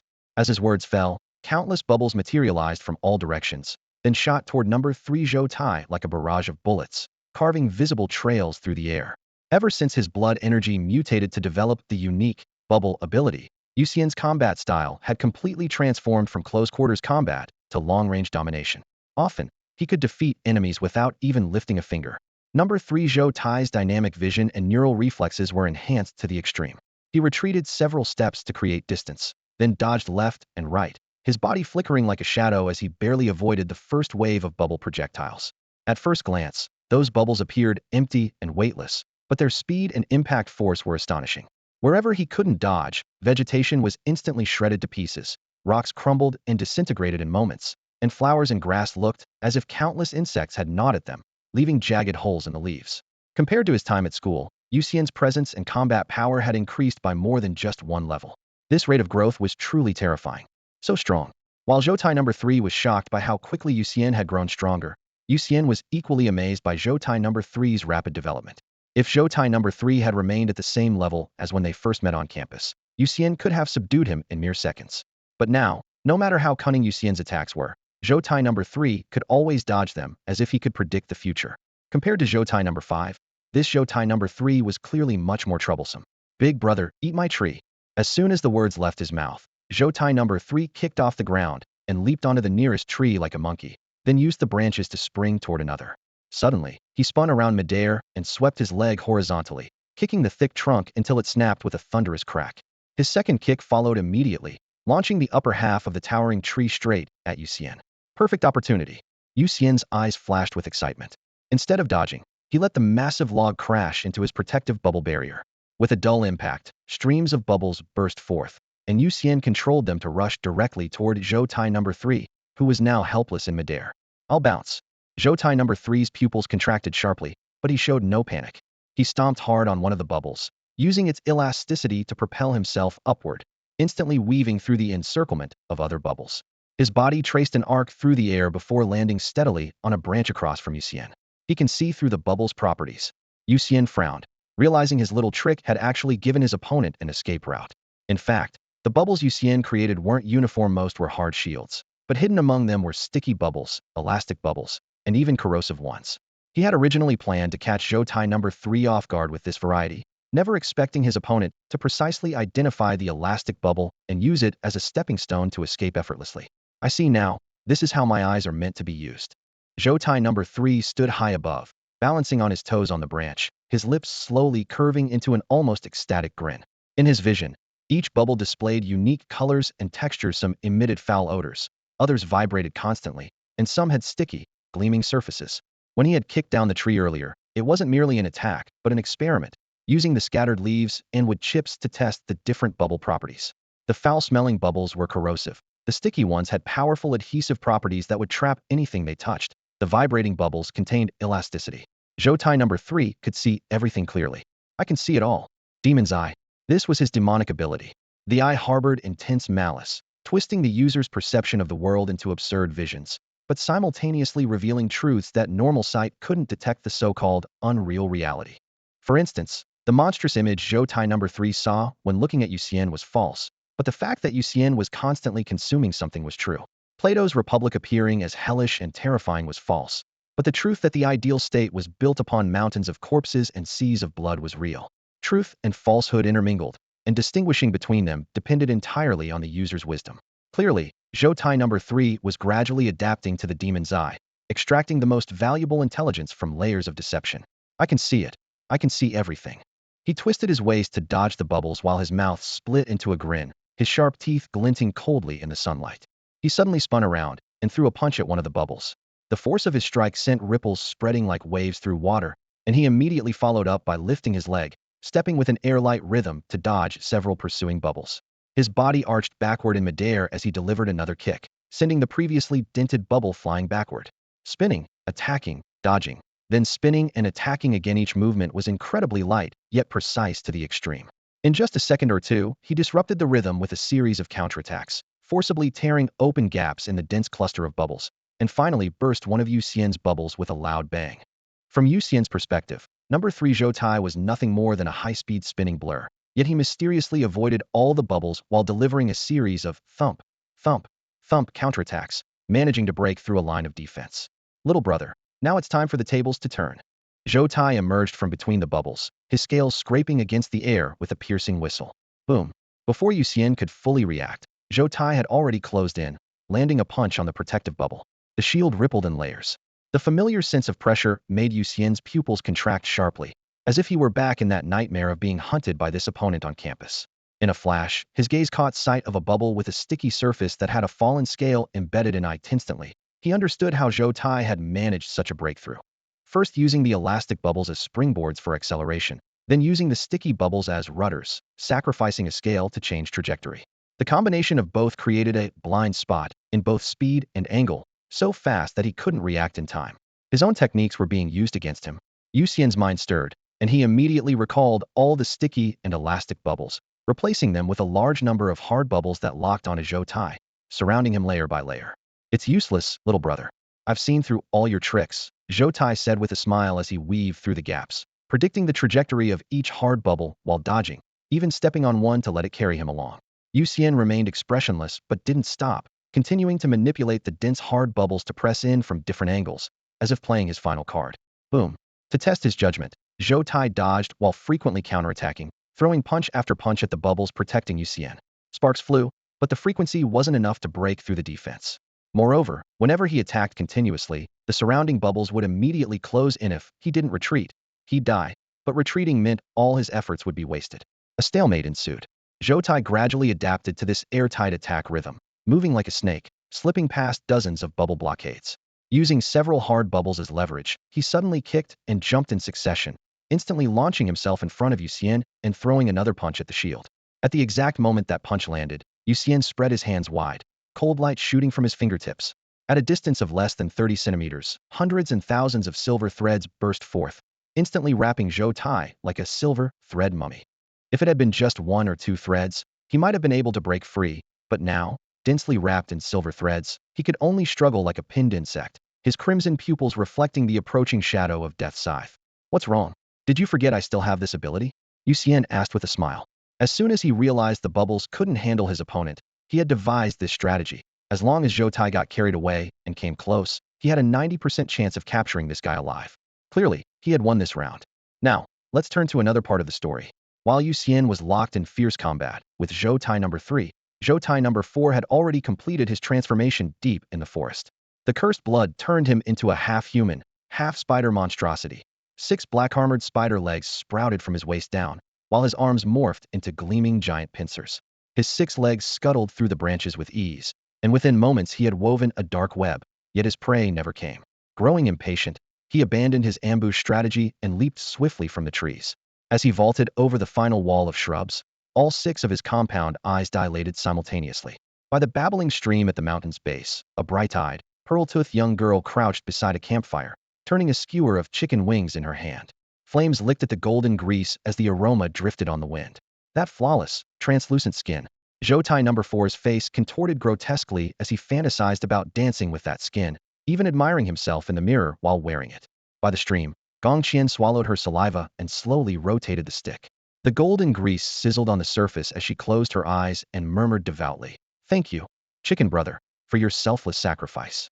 Thank you, Mother Nature, for your gifts. And thank you to my past self for diligently practicing barbecue skills. Now then let's eat." The moment she opened her mouth, something suddenly struck the back of her head. The air froze instantly. Zhou Tai number 4 looked down at his pincer hand's blades pressed against Gong Qian's skull, yet couldn't even cut a single hair. "Impossible," he shrieked, exerting all his strength, but still couldn't move an inch. The sensation was harder than diamond, like solid superalloy. "Bastard, don't interrupt my chicken wing feast." Veins bulged on Gong Qian's forehead as she turned and threw a punch. Boom. Zhou Tai number 4 couldn't even react before his entire body exploded into a mass of slime and chunks of flesh scattered across the ground. Damn it, Gong Qian cursed under her breath, crouched back down, and returned her attention to the perfectly colored chicken wing. Just as she raised it to her lips, urgent footsteps echoed from the distant forest. Gong Qian sighed and straightened up. "Captain, save me." A brown-haired girl stumbled out from the shadows between the trees, tears streaming down her face as she ran straight toward Gong Qian. Close behind her, a black tiger the size of an elephant burst through the underbrush. Originally unrelated to Zhou Tai and the others, it had been startled by the battle's aftershocks and fled here, only to find the brown-haired girl blocking its path, immediately marking her as prey. The distance between them was mere hundreds of meters at the black tiger's speed. It could close the gap in the blink of an eye. The brown-haired girl locked eyes with Gong Qian, as if they would be separated by life and death in the next second. Seeking death, Gong Qian flashed forward, positioning herself in front of the black tiger and raising her palm. Smack! Half the tiger's face was instantly slapped into a bloody mist, bone fragments and brain matter scattered everywhere as the massive beast crashed to the ground. The brown-haired girl threw herself into Gong Qian's arms, clinging tightly and sobbing breathlessly. "Captain, I thought I'd never see you again. I was so scared." At 5 feet 7 inches, she towered over Gong Qian, who stood at just 4 feet 9 inches. Holding Gong Qian felt like a mother embracing her child.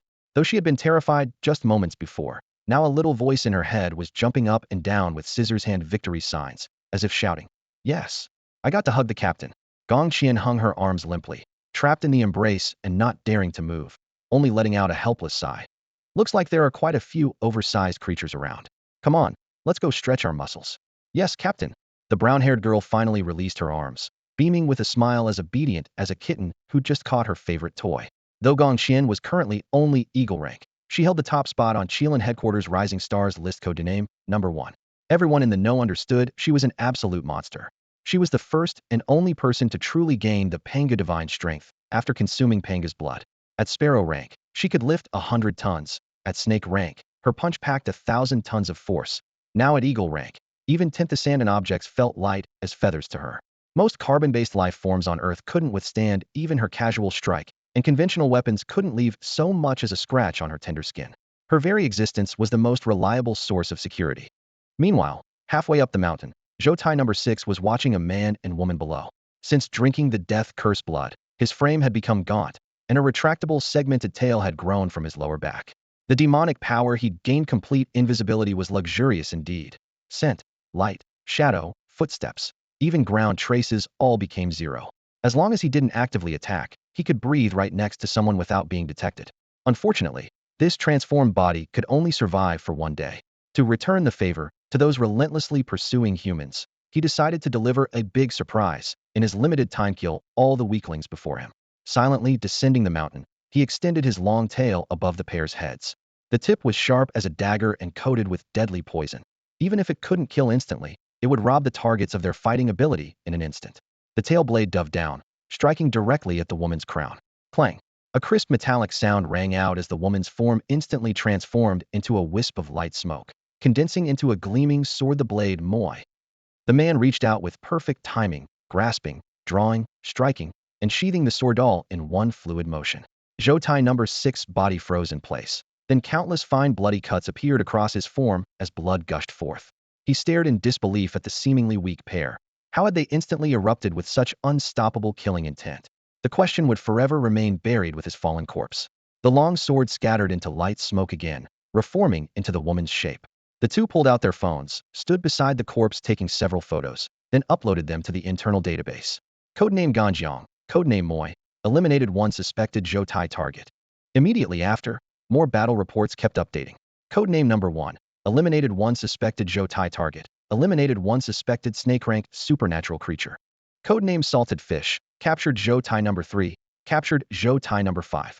Codename Lion Light, eliminated Zhou number 7, eliminated numerous supernatural beasts.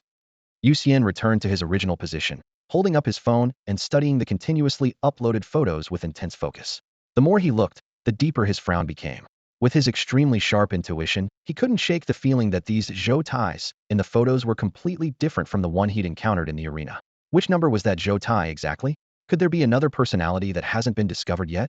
Deep within a remote mountain, inside a cave, number 9 Zhou knelt on the ground, his fingertips stained with blood as he carefully traced a summoning circle on the rock surface. Ever since acquiring the one-time demonic power, demon summoning had made up his mind to go all out today. After all, the ability would vanish after tonight, so he saw no point in holding back. Beside him, number 8 Zhou was pinned down at the center of the formation by a massive boulder. He alternated between threats and pleas. Third brother, let me go right now. I never agreed to cooperate. If you dare use me as a sacrifice, the others will never forgive you. Number 8 had always been a liar, and after his mutation, his body had become frail, leaving only his trumpet-shaped mouth capable of producing deafening roars. Number 9 Zhou frowned, his voice ice-cold. Shut up. If you don't want to be a sacrifice, then switch bodies. I'm taking this one. He was naturally domineering, believing that aside from the unshakable first brother and second brother who was like a mere accessory, he was most suited for the third brother position. Fortunately, the real third brother had wisely stepped aside. Otherwise, number 9 would have fought him to the bitter end long ago. As he completed the final stroke of the formation, number 9 raised a dagger and slashed his wrist. Blood dripped steadily, quickly spreading along the grooves and filling them with crimson light that danced across the cave walls. Number 9, mark my word, someday, I'll make you kneel and beg me. The moment the formation activated, number 8 roared in fury, then forcibly withdrew his consciousness, returning the body to its original aberrant insect. Number 9 sneered the fool couldn't even get his title right, calling him number 9 instead of third brother, yet still dared to make threats. He didn't take the threat seriously at all. Red lights spread as the cave became shrouded in blood mist. Number 8's body began to rapidly shrivel. A massive black-red arm emerged from the crack at the formation's center, and with a gentle pat, sent the boulder pinning number 8 flying. The arm then widened the fissure, and a grotesque Hyada hybrid of baboon and crocodile slowly emerged. State your wish, insect. An alien, yet somehow comprehensible language exploded in number 9's mind. Number 9 grinned. Simple, kill everyone here. Whatever you see, kill them all. A reasonable request. I accept. Call my name, I am Dimos. The demon revealed rows of sharp teeth, its tone filled with pleasure. If the wish had been boring, it wouldn't have revealed its true name, making the sacrifice worthless. By giving its name, the deal was sealed. Come forth, Dimos. Number 9 Zhou shouted. The fissure suddenly expanded. Dimos, with its gorilla-like massive frame and bat wings, burst through, its tail a rearing cobra. Its head smashed straight through the cave ceiling, causing the entire mountain to crack and crumble. After a deafening roar, Daimos extended a black-scaled palm and grasped number 9 Zhou Tai in its hand. I'll save you for last. Daimos looked at Zhou Tai number 9 with a grin. Zhou Tai number 9 shrugged and flashed an equally wicked smile. Fine by me, but right now I want to see rivers of blood. I hope you'll go on a proper killing spree. As Daimos stepped out from the formation, warning lights immediately flashed across the mountain ranges from various squads. His massive form towered even above the peaks, clearly visible from dozens of miles away. Jin Sheng was closest to Daimos, separated by only 3 mountain peaks. While rapidly sending intelligence reports on his phone, he kept his eyes locked on the target, his brow furrowed deeply. Tiger class, Dragon class, retreat. The situation has changed drastically. All Snake class and below personnel evacuate immediately. A scout in Bluebird form swept across the mountains, shrieking orders. All units fall back. Teams throughout the mountains receive the message and immediately packed their equipment, rushing toward the outer perimeter. At that moment, Yu Xian sat perched on a translucent bubble, watching the suffocating aura of terror in the distance. He couldn't help but exclaim, "Which number Zhou Tai is he?" "Zhou Tai number 3. Ha ha ha. I'm the real number 3's, just number 9. Bet you didn't see that coming." The man beside him laughed uncontrollably, like a mouth that couldn't stop running. Yu Xian had deliberately loosened his grip to let the man speak. Recognizing his intelligence broadcaster, nature secrets just poured out of his mouth. "Number 3, number 9. Could that giant ape from before also be a Zhou Tai?" His heart skipped a beat, realizing his rapid growth was still far from enough. He silently vowed to fly up to the sky and sunbathe in the future. Boom. Daimos's legs slammed down, cratering the earth as his body shot into the sky like a cannonball. His massive maw opened wide, and a blazing red energy orb rapidly formed in his throat, its brilliance outshining the sun. Oh no! Yu Xian's pupils contracted sharply. He controlled his bubble to retreat at maximum speed while spreading his arms wide, releasing a massive wave of bubbles. These bubbles could withstand 5 times the speed of sound. He pushed his velocity to the absolute limit, instantly enveloping team members who hadn't yet evacuated and dragging them away from the center zone. Initially, some panicked and struggled, thinking they were under attack, until they realized the bubbles were carrying them towards safety and understood it was a friendly rescue. The next moment, the red energy orb crashed down. A roaring column of energy shot straight into the clouds, followed by more brilliant beams erupting from the ground. There was no traditional explosion, but it unleashed terrifying heat and shock waves. Each beam that pierced the earth tore apart everything around it. Those who couldn't evacuate in time and weren't protected by bubbles were instantly vaporized. "Bastard, die." A petite figure shot through the air, her fist whistling as it slammed into Daimos's cheek. Boom. His muscles rippled like ocean waves. Daimos's eyes rolled back, but he suddenly gritted his teeth, every muscle in his body bulging as he forcibly absorbed the heavy blow. Then his thick tail swept horizontally, sending the girl flying. She crashed through 3 mountains before finally coming to a stop. Lion's radiance. A lion's roar shook the heavens as a massive lion formed from golden energy appeared, its mane blazing like fire. Boom. The golden lion collided head-on with Daimos, sending shockwaves that swept away trees, rocks, and entire mountainsides. Daimos growled low, veins bulging in his arms as he forcibly grasped the golden lion, hoisted it above his head, then hurled it down with tremendous force. The giant lion crashed into the earth, golden light exploding outward as Jin Sheng's figure tumbled from the radiance. Jin Sheng spat out a mouthful of blood, the light in his pupils immediately dimming. "Bug, I'll crush you." Daimos seized the opportunity and lunged forward, his massive body soaring through the air as his right fist aimed at the fallen Jin Sheng. Before his punch could land, a cold gleam swept across the ground, causing his heavy blow to strike only empty air and instantly blast a bottomless crater. Sensing he had missed, Daimos's eyes flashed like lightning. Turning his head, he saw Ganjiang on his left side, retreating swiftly while supporting Jin Sheng with one hand, gripping Moxie tightly in the other, the sword's edge radiating bone-chilling coldness.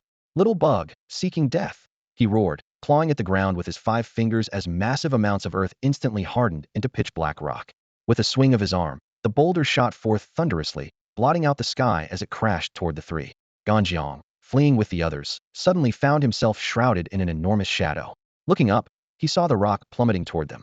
Long sword Moxie. Without time to hesitate, he released Jin Sheng with a push, gripped Moxie in reverse, and leaped into the air, slashing at the boulder. The blade struck sparks but only managed to carve a shallow mark. This rock was magically enhanced and extraordinarily hard. In a flash, Ganjiang suddenly spun. Exchanging forms with Moxie, he transformed into a broadsword while she took human form. Moxie grasped the broadsword Ganjiang and cleaved at the rock. The 2 divine weapons moved up and down like spinning fan blades. In the next instant, they switched again. Ganjiang clutched the long sword Moxie, as sword light, cascaded down in successive strikes. The boulder was carved with spiderweb cracks and shattered into countless fragments upon hitting the ground, sending debris flying everywhere. The pair landed alongside the rubble, their breathing ragged and unsteady, when Deimos had already crushed the ground beneath his feet and closed in. His towering shadow blocked out the light as he raised his fist to strike down. Ganjiang, Moxie. The two grasped each other's wrists and shouted in unison, together in life and death. As their words fell, both transformed into swords and shot forth in a cross formation. Meeting that thunderous punch had amid the roar, both blades were sent flying back, their surfaces covered in cracks. Ganjiang and Moxie, having returned to human form upon landing, simultaneously spat blood, their internal energy in chaos, clearly having suffered severe injuries. On the other side, Number 9 Zhoutai saw this and excitedly shouted, "Quick, kill them all."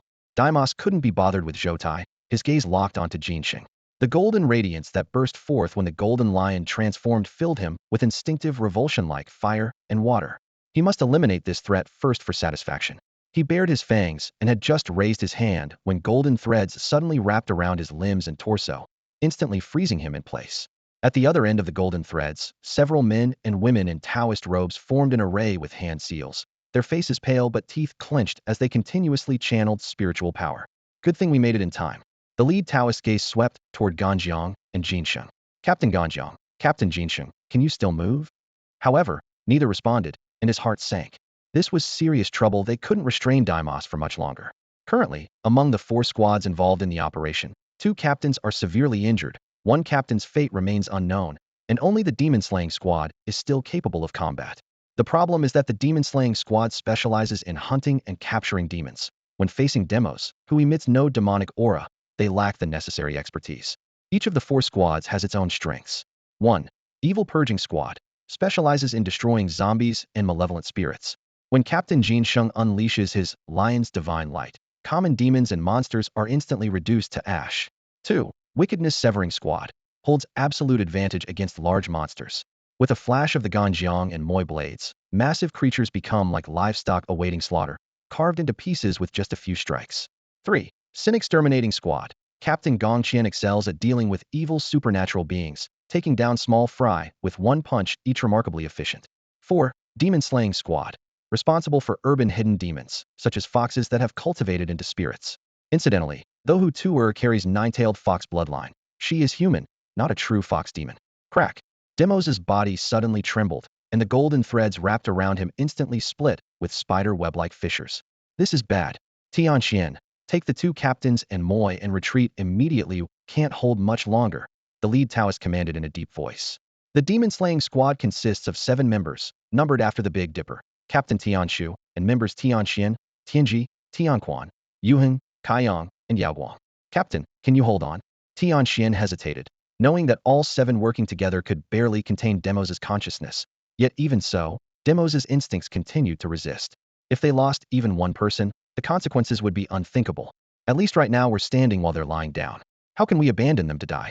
Go quickly. Tianshu's expression was resolute. If Demos truly broke free, he was prepared to burn his vital essence to maintain the binding at all costs, giving the enemy no chance to strike. The demon binding rope was a dragon-level artifact, forged from numerous rare materials, and had never failed in past demon hunts. If not for the professional mismatch error, Demos would have been captured long ago. Tianxian gritted her teeth and ceased channeling her spiritual power. The moment she withdrew her strength, Demos struggled violently, and the sound of golden threads snapping filled the air. Spiritual light shakes the heavenly pillar, red dragon stirs the essence gate. With this single breath, 5 fires burn the naval wheel. Tianshu's hands formed seals at lightning speed as he struck his lower abdomen, the incantation flowing like rapid rain. The other team members' faces turned pale with shock, and Tianshuan's eyes reddened. "Brother, you! Stop talking nonsense and carry out the mission." As his words fell, veins bulged on Tianshu's forehead, and his vast spiritual power transformed into a golden dragon that followed the golden threads to coil around Demos. Tianxian hesitated no longer and turned to sprint toward Jinsheng's position. 1 minute earlier, after Yu Xian rescued a large number of team members and settled them in a safe area, he pulled Zhang Shou, who was also retreating, toward the several mountains that had been blasted apart. They couldn't intervene in the main battlefield. Even a trace of the aftershock could be fatal, but rescue work was still within their capabilities. The 2 piloted their bubble down beside the 3rd mountain that had been blown apart. Yu Xian stepped out of the bubble, sniffed lightly. then controlled numerous sticky bubbles to quickly move away the fallen boulders. After the rocks were removed piece by the bubbles, a girl with green-tinged skin appeared before them. Lao Zhang, can she still be saved? Yu Xian stared at the unconscious girl with her eyes tightly shut, his voice barely above a whisper, yet clearly filled with anxiety. Zhang Shou didn't dare make any promises, gritting his teeth. I don't know, but I'll do my best to try. He raised his hand and summoned his healing touch, pale green tentacles instantly wrapping around the girl completely. The next second, a harsh sizzling sound erupted where the tentacles made contact with her skin, thick white smoke billowing skyward. Hiss! This poison is absolutely terrifying. Xin, you get back. That smoke is all toxic. Zhang Shou gasped sharply and quickly warned him. Yu Xian immediately stepped back several paces, activating his bubble shield to protect himself. He had seen Zhang Shou use healing touch to treat terminally ill patients before, but never had he witnessed the tentacles being corroded to this extent. The poison in the girl's body had almost instantly dissolved the tentacles completely. The tentacles seemed like ice cubes thrown onto red-hot iron, crackling and melting away. Zhang Shou gritted his teeth and conjured more tentacles, one after another, constantly replacing them. Soon the girl's entire body was wrapped in dense tentacles like a cocoon, giving off an ominous aura. Sizzle. Wisps of white smoke continued to rise as the deadly poison clashed heat-in with the healing power. Every time a tentacle was corroded, Zhang Shou immediately summoned a new one. His hair visibly turned gray-white, and his face rapidly aged from that of a young man to middle-aged. This poison is truly terrifying, he muttered to Yu Xian in a low voice, watching the green veins on the girl's skin gradually fade. Yu Xian nodded. He knew in his heart that if this poison had gotten into his own body, he would have been dissolved into liquid instantly. The fact that the girl had survived this long showed just how incredibly resilient her body was. After half a minute, the girl's eyelashes fluttered slightly as she slowly opened her eyes. The first thing she saw were the tentacles covering her body, and her brow immediately furrowed. Don't be alarmed. We're members of the evil slaying squad, and we're detoxifying you. Yu Xian quickly explained when he saw her wake up. The girl's name was Gong Qian, and she endured her physical discomfort. How long was I unconscious? About 5 minutes, Yu Xian replied. Gong Qian tried to sit up, but Zhang Shou raised his hand to stop her. The poison isn't completely cleared yet. Please bear with it a little longer. No, that monster is too powerful. The others can't hold it back. I have to return. Gong Qian gritted her teeth, her voice filled with determination. She knew all too well that if she couldn't even land a decisive blow on that creature, the remaining 3 captains stood no chance. What about General Zhao Yi? Zhang Shou couldn't help but ask. Gong Qian sat up and explained. General Zhao Yi came here directly through a teleportation array. He has to guard an abyssal rift, so after launching his attack, he was immediately transported back. An abyssal rift? Can't he teleport back here now? Zhang Shou cast his technique again, aging several more years in the process. The space around abyssal rifts is chaotic. Preparing one teleportation takes more than a day. Gong Qian shook her head helplessly. Otherwise we would have acted long ago. Why would we have waited until noon? Are there any other dragon-level fighters who can provide support? Yu Xian asked thoughtfully. Gong Qian rolled her eyes at Yu Xian and complained. Dragon-level fighters aren't exactly growing on trees. The minister has to guard Yanjing. The other generals need to defend the abyss rifts, and they also have to deter foreign enemies at the borders. Even if we send for reinforcements immediately, the earliest they could arrive would be tomorrow noon. What about civilian dragon-level masters? Yu Xian pressed on. Gong Qian fell silent. Yu Xian emphasized his tone. This isn't the time to hesitate. If there really are dragon-level fighters among civilians, we need to call for backup now. This place is too close to Silver City. If we fall, the consequences would be unthinkable. All right, I'll try to put in a request. Thinking about Silver City's potential fall, Gong Qian immediately pulled out her phone. Crack. The moment the phone touched her hand, pale green toxic mist emerged from her palm, and the metal casing was instantly corroded into black liquid. A pungent, acrid smell filled the air, and the scene fell silent. Zhang Shou couldn't help but ask, with such terrifying toxins, how come your clothes are fine? Pervert, do you want to see my clothes dissolved? Gong Qian's face flushed red as she glared at him fiercely. Zhang Shou immediately waved his hands. I was just curious. These clothes are made from dragon-level materials. Any slight movement would tear ordinary fabric to shreds. Headquarters spent a fortune to make them, and they come with multiple resistances. How could mere toxins corrode them? Gong Qian explained irritably. Yu Xian was more concerned with the matter at hand. Without the phone, what about reinforcements? Gong Qian pressed her hand against a nearby tentacle. Don't worry. I tend to break things easily, so I carry hundreds of spare phones. Once I clear the poison from my hand, I'll contact them immediately. She pressed her palm tightly against the tentacle. Sizzle, the pale green toxin continuously reacted with the tentacle's surface, like oil drops falling into boiling water. Zhang Shou leaned closer. Does it hurt? Gong Qian remained calm. The toxin is indeed strange. Even I can't completely resist it, but it doesn't really hurt, it just limits my movement somewhat. Yu Xian complained. You're probably the only one who doesn't feel pain. Demos's toxin can instantly dissolve phones. If an ordinary person touched it, they'd probably melt into a puddle of water while screaming in agony. A few minutes later, the tentacle's surface returned to normal.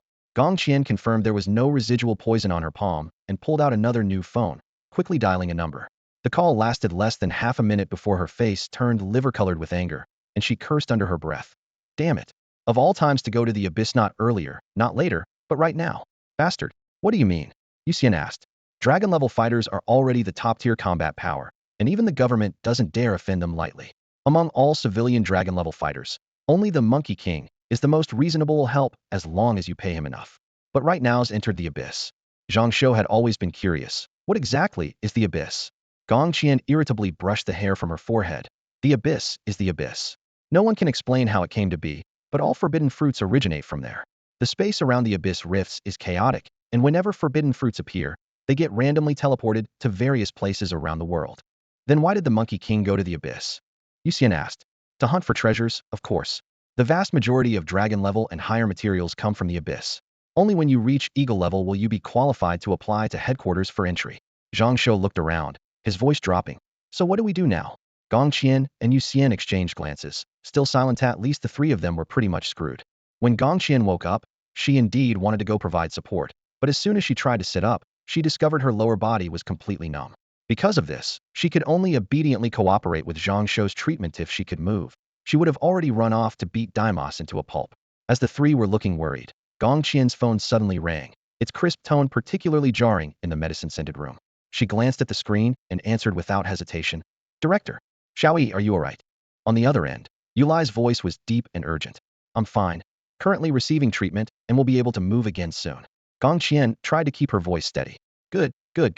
Then rest assured and focus on your treatment. Reinforcements will arrive shortly. Yulai slowed his speech, trying to reassure her. Before he could hang up, Gong Qian quickly asked. Director, what exactly was that monster? Although Zhou Tai's ability can unleash the potential of supernatural beings, that thing was way too powerful.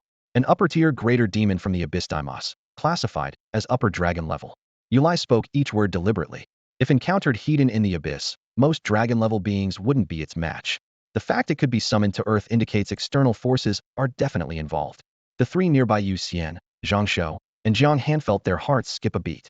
Until now, they had thought the monster was Zhou Tai, only now realizing their enemy had become Dimos. Damn it! Gong Qian clenched her fists so tightly they cracked. Her father had died from foreign forces assassination years ago, which qualified her as a martyr's family member to receive a drop of Panga's blood. What she hated most were precisely these infiltrators. The crime elimination squad mostly fought against such forces too. Alright, rest well. I'm just glad you're okay. After Yulai finished his instructions, the call ended. Gong Qian shoved her phone into her pocket, and with nowhere to vent her frustration, she suddenly punched the ground. With a thunderous crash, the cement cracked, dust flew everywhere, and a piece of debris shot past Zhang Shou's cheek, leaving a bloody scratch. She immediately pulled back her hand, apologizing repeatedly. Sorry. Zhang Shou wiped away the blood and laughed dryly. I'm thick-skinned. This little scratch is nothing. But inwardly, he shuddered. Whoever marries this ancestor and accidentally gets punched in their sleep would probably go straight to heaven. Can't afford to provoke her, can't afford to. Meanwhile, Tian Xian carried Mo Yi on her back, holding Jin Sheng in one hand and Gan Jiang in the other, moving through the mountains like a swift cheetah. She knew that every second she delayed meant Tian Shu endured more severe backlash. She had to quickly find a doctor to settle the three, then return to the battlefield. On the surface, Gan Jiang and Mo Yi were covered in blood, but Jin Sheng was actually the most severely injured. When Dimos lifted the golden lion that Jin Sheng had transformed into, demonic power shot through his body like lightning. Jin Sheng's source power was incompatible with demonic power, which was why he was critically wounded in one strike. Mountains rolled on. Thorns scratched her calves, but Tian Xian didn't stop. Suddenly, a middle-aged man in military uniform approached quickly from the other end of the mountain path. Uncle. Her eyes lit up, urgency in her voice. Jin Dejun approached, glanced at the barely conscious Jin Sheng in Tian Xian's arms, and snorted lightly. This kid really took a big fall this time. Then he waved his hand. Tian Xian, take them for treatment first. I'll go deal with this greater demon from the abyss. Although he was only upper tiger level, this was Earth. Even if he couldn't defeat Dimos, he could buy time. The Qilin headquarters plan was quite straightforward. Have him stall for as much time as possible. Once noon arrived tomorrow, Zhao Yi would be teleported over again. By then, several other generals would descend together to jointly eliminate demos. Every part of the abyssal archdemon's body was made of rare materials, enough to forge countless dragon tier equipment, and even its blood could be used for various research purposes, potentially opening up new extraordinary systems. After bidding farewell to Tian Xian, Jin Dajuan continued racing toward the battlefield. On the surface, he appeared calm and indifferent, as if he couldn't care less about his son's life or death, but the fury in his chest was already churning like molten lava. He twisted his neck with a sharp crack, then clenched his fists tightly. A low chuckle escaped him. Demos, heh, as he removed his military uniform and stored it in his ring, then stripped off his shirt, revealing solid muscles that gleamed like steel in the darkness. The next second, his skin turned blazing red, his hair danced like flames, and his eyes burst with golden light. The blazing Vajra technique.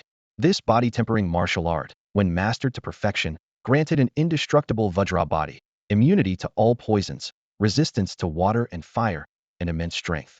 Jin Dajuan had not only mastered it completely, but had also consumed Pango's blood for a second enhancement. Boom stomped down hard, and his entire form transformed into a crimson streak of light, shooting straight toward the battlefield ahead. At the center of the battlefield, Demos was firmly bound by golden threads, unable to move. But number 9 Zhou Tai, standing on its shoulder, could still act, though his right foot was tightly entangled by a golden thread.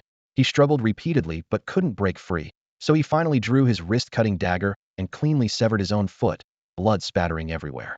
Useless. In the end, I still have to handle this myself.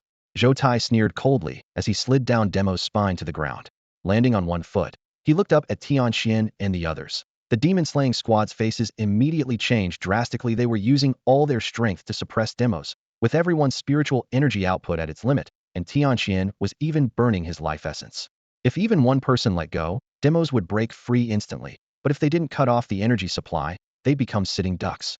Fear me, tremble before me. Who should I kill first? Number 9 Zhou Tai dragged his mutilated foot, limping closer with a sinister voice.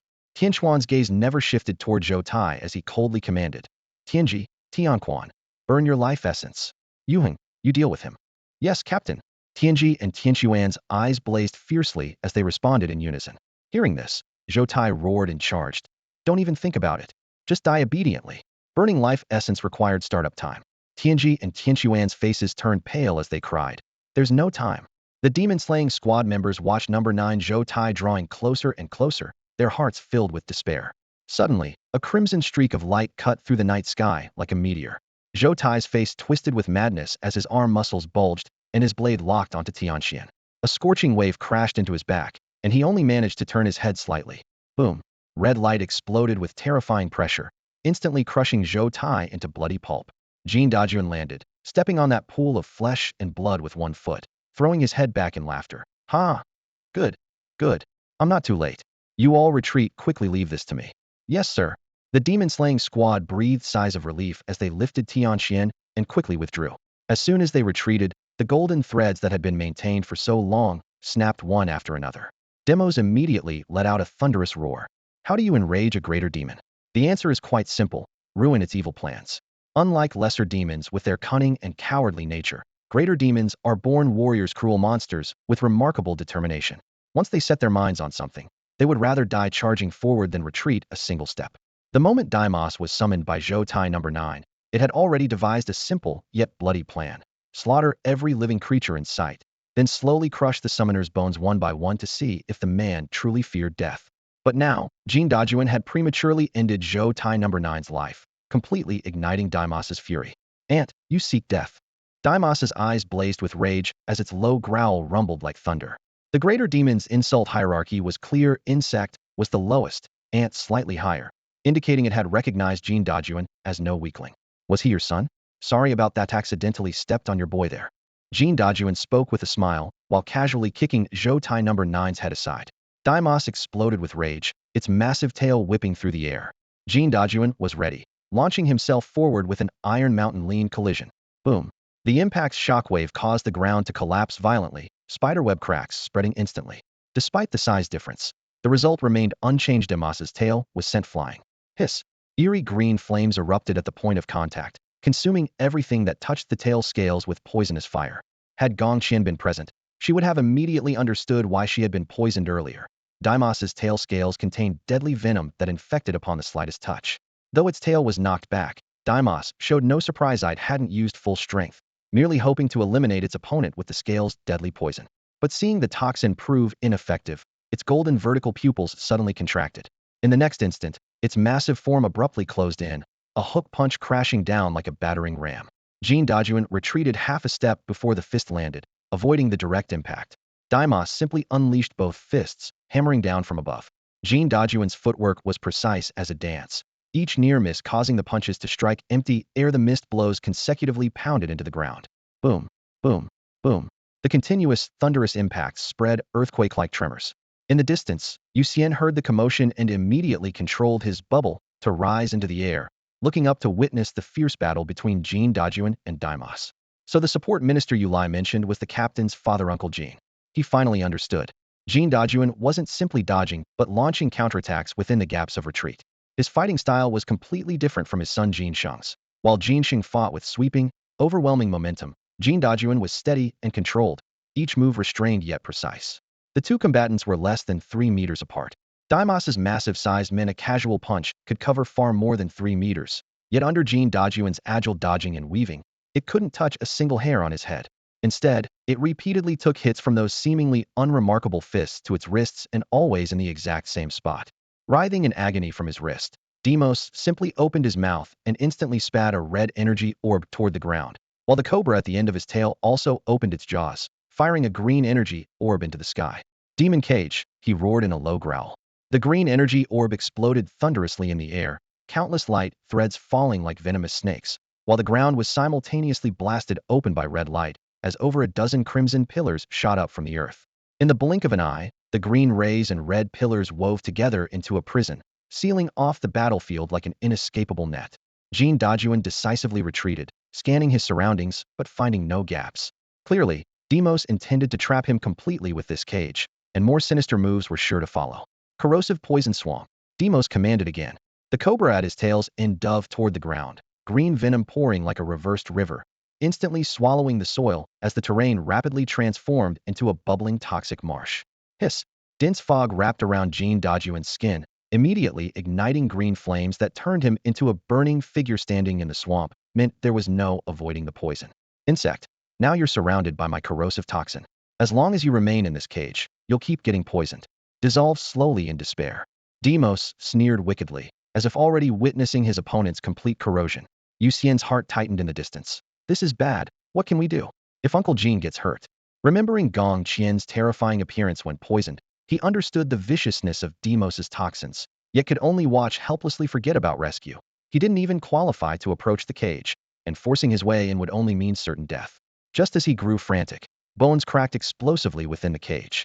Jean Dajuan grew rapidly amid the green flames, swelling from 5 feet 8 to over 16 feet tall, his blood vessels bulging like steel cables. Now we're talking. This poison actually makes me hurt a bit, he grinned, his fierce smile radiating battle lust. Deimos roared and swung his fist. Jean Dajuan met it with his own punch, the air exploding as the two clashed heat-in without any retreat. You're the first guy to make me enter furious Vajra form this quickly. Now, get a good taste of my fists. Jean Dajuan laughed wildly, actively pressing forward. His fighting style changed instantly as previously steady techniques were completely replaced by violence, each punch heavy as a mountain collapse. Deimos likewise abandoned technique, growling as he fought back. The two battled like ancient beasts between the toxic swamp and prison cage, trading blow after blow, poison splashing everywhere amid constant thunderous impacts. Yu Xian swallowed dryly, his heart shaken. After consuming Panga's blood, he had surged from lower ant level to upper sparrow level, thinking himself strong. But today he realized the gap was like a chasm, was still too weak to even deserve approaching. Yet as he watched, he felt another kind of helplessness. The battle remained the most primitive exchange of blows, punch for punch, occasionally grappling and rolling, sending waves splashing through the toxic marsh, with almost no technique, only brute force. Time passed amid the deafening collisions. The sun set westward, moonlight climbed the night sky, cold silver radiance spilling over the cage. Yu Xian descended to safer ground, where Zhang Shou and Gong Qian immediately approached. After hearing Yu Xian's report, both fell silent. So even if I finish detoxifying now, there's no way I can help. Gong Qian pondered for a long while, clenching her fists and muttering to herself. She simply couldn't withstand Deimos's toxins, and now the entire battlefield was covered in poison. While she wouldn't die if she entered, she would definitely be paralyzed, becoming a burden to Jean Dajuan instead. Things had come to this point, so they could only conserve their strength and wait to see how events would unfold. Yu Xian understood the harsh reality better than anyone, so he offered no empty words of comfort. He simply pulled out his phone and sat inside the protective bubble, browsing through Qilin's internal files. Physical strength represented power and body, while soft power meant knowledge and perspective. Filling one's mind could also make a person stronger. As he flipped through the files, his desire to improve himself grew ever more urgent. Suddenly, an idea struck him. Since he could fly now, why not chase the sun? Perhaps he could awaken his Panga divine ability earlier. The moment he voiced this thought, before Zhang Shou could respond, Gong Qian had already rolled her eyes. Chase the sun? What if you fly beyond our borders and get shot down by some foreign ability? Other countries have dragon-level powerhouses too. Even if some smaller nations don't have dragon-level fighters, tiger-level ones would be enough to drag you down from the sky. Yu Xian immediately abandoned the idea. He wasn't tired of living yet, and had no desire to be shot down as an invader. So he continued burying his head in his phone. Before midnight, Zhang Shou simply committed suicide and revived to continue treating Gong Qian. This was Gong Qian's first time witnessing Zhang Shou's self-destruction, and it scared her heart into nearly stopping. Only when the corpse shrank back into a young man's form did she truly believe Zhang Shou wasn't some perverted old man. In the latter half of the night, Gong Qian fell into a drowsy sleep due to the toxins and boredom. The refreshed Zhang Shou was full of energy, chatting sporadically with Yu Xian as time slipped away to 5 in the morning. Yu Xian suddenly remembered. China's vast territory meant time differences even within the country. While the sun rose in the east, it was still night in the west. He could still beat everyone else to greet the sunlight. He called out to Zhang Shou, shot up into the sky, and immediately flew eastward at high speed. 10 minutes later, a golden-red glow appeared on the eastern horizon as dawn light broke through the clouds. Sunlight bathed his body, and his silver blood absorbed it frantically, instantly tanning him to a dark bronze. The sun gradually rose higher, its rays growing more intense. By 10:30 in the morning, the temperature of his Pango heart suddenly spiked, having accumulated energy equivalent to 35 heartbeats the previous night. It finally reached the full 36. His Pango blood suddenly contracted, then gave a powerful thump, completely detonating the energy within his heart. Tremendous energy surged through his body like a raging tide, but fortunately his constitution evolved simultaneously, leaving Yu Xian's expression unchanged. After the energy washed through his muscles and bones and strengthened his organs, it gradually transformed into ethereal, transparent streams of light that gathered toward his dantian.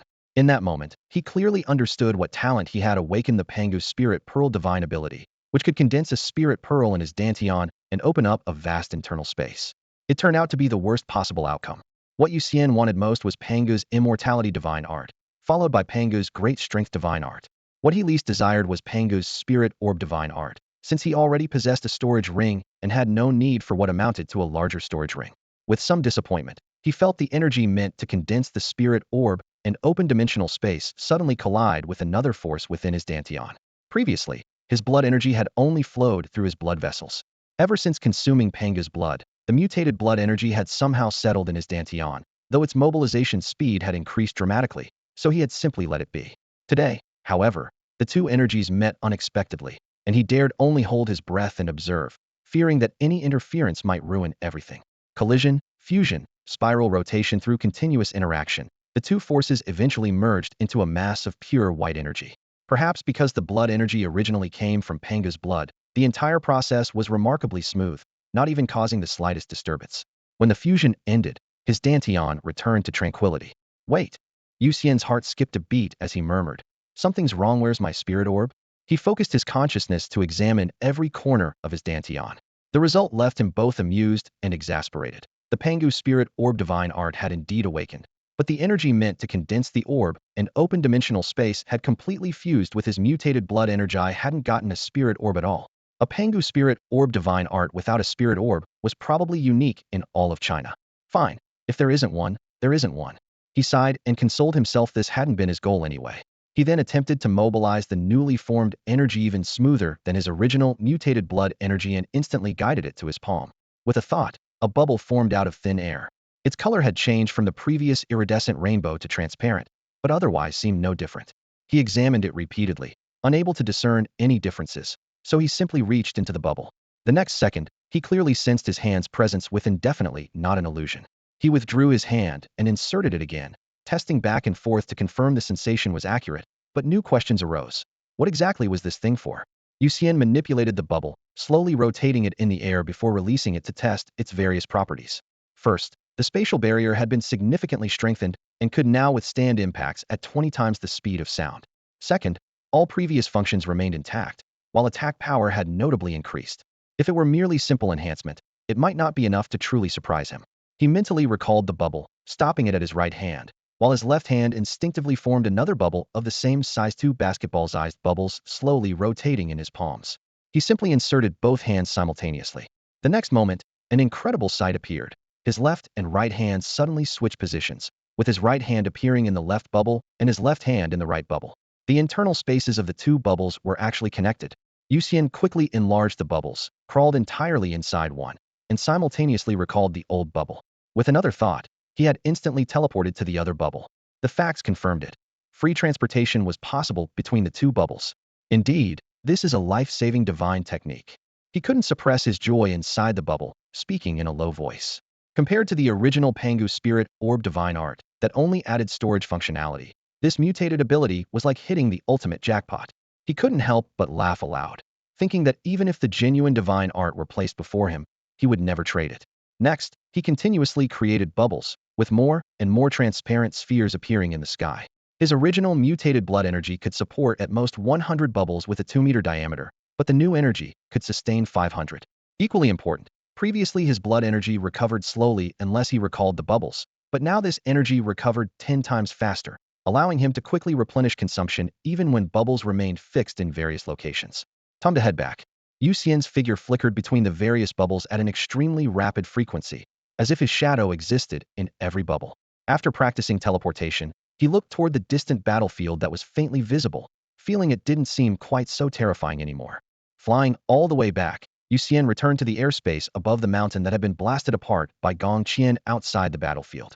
Fierce winds howled through the air as shattered rock fragments remained embedded in the mountainside, resembling an unfinished demolition site. On the mountaintop platform, Zhang Shou and Gong Qian were locked in a staring contest, neither willing to back down. Yu Xian dove down from the clouds, his boots scraping against debris as he landed, his gaze shifting back and forth between the two. Salted fish, you're finally back. Talk some sense into Hershey actually wants to go cause more trouble. Zhang Shou immediately grabbed Yu Xian, speaking as rapidly as a machine gun. What do you mean cause trouble? I won't get close, I just want to try breaking that cage from the outside. Gong Qian protested defiantly, crossing her arms as sweat-dampened strands of hair stuck to her cheeks. That's actually not a bad idea. Yu Xian nodded in agreement, then turned his attention to Zhang Shou, wanting to hear his concerns. Zhang Shou frowned. What if she gets poisoned again? Remembering yesterday afternoon when he had to continuously detoxify Gong Qian, he shuddered from the bottom of his heart that had been his most exhausting day ever, even more tiring than when he died in the marketplace. His healing touch had been nearly drained dry, and he didn't want to experience that again. Moreover, he had just climbed to higher ground and seen Demos using his tail to launch black liquid and long-range attacks. The toxin's power was terrifying. With this thought, he raised his hand and waved. Pop! A series of smooth, transparent bubbles formed in his palm, their surfaces flowing with fine silver light. Yu Xian lifted them into the air and positioned them around Demos's cage in a circular formation. Then he conjured a fist-sized bubble out of thin air and gently pushed it toward Gong Qian. Now, pick up a rock and throw it in with full force.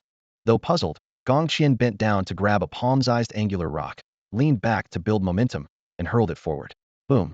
The stone broke the sound barrier, instantly drilling into the bubble, followed by a muffled thud in the distance that stirred up dust. Zhang Shou and Gong Qian exchanged glances and rushed to the high point of the slope, looking across 100 meters. Inside Demos's cage, a crater half a meter deep had appeared in the ground. First time, so not much experience wasn't very accurate. Yu Xian caught up, hands on his hips with a smile. Keep going. Zhang Shou's eyes widened. Salted fish, your bubbles have this function too? There are hardly any spatial ability users in the whole country. If headquarters knew about this, your ranking would definitely shoot up. Gong Qian nodded in agreement board that morning. She had specifically used her phone to search through the new team member files of the evil slaying squad, thoroughly reviewing Yu Xian and Zhang Shou's records. That was a privilege only available to team leaders and above, and she was well aware of this intelligence. From then on, their coordination became increasingly seamless. Gong Qian hurled rocks frantically, while Yu Xian precisely adjusted the bubble's angles and distances. From initially missing 8 out of 10 throws to later hitting 9 out of 10, the stones almost always passed through the bubbles accurately, creating craters in the cage or striking Demos's spine. However, at this moment, Demos and Jean Dajuan were locked in a blood-red battle, with tails, claws, and poisonous mist intertwining, simply couldn't spare any attention to block these minor attacks. Moreover, the stones were just ordinary rocks after all. Even with Gong Qian's tremendous strength, their material properties limited their destructive power. Those rocks hitting Demos caused at most a slight sting and couldn't inflict any real damage. What a shame. I should have prepared some throwing weapons, Gong Qian said with regret as she bent down to pick up a piece of rubble, weighing it in her hand. Yu Xian also grabbed a stone, and with a gentle flick of his fingertips, the stone vanished from his right hand and silently appeared in his left palm the next second. He practiced the hand movements repeatedly, a smile spreading across his face. No rush. I have an idea, but I need more practice. The teleportation properties of the new bubbles adjusted according to his will. The first stone Gong Qian had thrown earlier teleported to the center of the bubble, but since Demos wasn't within the targeting range, it missed. Yu Xian immediately tried adjusting the appearance position, and the stone was able to teleport around the bubble's perimeter. He realized that with enough practice, he could precisely deliver any object right in front of Demos. The two fought side by side, probing and suppressing Demos simultaneously. After half an hour, Yu Xian could make stones appear at any coordinates within the bubble with 100 accuracy. All right, everything's ready. He dismissed the two large bubbles in his palms and casually created a swarm of fist-sized small bubbles that floated like colorful fish. Yu Xian controlled them to pass through the gaps between the thick steel bars of the demon cage. While the cage could trap people, it couldn't stop small objects. Demos noticed the bubbles, but was too entangled by Jean Dajuan's frontal assault to spare attention, not even bothering to crush those seemingly fragile spheres. Yu Xian shouted from outside, "Captain Gong Qian, enter the front bubble and punch with full force. Leave the rest to me." Gong Qian, who had been assisting with throwing attacks, immediately understood and stepped into the nearest bubble, gripping her gauntlets tightly. "Don't worry, I'll punch hard." The bubble's surface shimmered with light, enveloping her completely like a cannonball ready to be fired. Inside the cage, Jean Dajuan landed a heavy punch on Dimos's face, while Demos retaliated by striking his forearm, its gray-black tail rising to deliver a poisonous whip attack. Suddenly, a small bubble approached his face. Boom! A fist shadow burst from the bubble, striking Demos squarely in the cheek. The familiar sharp pain made his vision go white. That brat's still alive. Before the thought could settle, a second bubble pressed against his chin, and Gong Qian's heavy punch landed again. The first punch stunned him, the second sent him flying. A third bubble intercepted him midair, and an iron fist slammed Demos back to the ground. A fourth bubble was already waiting on the ground, launching Demos upward once more. Crack! His spine developed fractures under the tremendous pressure. Then another punch to the head, and his skull produced a crisp breaking sound. In mere moments, Demos became a punching bag driven by a chain of bubbles, his body tossed back and forth with no time to think, let alone counterattack. Yu Xian precisely avoided the poisonous tail, targeting only the head, abdomen, and limb joints with his bubbles. Each of Gong Qian's strikes felt like a sledgehammer crushing a mountain. Dimos's eardrums rang, his vision went white, and his consciousness nearly severed. After about a minute, the massive creature finally crashed back to the ground, raising clouds of dust. Perfect opportunity. Jean Dajuan roared, leaping onto Dimos's abdomen and raining down punches like a storm. Dimos's body convulsed violently as black blood gushed forth. But Gong Qian and Jean Dajuan showed no mercy, continuing their relentless assault like a hurricane. They were determined not to stop until they had pounded Demos into pulp today. Each punch was stronger than the last, each strike more passionate than the previous. The great demon possessed incredibly tenacious vitality. Jean Dajuan and Gong Qian fought side by side, delivering over 10,000 punches before Demos finally stopped breathing completely. Throughout the battle, the creature repeatedly feigned death. Whenever its life force weakened to near extinction, the two fighters would mercilessly continue their relentless assault, literally pummeling it back from the brink of death into unconsciousness, repeating this cycle several times until it was thoroughly dead. Even then, they remained cautious, continuing their barrage until Demos's eyeballs were knocked clean out of their sockets before finally stopping. Is it dead? Jean Dajuan kicked the battered corpse with his foot, still maintaining his guard. Beside him, Gong Qian's battle suit was soaked with sweat, her arms aching as if they no longer belonged to her, yet she wore a satisfied smile. This was the first time she had unleashed her full power without restraint, achieving perfect unity of waist and stance even with her eyes closed. Every strike was a genuine transcend punch, and Demos was the first unfortunate soul to receive the full brunt of her strength. In the distance, the staff originally responsible for teleporting General Zhao Yi and other officers looked at each other in bewilderment. With Demos dead, what was the point of teleporting anyone? The team leader immediately reported up the chain of command, and headquarters promptly issued orders to suspend the teleportation. Qilan headquarters began systematic verification, with phone calls reaching Jin Dajuan's team to finally confirm that the Dragon-class Great Demon demos had indeed been killed by the combined efforts of Jin Dajuan, Gong Qian, and Yu Xian. Jin Dajuan had recognized Gong Qian by her fighting style, but he had never seen those bubbles before and naturally didn't know they were Yu Xian's ability. Soon, through Gong Qian's report, headquarters learned about Yu Xian's MVP-level support capabilities. In the Qilin headquarters conference room, high-ranking officials gathered. Minister Yu Lai closed his phone and breathed a sigh of relief to the assembled deputy ministers. Gentlemen, the Dragon-class threat demos has been eliminated by the combined efforts of Jin Dajuan, Gong Qian, and Yu Xian. It's not surprising that Gong Qian, with her Panga divine strength, could participate in Dragon-class combat. But Yu Xian, isn't he Ant-class? One deputy minister recalled in confusion how he had personally touched Yu Xian's head to confirm his level when they first arrived in Silver City. Well, not only did he participate, but he was crucial to the victory, Yu Lai said with a bitter smile. Now we need to discuss how to reward him. First, Yu Xian disrupted the aberrant insect plan and saved tens of millions of people in Silver City, just finished giving him rewards for that. 2 days ago, he discovered Zhou Tai's potential ability early, helping us bring a potential Dragon-class crisis to light. We haven't even decided whether that deserves first or second-class merit, and now he's earned new achievements. The officials looked at each other and could only smile bitterly.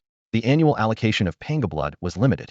Not only did Qilin's internal departments need their share, but their brother organizations Azure Dragon, Vermilion Bird, White Tiger, and Black Tortoise also required portions. Headquarters simply couldn't squeeze out anymore. If all else fails, let's reward him with weapons. How about crafting him a Dragon-class weapon? One deputy minister suggested with a pained expression. Yu Lai pondered, thinking he'd have Jin Sheng ask Yu Xian what he wanted later and decide then. Though everyone was struggling with what reward to give Yu Xian, they all understood deep down just how many resources Yu Xian had saved the organization this time. Without him, Qilin would have had to use massive supplies and take enormous risks to forcibly teleport several generals to the battlefield. If unknown abyssal creatures had slipped through the rifts into Earth, it might have triggered another aberrant insect crisis in no time. If not for the shortage of Pangu's blood, giving Yu Xian an additional reward would be perfectly justified. Qilin had always been clear about rewards and punishments. Extraordinary beings derive their power from within themselves and couldn't be retained through empty promises and false hopes. Merit must be matched with appropriate rewards only. This way could superiors and subordinates unite as one. After Daimos's death, the cage containing the demons gradually collapsed, and the entire area was permanently twisted into a toxic swamp. No one except Jin's army could set foot there, so the grim task of dismembering Daimos naturally fell to them. The entire restricted zone was expected to remain under long-term martial law, possibly even designated as a permanent forbidden area. When Yu Xian, Zhang Shou, and Gong Qian returned to the military camp outside Silver City, the base was bustling with activity, everyone frantically busy. Gong Qian immediately noticed someone from her team was missing a leg. Her face went pale, and she quickly bid farewell to the two men and rushed off to inquire about the situation. Between the tents, people constantly carried stretchers and passed medical kits, while the air was thick with the smell of disinfectant and blood. Yu Xian quickly found Qingniao in the crowd, her face deathly pale and eyes rimmed with red. Qingniao, where's the captain? Xinyu, the captain is still in emergency surgery, and Qingniao looked up, her voice choked with emotion. Our team is down to just the two of us now. During Daimos's sudden attack last night, the evil-slaying squad, which had grown to 7 members with the addition of Yu Xian and Zhang Shou, lost 3 people. Upon hearing this, Zhang Shou shuddered. Sis, what about Brother Bo? Qingniao just looked at him once and shook her head sadly. Zhang Shou stood frozen in place, stunned speechless for a long moment. During yesterday's mission, Yu Xian had been paired with Qingniao, while Zhang Shou partnered with Yu Bo. Yu Bo was the oldest member of the team, smooth, but not worldly, telling Zhang Shou jokes and sharing experience throughout their journey. When Daimos appeared, he pushed Zhang Shou away and went to find the captain. The two were separated by life and death from that moment. Zhang Shou's mind filled with the image of Yu Bo's final smile as he turned back, his fists clenched white with rage. Didn't he say he'd seen this kind of danger 10,000 times, if not 8,000? He promised nothing would happen. Where's the captain? I'm a healer, he said, grabbing Qingniao with reddened eyes. Follow me. Qingniao immediately led the way. The 3 rushed to the medical station, where the entrance was crowded with anxiously waiting wounded and teammates. Amid the strong medicinal odors, several sword-bearing men and women saw Yu Xian and immediately approached to bow in gratitude. It was Yu Xian's bubble shields that had saved them last night. They identified themselves as members of the evil cutting squad, with both Captain Ganjiang and Vice Captain Moi currently receiving treatment inside. Among the 4 squads, evil cutting and demon slaying were considered lucky, no fatalities, just their 2 captains severely injured. The Sin exterminating squad suffered the worst casualties, with only Gong Qian and one other survivor remaining, all other members having perished. When Yu Xian found Gong Qian, she was crouched behind a tree outside the military camp, a small figure quietly sobbing. Though they had known each other for less than a day, Yu Xian could already see that beneath this girl's stubborn exterior lay a soft and kind heart. To her, the members of the crime elimination squad weren't just teammates, they were like older brothers and sisters. According to intelligence from the evil slaying squad, everyone treated her like a beloved little sister, especially the female members who often found excuses to hug and kiss her. Jin Sheng was receiving treatment from Zhang Shou. While Yu Xian was worried, he judged there wouldn't be any immediate danger. After a moment's hesitation, he decided to come comfort Gong Qian first right now. She needed companionship more than anyone else. He quietly approached the tree and crouched down beside her, saying nothing, just keeping her silent company. I clearly told them to retreat. I told them not to look back. Gong Qian buried her face in her knees, covering her forehead with her hands, her voice thick with tears. Her shoulders trembled uncontrollably. At that moment, she had been sent flying by Demos's strike. Seeing this, the crime elimination squad members immediately turned around, trying to circle past Demos to rescue her, but were instantly consumed by a pillar of fire that erupted from underground. The only survivor from the team was a girl. She had her leg broken by falling rocks, but a teammate pushed her out of the fire pillar's range, saving her life. Yu Xian listened without interrupting, not wanting to offer empty comfort. He simply stayed by her side.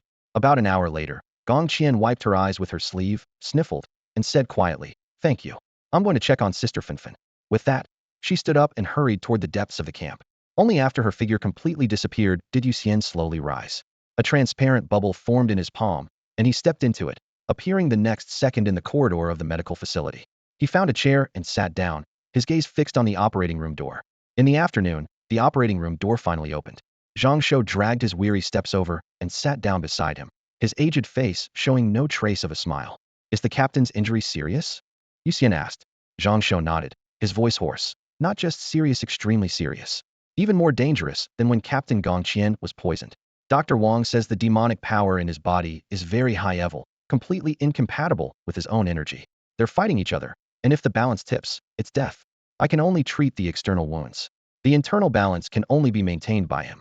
His healing touch could indeed slowly purify demonic power, but doing so would disrupt the fragile balance, and Jin Sheng could die at any moment. So during this surgery, he could only suture wounds and stabilize vital signs while learning from Dr. Wang how to handle such situations. After a pause, he suddenly remembered something important. By the way, salted fish, is Zhou Tai dead? I don't know. Yu Xian shook his head. The director said external forces intervened. The two Zhou Tais I captured were handed over to the relevant personnel yesterday. I have no idea where they are now, but I think Zhou Tai probably isn't completely dead. Zhang Shou clenched his fists, knuckles cracking. Don't let me find out who it was, or I'll kill them. If there hadn't been external interference, Yu Bo wouldn't have died, and the captain wouldn't be severely injured. Yu Xian acknowledged this and silently filed the matter away in his heart. He knew very well that any being capable of penetrating the heavy encirclement and formation barriers to enter the restricted zone must possess formidable strength or backing. He was certainly no match for them now, but given more time to develop his abilities, that might change. Around 4 o'clock, Dr. Wang called Zhang Shou to the medical area to treat Gan Jiang and Mo Ye's injuries. Though both had sustained serious external wounds, there was no residual supernatural interference. Zhang Shou cast 4 healing abilities in succession, layers of pure white light enveloping them, and within minutes their bones and flesh had mended, their meridians restored. Ain City's equipment couldn't repair Jin Sheng's special injuries, so a military aircraft arrived at dusk to transport him to a top-tier medical center in Yanjing. Also aboard was Tian Shu, captain of the demon-slaying squad. His teammates had carried him from the battlefield, his body ravaged by the terrible aftereffects of burning his potential and lifespan, requiring more advanced equipment to restore what had been lost. As night fell, Zhang Shou and Yu Xian drove back to Ain City. The atmosphere in the car was heavy, yet it was quietly settling into the marks of growth. Entering the urban area, thousands of household lights came into view, and Zhang Shou suddenly slammed on the brakes, gazing through the windshield at the warm golden sea of lights spilling from distant buildings. "Xian Yu," he asked softly, "how many people have been carrying burdens for us so we could grow up safely? How many people like Brother Bo are using their lives to protect us?" "I don't know." Yu Xian shook his head, his voice hoarse, "but definitely many, many, many." "Can't sleep." Zhang Shou wiped his eyes. "Want to get some late-night food? I happen to know a good place." Yu Xian managed to smile. "Let's go." Most of the city had gone dark in the deep night, except for the street where supernatural beings gathered in the eastern district, still brightly lit. They parked in front of an outdoor food stall, ordering a table full of stir-fries and grilled skewers, plus some spicy blood curd that vampires could eat. The aroma of cooking oil mixed with chili peppers filled the air as they ate heartily, their laughter gradually recovering the warmth of earthly pleasures, the bloodshed of the past 2 days seeming to fade into the distance. After eating and drinking their fill, they drove around the city for a leisurely cruise. Zhang Shou gripped the steering wheel while Yu Xian rolled down the window, letting the night breeze sweep through his hair. Neither spoke, simply enjoying the brief tranquility. Suddenly, Yu Xian caught sight of something in the roadside grass with his peripheral vision. He flicked his finger, sending a crystalline bubble flying out to collect a weasel's corpse and bring it back to the car. Then, as casually as pulling weeds, he continued clearing lurking supernatural creatures, soon filling an enormous bubble. Zhang Shou stared at the jumbled corpses in the bubble, frowning. There seemed to be especially many supernatural creatures tonight. With all that commotion in the restricted zone, it probably startled them, Yu Xian analyzed. But how did they get into the city? Yin City's defenses aren't exactly foolproof, Zhang Shou complained. Maybe it's spatial abilities. Yu Xian lifted the bubble. Like Mei can easily get in and out using bubbles now. Before coming back, I left bubbles in many places, including 3 in the barracks with the commander's approval, so I don't need to go through gate inspections and can leave the city anytime. Just as he finished speaking, an SUV bearing war police insignia approached from the opposite direction, both vehicles slowing down simultaneously. Squad leader Zhang Kai stuck his head out, immediately recognizing them and greeting with a smile.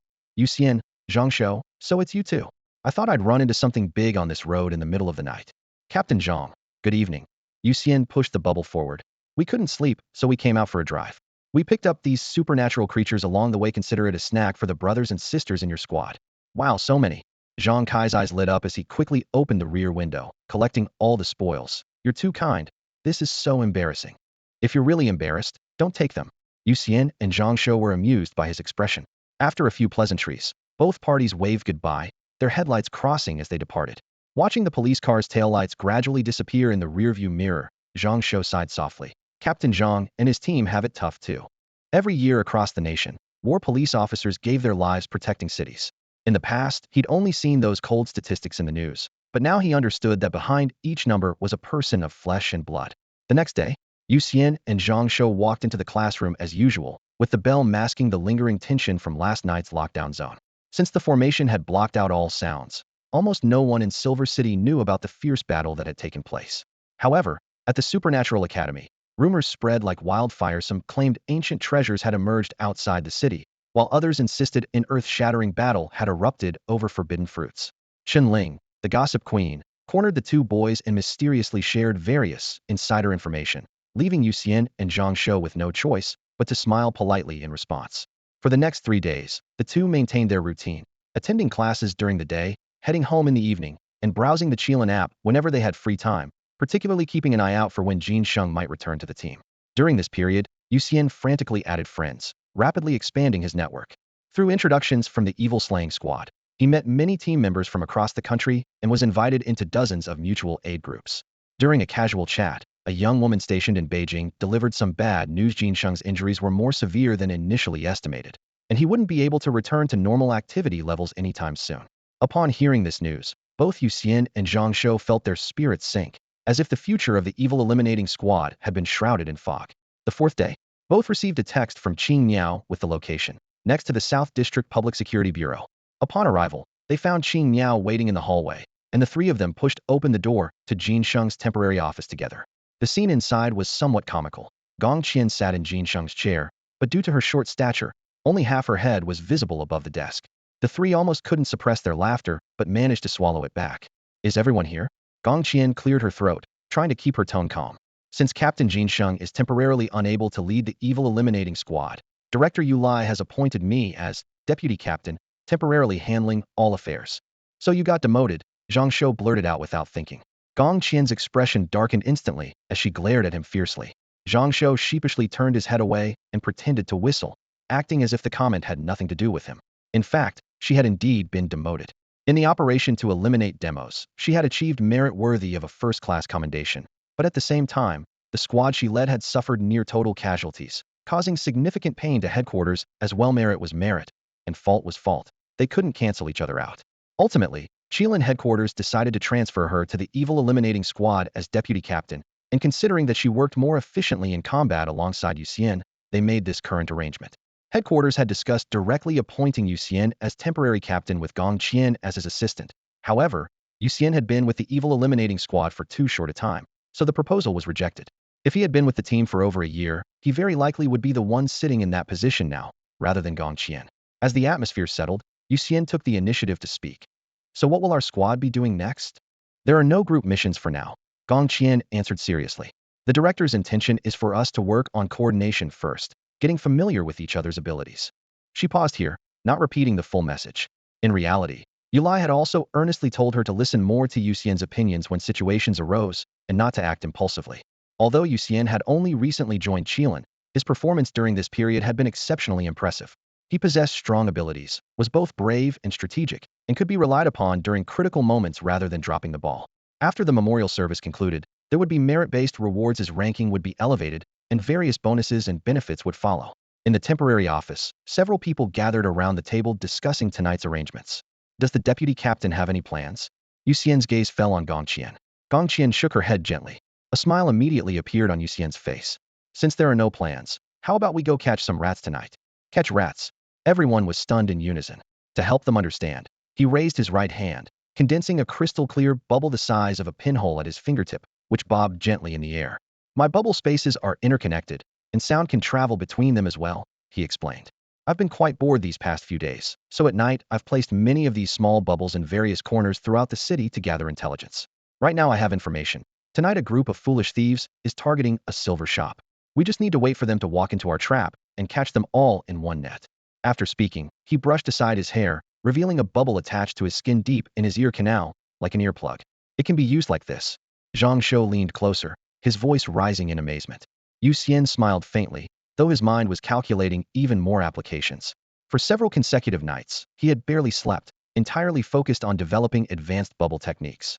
By adjusting the energy within his body, he could compress external bubbles to pinhole size by default, then instantly inject energy through the interconnected spatial channels when needed, causing them to expand in 1 second into giant bubbles 2 meters in diameter, extremely low energy consumption, highly concealed, and they could serve as eyes and ears. More conveniently, the bubbles no longer required his constant mental guidance. He could attach bubbles to anchor objects, and when the anchor moved, the bubble would move with it. The one in his ear worked this way. Otherwise, he would have to control it with every step, eventually leading to mental exhaustion. Next, he gave Gong Qian, Zhang Shou, and Qing Niao each an elastic bubble. This way we can communicate at any time. Zhang Shou ran outside to test it, asking quietly, "Can you hear me?" In the office, the three could hear him crystal clear. Qing Niao asked curiously, "Salted fish, dead doctor's voice isn't loud, so why can we hear it so clearly?" "The bubbles in your ears are elastic bubbles with stronger internal spatial resonance capabilities," Yu Xian explained. By setting the sound output to face inward, the volume naturally amplifies. Actually, he hadn't initially realized this. After the silver blood enhancement, his hearing had become extraordinary, able to detect even the faintest sounds. It wasn't until Zhang Shou repeatedly failed to hear him clearly due to surrounding noise at school that he decided to make adjustments. Additionally, he could set up a whitelist. The bubbles were inherently both offensive and defensive. Without his permission, no creature could squeeze through upon hitting the bubble surface. Even if someone broke through the barrier, they could only cause the bubble to collapse entirely. After deep development, he could specify whose voices could enter, while blocking out all other sounds, creating this pure, noise-free communication. When Zhang Shou returned, the four agreed on the specific meeting time for tonight, then adjourned. Yu Xian walked out of the office, and a bubble half his height suddenly appeared ahead. He stepped inside and instantly found himself back in his living room. Simultaneously, the bubble at the office shrank back to pinpoint size and settled into an inconspicuous depression in the floor. Abilities could be developed both large-scale and fine-tuned. After mastering micro-operations, he was confident he could use technique to overcome strength and reverse situations in an instant. Now he could hide ultra-small bubbles in the grooves of fingerprints, enabling a series of incredible operations. He had turned spatial bubbles into endless variations. For example, placing a bubble in space beforehand, then directly exiling enemies to space when necessary. Or setting up a teleportation point at Qilin headquarters, throwing troublemakers there to let them experience the power of righteous concentrated fire. However, thinking about doing such things, he knew the big shots who had descended on Silver City that day would definitely settle scores with him. So he immediately killed this suicidal idea in his mind. At 2 a.m., in the eastern district of the city, stood Whisper Silver Blossom. This shop specialized in purchasing silver and refining it into mystic silver, elixir silver, and pellet silver for resale. The business operated on the principle of no sales for 3 years, then one sale feeds you for 3 years, so they only rented a corner of the second floor above an equipment store. Despite the narrow storefront, they had crammed an alchemy chamber, a transmutation room, and a massive silver vault into the depths of the space, creating what looked like a miniature fortress. Tonight, the silver vault had become prey. The targets were a group of extraordinary individuals who had fled from Rome City with a criminal record. After the aberrant insect incident in Silver City, Rome City had launched citywide health screenings. Fearing exposure, they had escaped to the outskirts. The group reasoned, the most dangerous place is the safest place. When Silver City lifted its lockdown, they snuck back in. If they could steal a large quantity of silver from Whisper Silver Blossom and slip out of the city under cover of darkness, the hall would keep them comfortable for a long time. Such roving crimes were notoriously difficult to solve without Yu Xian's surveillance. Their chances of success would have been extremely high. But now, Yu Xian was silently positioned directly above the shop. His entire body was pitch black and non-reflective, making him virtually impossible to spot even if someone looked up. A kilometer away on a rooftop, Zhang Shou and Gong Qian had their binoculars trained on the same location. Atop the utility pole to the right of Whisper Silver Blossom, a gray-blue bluebird sat huddled in a ball, looking utterly ordinary. A van approached and stopped beside the utility pole. 5 minutes later, the door slid open, and 5 men and women crept stealthily into the narrow alley beside the equipment store. At the far end of the alley on the right side was a metal door. One of the men pressed his hand against it, and with a hiss, the door panel collapsed like clay, creating a circular opening large enough for an adult to pass through. Time to move, Yu Xian muttered from above, a smirk crossing his lips as he witnessed the scene. The criminals had damaged the door, that was evidence enough. No need to wait for them to actually enter the shop. Different countries had varying attitudes toward extraordinary criminals. Some nations with scarce extraordinary individuals would even keep criminals for breeding purposes. China, however, had maintained a strict and severe policy since extraordinaries first appeared. When facing extraordinary criminals with solid evidence, the battle police could use unlimited force. Killing them was justified. It was precisely because of these harsh laws that Yu Xian and Zhang Shou had never been bullied by extraordinaries when they were still ordinary people. The bluebird was first to respond. She dove from the utility pole, transforming into human form the instant she landed in the dark alley, delivering a kick at 3 times the speed of sound to the nearest criminal. The crisp crack of breaking bones echoed as the man was sent flying several meters, crashing heavily into the wall at the end of the alley. Shit, it's the cops. Run. The remaining 4 turned pale. 3 of them spun around and bolted toward the alley entrance, while the one who had opened the door gritted his teeth and dove through the hole into the shop. The 3 who burst from the alley split up. 1 turned left and ran, while 2 rushed toward the van. Boom. Gong Qian came hurtling down from the sky at that moment, her petite frame carrying tremendous impact force. Like a cannonball, she slammed straight into the van's roof with a thunderous crash, detonating the fuel tank and sending flames shooting 20 feet high as the vehicle exploded into fragments. Standing steadily atop the wreckage amid the blazing inferno, Gong Qian emerged unscathed. Not even her clothes were singed as she flexed her fingers with audible cracks.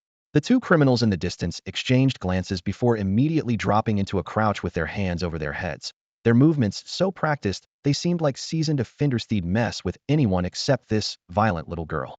The 3rd criminal seized the chaos to make a run for it. But barely 50 meters out, a gunshot rang out as a bullet struck the ground at his feet, sending up a spray of debris. He froze in place as more shots followed in rapid succession, bullets peppering the ground around his feet with sparks flying. Trembling like a leaf, he quickly raised both hands in surrender. 500 meters away on a rooftop, Zhang Shou lowered his sniper rifle with a shrug, muttering helplessly that despite aiming for the legs, he'd somehow missed every shot. Meanwhile, inside the Miyu Inhua bar, the last masked criminal frantically crashed through tables and chairs, searching for an escape route. Suddenly, he spotted someone hanging upside down from the ceiling, a pair of shoe soles pressed against the surface in an eerie, silent display. Before he could react, something clamped down hard on the back of his neck, and the world spun upside down. When he opened his eyes again, he was face down on the asphalt outside the bar with a shoe heel firmly planted on the back of his head. Better not move, or you'll face the consequences, Yu Xian warned from above. His inverted position wasn't mere showmanship. Before the operation began, he had planted a transportable bubble in the ceiling's framework. Now emerging from that bubble, he had to attach energy to his feet like a gecko to avoid falling. The subsequent fight was elegantly simple. He manipulated a tiny bubble to attach to the criminal's back, teleported to grab his throat, then transported them both to the street. The criminal's disorientation came from the weightlessness inside the bubble combined with oxygen deprivation from being choked. Moments later, all 5 criminals sat cuffed with superalloy restraints, lined up against the wall. Yu Xian sent word for Zhang Kai to bring transport for the prisoners. With time to spare, the three teammates formed a small circle as Zhang Shou complained with disgust. That's it? I thought we were dealing with some real dangerous types. Now that we've caught them, I'm going to catch up on sleep. Gong Qian yawned, rubbing her eyes. Good work, deputy. Yu Xian nodded. You too. Bye. Gong Qian's eyelids drooped as her voice grew drowsy. She rarely stayed up late. Maintaining a regular schedule to help her grow taller, staying awake past 2 a.m. was almost unheard of for her. Qing Niao, concerned for her well-being, bid farewell to Yu Xian and Zhang Shou before accompanying Gong Qian back to the office dormitories. Neither had purchased homes in Silver City, so they continued living in the old quarters. No sooner had Gong Qian and Qing Niao left than the five criminals began exchanging meaningful glances. With their most feared opponent gone, the remaining Yu Xian and Zhang Shou seemed manageable. If they played their trump card, victory wasn't impossible. 5 against 2 offered decent odds. Should they try it? Yes. With silent agreement reached, the bulliest criminal suddenly sprang to his feet, swinging his shackled arms in a wide arc toward Yu Xian. Backed against the wall, Yu Xian dodged sideways, but the big man's cuffed fists punched a massive hole straight through the concrete. Another accomplice, ready for this moment, slipped behind the hulking criminal and pulled a syringe from his waist pack, jabbing it into the man's spine with a sharp hiss. The moment the serum entered his system, the criminal's muscles began swelling, his skin rapidly developing blood-red veins as his bones emitted terrifying crackling sounds. His body expanded at a visible rate. The alloy handcuffs snapped apart instantly. Haha, I'm invincible. The burly Sun Yohu felt as if explosives had been packed into his body, with surging power rushing through every limb and bone. He threw his head back in laughter, arms spread wide, his entire being so excited it seemed he might burst through the heavens. His laughter stopped abruptly as he snapped his head down, eyes locked onto Yu Xian like a death stare. With a powerful stomp, his fist cut through the air. Yu Xian simply moved left, then right, then left again, each shift barely half a step, easily slipping through the gaps between the punch shadows. Sun Yohu remained completely oblivious, still lost in the delusion that one punch from me could shatter the earth. This guy's name was Sun Yohu, and he fancied himself a martial artist. Adopted by a master in his youth, he spent day after day conditioning his muscles and bones, but because it came too easily, he didn't cherish it one bit. Finding martial training tedious, all he wanted was money, big money. He neglected his practice, repeatedly sneaking down the mountain to gamble, and was expelled from his master's tutelage the year he came of age. After leaving the mountain gate, he used his superficial skills to bully ordinary people and extort money. Eventually, he was arrested by combat police for robbing a mere $10 and sentenced to 20 years in prison. Behind bars, he befriended several like-minded criminals. After serving his full sentence, the 5 of them hit it off and began committing crimes across various cities. Now 38 years old, his strength was merely insect level, basically a weakling. But just moments ago, he had injected himself with a mysterious serum and immediately felt like he could punch a bull to death. This inflation was intoxicatingly wonderful. Seeing his fists consistently hitting nothing but air, Sun Yohu suddenly switched to the tiger fist he'd practiced for decades without achieving any real mastery. Arms pulled tight, feet stomping heavily. His punches carried the fierce momentum of a wild beast's killing strike, at least that's how he felt about it. Yu Xian couldn't be bothered to dodge and simply lay down on the ground. Water droplet-sized spatial bubbles instantly swelled from the surface, and his body passed through the bubble. In the next breath, he was suspended in a bubble in midair, one foot planted firmly on Sun Yohu's head. What did you inject? Yu Xian asked, looking down. If not for curiosity, he could have ended Sun Yohu's life with a single kick long ago. Sun Yohu refused to answer, his hands shooting up toward his head. Yu Xian lightly tapped with his toes, his figure flickering and disappearing, reappearing with a sideways kick smack. Sun Yohu's cheek stung with pain as his entire body crashed into the wall, sending broken bricks flying in all directions. Yu Xian's gaze fell on the 4 accomplices nearby. They were pushing needles into their own bodies. The shortest criminal got the jump on the others, bouncing off the wall and springing forward like a coil. Yu Xian frowned slightly as dozens of bubbles silently formed, one of them colliding head-on with the attacker. Thud. The short criminal's eyes rolled back as he fainted on the spot. In the darkness, the spatial bubbles were nearly invisible. The remaining 3 couldn't figure out what was happening before being struck by bubbles in succession, all losing their fighting capacity in less than 5 seconds. At that moment, Sun Yohu staggered to his feet from the pile of wall debris, grabbing a handful of broken bricks and hurling them wildly at Yu Xian. Yu Xian's form flickered again, vanishing from his original position and materializing behind Sun Yohu, delivering a kick to the back of his head. Bang! Sun Yohu's eyes rolled back as he fell completely unconscious. In fact, from the very beginning of the fight, Yu Xian had quietly attached a spatial bubble to the back of Sun Yohu's head if he had wanted to. He could have killed him instantly, at any time. But lately, he had been focused on practicing rapid teleportation, and these few people made perfect practice targets. Currently, He can compress the entire teleportation operation to under 1 second, but his goal is to complete it within 0.01 seconds. When that happens, his movements will become even more swift and fluid, allowing him to perform more incredible techniques. About 10 minutes later, sirens wailed from far to near as the tactical police's black and white patrol car slid to a stop by the roadside. Zhang Kai stepped out, his gaze sharp as a blade, gesturing for his subordinates to first drag the unconscious criminals into the cage-like back seat. After finishing this, he strode quickly to Yu Xian and Zhang Shou, raising his chin with interest. Don't you two ever sleep at night?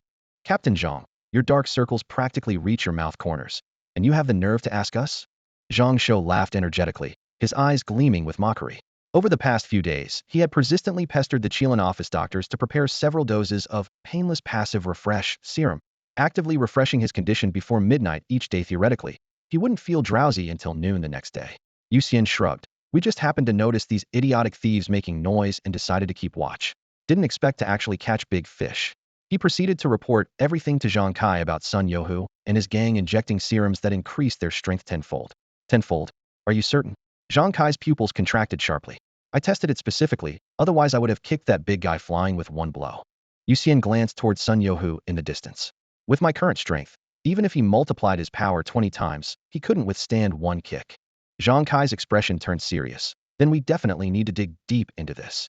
The three immediately agreed to return to the Public Security Bureau overnight and wait for Sun Youhu and his gang to wake up before thoroughly interrogating them about the serum's source. As the car drove out of the bustling district, night wind poured through the window gaps. Zhang Kai gripped the steering wheel with one hand, his mind still buzzing with the number tenfold. It's too outrageous. If it's effective at any level. Yu Xian in the back seat poured cold water on the idea with a calm tone. It's unlikely to work universally across all levels. Maybe for low levels, but if Tiger Class or Dragon Class could still multiply tenfold, that would be too heaven-defying. Back at the Public Security Bureau, the 5 criminals were separated into different interrogation rooms, each handcuffed to a metal table. Yu Xian followed Zhang Kai into Sun Youhu's room. Wake him up, Zhang Kai ordered. Without hesitation, the young tactical officer swung his palm in several consecutive slaps, the crisp smack-smack sounds swelling Sun Youhu's face. The latter groaned, his eyelids trembled, and finally came to consciousness. Sun Youhu, 38 years old, released from prison 6 months ago. After release, conspired with Zhong Fa, Kong Jimao, Wang Hao, and Su Long in multiple robberies and thefts, also injuring or crippling 15 witnesses. Zhang Kai flipped through files, coldly reading each charge. Did I get anything wrong? Sun Youhu, his cheeks burning, raised his head and glared fiercely at Yu Xian, snorting through his nose. Since you've investigated so thoroughly, kill me or torture me. Do as you please. Zhang Kai shifted his approach. I'm asking you where the serum you injected today came from. Sun Youhu stubbornly kept his neck stiff and remained silent, his gaze sinister. With your financial situation, you definitely couldn't afford to buy it. Yu Xian crossed his arms over his chest with a half-smile. Speak up, did you steal it? Where from? Zhang Kai's voice was low but carried an irresistible force. Confession brings leniency. We never go easy on supernatural criminals. Don't force us to get serious. In an instant, Sun Youhu recalled his first experience at the Public Security Bureau when he refused to confess and was educated, his legs reflexively trembling. At Cloud Warehouse in the Northern District. Which warehouse number? 35? No, 32. What were you doing there? We just wanted to steal some food, but who knew it was full of high-end equipment? We didn't dare touch anything randomly, just grabbed a briefcase and ran. That's where these serums were. Where's the briefcase? We threw it away. Where? Southern Outskirts Street, in a trash can. How did you figure out the drug effects? We gave it to a dog, Kong Jimao injected a dog, and it immediately became fierce. The side effect was just 2 days of lethargy. After finishing the key questions, Yu Xian and Zhang Kai exchanged glances, then warned Sun Youhu to behave himself, before quickly leaving the interrogation room. North of the city, at Cloudtop Warehouse, Unit 32. 3 police cars screeched to a halt in front of the rolling door, their tires shrieking against the pavement.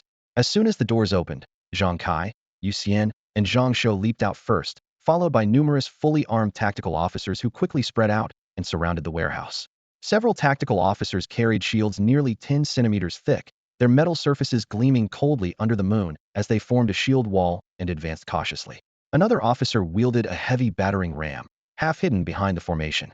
The team quickly reached the warehouse entrance, waiting only for the commander's order to launch their assault. Suddenly, Yu Xian's head buzzed with a sharp sensation, and the vampire heart in his chest pounded like a drum. He grabbed Zhang Kai's hand that held the radio and spoke in a low, determined voice. Wait, Captain Zhang, let me handle this. I have a strong sense of foreboding.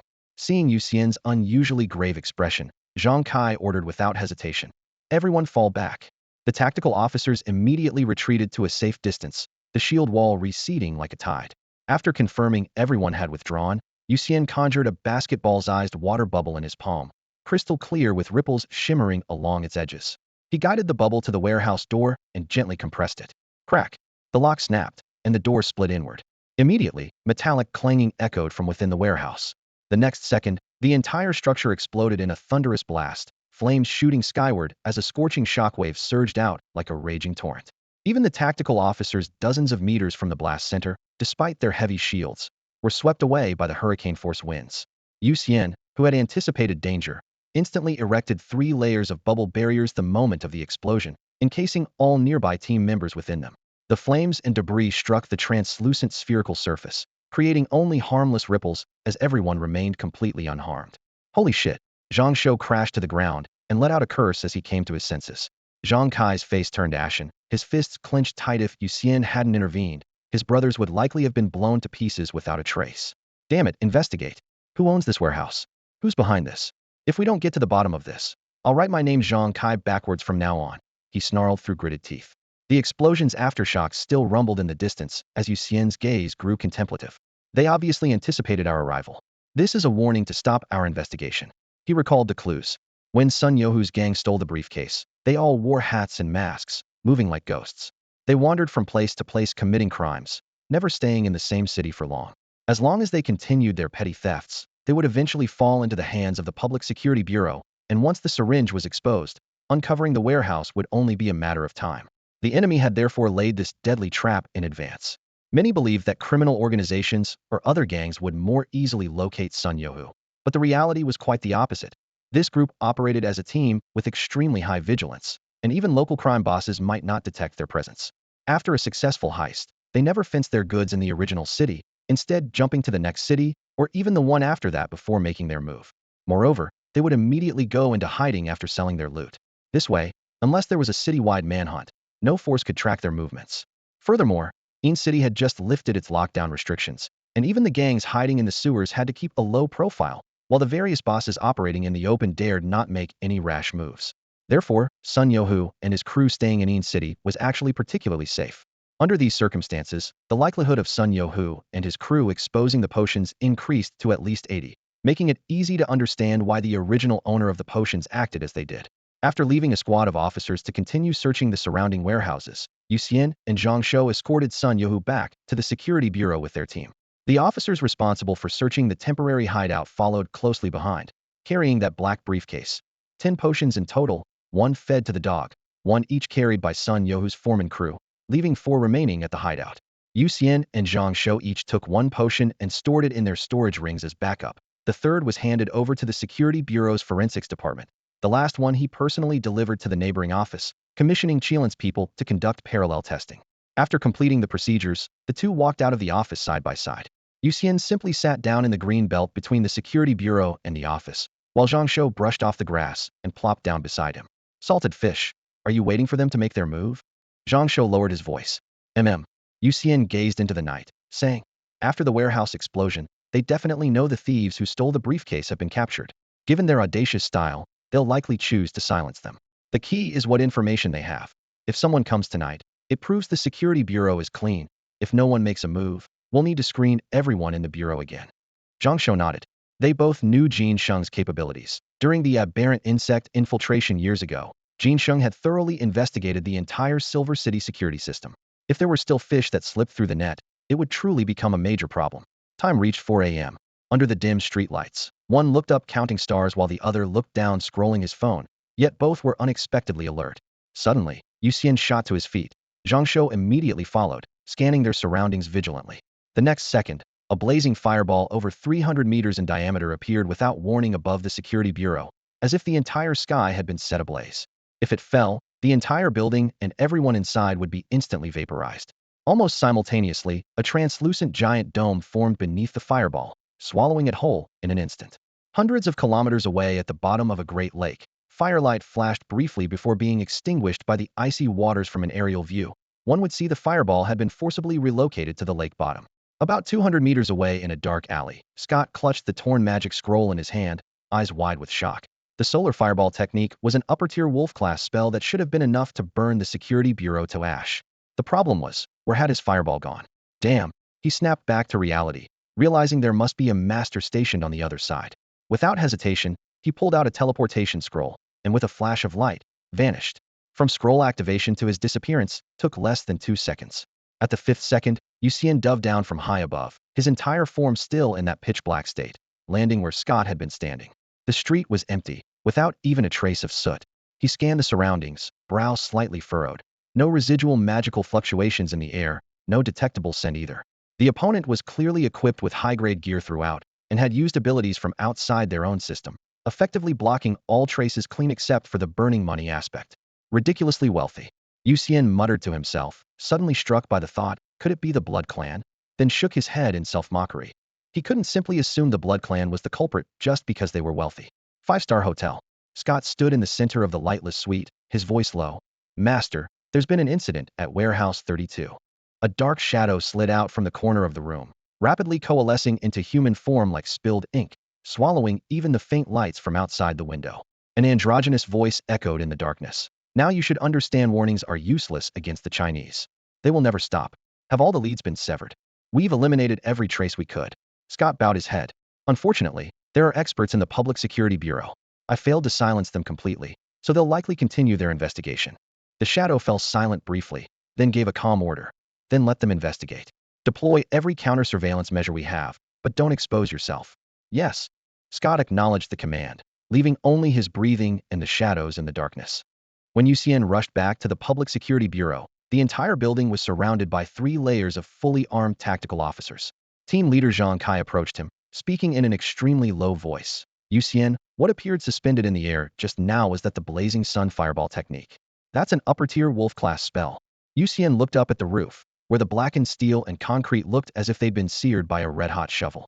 All the surveillance equipment and antennas on the top floor had been completely melted. He nodded. That's right, the Blazing Sun fireball technique. The range wasn't large, but the temperature was high enough to turn the entire area into molten rock. Repeat offenders love using it to destroy evidence. Zhang Kai's brow furrowed deeply. That vicious?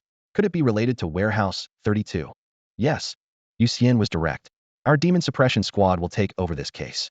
You can withdraw your tactical forces.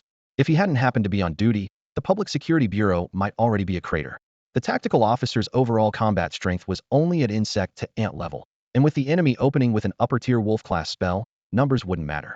Zhang Kai suppressed his anger and considered for a moment. Then we'll also hand over those suspects like Sun Yohu to you. Fine. I was planning to have someone test the drugs in their systems again anyway, to confirm just how severe the side effects really are. Yu Xian agreed. The claim that the side effects were not serious was just Sun Yohu's word, and Kong Jimao had only observed a dog hardly reliable evidence. He didn't need to handle the specific handover himself. The clerical staff and tactical forces would quickly process the paperwork. In the night wind, Yu Xian stood above his bubble hover car, repeatedly analyzing his earlier response if the enemy had 2 people, using one as a decoy while the other lay in ambush, and he had rashly given chase. He might have returned to find only scorched earth where the Public Security Bureau once stood. Too impulsive. Salted fish. Should we wake up Sister Qingniao and the deputy captain? Zhang Shou's voice came from the bubble in his right ear this time. Yu Xian replied, no need. Let's talk to them tomorrow. We'll decide everything after the test results come out. By the way, have brotherly check who owns Warehouse 32 in the cloud storage facility and who it's been rented to recently. The office clerks were scattered across various teams, specifically responsible for running errands and handling miscellaneous tasks. Brotherly was the one who had good personal relationships with them. Got it. Zhang Shou nodded curtly. After giving his instructions, Yu Xian remained vigilant while practicing his bubble ability. Outside Yincheng, a semi-transparent water bubble hovered over both the river and the lake. He remotely controlled them to exchange stones from the riverbed, river water, and even schools of fish that wandered in. The 2 bubbles were several kilometers apart, and each exchange would directly deliver the fish to unfamiliar waters, giving them a taste of spontaneous travel. He knew the inside of the bubbles like the back of his hand, but couldn't see what was outside them. Remote manipulation was like groping in the dark while blindfolded only. When he wrapped something in a bubble, could he tell what he had bumped into? During this time, he kept pondering how to synchronize the view outside distant bubbles to his own field of vision. Early the next morning, Yu Xian and Zhang Shou continued to request leave from the Superpower Academy. The teachers, well aware of their affiliation with the Public Security Bureau, approved without any difficulty. At 8:30, Gong Qian and Qingyao emerged from their room. When Yin-Yang's great fireball technique appeared last night, they had actually woken up once, but the fireball vanished in an instant, and with no subsequent activity and no messages from Yu Xian and Zhang Shou, they simply rolled over and went back to sleep with big hearts. In the office, Gong Qian and Qingyao ate the soy milk, fried dough sticks, and century egg congee that Zhang Shou had bought while listening to Yu Xian recount the entire process from last night. A small case of catching a thief actually led to a major case of wolf-level spell attacks on the Public Security Bureau. Qingyao put down her spoon, her eyebrows shooting up. Wolf-level attacks are a capital offense, no negotiation. Once the perpetrator is identified, killing them on the spot comes with a reward. So how many clues do we have now? She pressed. Yu Xian scrolled through his phone as Brother Li's latest messages popped up. The test report for the drug in the syringe won't be ready until this afternoon. As for warehouse, 32-inch. Owner, Lu Yingshi, master of the Lion Gate in the Eastern District, snake-level martial artist. People have been sent to bring him back. Tenant, Hu Weijia, one of the 7 heroes of the Hu family, a cleaner in the gray world. People have also been sent to bring him in. Good. Once Lu Yingshi and Hu Weijia are in custody, we can follow the trail, Gong Qian nodded. While cleaning up the food containers, Qingyao suddenly looked up. However, salted fish, I have to criticize you. Next time you encounter something like this, wake me and the deputy captain immediately. Don't try to be considerate just because we're women. What if the opponent had left a backup plan? Right. Many hands make light work, and it's harder to be lured away from base, Gong Qian agreed. I'll reflect on this. Yu Xian had already thought it through last night and readily admitted his mistake. I'll definitely notify everyone immediately in the future. Around 10:30, several clerks pushed through the door. Brotherly knocked to signal, then reported. Leaders, Lu Yingshi has been brought in. Hu Weijia's whereabouts are temporarily unknown, but his wife Hu Xianer and daughter, Hu Tuer, came voluntarily to cooperate with the investigation, requesting our help in finding Hu Weijia. Thank you for your hard work. Let's go meet Lu Yingshi in the reception room first. Gong Qian stood up to lead the team. In the reception room, the burly Lu Yingshi sat upright on the sofa with his arms crossed, like a calm male lion. The moment Yu Xian stepped through the door, he felt an inexplicable familiarity that, lion scent, was very similar to Jin Shang's. The difference was that Jin Shang was more like a young male lion running in the sunlight, while Lu Yingshi was more like an old lion king guarding his territory, seeking nothing external. Lu Yingshi was 98 years old this year, but thanks to his snake-level physique, he looked no more than 50. Yu Xian thought to himself that in a few more years, if he couldn't break through to eagle level and didn't want to die, this old lion king would probably have to consider becoming a vampire or some other long-lived species. Whether it was a clear conscience or being well-prepared, Lu Yingshi appeared very cooperative, speaking openly about everything regarding Warehouse 32. However, he didn't personally manage his properties on a daily basis. Warehouse 32 was merely a congratulatory gift from a wealthy merchant at his 90th birthday banquet, and he had entrusted its management to his eldest disciple, Wang Xiaohu, ever since. Wang Xiaohu accompanied him for this investigation, allowing everyone to see him again. Unfortunately, Wang Xiaohu couldn't provide any useful clues either. The warehouse rental process had long been fully automated online, listed on an app called Treasure Renter, with no need to meet tenants face-to-face. After seeing the two men off, Zhang Shou rubbed his shoulder and was the first to speak. Do you think what they said is reliable? Qingyao flipped through the files and said, it seems fine. The Lion Gate isn't a first-tier sect, but they do have quite a few properties. Lu Yingshi indeed might not pay much attention to a warehouse that was given as a gift. Yu Xian closed the case file with a calm tone. Let's go meet Hu Weijia's family. If Hu Xianer and her daughter are just as clueless as those two, this lead will be dead. They pushed open the door to the meeting room across the hall. Seeing Yu Xian enter, Hu Tuer's eyes lit up as she jumped to her feet. Handsome guy, it's actually you, Qingyao asked with interest. You two know each other? Yu Xian glanced at Hu Tuer helplessly. Same school. We met once. Handsome guy, I want to report to the police me dad is missing. Hu Tuer's eyes sparkled, completely unrelated to the word grief. Zhang Shou asked curiously. How many days has your father been missing? Officer, Hu Xianer interjected. Brother Jia hasn't come home since the day his detention ended. Although Hu Xianer was married with a 17-year-old daughter, her appearance and temperament were both excellent, making her look more like sisters when standing next to her daughter. The moment she raised her hand to brush her hair, her graceful movements were enough to captivate young men, which is exactly why Zhang Shou stared in a slight daze. Yu Xian nudged him with his elbow and turned to ask, Brother Jia, aren't you his wife? Before her mother could speak, Hu Tuer stepped in front of Yu Xian's line of sight. Handsome guy. I've heard my mom call him that since I was little, and my dad got used to it too. Yu Xian didn't pursue the matter further and returned to the main topic. Did Hu Weijia show any unusual behavior before he disappeared? No. Hu Tuer shook her head. He was always quiet and had a low presence. often disappearing for several days at a time, then coming back on his own. Qing Yao asked in confusion.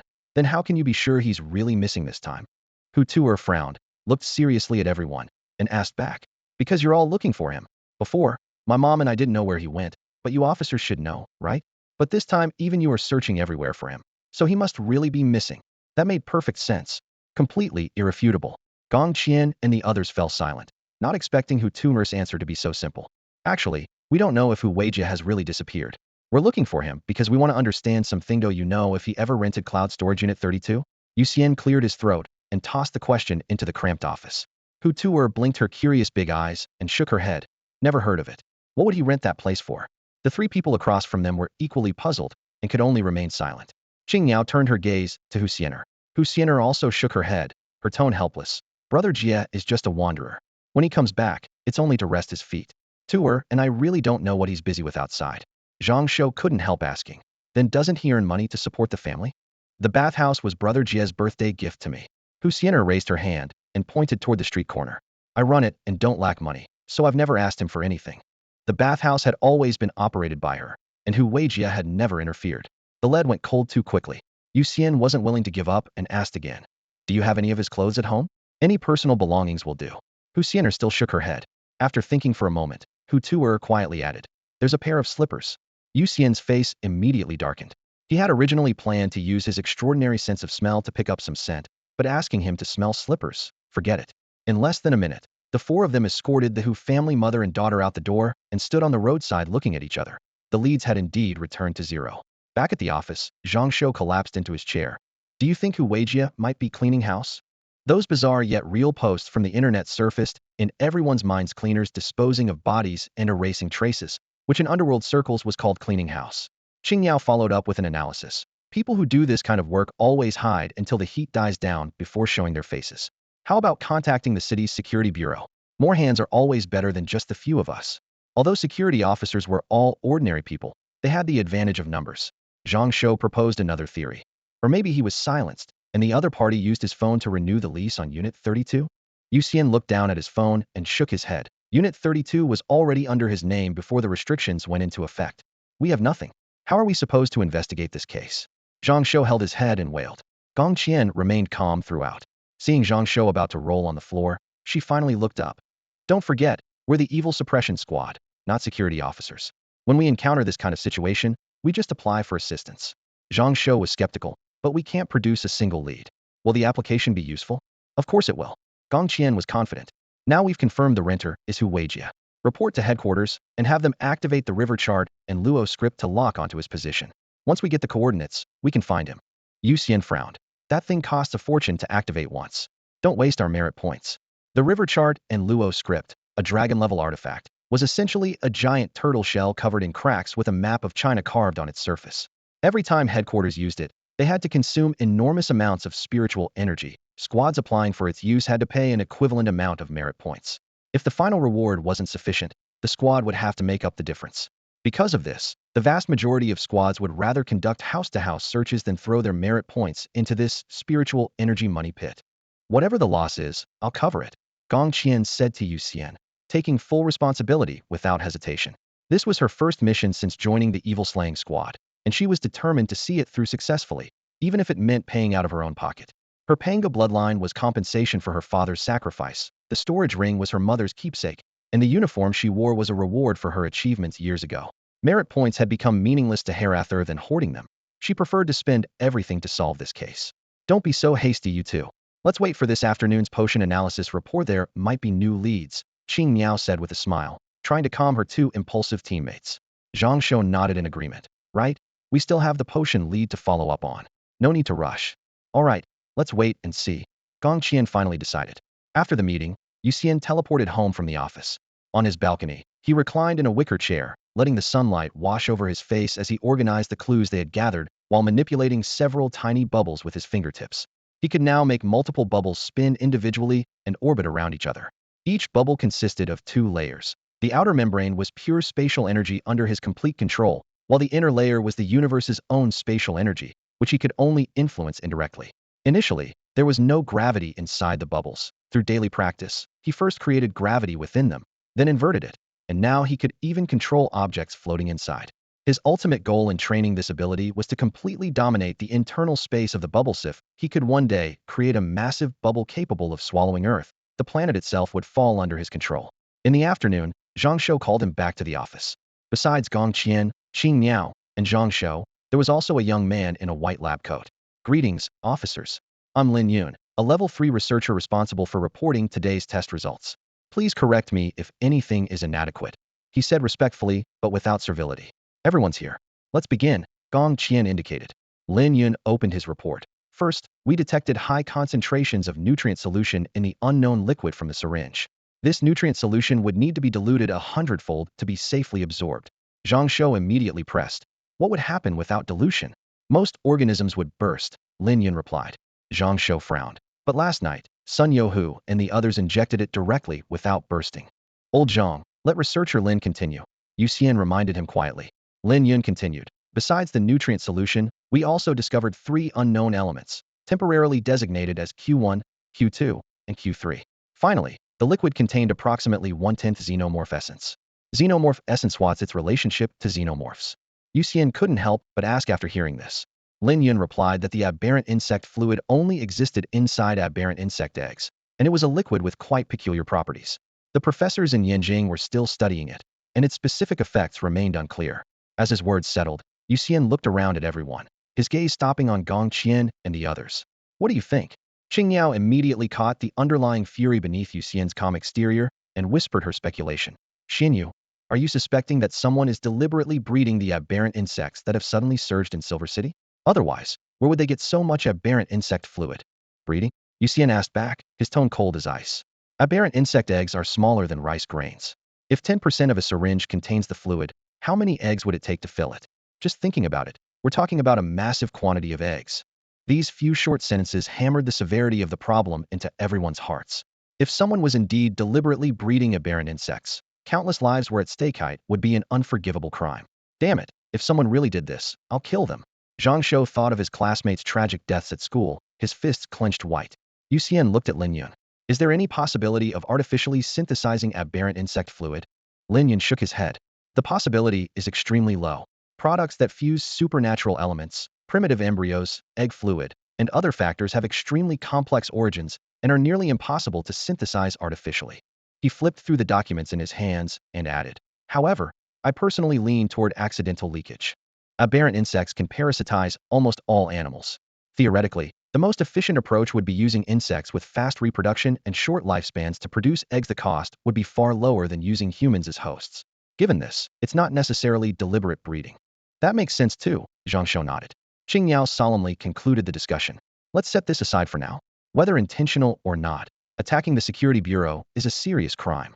Since the syringe offers no more clues, let's apply for the river map and Luo book. Gong Qian immediately followed up. I agree. Finding the drug manufacturer would definitely be a major achievement. I agree too, Qing Yao said decisively. Yu Xian thought for a moment, then looked up at Lin Yun. Is high-concentration nutrient solution expensive? Are there many sources? Lin Yun answered straightforwardly. Many alchemists can refine it. It costs 300,000 per milliliter, and there are many market channels. Trying to trace the source would be very difficult. Then I also agree to apply for the river map and Luo book. Yu Xian made the final decision. Seeing the task concluded, Lin Yun smiled slightly. Officers, I'll take my leave now. After he left, Gong Qian immediately pulled out her phone to submit the application. Before the application process was complete, Director Yu Lai's call came first, directly asking why she wanted to use the river map and Luo book. After all, it was only her second day in the evil suppression squad. Gong Qian reported the entire process in one breath. Catching a thief, following the trail, discovering someone suspected of secretly breeding aberrant insects, and using insect eggs as materials to manufacture mysterious drugs. On the other end of the phone, Yu Lai was first shocked, then realized the same thing they had. Silver City's aberrant insect crisis was very likely not a natural disaster, but a man-made catastrophe. Even if it wasn't deliberate breeding, it was very likely an experimental leak. Regardless, the fact that Silver City's aberrant insect crisis was very likely human-caused rather than a natural disaster was enough to draw Yu Lai's serious attention. The subsequent applications naturally sailed through without any obstacles. As soon as the authorization to use the river chart and Luo script was approved, Gong Qian entered Hu Weijia, along with his gender and ID number, into the system, then clicked search. Meanwhile, in the underground surveying hall at Qilin headquarters in Yanjing, A massive turtle shell measuring 9 meters long and 5 meters high began to emit a warm, jade-white glow under the channeled spiritual energy of dozens of chi cultivators. The shell's patterns instantly transformed into a dynamic map, with countless flickering light points each representing a city. A white-bearded Taoist priest hurried forward, unfurling a yellow talisman. He inscribed Hu Weijia's birth date and time on the paper. Then with a flick of his wrist, the talisman transformed into streaming light and shot into the turtle shell. The moment the talisman landed, a red glow slowly emerged near Silver City, rapidly elongating into a light column half a meter in diameter. The recorder immediately captured the coordinates, uploaded them to the electronic map, and sent the data with a single click. At the Silver City office, Yu Xian and the others waited for about half an hour. Upon receiving the transmitted data, Gong Qian immediately stood up, found him. Hu Weijia is at Starboard Airport outside Silver City. This airport had once been Silver City's gateway to the outside world, with subway lines connecting to Rong City and several other cities. After the Forbidden Fruit incident, the routes were abandoned and the airport fell into disuse. Though Yu Xian and the others had never left Silver City, they could roughly determine the airport's location from the old maps they'd seen in history class. What are we waiting for then? Let's go. Zhang Shou raised his voice. Yu Xian spun 2 pale blue bubbles on his fingertips and volunteered. I have a teleportation point set up near Starboard Airport. We can go directly there. Wait, I need to get some weapons and ammunition from the armory. Qing Niao interjected. Zhang Shou then realized that as a support class fighter, he especially needed firepower backup, so he also requested to collect equipment. Let's all go together then. We'll leave right after we're equipped, Yu Xian said, standing up. He was curious about the armory since he'd never been inside. When the 4 arrived at the armory, the administrator spotted them from afar and opened the heavy alloy door, allowing them to choose freely while reminding them to sign the registry after making their selections. Every city office stockpiled large quantities of military hardware. These weapons weren't designed for ordinary people. Most firearms had such tremendous recoil that regular soldiers could suffer fractures from a single shot, but their corresponding power far exceeded standard-issue weapons. Yu Xian had little interest in firearms and went straight for 10 standard superalloy steel blades, plus over 500 flash grenades, stun grenades, incendiary bombs, and fragmentation grenades, finally taking more than 50 superalloy shields. While the equipment wasn't top tier, it made up for it in quantity, and if used strategically, the results could be remarkable. After signing his name, he stored all the weapons in his storage ring and sat aside waiting for his companions. Qing Niao and Zhang Shou each selected appropriate firearms, ammunition, and accessories, then completed their registrations. As the group prepared to leave, Yu Xian raised his hand and pointed at the air, conjuring a fingernail-sized bubble that remained fixed in midair. He then channeled energy into it, causing it to rapidly expand into a light membrane large enough to accommodate a person. He stepped into the bubble first. The next second, he appeared on a mountaintop. Looking to the right from the mountaintop, you could still see the ruins of Xingyao Airport in the distance. Xinyu, your ability is so convenient, I am totally jealous, Zhang Shou remarked as he emerged from the spatial bubble hovering in midair, stepping onto the soft grassy slope and taking in their surroundings. Qingniao and Gong Qian followed, exiting their bubbles and landing one after another. Qingniao stretched her shoulders, her voice filled with genuine admiration. Our team now might be the strongest and most well-rounded combination in history. For teleportation, we have Yu Xian. For emergency medical care, Zhang Shou can pull anyone back from death's door. For reconnaissance, that's my job. And for firepower, we have Gong Qian, who can take on dragon-level opponents with her bare hands. She couldn't help but fantasize. I can't imagine what kind of monster could possibly threaten us. Gong Qian adjusted her backpack straps and added, if Captain Jinsheng were here too, our setup would be perfect. I'm helpless against ghost-type and evil spirit monsters, but when his lion's radiance erupts, they're instantly reduced to ash. Qingyao laughed heartily and turned to look at her. Deputy Leader, shall we begin the mission? Let's start. Gong Qian nodded decisively. Qingyao, scout Xingyao Airport first, but don't alert them to our presence. Xinyu, get up high and set up several teleportation coordinates. I'll need you to pull me up there so I can provide aerial fire coverage of the airport. Zhang Shou, stand by. If any of us get injured or poisoned, work with Xinyu immediately for remote treatment. I'll head out first. As soon as Qingniao finished speaking, her body transformed into azure wings, swooping toward the ruined airport. Yu Xian nodded to Gong Qian, conjured a semi-transparent spatial bubble around himself, and shot straight up into the clouds. He and Qingniao took different flight paths, one high and one low, quickly separating. The bubble pierced through the sea of clouds as Yu Xian looked down at the ground below, dropping mini spatial bubbles like placing chess pieces, with Xingyao Airport as the center. The nodes quickly formed a dense network. He then closed his eyes and listened carefully to the echoes transmitted back from each bubble using a sonar method to compensate for his inability to see the outside scenery. Though the precision was limited, it was better than being completely blind. Xingyao Airport, viewed from above, looked like a crude fusion of the letters Y and H. After 700 or 800 years without maintenance, weeds grew knee-high, and an ancient tree had even burst through the terminal roof, its canopy covering large sections of broken tiles. Xingyao perched on a thick branch of that tree, alertly noticing the eerily unnatural silence around them. Not even the sounds of insects or birds could be heard. "This is too abnormal," she whispered to herself. Spreading her wings, she glided to the shattered roof of the terminal, folding her wings and slipping inside through a section of broken glass. The interior was dimly lit, with filthy glass barely letting any light through. She could vaguely make out scattered animal bones and broken syringes. The heavy moldy smell was mixed with the sharp stench of canine urine, making her furrow her brow. Qingyao stepped onto a half-collapsed baggage claim sign and looked down at the ground carefully. Beside piles of white bones lay torn iron cages, and the scattered bones clearly came from dogs or foxes. Just as she was about to continue searching, her body suddenly froze. An icy chill crawled up her spine to the back of her neck.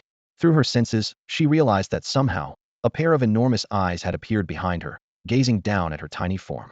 The dusty glass nearby reflected a blurred image, a giant fox about 10 meters tall, with multiple tails trailing behind it. 9 tails? Hu Weijia. Her pupils contracted violently. Though Hu Weijia had 9-tailed fox bloodline, he was ultimately human. How could he have transformed into such a monstrous creature? The creature's gaze locked onto Qingyao as it spoke word by word, its voice like a rusty blade scraping against her soul. "Tell me, am I an immortal or a god?" That deep voice carried soul-shaking power, instantly stiffening every muscle in Qingyao's body, her lips trembling uncontrollably as they slowly parted. Seeking divine recognition? He wants to seek divine recognition, she thought in horror. Hu Weijia was human, not a true fox. Why would he need to seek divine recognition? Yet at this moment, she couldn't even pull away. Qingyao knew she had no control over her body right now, and she was well aware that once she answered, the consequences would be absolutely catastrophic. All demons in the world trace their origins back to the demon ancestor. Among the common folk, she was despised as a traitor to humanity, cursed as a worthless wretch the moment anyone spoke of her. The reason was simple: she showed cold cruelty toward her own kind while treating dogs with the love of a parent. By chance, she consumed a forbidden fruit and became the world's first human-demon hybrid, giving birth to an unprecedented demonic energy within her body. From that point on, she could pass this power to other creatures, awakening their intelligence and setting them on the path of demonic cultivation. Within just a few years, she had nurtured hundreds of great demons. To help these demons survive their tribulations and achieve human form, she led them in attacks on human settlements, capturing innocent people en masse to serve as sacrificial offerings in investiture ceremonies. Eventually, she was cast out from humanity by the enraged populace and killed by a coalition of powerful warriors, her bones ground to dust and scattered to the winds. However, though the demon ancestor perished, her demonic energy had already spread throughout the world. From then on, any creature fortunate enough to be touched by this energy had the chance to awaken intelligence and transform into a terrifying demon. It's over, it's over, it's over. Qingyao understood clearly that the so-called investiture was actually a process of draining everything from the target to benefit the demon race, enhancing wisdom, strengthening foundations, and completing transformation. The moment she answered the creature's question, her body would be instantly drained, and she would die on the spot. Before the words could leave her lips, the small bubble in her ear suddenly expanded, instantly enveloping her entire body. In the next second, the scenery before her eyes flipped, and Yu Xian teleported her directly back to the original mountaintop. Suddenly saved, her whole body relaxed as she supported herself on her knees, gasping for air as if she had just escaped death's door. "Qingyao, are you alright?" Yu Xian followed close behind, emerging from the bubble. Initially, he hadn't noticed Qingyao was in danger, but when the creature suspected to be Hu Weijia asked her during the investiture whether she resembled an immortal or a god, he realized Qingyao might be under control. So he decisively used the bubble in her ear to pull her back. "I'm fine." Qingyao steadied herself and gave a brief report. "There's a monster in the airport. I suspect it's Hu Weijia." As soon as she finished speaking, a deafening roar erupted from the direction of Qingyao Airport. Immediately after, a giant fox with 9 tails and muscles twisted into bizarre bulges tore through the airport walls and shot into the sky. It looked left and right, then suddenly raised its head, its cold gaze precisely locking onto the group on the mountaintop. Then, the seemingly redundant layers of muscle suddenly swelled, and its limbs began running wildly in an extremely uncoordinated manner, charging recklessly toward the mountain. The muscles on its body are too strange. Many of those bulges serve no purpose, Gong Qian observed with a frown. Yu Xian's expression also darkened.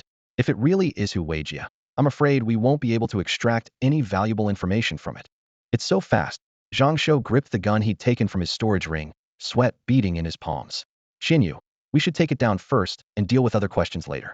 The oppressive presence of the charging giant fox made his spine tense, even though he considered himself unafraid of death. Then let's do this. Gong Qian clenched her fists and kicked off the ground with her toes, shooting down the mountainside like an arrow released from its bow. At the same time, Yu Xian stepped back and passed through a bubble, instantly appearing high in the air. He looked down at the nine-tailed fox on the ground, his fingers immediately releasing countless tiny bubbles that fell like silver raindrops, pattering as they stuck to the earth, and quickly formed a translucent circular barrier around the fox. Boom! Gong Qian instantly shattered the air as she collided head-on with the nine-tailed fox, her long-charged punch smashing into the beast's massive skull. With a sharp crack of bone, the giant creature's body exploded into a bloody mist like glass shattered by a sledgehammer. One-punch kill. Everyone held their breath in unison. In mere moments, the blood, debris, and fur in the air seemed drawn by an invisible hand, swiftly gathering and reassembling in the blink of an eye. The nine-tailed fox stood there again, completely unharmed. Zhang Shou frowned and muttered, if it really is Hu Weijia, nine tails should mean dragon-level strength, but this performance is far too weak. Qing Yao immediately added, and it was just asking me for divine recognition extremely abnormal. Yu Xian stared at the reassembled fox thoughtfully. Is it possible that it also injected the same drug that Sun Youhu and the others used, just in a higher dose? His suspicion arose because when the fox reassembled, its flesh layered back together with muscles gleaming with an eerie light, the pattern nearly 90% identical to the glowing muscle striations Sun Youhu and the others displayed after their injections. Boom, boom, boom. Gong Qian threw punches from different angles, each one blasting the fox into pieces, only to witness its resurrection from the bloody mist time and again. The nine-tailed fox seemed to feel no pain or fear, immediately lunging at Gong Qian each time it revived. It was like a programmed weapon, lacking true consciousness, yet murmuring during each charge, do I look like an immortal? Do I look like a god? Yu Xian's heart stirred. Using his bubbles to flash to Gong Qian's side, he shouted loudly, you don't look like an immortal or a god. You are yourself Hu Weijia. This shout struck like thunder. The nine-tailed fox suddenly froze, its vertical pupils frantically splitting and trembling as its massive body rapidly withered, the flesh beneath its skin seemingly drained dry. Gong Qian moved to deliver a finishing blow, but Yu Xian gently blocked her. Don't rush. Let's see if he can regain his sanity. Yu Xian explained quietly. If Hu Weijia could truly recover, they could trace the truth behind the drug. This was key to their mission. Killing him rashly would only sever their lead. The withering continued spreading until the beast's body was completely desiccated. Then, from the fox's head, a humanoid figure slowly emerged as if hatching, the lower half still covered in fluffy fox fur, the upper half in human form, with a massive eye embedded prominently in the chest. I look like myself. Then who am I? An immortal? A god? Hu Weijia? He muttered to himself as he leaped from the fox's head to the ground. Boom! 9 tails of pure energy in various colors burst forth like roaring flames, instantly spreading scorching waves. Gong Qian's gaze sharpened. Now he's truly dragon level.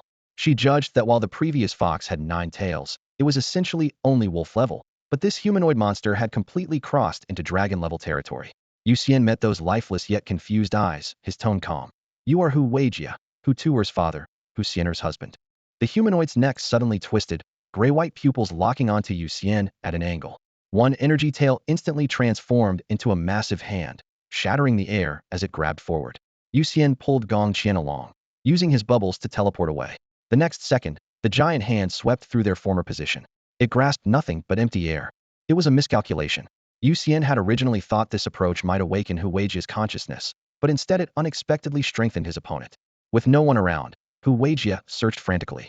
In just a few breaths, for more eyes split open across his forehead, a human face bulged out from the back of his skull, sprouting 6 eyeballs, and then countless eyes began spreading densely along his limbs and torso.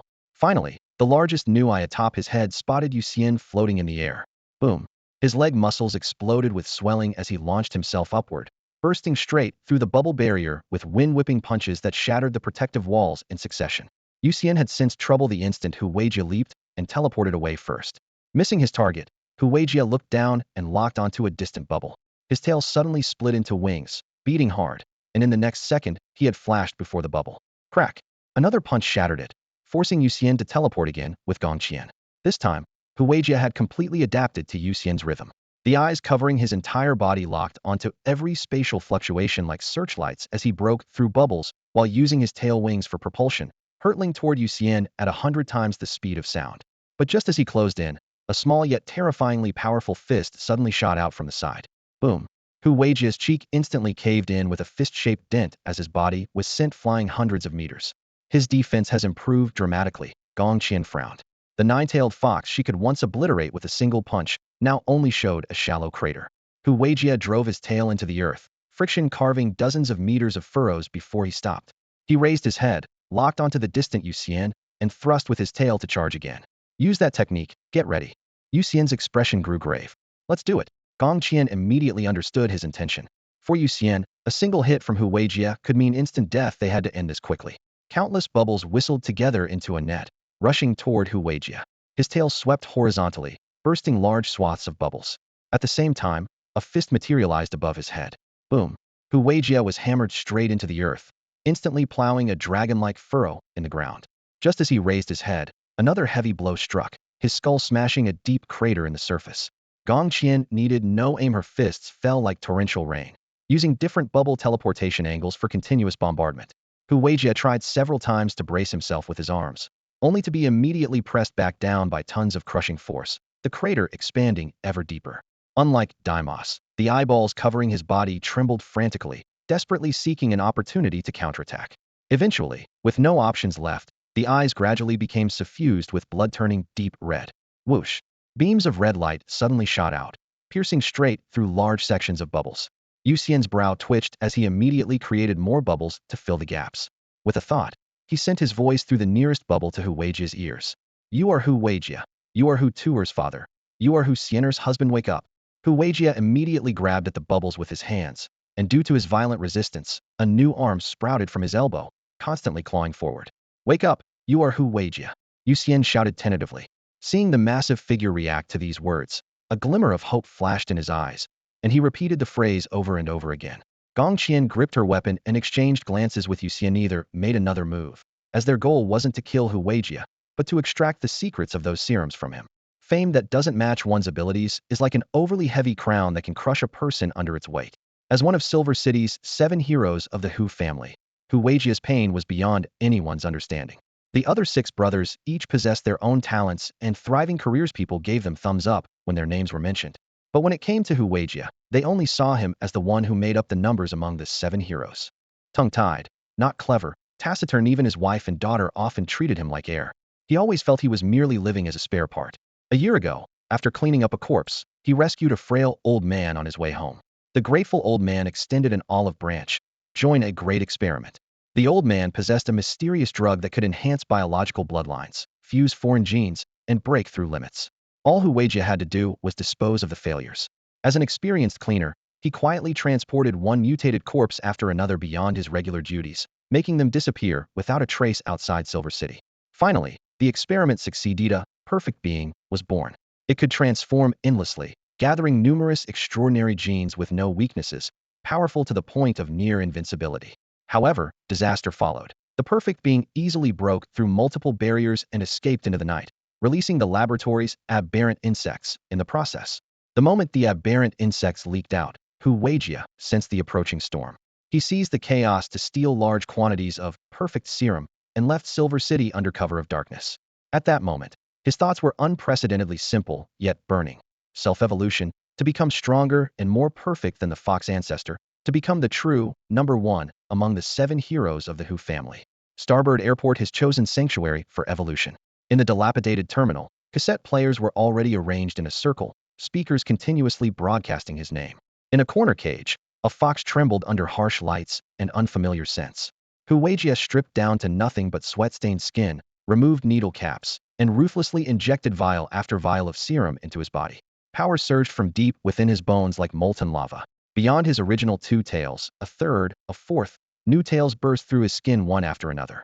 Whenever agony and madness nearly tore his sanity apart, the repeated calls of Hu Weijia pulled him back from the abyss. The fox's screams, the cassette player's static, and the sickly sweet smell of flesh mingling with serum combined to create a bloody yet solemn evolution ceremony. Just as the shadow of a 9th tail began writhing at the base of his spine. Boom! A tremendous crash outside the airport shattered the glass. Night wind swept in with dust, and he looked up to see the escaped perfect being standing beyond the entrance. Countless gene-spliced limbs writhed slightly in the shadows, and those pitch-black eyes without a glimmer of light stared directly at him. The way it looked at him sent chills down his spine. Hu Weijia, think of your wife. Think of your daughter. Wake up. Yu Xian stood behind Gong Qian, looking down at Hu Weijia lying in the dust, shouting with all his might. His keen nose twitched slightly. The scent emanating from Hu Weijia was changing dramatically. Moments ago it was like that of a restless beast, but now it carried the faint sweet metallic smell of a newly awakened human. Hu Weijia, Hu Weijia, Hu Weijia. With the repeated calls, the man on the ground finally twitched his fingers. He slowly pushed himself up, his body flickering and contorting like a malfunctioning program. His left shoulder suddenly bulged and split open to reveal a fox's head. His lips contracted then stretched into a bird's beak. His arms instantly writhed and became covered in cold scales. Yet amid this grotesque transformation, his face gradually returned to Hu Weijia's appearance. He looked up at Yu Xian, his voice low but clear. I am Hu Weijia, but I'm already dead. Dead. Yu Xian and Gong Qian exchanged glances, both stunned. How could someone standing right before them claim to be dead? Hu Weijia's gaze was calm, neither sad nor joyful. You're here to investigate Pengzhu, aren't you? I'm sorry. I only know he's called Pengzhu, nothing else. Yu Xian suppressed his shock and responded earnestly. That's part of it. But more importantly, your wife and daughter are very worried about you. They filed a police report, hoping we'd bring you home. He could hear the finality in Hu Weijia's tone, that death wish identical to his father's expression when he sought death years ago. Perhaps because he had experienced that mindset, he instinctively wanted to pull the man back from the edge of despair. They wouldn't worry about me, stop lying. Hu Weijia lowered his head, his voice hollow. I'm just a failure, someone dispensable, superfluous. No, I'm not lying. Yu Xian shook his head, his gaze firm. Maybe you've misunderstood them, but they definitely love you. As he spoke, he pulled out his phone, found the earlier recorded conversations with Hu Xiener and Hu Tuer, and pressed play. The recording contained no declarations of I love him, nor any sobbing after his disappearance, but those fragments of daily conversations and memories strung together left Hu Weijia stunned. Dad is just rather quiet. He's a wanderer. It turned out that in his daughter's eyes, he was simply taciturn by nature. In his wife's eyes, he was like a restless wanderer, so she chose to silently tolerate his willfulness, and all of this stemmed from love, not alienation. And him? He had been trapped in his obsession with the title Seven Heroes, taking risks again and again to prove he was worthy of that designation, one foolish act after another, until he led himself into a dead end. The awakening came too late. Black tears slid from his eyes. The next second, his flesh went berserk, his lower body sprouting chaotic organs, flesh writhing, as if to tear through the ground. He looked up at Yu Xian, tragic yet resolute. Kill me quickly. This body is a monster. It cannot be allowed to continue existing in this world. As he said, he was indeed already dead. The body now was not his body, but a perfect creature created by that Pengzhu. On the day he injected the serum, the perfect creature found him. He didn't even have a chance to struggle before the monster devoured him alive. Due to the massive amount of high-concentration nutrient solution in his body, even the perfect creature couldn't digest him completely right away. During the prolonged writhing and dissolution, the monster also swallowed the large number of foxes he had stockpiled. As a result, it became infected by the demonic energy carried by the foxes, causing its flesh to mutate grotesquely. Demonic markings spread across its body, and it emanated an eerie purple-black mist. Instinctively, it began seeking divine recognition. Once successful, it would transform into something even more powerful and perfect. However, Yu Xian kept treating the perfect creature as Hu Weijia, continuously calling out his name. These repeated incorrect summons disrupted the recognition process, causing Hu Weijia's consciousness to briefly awaken within the depths of the monster's flesh. He immediately realized that the perfect creature was fighting back furiously, and he could only maintain consciousness for a few more moments. Once his awareness was completely crushed, the monster's power would multiply several times over and bring disaster to Silver City, where the two people he loved most lived. He absolutely couldn't let catastrophe befall them. Kill me. Do it now. Hu Weijia roared, forcibly thrusting his arm into his chest and tearing out his still-beating heart in a fountain of blood.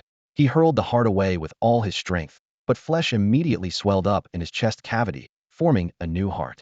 A vertical crack split open on the heart's surface, revealing an utterly cold eye that suddenly opened, radiating deadly chill. Die? All of you die. Hu Weijia frantically tore at himself, ripping off chunks of flesh and flinging them everywhere. But the torn areas healed instantly, with new muscles, bones, and blood vessels growing like wild vines to patch the wounds. 100 meters away, Yu Xian and Gong Qian watched in stunned silence. Gong Qian swallowed hard in shock. Why is he mutilating himself like this? I'm not sure. Yu Xian frowned, his voice hoarse. But I can feel that he's desperately protecting something extremely important. That look in his eyes was identical to his father's when he secretly wished for death after developing else not wanting to burden those he cared about. Yu Xian's knuckles turned white as he silently clenched his fists, his eyes slightly red. Gong Qian lowered her voice. Should we stop him? The Pingzhu he just mentioned is probably the person we're looking for. If he could draw that person's appearance, we'd have an easier time identifying our target. Kill me. This body isn't mine. I was eaten by a monster. This flesh belongs to the creature, and it's about to wake up. Hu Weijia screamed. The skin on his back suddenly bulged and split open, sprouting a new scaled arm that viciously grabbed the hand he was using to dig out his heart again. Only 30 seconds had passed since the self-mutilation began, but Yu Xian and Gong Qian were both startled. This body truly didn't belong to Hu Weijia, but was the monster's shell. In a flash of inspiration, Yu Xian shouted, "Deputy, cover me." He manipulated countless silver threads, instantly weaving them into skin-tight, silver-white armor. The next second, using spatial bubbles, he teleported to Hu Weijia's right side and called out loudly, "Hu Weijia, don't let it interfere with me, help me." A grotesque arm came whistling toward them, but Hu Weijia forcibly grabbed it with another arm, veins bulging. Yu Xian raised his hand to open his helmet's visor, revealing his fangs, and bit into Hu Weijia's neck with a sharp crack. Hu Weijia immediately cooperated by softening that patch of skin. Otherwise, Yu Xian's bite force couldn't have penetrated this nearly indestructible shell. The pain was excruciating, but he still gritted his teeth and held back the writhing limbs around them.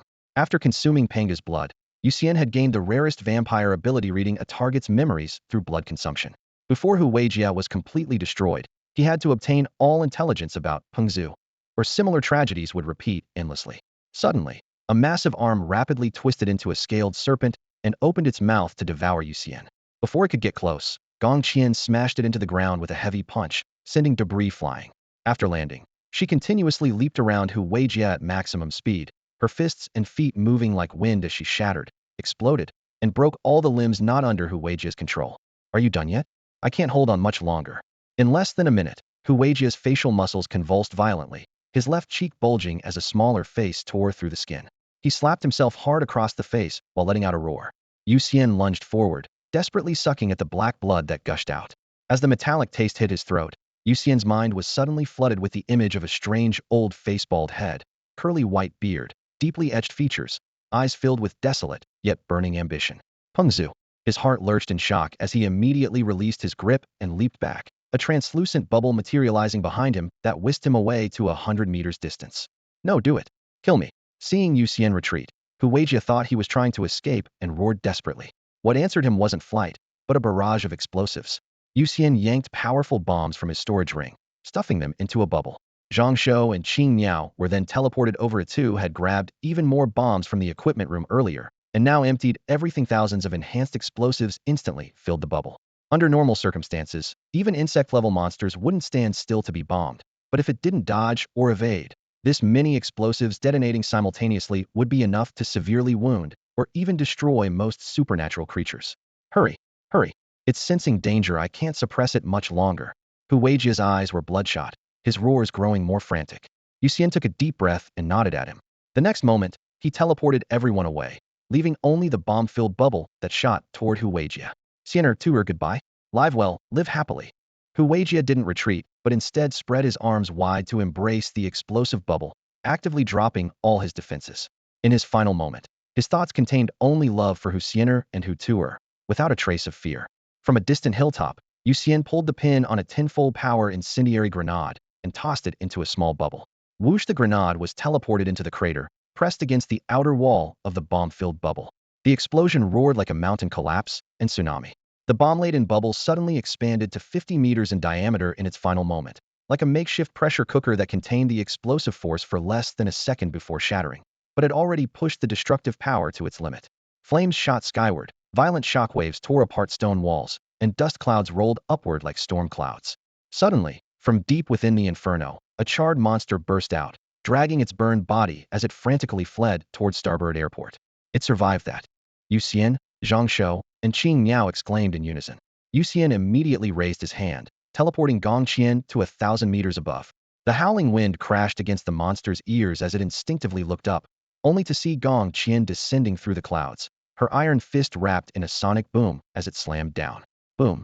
The earth shook as the perfect creature was flattened by Gong Qian's punch, lying in the center of the crater like a pile of mush. Gong Qian continued her relentless assault on the perfect being, her fists pounding without pause. She was determined not to stop until she had completely pulverized its flesh and blood into mincemeat.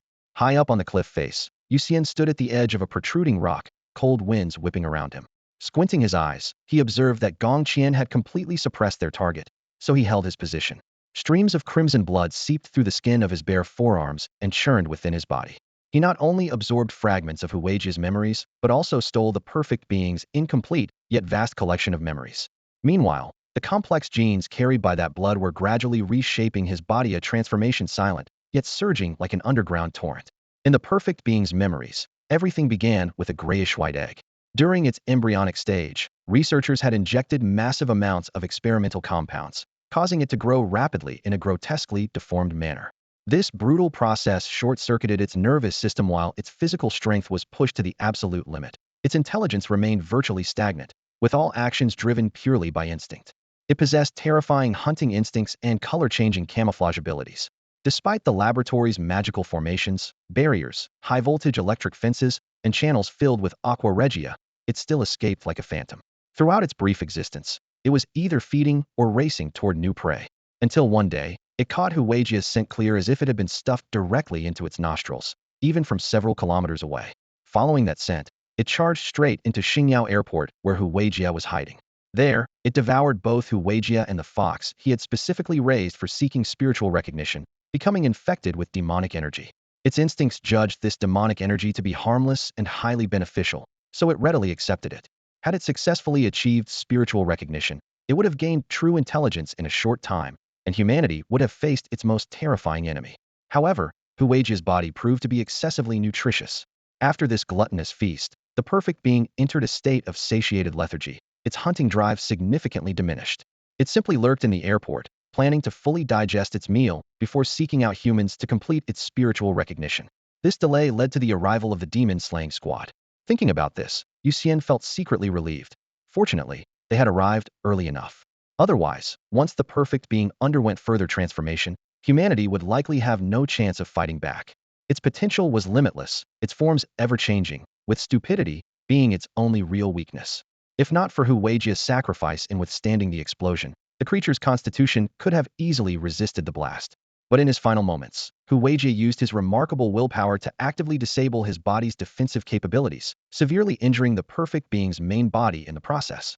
Thump, thump, thump. Yu Xian suddenly pressed his hand against his chest between his vampire heart and Pango heart. A third heart was forming. The perfect being's blood carried countless extraordinary genes that were savagely stimulating his two existing hearts, tearing open like tree bark to squeeze out the new heart from their junction. The memories of Hu Weijia and the perfect being were merely additional gifts. The real key was the energy contained within the blood itself. As a vampire who had undergone multiple mutations, his blood absorption efficiency even surpassed that of the vampire progenitors. As the third heart took shape, he closed his eyes, and a skill tree composed of light patterns rose majestically in his mind. The skill trees of his Pango heart and vampire heart remained filled with countless question marks, only triggering talents randomly. But the abilities on this new tree were clearly visible, each branch labeled with specific names and effects, waiting for him to unlock them. Perfect skill tree. First branch, super stomach. Any food entering the stomach would be instantly dissolved by ultra-strong gastric acid, with no energy wasted. Second branch, super regeneration. As long as the body had sufficient energy, every cell could divide infinitely, repairing all injuries in an extremely short time. Third branch, super olfaction. This was not merely smell, but something closer to a sensory superpower, capable of locking onto target scents from kilometers away, even when the scent hadn't actually traveled that distance. Yu Xian examined each branch one by one, growing more amazed with each discovery. Super burst, ultimate camouflage, environmental adaptation. No aspect had been overlooked. Only now did he truly understand why both Hu Weijia and Pengzhu called it truly perfect. Its abilities were so comprehensive that it had no real weaknesses whatsoever. The perfect being's skill tree works just like the vampire's skill tree. Every 10 days, one talent ability can be activated. The problem is that this skill tree contains hundreds of thousands of abilities, making it impossible to unlock them all in a short time. So Yu Xian can only selectively choose the most crucial ones to learn first. He has locked onto Super Stomach and Super Taste in sequence. The former will most likely allow food to be properly digested in his body, while the latter will free him from the torment of tasteless as chewing wax. Yu Xian is only 17 years old, and countless delicacies in the world are waiting for him to taste if both taste and digestion completely fail. life's pleasures would be reduced by at least half. Now, with just 20 days of investment, he can reclaim this joy. So naturally, he doesn't hesitate. After confirming that the changes in his body have stabilized, Yu Xian looks up toward the distant battlefield. Killing a perfect being with bare fists is almost impossible. Light naturally possesses a passive ability called photosynthesis. As long as there's light around, it can continuously recover stamina, which is extremely similar to Yu Xian's own Light Eater ability. The only difference is that the creature recovers stamina but cannot gain satiation. Although it was severely injured in the explosion due to Hu Weijia's involvement, as long as sunlight remains, Gong Qian's current attack speed isn't sufficient to truly finish it off. Moreover, no matter how strong Gong Qian is, she can't maintain peak output indefinitely. Once she becomes exhausted and her offensive slows down, it will be the perfect being's turn to counterattack. Yu Xian knows full well. If no one intervenes and lets Gong Qian face the injured perfect being alone, the one who will ultimately fall is definitely Gong Qian, not that monster. Its durability can truly be called legendary. He pulls out his phone and directly dials the number of Yu Lai, the director of Qilin headquarters. He obtained this number during their first meeting, but unless there's a major situation or if the captain and vice captain aren't available to handle things, he would never bypass the chain of command. But now, relying on Gong Qian and these rookies whose killing power hasn't even reached wolf level, they probably couldn't kill the perfect being even if they fought until the end of time. Little fish. As soon as the call connects, Yu Lai's deep voice comes through. Yu Xian stands at attention and says solemnly, "Director, it's me. There's an important situation that needs to be reported." After receiving permission, he recounts the entire operation in one breath. The evil slaying squad's mission progress, the perfect being that devoured Hu Weijia, cooperating with Hu Weijia's awakened consciousness, and how he obtained the perfect being's memories through blood absorption. He leaves nothing out, keeping it concise and clear. Perfect being? The evil slaying squad really has one crisis after another this time. Yu Lai on the other end of the phone falls silent for a moment, stunned speechless by the reported content. But after understanding the terrifying nature of this creature, he instantly realizes what kind of threat the nation would face if such monsters were mass-produced. Today only one appeared, but if they're replicated in batches tomorrow, the consequences would be unthinkable. Silver City, 5-star hotel. Scott is sleeping when suddenly darkness spreads like a tide around him, and the entire room instantly plunges into a pitch-black abyss. He jerks awake, rolls over and kneels on the ground, bowing his head respectfully. "Master, what are your orders?" "The perfect creature has been found by Qilin's people first. We absolutely cannot let them kill the perfect creature." A cold voice emerged from the shadows in the darkness. Scott frowned and said, "But master, I'm afraid my strength alone won't be enough to retrieve the perfect creature. In 10 minutes, Nightwing will support you. Remember to fight quickly and decisively. Then retreat immediately after recapturing the perfect creature," the shadow said in a deep voice. "Face Qilin's people, Hedon?" Scott took a deep breath, lowered his head and said, "Yes, my master." Actually, the reason news could spread so quickly was mainly because dragon-level battles always created tremendous disturbances. This time, Yu Xian and his team didn't set up formations like they did in the restricted zone, so even the outskirts of Silver City could feel the ground trembling slightly. Every punch Gong Qian threw could be heard from far away. If Scott hadn't been sleeping, he would have noticed the commotion from the battle much earlier. The surrounding darkness dissipated, and Scott returned to the hotel. He got up from the ground, immediately put on his windbreaker, wrapped himself tightly with black bandages, then quickly left through the window. After leaving Silver City and arriving at an abandoned village outside the city, a man wearing a mask and carrying 2 large machetes on his back emerged from a house. "Let's go." The man glanced at Scott, then said coldly. Meanwhile, Yu Xian hung up the phone and waited peacefully for backup. Since Gong Qian alone couldn't handle the perfect creature, the simplest solution was to have more people come help. For instance, Jean Dajuan, who was still dealing with Demos's corpse, the Tiger-level naval colonel stationed at the coast, and the evil-slaying squad that had just arrived in Rome City, all of them were summoned. With these people coming to support, it would be enough to deal with the perfect creature. Since there probably wasn't much left for him to do here, he could focus on his own matters. He created a bubble, lay inside it, and began analyzing his current situation. So far, he had consumed blood 3 times. The first time was when Nora encouraged him to drink artificial blood. That time he only experienced blood intoxication and didn't gain any skill trees. The second time was Panga's blood. He not only completed his vampire abilities, but also acquired Panga's skill tree and gained a second heart. Now this was the 3rd time drinking blood, and he had obtained the perfect creature's skill tree and grown a 3rd heart. This meant that drinking blood gave him a high probability of acquiring the target's skill tree. This obviously wasn't an ability vampires naturally possessed, but he couldn't figure out whether this was an ability he had from becoming a vampire, or a special ability that developed after absorbing Panga's blood. Additionally, he wondered if this ability worked on all creatures. If it did, Could he gain anyone's abilities by drinking the blood of any creature? For example, if he drank Qingniao's blood, would he be able to transform into a small bird? Another question was whether his hearts would keep multiplying. He already had 3 hearts now, with 2 of them beating steadily. If this continued, wouldn't he end up with a whole bunch of hearts? He even imagined his hearts looking like a cluster of grapes, with each grape being a heart. Suddenly, he frowned slightly and shifted his attention to a particular bubble.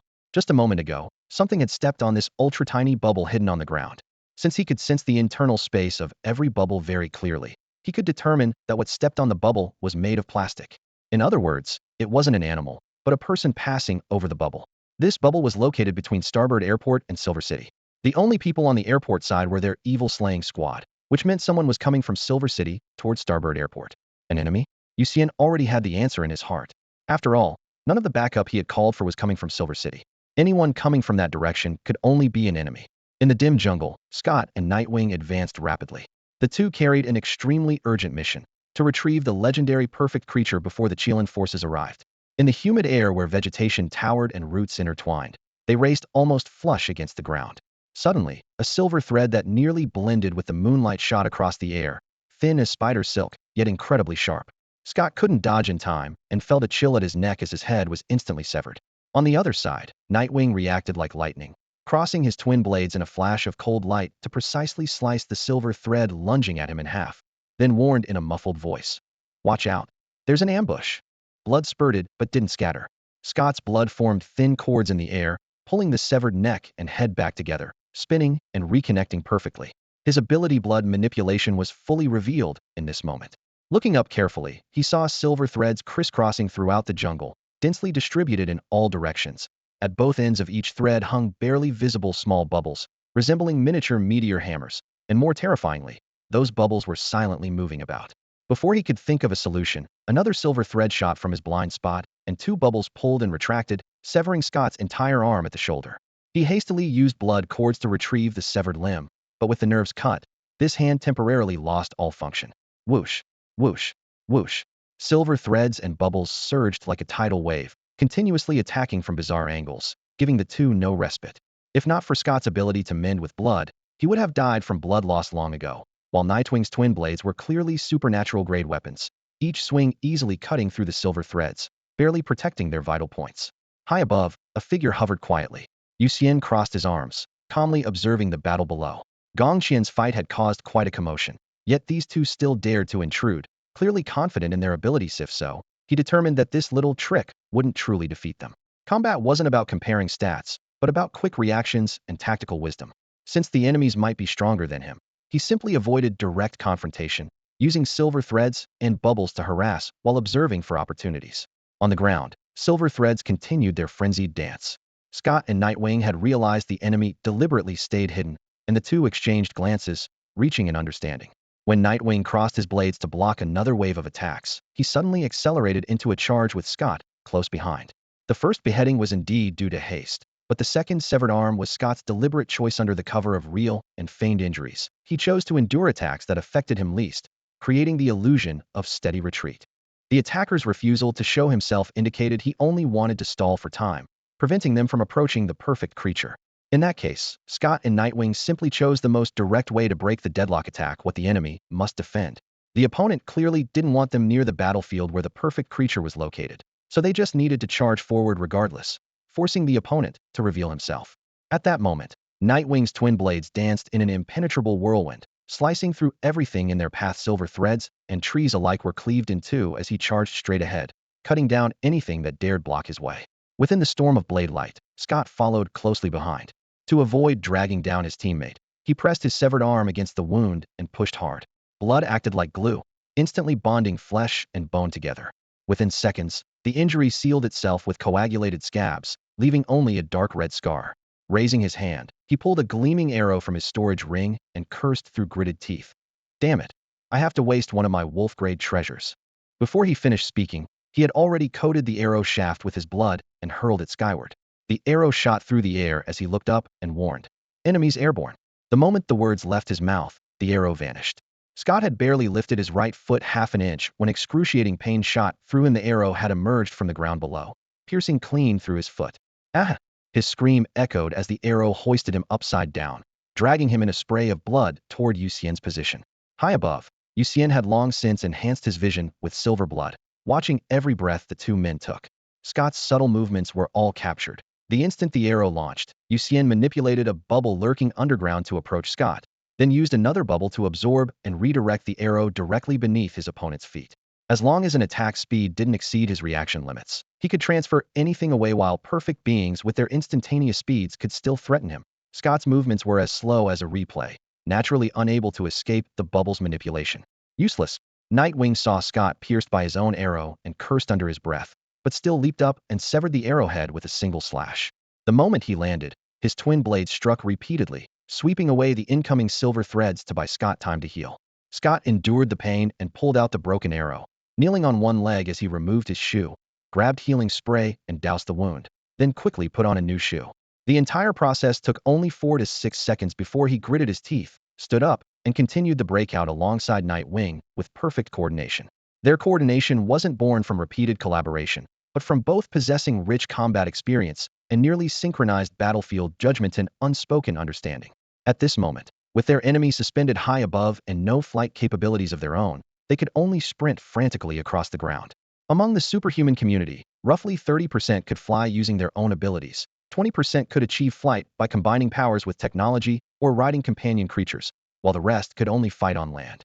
Though Nightwing and Scott had anti-air capabilities, their inability to take flight left them with virtually zero margin for error. If their counterattacks weren't fast, accurate, and devastating enough, the next second Yu Xian would redirect their attacks back at them. Scott's pierced foot served as the perfect lesson. Salted fish, I've got all the bombs you wanted. Should I teleport them to you now? Zhang Shou's voice came through clearly via the spatial bubble in his ear. To prepare adequate firepower before intercepting Nightwing and Scott, Yu Xian had specifically sent Zhang Shou back to headquarters, instructing him to bring every bomb he could carry from the armory. At this moment, as he circled in the air searching for openings, he had already confirmed repeatedly in his mind these bombs combined with his spatial bubbles were practically tailor-made weapons. Once he locked onto a target, the enemy would have no time to dodge. The bombs manufactured by Qilin were devastatingly powerful, but had two fatal flaws. First, their blast radius was so large that close range used wrist-friendly fire. Second, when thrown from a distance, they were too conspicuous, allowing ordinary transcendents to escape before detonation. Therefore, these bombs were typically only used against low-intelligence transcendent creatures or slow-moving giant monsters. Unless in extremely confined terrain, they were often ineffective against humanoid transcendents. Currently, the Navy was the biggest buyer of these bombs on the vast ocean. Whenever some grotesquely oversized deep-sea monster emerged, a few bombs could easily flip it over. Good, teleport them all over. Yu Xian responded immediately.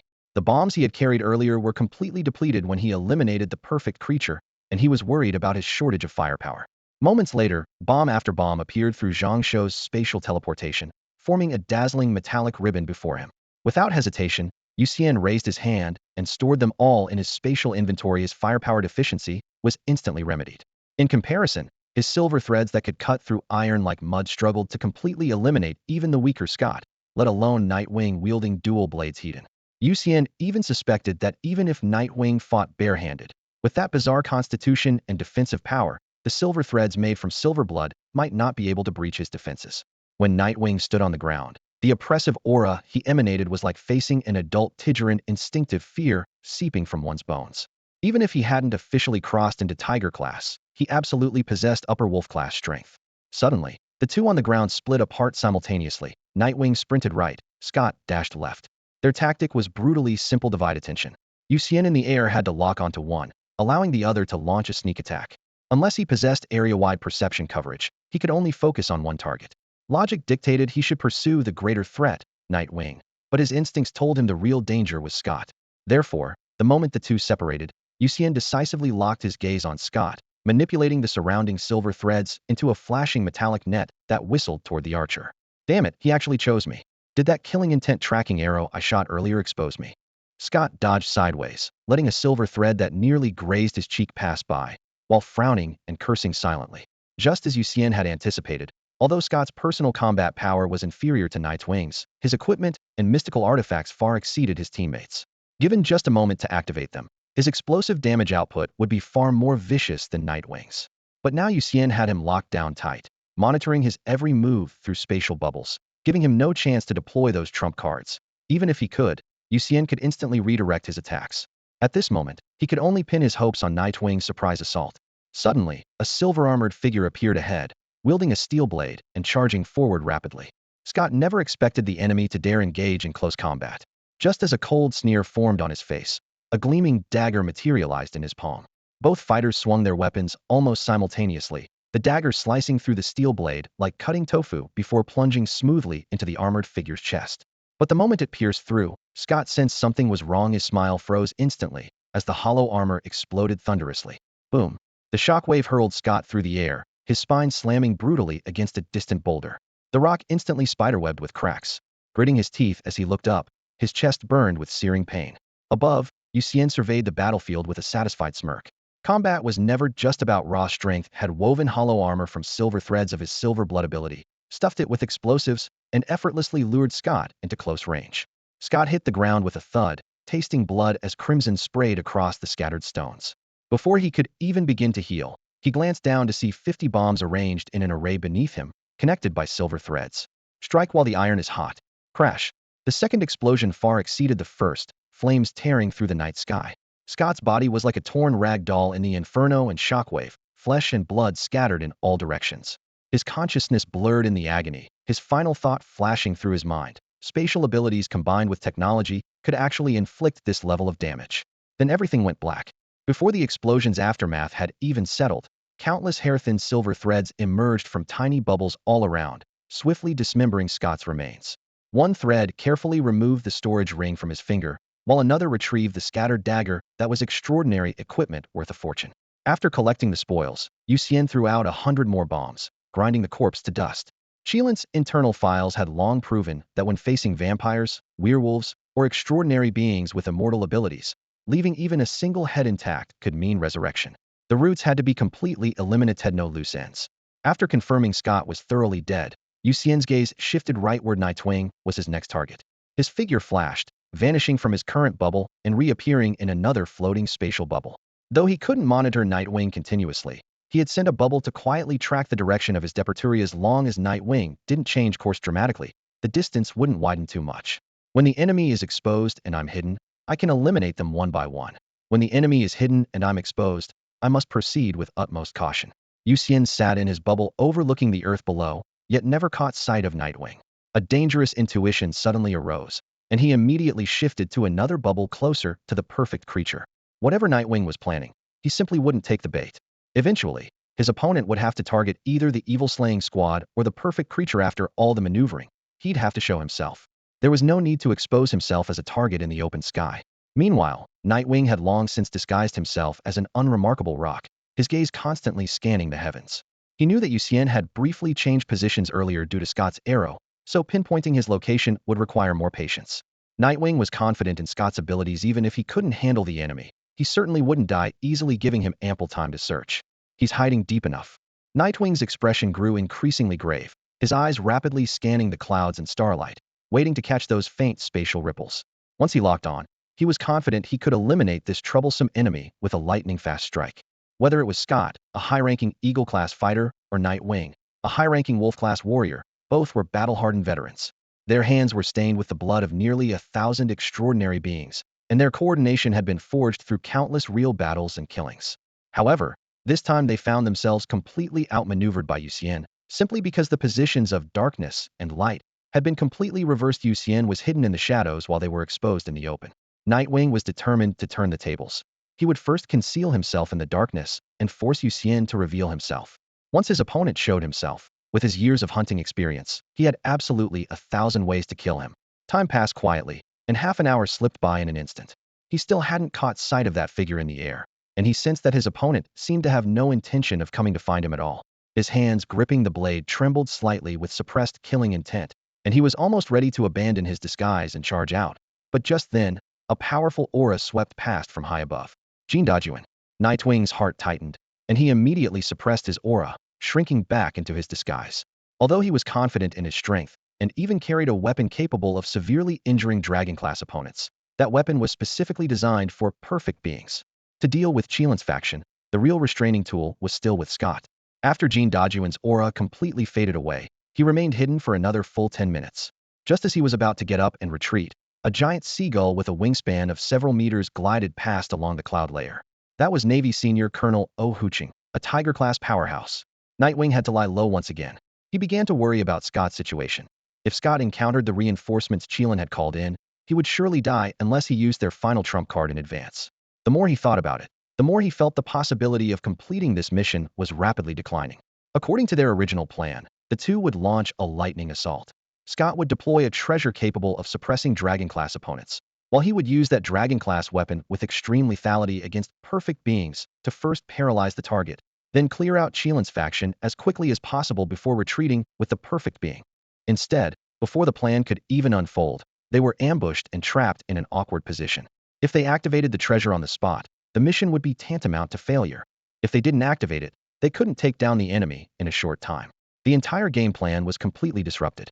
Another 5 minutes passed, and he confirmed that Chelan's reinforcements didn't seem to be continuing their pursuit. Just as he was preparing to emerge from his disguise, a gust of wind swept by that giant seagull had actually returned. Nightwing's muscles tensed instantly, and the next second, an iron fist crashed down, smashing his entire body hard into the ground. The sharp sound of cutting air followed. Dense water arrows pierced through his limbs and torso from all angles, pinning him firmly to the ground. He didn't even have time to draw his blade. A water bubble rose beside the seagull, and Yu Xian's figure appeared within it, looking down at the pinned Nightwing and speaking calmly. "That's right, Colonel Jean, Colonel O, this is the one. Don't let him die too easily. Don't worry, old O and I are best at this kind of thing." Jean Dajuan laughed easily. As soon as he finished speaking, Jean Dajuan and Yu Xian joined forces, with fists, feet, and torrents of water arrows raining down in turns, cleanly breaking Nightwing's spine, pelvis, and all critical joints, completely stripping him of any ability to resist. After confirming that the opponent's recovery ability wasn't particularly outstanding and that breaking his bones once every hour would be sufficient to maintain control, Yu Xian slowly descended to the ground. Ye glared at Yu Xian with murderous intent, wishing he could devour him whole. He never imagined he would fall into the hands of a mere kid. His eyes blazed with fury, while Yu Xian stood there with a cheerful smile. What had started as a simple waiting game had unexpectedly brought Jean Dajuan and Yu Xian one after another, providing him with ready-made backup. Once reinforced, Yu Xian immediately shared all the enemy intelligence he had just gathered. Not long before, when Yu Xian had transformed into a seagull for aerial reconnaissance, he had already spotted Ye's figure but mistook him for an ally at the time. Upon learning this might be an enemy, he immediately turned back and brought Jean Dajuan with him. The result was obvious. The opponent Yu Xian had originally planned to carefully maneuver around was effortlessly dealt with by the two powerhouses working together. "Where's Scott?" Ye's voice was hoarse, still unwilling to give up. "If you're talking about that other Guy's dead, of course." Yu Xian smiled as he approached. "You don't really think he's still alive, do you?" Though appearing relaxed on the surface, he was secretly ready to activate teleportation at any moment, merely testing whether Ye had any fight left in him. After confirming his opponent couldn't even lift a finger, he bared his fangs and bit down hard on Ye's neck, drinking deeply. "This kid finally looks like a proper vampire." Jean Dajuan couldn't help but laugh. In their previous encounters, Yu Xian was always sunbathing, making him seem more like a solar-powered Superman than a vampire.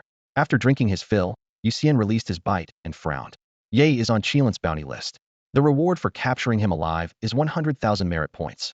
He's the assassin Ye? Jean Dajuan was surprised. When the three of them had captured Ye together, they only knew he had come to cause trouble, not realizing his identity was so significant. Yu Xian extracted a wealth of information from Ye's memories and began to explain. Ye had originally been an ordinary martial artist with exceptional blade skills, but even after training to his limits, he couldn't match insect-level extraordinary beings. In his despair, he was persuaded by foreign forces to undergo genetic enhancement, which dramatically increased his physical abilities and made his swordsmanship devastatingly powerful. Even many supernatural extraordinary beings couldn't withstand him. From then on, he served these foreign forces while moonlighting as an assassin, making money through assassination contracts. After hearing this account, Jean Dajuan delivered 2 sharp slaps. "Damn it. So he's a collaborator. Take him back," Yu Xian added coldly. "We happen to be researching genetic enhancement technology. Foreign countries are quite advanced in this area. Maybe we can extract some good samples from him." With that, Yu Xian walked up to Ye and pressed his palm against the man's chest. The next moment, green light surged forth, and Ye's body rapidly contracted with bones crackling audibly. In the blink of an eye, he had become a fat pig. Ye's face was filled with terror, but when he opened his mouth, only grunts and squeals emerged. "That's the Pangu transformation divine art," Yu Xian exclaimed. "Exactly," Jean Dajuan nodded. "Old O is one of the lucky ones who awakened this supernatural ability. Makes everyone jealous as hell." Oh Huchin waved his hand dismissively. Don't mystify it. Turning targets weaker than myself into animals drains a lot of energy. The real beauty of it is that I can transform myself in countless ways, and changing my own form costs almost nothing. He grabbed Ye by the pig's tail and smiled at his two companions. His usual transformation into a giant seagull was actually achieved using this very ability. After dealing with Nightwing, the three returned to the main battlefield. Jean Dajuan let out a low roar, stomped his foot, and instantly appeared alongside Gong Qian, pinning down the perfect being. Oh Huqing handed the piglet Nightwing to Yu Xian, his shoulder blades protruding as his muscles swelled like inflating balloons, transforming him into a three-turtle silverback gorilla in the blink of an eye. Oink oink. The piglet Nightwing, dangling in midair, frantically kicked its four legs while its stubby tail was firmly gripped between Yu Xian's fingers, unable to break free no matter how hard it struggled. Yu Xian carried the pig by its tail back to the mountaintop. The teleportation array lit up as Zhang Shou was transported back. Looking up, he immediately spotted the plump, tender little piglet, his eyes lighting up. Salted fish, where did this pig come from? Are we having a barbecue here? His mind was already filled with images of golden brown skin and sizzling fat from roasted suckling pig, and he couldn't help but swallow. This pig used to be human, Yu Xian said with a grin, dangling the pig's tail. Colonel O just transformed it using the Pangu Genesis divine art. Are you sure you want to eat it? Zhang Shou immediately waved his hands. Never mind then. Qing Yao suppressed her laughter as she explained. Theoretically, creatures transformed by the Pangu Genesis divine art are completely restructured at the cellular level. It really is a pig now, that much is genuine. Then Sister Qing Yao, would you dare eat it? Zhang Shou glanced at her, unable to hold back his comment. I don't eat meat, Qing Yao replied instantly, her tone decisive. Yu Xian raised his hand to create a transparent bubble half his height, tossed the piglet Nightwing inside, and sealed it. Even if you really dared to take a bite, you'd have to wait until we finish studying it. This body still has research value. Who would actually consider it? Zhang Shou muttered under his breath. Qing Yao glanced toward the distance where Jean Dajuan, Gong Qian, and Oh Huqing fought side by side, bombarding the perfect being relentlessly. The ground kept collapsing, and the atmosphere was torn with scorch marks. She looked back. Salted fish, are we just going to wait here? What else? Yu Xian shrugged, pulling out a dark silver storage ring from his pocket and tossing it up and down. With our defenses, if we charged in there, we'd be pulverized by their aftershocks in seconds. Squishy mages need to know their limits. Just like in the earlier battle against Scott and Nightwing, he had never approached the front lines without spatial abilities, relying only on silver blood and ordinary bubbles. He couldn't have harmed either of them. But every loss brings a gain. With Scott dead, Yu Xian claimed all the spoils after all. It was his solo kill, so everything rightfully belonged to him. What he was most curious about now was exactly how much treasure Scott had been carrying. Following the safety guidelines from the Qilin app, he first examined the ring inside and out, especially the inner band, confirming there were no hidden poison needles or similar traps. While the storage space inside the ring existed in its own dimension and couldn't be tampered with, the ring itself could conceal weapons. Clearly, Scott had been extremely confident in his abilities. The ring was completely clean. After confirming it was safe, Yu Xian slipped the ring onto his left hand. His right already wore one. He sent his mental energy into it, and an incredibly vast space suddenly appeared, more than twice the size of his own storage ring. This is absolutely ridiculous. Yu Xian first noticed stacks upon stacks of cash in the space. At a rough glance, he conservatively estimated it to be over 10 million. Such an enormous amount of cash would be enough to buy back that ancestral small factory, a thought that instinctively popped into his mind. His father hadn't sold the factory to save his life back then for two reasons. First, selling it wouldn't have raised enough for medical expenses, and second, he didn't want Yu Xian to struggle for a living in the future. The factory was the last safety net he left for him. Unfortunately, Yu Xian later developed ALS, becoming the only heir of the Yu family.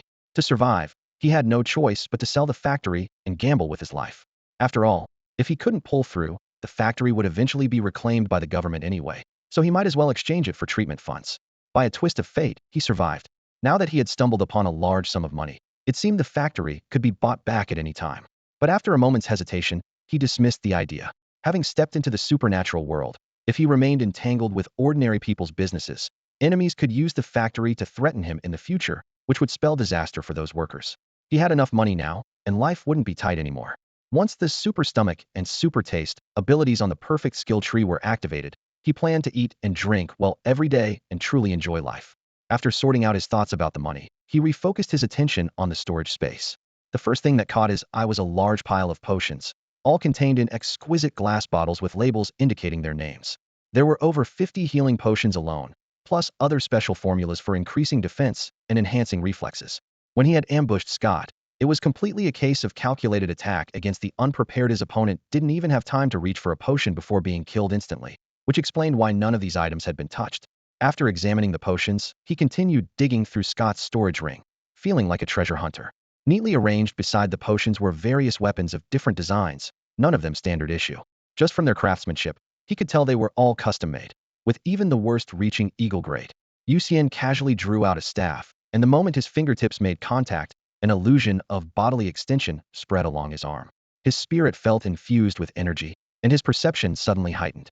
He could vaguely sense the swaying of trees behind him, beyond his line of sight in gaming terms. This staff probably had attributes like Spirit 1, Perception 1, Mental Power Recovery 10. After playing with it for a moment, he casually tossed the staff to Zhang Shou, laughing, "Old Zhang, give it a try. Use it to activate your skills." "Holy shit, a staff?" Zhang Shou was shocked. Supernatural equipment was already in short supply, and Qilin, being an Eastern faction, was particularly scarce in equipment like staffs, which would be instantly snatched up whenever they appeared internally. Following the suggestion, he activated Healing Touch, and immediately a tentacle appeared in the air that was nearly one-third thicker than usual, with healing energy surging and the amplification effect visible to the naked eye. "This enhancement is too obvious." Zhang Shou was stunned. "It's yours, use it well," Yu Xian said with a wave of his hand. "This is too valuable. Let me pay you back with merit points." Zhang Shou shook his head seriously. Treating others to food and drinks was one thing, but if this staff were listed on the Qilin app, it would probably sell for 70 to 80 million. Even accounting for markup, it was definitely not a small amount. "Use it for now. We'll talk when I'm short on cash," Yu Xian said casually, not bothering to explain further as his attention sank back into the storage ring to continue searching. As item after item was revealed, he felt an increasingly obvious thrill of treasure hunting. This guy had way too many good things.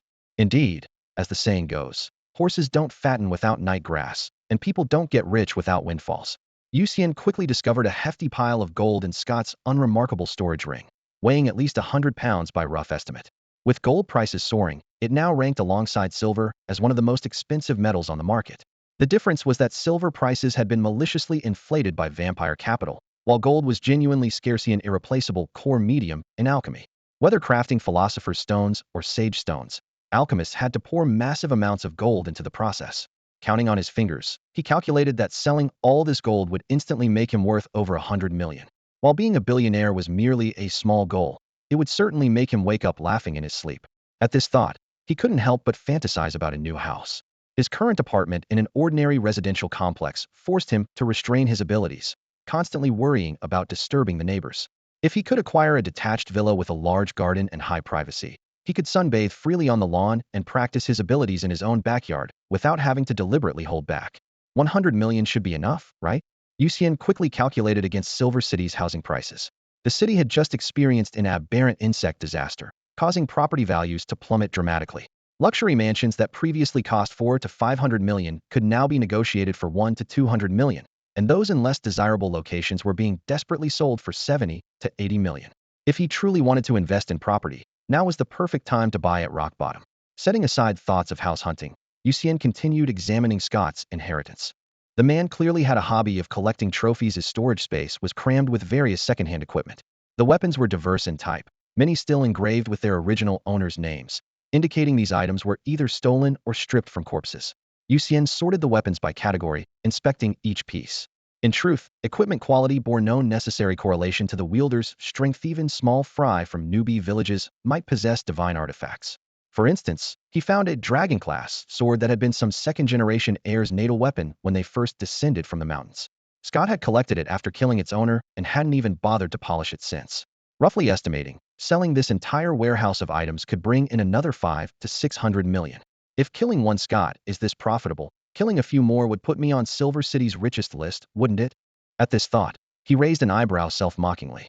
So this was what murder and arson lead to golden belts felt like. He decided to keep the gold for now and sell the batch of equipment he couldn't use to Qilin headquarters. The Qilin organization consistently paid high prices for supernatural equipment, as their various teams generally lacked quality weapons. According to protocol, materials confiscated from criminals would first be announced to the supernatural community. Qilin would contact the original owners or victims' families, inform them that the perpetrator had been brought to justice, and inquire whether they wished to pay to reclaim the items. If families chose not to buy back the equipment, it would enter the official marketplace for team members to purchase freely. In the world of the supernatural, laws only applied within cities once you left urban areas. It was jungle law where the strong preyed upon the weak. This is also why extraordinaries must pay to redeem their equipment. When Qilan kills a perpetrator, it's equivalent to avenging the victim. So the spoils of war naturally belong to Qilan. This unwritten rule is universally accepted by all extraordinaries. When Yu Xian first saw the relevant regulations, he was puzzled about why confiscated items had to be publicly announced, and even why the original owners had to be contacted. It wasn't until he read an old archived case that he understood. Hundreds of years ago, a Qilan team member was carrying a criminal's weapon when he went out, only to be mistaken for the real perpetrator by a grief-stricken victim's father, who stabbed him to death in the street. After that incident, Qilan headquarters immediately enacted the public announcement of spoils regulation, which has been strictly enforced ever since. Many families of missing persons refreshed the War Police Force's official website day after day, hoping for news of their children while dreading the sight of familiar weapons in the announcement section. As Yu Xian scanned through the list of spoils left by Scott, he understood that hundreds more parents would likely face heartbreak in the future. Just after 9 in the evening, the perfect organism finally died completely. The darkness cut off photosynthesis, its internal energy was depleted, and its massive body withered like dried stalks. After Jin Dajuan and Oh Huchin confirmed its death, they each hurried away. Both had squeezed time out of their schedules to provide assistance, and now that the matter was settled, they needed to return to handle their own work. The evil-slaying squad returned to the office through a bubble passage and handed over the corpse to headquarters for research.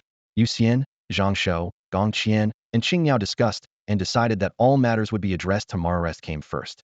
The potion leads were all in Yu Xian's mind, and Pingzhu couldn't possibly show himself in the short term. The Pingzhu that Hu Weijia had encountered in the past was most likely just a disguise. There was no rush. Returning home, he reflected on how he had first fought a bloody battle with the perfect organism, then engaged in a battle of wits and courage with Scott and Nightwing. Though his body wasn't completely exhausted, his spirit was extremely fatigued. After taking a hot shower, he collapsed directly into bed and quickly fell into deep sleep. The next day, in the morning, he and Zhang Shou returned to school. As usual, these days passed unremarkably and weren't worth mentioning. After school in the afternoon, the two rushed to the office. With the assistance of professionals, Yu Xian recreated Pengzu's appearance stroke by stroke from memory into a three-dimensional mode. Lost long as this face had appeared in public, it couldn't escape subsequent investigation. Next, he brought out a large pile of confiscated equipment for the staff to inventory, then sold it all to Qilan headquarters. Headquarters never made losing deals, but the process was convenient, and Yu Xian was happy to keep things simple. With several transfer receipts credited to his account, he instantly became a small-time tycoon worth several small goals. After finishing his business, he leisurely pushed open the door to Jin Sheng's office. Zhang Shou was sprawled on the sofa playing games, the screen's light making his face flicker between bright and dim. Gong Qian and Qing Yao were quietly discussing clothing combinations, with photos of several dress outfits rotating in holographic projection. Yu Xian settled into a single-seat sofa and asked, "Who's free this weekend?" "Not me. I've got my eye on a mission in Rongqing." Qing Yao looked up and answered quickly. Under normal circumstances, squad members would take on jobs individually, accumulate merit, and improve their abilities. This time, due to a series of events involving the aberrant insects, Zhou-Tai, Daimos, the perfect organism, and others, they had rarely stayed together for so long. Now that the overall situation had stabilized and Pengzu was hiding deep, once Saturday's memorial service ended, Qing Yao would set off. "I'm going with Sister Qing Yao." Zhang Shou raised his hand. "You're going to Rongqing too?" Yu Xian raised an eyebrow. "Yeah, I need to get stronger. I can't keep being just a spectator." He said this with utmost seriousness. During the last operation, Qing Yao had nearly died on the spot, while Zhang Shou had been like someone sitting in the audience from start to finish. The two had discussed he had to catch up and couldn't drag the whole team down. Yu Xian looked toward Gong Qian, who shook her head. "I have personal matters." Since everyone was busy, he could only shrug. Suddenly, the image of a golden, somewhat dim-witted goose popped into his mind. Since everyone was unavailable, why not try asking Nora? Saturday, the memorial service was held at the military camp outside Silver City. The overcast sky mingled with the somber sound of military bugles, while rows of newly erected cenotaphs stood in the damp earth like a forest of gray-white stones. Those who had fallen in the demo's attack couldn't even have their remains recovered, leaving only empty uniforms and name tags to symbolize their existence. The memorial service was presided over by Deputy Director Xiao Cheng, who had specially traveled from Qilan headquarters. His voice came through the loudspeaker, deep and clear, and with each name he read aloud, the air seemed to be cut with a fresh wound. When Gong Qian heard the names of her former teammates, her shoulders trembled and tears kept falling onto her uniform sleeves. Qing Yao stood beside her, offering quiet comfort, but eventually even she was overwhelmed by emotion, her sobs lost in the wind. When the name Yu Bo was called out, Zhang Shou burst like a punctured water bag, wailing so loudly that his cries drowned out everyone else's. Watching him cry with tears streaming down his face, Gong Qian found herself frozen instead, her tears stuck in her eyes, unable to make a sound. When the ceremony ended, soldiers closed the protective covers on the last stone tablets, and Xiao Cheng called Yu Xian aside into the temporary command tent. Besides inquiring about the details of the perfect being, he asked with a serious tone, "What difficulties do you have? What resources do you need?" Headquarters was indeed troubled. The reward plan hadn't been finalized yet, and Yu Xian had already achieved new merit. In ancient times, they probably could only bestow a gold medallion of immunity to express their respect for great achievements that the ruler dares not forget. But no such tradition existed now, and headquarters simply wanted to provide the most appropriate compensation. After listening, Yu Xian's eyes suddenly lit up. "I want a weapon." Item 033 from the Supernatural Containment Facility. Codename, Great Fire Flame Blaze Heaven Burning Blade. This was a mysterious long sword from the abyss. Anyone who drew it from its sheath would ignite their own lifespan in exchange for terrifying heat. Even burning just a tiny fraction of one's life would be enough to force dragon-level entities to retreat. If one was determined to die, the blade could even unleash power beyond dragon level. "No, you cannot use the Great Fire Flame Blaze Heaven Burning Blade." Xiao Cheng immediately shook his head. "Director, that's not right, is it? I'm a vampire with unlimited lifespan, why can't I use it?" Yu Xian frowned. "Who told you vampires have unlimited lifespans?" Xiao Cheng asked in return. Yu Xian was slightly stunned and asked incredulously, "Don't vampires also die of old age?" "Vampires indeed don't age naturally, but that doesn't mean they have unlimited lifespans." Xiao Cheng slowed his speech. "If you possessed abilities like Data Eyes or Eyes of Truth, you would see that vampires still have lifespans, and they are finite. What happens when the lifespan reaches zero?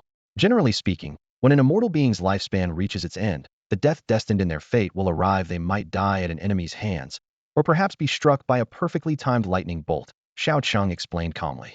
"Long-lived beings can still be killed by cars. Looking back from the future, their lifespan limit is simply the span from birth to that moment. They just live longer, but that never equals infinity." He paused for a moment before offering final evidence. "For example, the Blood Clan ancestor is now over 500 years old. If someone killed him today, his actual lifespan would be just over 500 years, not infinite." "Minister, does the Great Fire Flame Burning Heaven Blade truly burn the ethereal threads of fate?" After listening to Xiao Cheng's introduction, Yu Xian's brow twitched slightly as he voiced his inner doubts. Xiao Cheng nodded slightly. "You could understand it that way. Each swing of the blade brings the wielder one step closer to death. Then, does headquarters have any special bloodlines like Data Eye or Truth Eye that can see lifespans?" Yu Xian immediately changed his mind. He truly didn't dare touch that blade that would devour fate. But if he could directly see how many years he had left, perhaps he'd have a chance to find ways to extend his life. After becoming a vampire, he had thought he could live forever, only to discover that vampires weren't absolutely immortal either. The more he thought about it, the more depressed he became.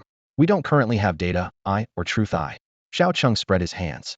"But headquarters has a dragon-level universal appraisal technique skill book in storage that can also check lifespans. If you want it, I can apply for it on your behalf." Upon hearing dragon level, Yu Xian's eyes instantly lit up like two lanterns. "Thank you, Minister. I'll take that one." "All right. The skill book will be shipped from headquarters to our branch on Monday." Xiao Cheng agreed readily, with a hint of pleased satisfaction in his smile. Having achieved his goal, Yu Xian remained enthusiastic, asking about the skill book's origins while probing for other good items. Xiao Cheng simply laid out the whole story. Headquarters indeed had quite a collection of skill books, all originating from anomalous item 023 codenamed Death Game Machine. It was an ability born after a gaming otaku consumed a forbidden fruit.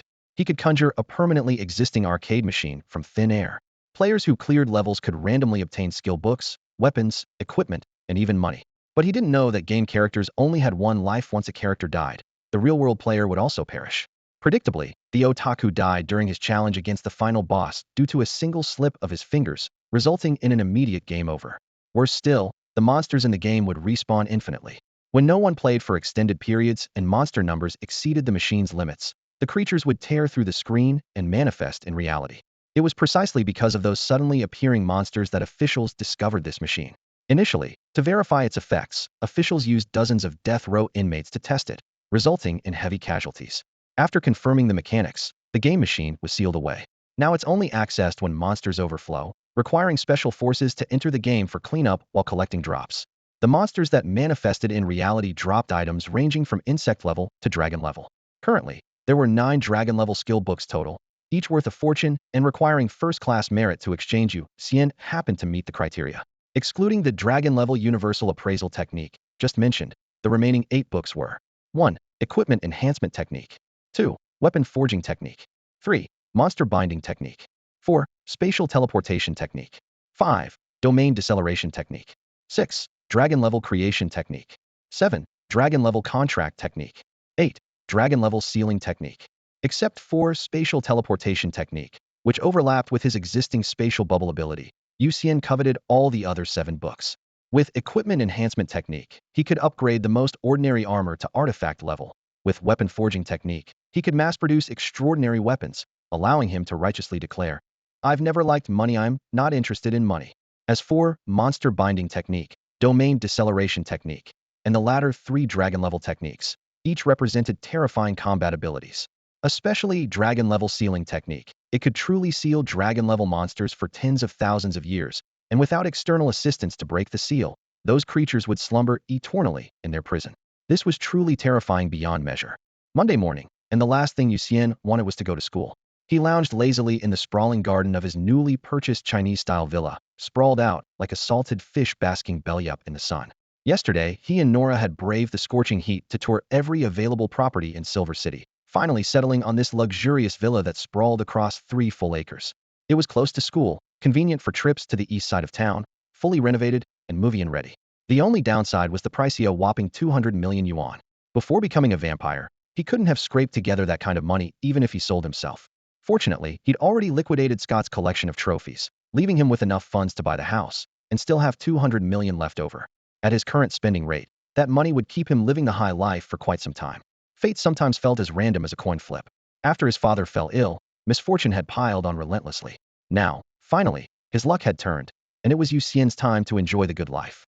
He was currently storing energy to activate his super stomach. Once it came online in a few days, he'd move on to unlock super taste, then tackle the overpowered super smell ability. The perfect being could lock onto Hu Weijie from kilometers away, all thanks to that supermodel-worthy nose. With this combination of skills, Yu Xian's reconnaissance abilities would reach ridiculous levels. Once he maxed out these 3 talents, he planned to continue grinding through the Pangu Immortality Divine Arts. Deputy Minister Xiao Cheng's hints about the shadow of immortality only strengthened his resolve. The harder you were to kill, the longer you lived, and surely the world wouldn't reach the absurd point where everyone on Earth was hunting one person. Suddenly, a golden light dove from the sky, traced an elegant arc above the villa, then slowly descended. As the radiance faded, Yida, whom he'd met once before, materialized in the garden, hands casually tucked in his pockets as he looked around with obvious amazement. "Salted fish, you're living way too comfortably. Look at me, flying around every day, and when I get back to Beijing, I'm stuck in a 2-meter capsule dorm." He shook his head enviously. "There's plenty of space here. Wanna move in?" Yu Xian grinned, raising his hand in greeting like welcoming an old friend dropping by. Itai immediately jumped back 2 steps, striking a defensive pose as he exclaimed in horror, "I never knew you were that kind of salted fish, actually coveting my beauty. I'll have to keep my distance from now on." "You? Beautiful? You're not even worth 1 goose." Yu Xian looked him up and down with undisguised disdain. 1 goose? What kind of unit of measurement is that? Itai didn't understand, but he could clearly detect the contempt in the tone. After a few rounds of banter, Itai pulled a carefully wrapped box from his storage pouch and handed it over. "All right, I've got other missions to get to. This is a delivery from headquarters. Please confirm receipt, and you should probably inspect it on the spot." "Thanks." Yu Xian stood up, and with a flick of his finger, a silver thread sliced through the packaging with a soft hiss, causing the cardboard to open automatically. Inside lay an extremely plain-looking book. As Yu Xian cradled the book in his palms, an irresistible urge surged through his bloodstream to his brain, and he immediately declared, "Study." In an instant, the book transformed into radiant light and merged into his body, naturally granting him comprehension of a new skill, the appraisal technique. With his palm hanging at his side, he glanced at Itai and activated the skill with a mere thought. Appraisal results. Name, Chengpai. Codename, Itai. Race, human. Gender, male. Age, 22. Lifespan, 269. Level, mid-eagle. Faction, Huaxia Dragon Dynasty Qilin Division Support Department.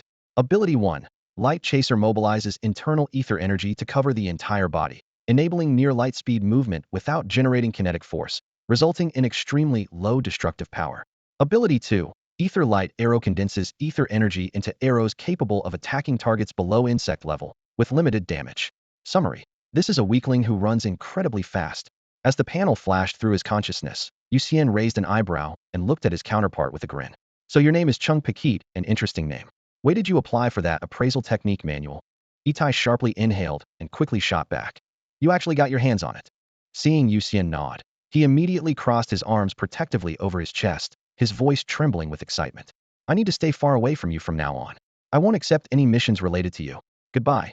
No, let's never meet again. Before he finished speaking, a silver-white membrane of light covered his body, and he shot into the sky like a streak of light, moving so fast that even Yu Xian could only catch a glimpse of his afterimage. Yu Xian had originally wanted to remind him, don't you want to check your own lifespan while you're at it? But seeing the man vanish without a trace, he could only let it go. He settled back into his lounge chair and turned the appraisal technique on himself. Appraisal results. Name, Yu Xian. Codename, Salted Fish. Race, Shiny Vampire. Gender, male. Age, 17. Lifespan, 5,322. Level, Upper Sparrow.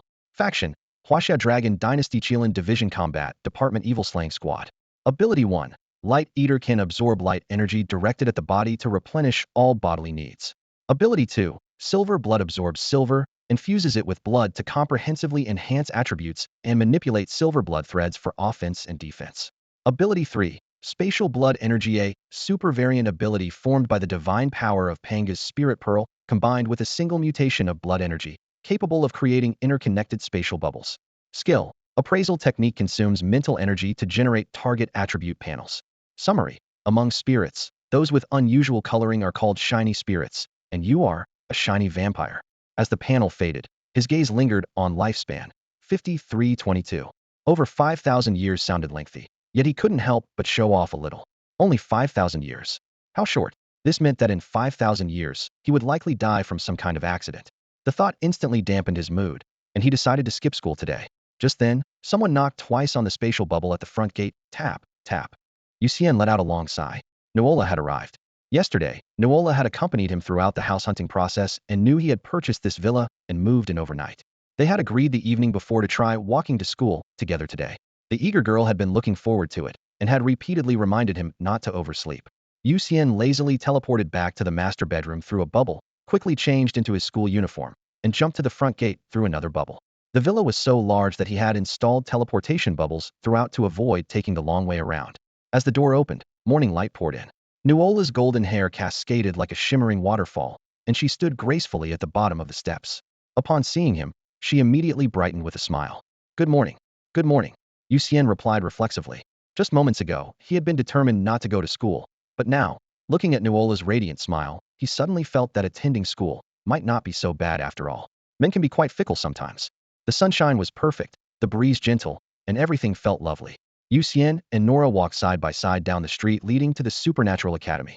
The cobblestone pavement was warmed by the sun, and passers-by couldn't help but break into knowing smiles when they saw the pair, the kind of expression people get when witnessing something beautiful in the world. The handsome young man and radiant girl looked like a prince and princess straight out of a fairy tale, a perfect match.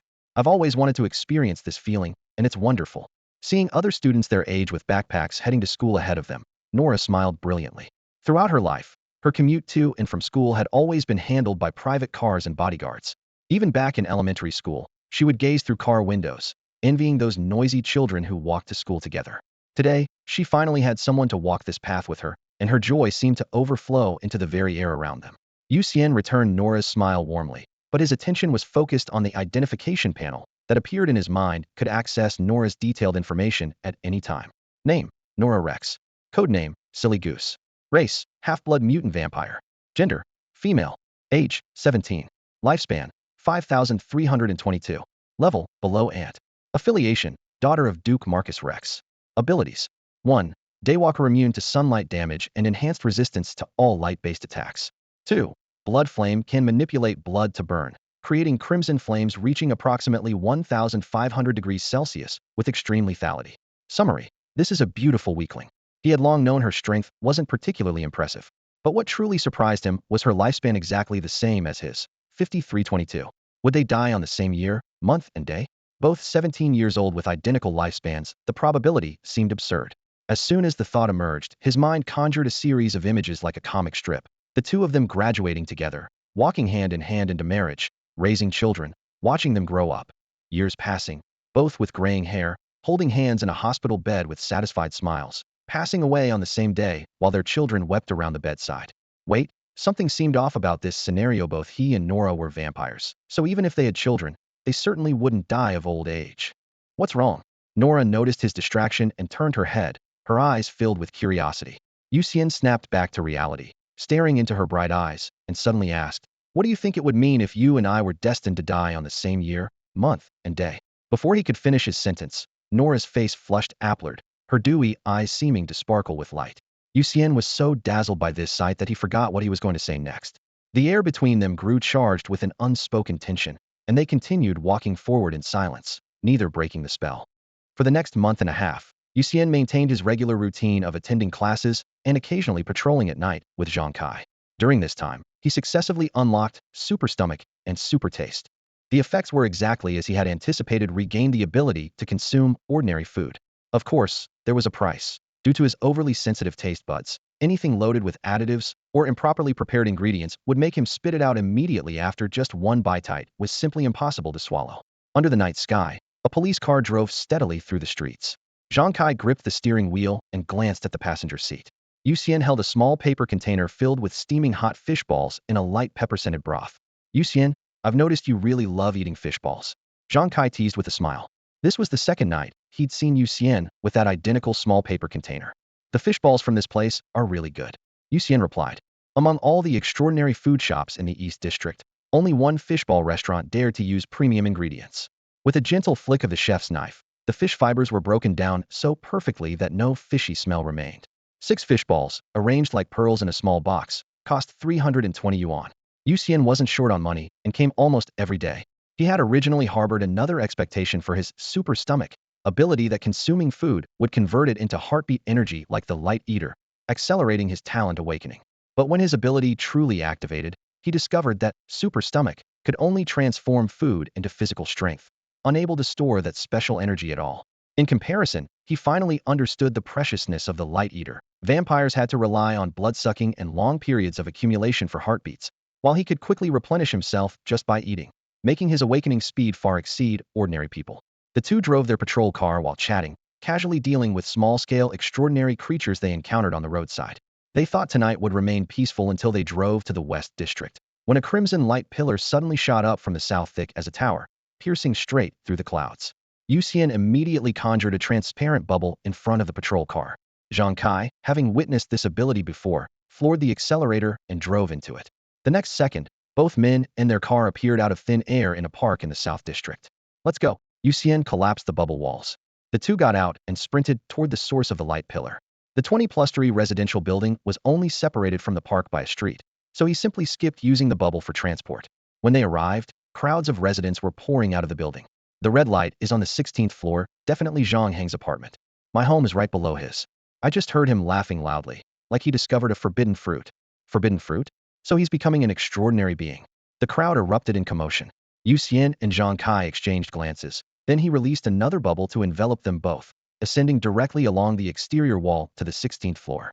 Forbidden fruits never brought only benefits. The Chilan app was filled with cases of tragedies caused by consuming forbidden fruits. Inside the bubble, Zhang Kai used his phone to command the arriving tactical police to evacuate residents and seal off the block to prevent major casualties. In the 16th floor kitchen, Zhang Heng floated in midair, his entire body radiating blinding red light, with beams piercing through walls and roof straight into the night sky. His wish was unknown, but clearly enormous. "This spectacle is way too dramatic," Zhang Kai squinted. Yu Xian frowned. "I have a bad feeling about this. Let's transfer him outside the city first. Captain Zhang, you go inside and search for materials. See if you can find a diary or something to figure out his wish. All right, be careful. If you really can't handle it, just retreat. After all, no one can stop you if you want to run." Zhang Kai nodded. Forbidden fruits had an unwritten rule. The bigger the commotion, the harsher the price. This red pillar could be seen throughout Silver City. Zhang Heng probably couldn't afford the cost. Zhang Shou had once considered himself restrained, yet still ended up tormented by the forbidden fruit to the point of agony. Though he refused to elaborate, just the need for frequent self-termination was telling enough. The taste of death was certainly unpleasant. The current spectacle was far greater than Zhang Shou's incident, and Yu Xian was already mentally rehearsing the worst possible outcome. By this time, the tactical police unit had already investigated the homeowner's background and sent the information to Zhang Kai's phone. Zhang Kai lowered his gaze to browse through the data, his fingertip sliding impatiently across the screen. The homeowner, Zhang Hong, was 38 years old, divorced, and living alone. His son Zhang Lei had been awarded to his ex-wife during the divorce. In the aberrant insect disaster over a month ago, Zhang Heng's parents, his sister Zhang Ling's family, his brother Zhang Chang's family, as well as his ex-wife and son, had all perished without exception. In an instant, everything from his loved ones to his home had turned to ash. Neighbors recalled that since then, he would often pace on the rooftop with hollow eyes, seemingly ready to jump at any moment. How tragic. He's the only one left from his entire family, a tactical officer whispered with sympathy. After hearing this, Yu Xian felt his heart suddenly tighten. Zhang Heng had no supernatural powers to begin with, yet now he had consumed the forbidden fruit, which was equivalent to lighting a match on a powder keg. His danger level was off the charts.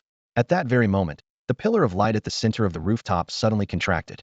Zhang Heng's skin appeared to be wrapped in blood-colored resin, with crimson seeping from his pores and stretching into threads. The pain contorted his features, yet he let out a piercing, maniacal laugh. Through his laughter, he grew to 2 meters tall, his entire body encased in blood armor, like a monster crawling out from mountains of corpses and seas of blood. The instant he landed, he cracked his neck with a snap, then reached into his abdominal cavity and forcibly extracted a massive blood-colored scythe. His two emotionless pupils stared directly at Yu Xian and Zhang Kai outside through the balcony glass. With just one glance, he withdrew his gaze, as if they held no value to him whatsoever. Yu Xian suppressed his emotions and abruptly activated his identification skill. Name: Zhang Hong. Codename: Aberrant Insect Hunter. Race: Ghost Human. Gender: Male. Age: 38. Lifespan: 0. Level: Upper Wolf. Alignment: Lawful Neutral. Abilities: 1. Insect Slayer. When facing insect species, battle desire increases by 200, and strength improves by 1 with each insect killed. 2. Bug Hunting. Scent can detect scents that trigger anger and excitement until the target is hunted down. 3. Ghost Human Body. A cursed form obtained by sacrificing everything. Will not die unless all targets are eliminated. 4. Fury Blood can burn blood when enraged, greatly enhancing strength until blood is depleted. Summary: though I am dead, I must kill them all. As the status panel closed, Yu Xian silently watched Zhang Heng descend the stairs. Yu Xian? Zhang Kai frowned, seeing that he hadn't forcibly teleported Zhang Heng away. Zhang Heng is already dead, Yu Xian said heavily. What remains now is only his obsession. He won't harm innocent, she'll only slaughter insects. Just keep everyone away from him. But what if it causes panic? Zhang Kai remained concerned. We can only guide the situation, Yu Xian smiled bitterly. Unless all aberrant insects are completely exterminated, Zhang Heng can never be killed. Rather than let him wander between cities, it's better to keep him in Silver City as our blade. At this moment, Zhang Heng had already stepped onto the ground. Upon seeing the blood-armored giant, the crowd instinctively retreated. He scanned his surroundings. Suddenly his eyes lit up as he locked onto a young man and violently launched forward. The tactical officers on guard duty all pulled their triggers simultaneously. Bullets crackled against his body, only stirring up clouds of blood mist. Zhang Heng swept past like a blood shadow cutting through wind, tearing through the protective formation of nearby officers with a single strike. With his blade raised and fallen, the young man's head was instantly split in two by the scythe. A brain parasite worm burst from the young man's skull, spreading its tentacles as it lunged toward Zhang Heng, but in the next second Zhang Heng caught it in his grip. Crimson flames engulfed the brain parasite, instantly burning it to ash. The flames subsided, leaving the acrid stench of charred flesh lingering in the air. The onlooking crowd showed expressions of terror and bewilderment. Zhang Heng lowered his hand, casually brushing away the ashes, then slowly turned around. His gaze swept across the street, locking onto a distant direction before he strode away. His hatred for the aberrant insects truly knows no end, Zhang Kai murmured, watching that retreating figure. Yu Xian sighed softly. In the end, he's just a pitiful soul. Zhang Kai had no response. He could only pull out his phone and order all combat officers not to open fire on Zhang Heng. As a precaution, he assigned 3 officers to follow at a distance, ensuring Zhang Heng wouldn't harm any innocents. The 2 men returned to their patrol car. Zhang Kai gripped the steering wheel but didn't start the engine, sitting in silence for a long moment before saying with self-reproach, Zhang Heng's tragedy is really our failure as combat officers. If we had discovered and cleared them out earlier, perhaps his family wouldn't have died. Don't blame the combat officers, and don't blame the country. The one who truly deserves to die is, Yu Xian said, pulling 2 bottles of soda from his storage ring and handing one to Zhang Kai. The bottle cap popped open with a snap, and his words cut off abruptly. But Zhang Kai understood Yu Xian was referring to Peng Zhu, that mysterious force for which no concrete evidence had been found. A nationwide manhunt was underway, but Peng Zhu had likely changed his appearance, leaving their leads completely cold. After finishing their sodas, they continued their night patrol. Passing a roadside trash bin, the 2 stopped their car in unspoken agreement. competing to see who could throw their empty bottle more accurately. Two arcing trajectories landed simultaneously in the bin with perfect precision, resulting in a tie. This simple game lifted both officers' spirits considerably. The next morning, Yu Xian returned to his small building. After a hot shower, he put on his school uniform. His figure flickered, and the next second he was at the front door. Sure enough, Nora came bouncing over. "Good morning." The girl beamed with a radiant smile. "Morning." Yu Xian picked up his school bag and walked to school alongside her. As they walked, a steaming box of soup dumplings appeared in his palm, and he ate while walking. The savory aroma drifted to Nora's nose, making her mouth water with envy. She had no choice but to pull out a pile of vampire-suitable pastries from her storage ring. She used to never eat while walking, worried about her Leda-like image, but ever since Yu Xian could eat food, her principles had completely crumbled. "Little Nora, let me ask you something." Yu Xian popped a soup dumpling into his mouth and casually used a bamboo pick to steal one of her pastries. Nora puffed out her cheeks. "Go ahead. You don't need to sleep at night. So what do you usually do?" He was genuinely curious about how vampires spent their late nights. "I sleep." Nora blinked, looking matter-of-fact. Yu Xian was stunned. "But don't vampires not need sleep? That's only for embraced vampires and wild vampires like you who don't need sleep." Nora explained. "I'm a vampire born from my mother, and I'm still growing. Although I could go without sleep, I'm used to sleeping. Once I stop growing taller, naturally, I won't need to sleep anymore." Suddenly, Nora realized something: she would continue to grow up. But what about Yu Xian? During study hall, the classroom was unusually quiet, filled only with the humming of fans and the occasional sound of turning pages. Nora lay sprawled across her desk, but her gaze kept drifting over her textbook to steal glances at the back rows. While Yu Xian was already handsome enough as he was, she couldn't help but wonder what he would look like in the future: mature and even more attractive. "Why do you keep staring at me? Is there something on my face?" Finally, unable to bear those persistent eyes, Yu Xian lowered his voice and spoke up. Nora shook her head without answering, burying her face back into her arms and pretending to sleep. Helpless, Yu Xian turned his pleading gaze toward Chun Ling in the front row, blinking, raising his eyebrows, and pursing his lips in a series of silent signals that clearly spelled out three words: "Help me, please." "Salted fish, are you never going to grow up?" Chun Ling caught on and winked back at him, directly translating his signals into a pointed question. Yu Xian's eyes widened as he suddenly understood the reason behind Nora's mood.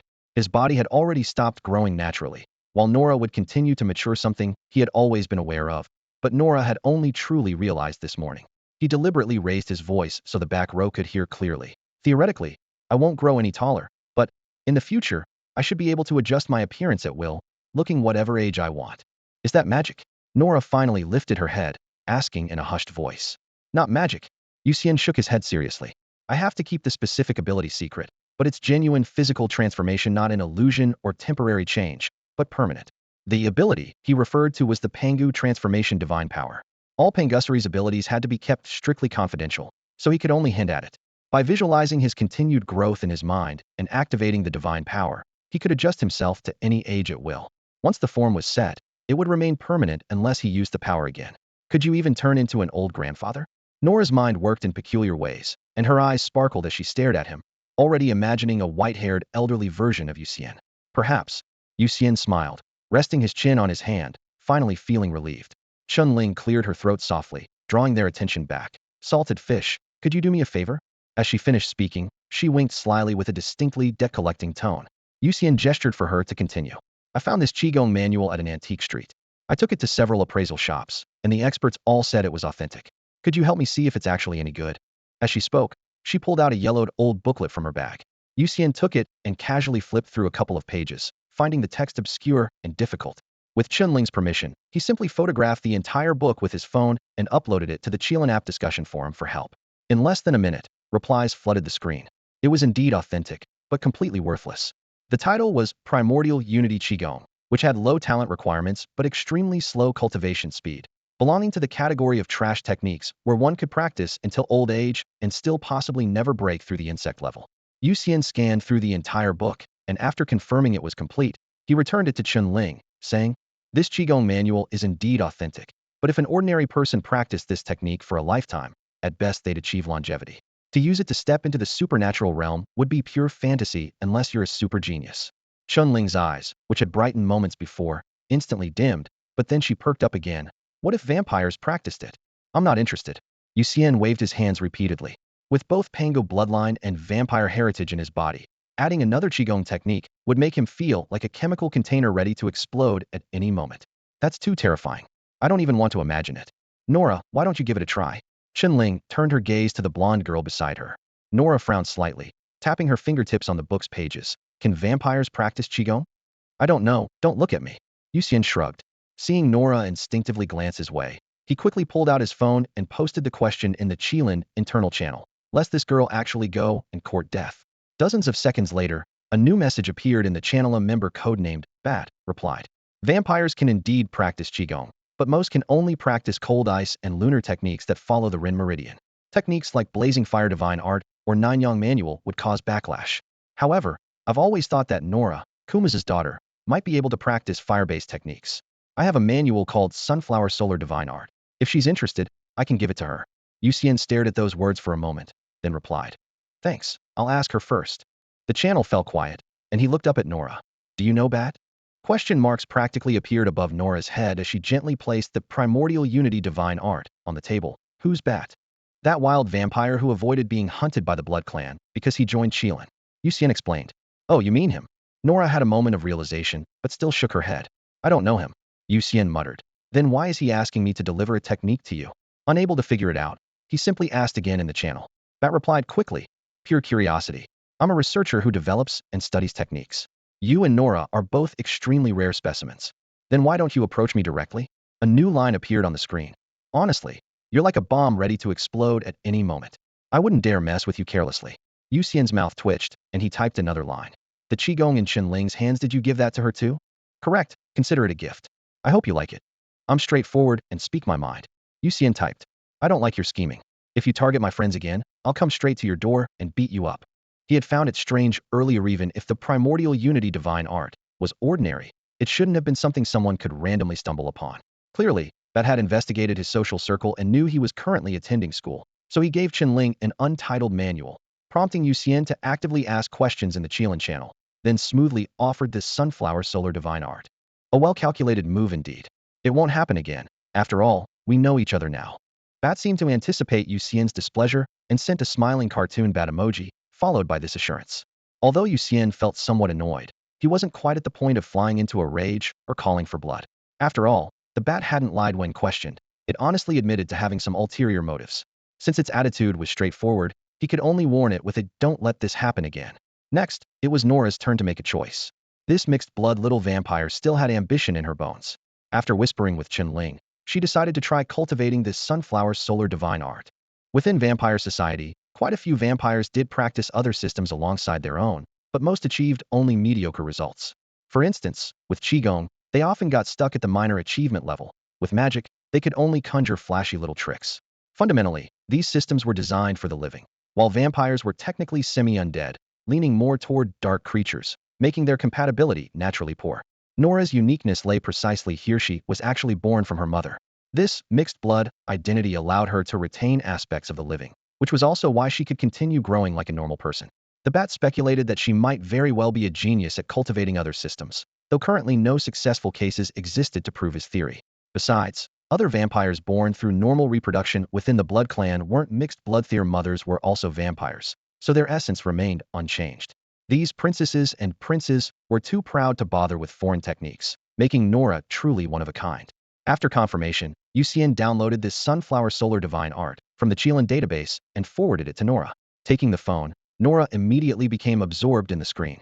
The Supernatural Academy began teaching about meridians and acupoints in elementary school. While the complex meridian networks and pressure points in this technique made Yu Xian's head throb, Nora could identify them all.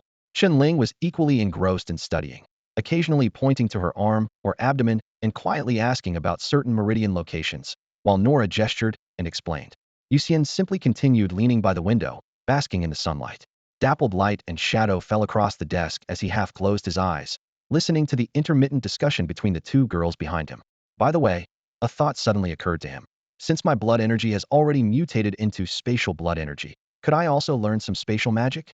If it were still ordinary blood energy, it would seem best suited for blood techniques. But with spatial taking precedence, it indicated that this attribute had completely overshadowed the blood energy itself. Acting on the thought, he pulled out his phone, logged into the Qilin internal network, and searched using spatial as the keyword. Records scrolled across the screen. Witchcraft, magic, spells, immortal arts, even martial techniques, everything was available. Supernatural professions like mages and sorcerers had masters and disciples everywhere, so their secrecy levels were generally low, allowing Qilin to accumulate vast amounts of data internally.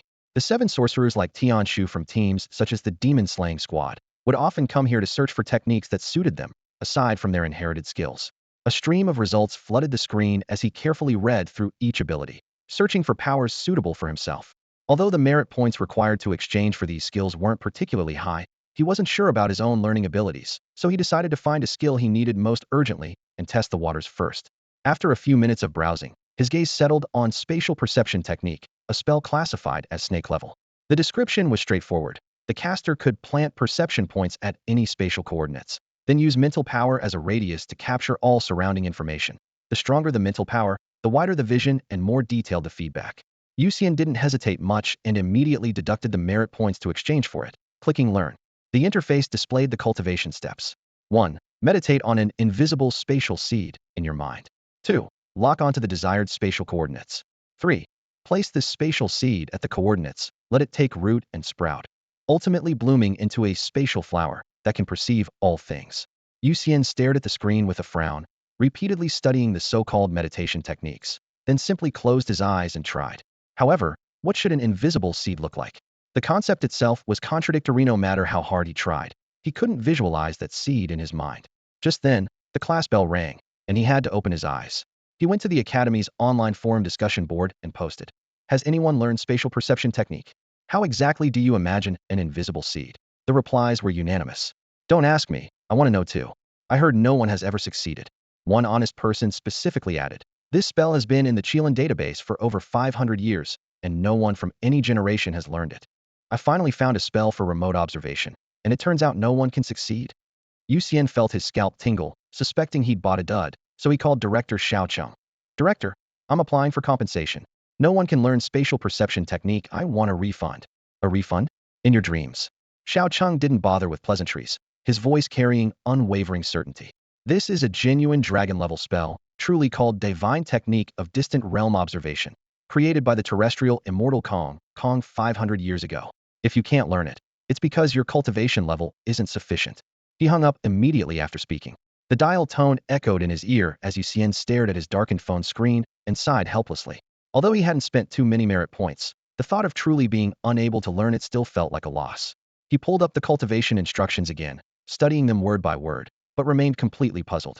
During break time, he turned and tapped the desk in front of him. "Nuola, Chunling, I have a question. How do you imagine an invisible seed?" Chunling shook her head first. "I don't know. It sounds contradictory." Nuola tilted her head thoughtfully, then asked back, "Does it have to be invisible? If you really can't do it, why not just imagine a visible one instead?" This suggestion made Yu Xian pause. "Right, if you can't do it one way, try another." He acted immediately, pulling out his phone to search for a picture of a seed, memorizing it before closing his eyes to meditate. Initially his thoughts were chaotic, but he forcibly focused on that image, gradually entering the proper state. A clear image of a seed appeared in his mind, and he suddenly felt warmth in his Dantianth spatial blood energy that was naturally drawn out, condensing into a tiny crimson seed.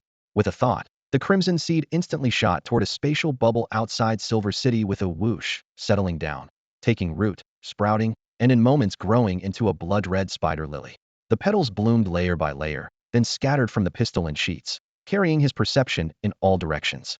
In his consciousness's field of vision, he saw ants on the ground carrying breadcrumbs, saw a grasshopper on the back of a grass blade gently twitching its antennae, and also saw an aphid sucking plant juices. Suddenly, a snake seemed to notice these crimson petals, froze in place staring for a few moments, then turned and slithered away. "It can see them?" Yu Xian froze in shock. If ordinary creatures could see the petals of the red spider lily, his advantage of covert surveillance would be completely lost. The thought flashed through his mind as he meditated again, forming a brand new seed in his consciousness. He then conjured a thumb-sized transparent spatial bubble in front of his index finger and gently inserted the seed inside. In the blink of an eye, a crimson-red spider lily bloomed within the bubble, its petals slowly dancing like flames.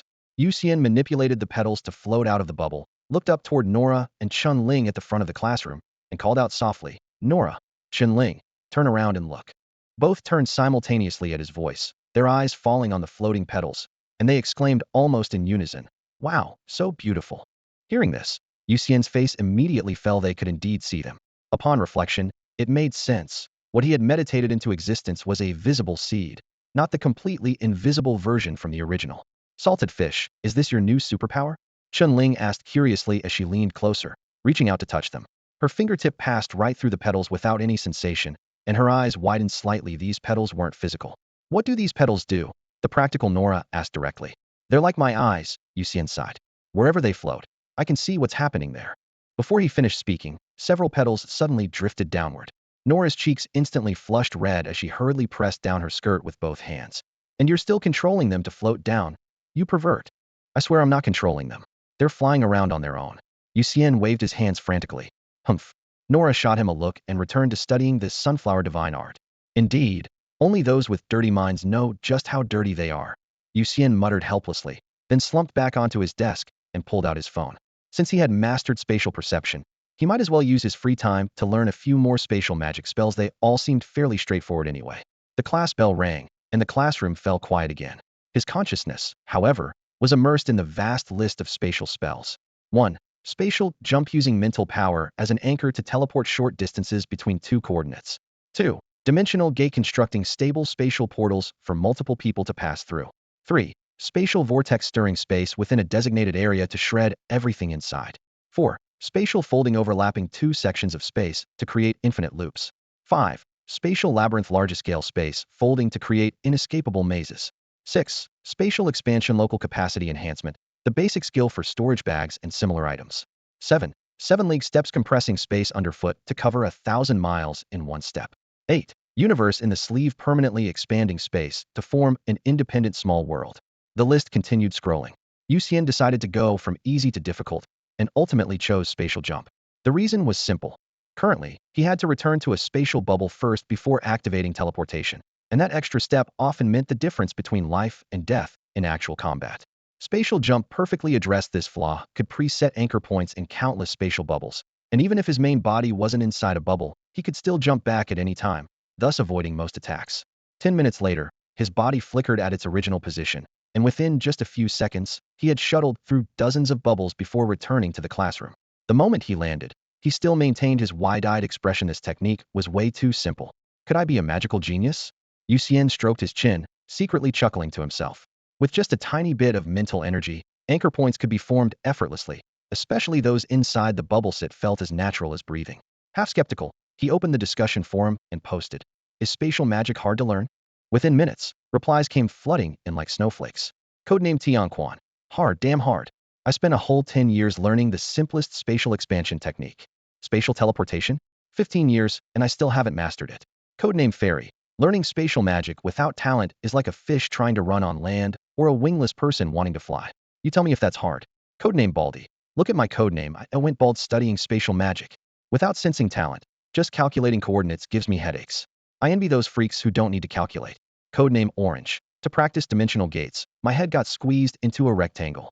I regret joining the support division. Regret touching spatial magic. Why does this stuff even exist in the world? A string of complaints flooded the screen, but Yu Xian couldn't relate at all. What? Can't learn spatial teleportation after 15 years? What? You have to manually calculate coordinates? What? Dimensional gates can flatten your head? The corners of his mouth couldn't help but curl up. According to Fairy's logic, he really seemed to be a spatial magic genius. I'm smugly smiling. I'm smugly smiling.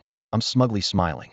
He hummed a little tune while browsing to the bottom, savoring the subtle pleasure of an honor student looking down on struggling classmates. Next, he exchanged for the spatial expansion technique. During his experiment, he casually expanded his desk drawer to the size of the entire classroom. If he was willing to burn more spatial energy, he could even expand it larger than the whole school. This isn't very difficult at all. Yu Xian squinted and muttered to himself. Thinking about how Tianquan had suffered for 10 years to master this move, he felt secretly pleased. Cheating feels good for a moment, but cheating forever feels good forever. His gaze fell upon the 4 characters, shrinking Earth to inches, and he unhesitatingly spent a large sum of merit points to exchange for it. But the moment he opened the manual, he was petrified. The entire page was filled with Taoist and I Ching terminology. He recognized every character, but couldn't understand a single sentence. Who would have thought I couldn't learn shrinking Earth to inches due to lack of education? He pulled out the I Ching for character-by-character comparison, but gave up after studying until his head was splitting. This stuff was really difficult. A person can lack power, but cannot lack education. Even with divine techniques right in front of you, they're useless if you can't understand them. Unwilling to give up, he searched for others' insights. only to discover that shrinking Earth to inches required not only education, but also spiritual enlightenment. What harmony with nature, what unity of heaven and man, what embracing emptiness. He closed his phone and sighed deeply while holding his forehead. He was only 17. What kind of enlightenment could he possibly have? He hadn't even figured out romance yet, so enlightenment was way too far beyond him. Night. Yu Xian sat in the hexagonal pavilion in his family garden, continuously attempting to meditate and construct a moderately complex magical circuit in his consciousness. Compared to the spell meditation he practiced during the day, this attempt proved more challenging. Was no longer working with the familiar spatial magic, but with light and shadow magic. Spells centered on meditation, with spatial blood energy guidance being relatively straightforward. Magic worked in reverse, emphasizing blood energy flow more heavily, with meditation merely helping the caster establish the circuit. As the circuit began to take shape, he suddenly opened his eyes and took a deep breath. Mirage clone technique. His crisp shout exploded through the night air. Magic required conviction, and though he knew that shouting technique names was like alerting enemies, he did it anyway. Supposedly, it could boost power by nearly 1/3. A cool breeze swept across the pond's surface, and the flowers and grass outside the pavilion swayed gently. Yet the surroundings remained completely empty, with not a single clone appearing. Did it fail? Yu Xian frowned, standing up to thoroughly examine the hexagonal pavilion, goldfish pond, and nearby shrubs. Forget clone, she couldn't even find a shadow. During the day, he had considered himself a magical prodigy, only to be ruthlessly humbled by night. The mirage clone technique was merely the most basic light and shadow magic, its principle simply utilizing mirages to create numerous light-shadow duplicates. He had originally planned to master it in 10 minutes, but now 3 hours had passed without even achieving the basic effect. Impossible. He raised his hand toward himself and decisively cast an identification spell. Name: Yu Xian. Codename: Salted Fish. Race: Shining Vampire. Gender: male. Age: 17. Lifespan: 5,322. Level: Lower Snake. Alignment: Huaxia Dragon Dynasty Qilin Division Battle Department Demon Slaying Squad. Abilities: Light Devourer. Silver Blood. Spatial Blood Energy. Identification Technique. Otherworld Distant Observation Divine Technique. Consumes mental power and spatial blood energy to create a visible spider lily seed and deploy it to designated spatial coordinates. When the spider lily blooms, everything within reach of its petals can be perceived. Spatial Jump Technique. Using mental power as an anchor, allows jumping and movement between different spatial coordinates. Spatial Expansion Technique. Can consume spatial blood energy to expand and stretch portions of space, creating vastly larger spaces. Spatial Vortex Technique. Can consume spatial blood energy to agitate space, forming a red spatial vortex that annihilates all matter within that space. Spatial Folding Technique. Can consume spatial blood energy to fold and overlap 2 spatial coordinates, making space form a loop. Spatial Maze Technique. Can consume large amounts of spatial blood energy to fold space on a wide scale, creating a chaotic space without exits to trap targets. Summary: among elves, those who stand out are called shining elves, and you are a shining vampire. It really isn't there. Yu Xian stared at his attributes, completely dismayed. Because spatial magic was so easy to learn, he developed an illusion that perhaps he didn't need to wait for the talent skills that awakened every 10 days. Maybe he could master numerous abilities through self-study alone. But self-deception was pointless. After this failure, Yu Xian could basically confirm that his ability to effortlessly learn spatial magic wasn't because he was a genius, but because the spatial attribute of the spatial blood energy within him was too strong. Strictly speaking, that blood energy was inherently his ability, so he could be considered a genius in this particular field. He lay on his back on the stone bench in the hexagonal pavilion in his family's garden. The soft night lights surrounded him, moonlight spilled onto the bluestone path, and a gentle breeze carrying the fragrance of gardenias swept by, dispelling some of his sense of defeat. Thinking about how he had already mastered so many spatial spells, and looking at the luxurious villa that occupied a full 3 acres from the green lawn to the private pool, from the goldfish pond to the greenhouse, everything was his private domain, it was hard not to feel happy. When he really felt down, he could feed the fat goldfish churning in the water by the pavilion, or stroll casually through the flower beds and smell the blossoms, and his mood would immediately lighten. Sometimes he had to admit that money could indeed alleviate many troubles. Since other spells were difficult to master, he would focus on studying spatial magic. The spatial school was already among the most advanced categories in the magical system, with only a few branches like time and fate able to stand alongside it. What others desperately sought but couldn't obtain, he could grasp effortlessly. Losing magical diversity wasn't much of a loss when spatial magic itself was powerful enough. The only regret was that there weren't many spatial skills available in Qilin's internal database. Spellcasters with spatial talent were extremely rare, so inheritance and development were naturally scarce. Qilin had recorded only a few dozen, but this already made it appear to have profound foundations among the supernatural forces of various countries. Looking at many smaller nations' forces, being unable to produce even a single spatial spell was the norm. The long night was perfect for quiet study. Yu Xian held up his phone, opened the Qilin app, and began struggling through Fushi's 64 hexagrams. His insufficient cultural foundation was evident if he didn't first supplement his theoretical knowledge. Even if divine martial arts manuals were placed before him, he might miss them due to incomprehension. While he was memorizing by rote, Nora's guardian Roach quietly appeared in the shadows by the villa's perimeter wall. Roach's feelings toward Nora were extremely complex, part father, part brother, and occasionally he even viewed the girl as his forbidden treasure. He had served as her guardian since Nora was 6, witnessing the little girl grow from an innocent, adorable child into the cheerful, vibrant, and sunny young woman she was today. As a vampire unable to face sunlight directly, Roach regarded Nora as the sun in his heart. Recently, Nora had refused chauffeur service. Initially, Roach assumed she wanted to develop independence after all. The bastard who had stolen Nora's blood had now become part of the Chinese government, so the task the Duke had given Miss Nora had naturally failed. It seemed like a good thing for the girl to be motivated after being stimulated. But as time passed, he noticed something was wrong. Nora was actually beginning to enjoy school. Previously, she had just gone with the flow, but now she left home smiling every day, which was highly unusual. Even more outrageous was that today, she had actually begun practicing internal martial arts. Where had she gotten the cultivation method from? Could there be safety risks? The alert Roach immediately summoned the human bodyguards who secretly protected Nora. After brief intimidation and threats, he learned news that nearly made him lose control. Nora had been commuting to and from school with that bastard every day recently, and had even ordered the bodyguards to keep it secret for her. Ahadaman, that mongrel. Roach growled in the darkness. The Blood Clan had already shown great magnanimity in sparing that boy's life. Yet Yu Xian dared to pursue Miss Nora. Roach was completely twisted with rage on the spot. The villa's main gate was cleaved open with a single slash, and the ornamental screen wall blocking the entrance was shattered by a powerful kick. Debris scattered everywhere as dust swirled in the moonlight. Luo Qi, his entire body radiating a bone-chilling murderous aura, strode directly toward the main building. A figure appeared silently at the doorway. Yu Xian. He glanced at Luo Qi and frowned. A vampire? You bastard, I'm warning you to stay away from Miss Nora from now on. Luo Qi struggled to suppress his rage and was about to retort when Yu Xian raised his hand to interrupt. According to Chinese law, when a supernatural being violently breaks down doors, trespasses on private property, and threatens the homeowner, the minimum sentence is 100 years imprisonment, and the maximum penalty is death, without mercy. You bastard! A flash of blood-red light flickered in Luo Qi's eyes. Yu Xian had already produced his official credentials from the Qilin Department's Combat Division Evil Slaying Squad, his gaze ice-cold. I am an official member. I am now issuing a legal warning. Kneel down, put your hands behind your head, and surrender immediately, or I have the authority to execute you on the spot. Don't say you weren't warned. Yu Xian's coldness carried no trace of emotion. He recalled how Nora had mentioned that Luo Qi interfered with everything, even preventing her mother from seeing her. Tonight, with Luo Qi falling into his hands, he was determined to make this guy spend a full century behind bars. Luo Qi gripped his blood sword tightly, his voice low and menacing. Bastard, no need for empty threats. Tonight, no one can save you, no matter who comes. Originally, he had only wanted to beat up Yu Xian and warn him to stay away from Nora, but those words just now had nearly made him explode with rage. With this thought, his blood sword shattered into over 100 blood needles, their crimson gleam shooting forth with deadly intent. Only by torturing Yu Xian could he vent the fury in his chest.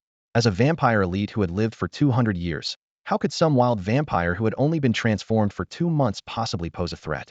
However, the moment the blood needles left his hand, he noticed that Yu Xian's expression hadn't changed in the slightest from beginning to end. The scene before him blurred, and Yu Xian was suddenly right in front of him. Boom! With a single palm strike, half of Luo Qi's head was completely smashed. The tenacious vitality of a vampire forcibly dragged him back from the brink of death.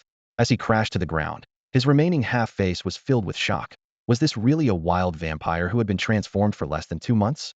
How could he possibly be this powerful? Bastard! Screw your mother. Yu Xian looked down with contempt in his voice. Remember this for your next life. Don't mess with me. He casually waved his hand, and a twisted spatial bubble appeared in his palm, with swirling vortexes inside like invisible grinding blades. That slap had sent Luo Qi's blood splattering everywhere, staining the ground in a messy chaos that made him frown in disgust. When people are pushed to their limits, they can do anything except math. Yu Xian had a flash of inspiration. Combining the spatial bubble with spatial vortex techniques would be perfect for destroying evidence and leaving not a single drop of blood. He raised his hand, and the bubble expanded with a humming sound. devouring the bloodstains on the ground along with Luo Qi's broken body. After grinding Luo Qi into pulp, he could directly teleport the remains to the river outside Silver City to feed the fish. Before Roche could react, his consciousness suddenly went dark as his body was taken over by Nora's father, Marcus. Yu Xian, please wait. I am Nora's father. Half of Roche's face, now controlled by Marcus, lifted up. He glimpsed the spatial bubble still hovering overhead, his voice urgent. Yu Xian raised his hand, and the spatial bubble immediately froze in place. He crossed his arms and studied this possessed body, his voice cold. Duke Rex, do you intend to shield this criminal? Breaking the law while knowing the law in our country. That's handled with the strictest severity. Marcus nodded in acknowledgement. Roche has committed a wrong and should bear the consequences. But he is, after all, my descendant. Sir, as the victim, what must I offer to earn your forgiveness? Yu Xian didn't truly regard Roche as significant. Whether to kill or not was merely a matter of emotion for him, not a consideration of strength given his terrifying rate of growth. Even the vampire progenitor would be nothing more than small fry in a year. His youthful nature made the crazy thought, I want Nora, flash through his mind. But in the end, he suppressed the joke and asked coolly, so you're saying whatever demand I make, you can satisfy? Marcus responded calmly. As long as you agree to forgive Roche. In the supernatural world, the gravity of such matters rested entirely on the victim's word. As long as Yu Xian didn't pursue it, Roche wouldn't be considered guilty. Then I want blood magic. Yu Xian was still a 17-year-old youth, his tone carrying hesitation. Can Duke Rex provide that? I can give you 3 blood spells. Marcus pondered briefly. Too few 5. Yu Xian instinctively bargained. Very well, deal. Marcus barely hesitated. With the words spoken, Yu Xian instead felt the illusion that he might have gotten the short end of the stick. But the deal was struck, so he could only nod. I'll have Nora bring you the blood magic. Marcus controlled Roche to stand up, dusting off his clothes. Then, farewell. Yu Xian didn't stop him. His home was full of surveillance cameras. If Duke Rex dared to renege, he could show up tomorrow with domestically made instruments of violence and let the vampires witness the might of Chinese institutions. As Roche's body walked away and the night wind blew, Yu Xian finally came to his senses. My door? My screen wall. The gate had been split in half by a sword, and the exquisite screen wall lay shattered on the ground, making his heart ache so much he could barely breathe. He'd lived in this house for less than a month, and first the door was destroyed, then the screen wall was ruined. He had to distract himself. He pulled out his phone and dragged the property manager from sleep in the early morning hours, making him share in the heartache while demanding workers be sent to fix the door at daybreak. As for the screen wall, he planned to order a custom design he liked and arrange for installation later. Early the next morning, repair workers arrived punctually. Who could split open this steel-core blast-proof door with a single sword in the dead of night? Must have been a legendary sword immortal. The workers whispered among themselves. Yu Xian listened nearby. His mouth twitching. Roche was merely a snake-level small fry. Of course, snake level was considered a backbone in any organization. Eagle level represented the elite among elites. Tiger level could shake the upper echelons with a stomp of their foot. Normal supernatural beings advanced extremely slowly, relying on day-after-day cultivation. Monsters like Yu Xian, who stepped into snake level in less than 2 months, could be counted on one hand worldwide, especially since he'd never even touched a forbidden fruit and had no irreversible side effects. The side effects of forbidden fruits were impossible to eliminate. This was common knowledge among all supernatural beings. So while forbidden fruits could allow someone to reach heaven in a single step, many supernatural practitioners showed little interest in them and wouldn't deliberately seek them out. Especially Qi cultivators, immortal cultivators, mages, and other professionals actively avoided forbidden fruits. Only those with extremely poor aptitude would consider using them to defy fate. On the way to school, Nora and Yu Xian walked side by side on the somewhat crowded sidewalk, with puddles beneath their feet reflecting the morning sunlight.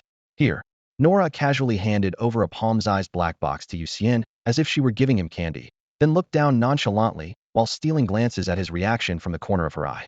What is this? Yu Xian examined the box from all angles, feeling its cold surface that bore no markings whatsoever. Puzzled, he looked up at Nora. Though Nora was actually more curious about why Yu Xian had any connection to her father, she maintained a casual facade. No idea. Today my dad suddenly took control of Rocky and gave me this to pass along to you. She paused. Do you know my father? Sort of. Yu Xian shrugged. He had indeed encountered that old bastard Marcus last night. He studied the black box carefully and discovered a hidden clasp on one side. When he pried it open, it revealed 2 strange ports that clearly required special cables to access. What an antique. He pulled out his phone, took a photo, and searched. Within half a minute, he had the answer. A solid-state drive that had been obsolete for hundreds of years. Figuring the drive likely contained the 5 blood spells promised last night, he raised an eyebrow. Come on, let's go buy something. He pocketed his phone, took Nora's hand, and headed quickly toward the electronics district. Nora had wanted to ask about their destination, but the moment her hand was taken, her brain felt like it was being pecked by an invisible goose, leaving her able only to follow along. At 9 in the morning, in the back row of the classroom, Yu Xian connected the reading cable to his computer, hands resting in his desk drawer as he stared at the file directory scrolling across the screen, his expression growing darker. He had underestimated the thickness of Marcus's old face and overestimated his own negotiating power from last night.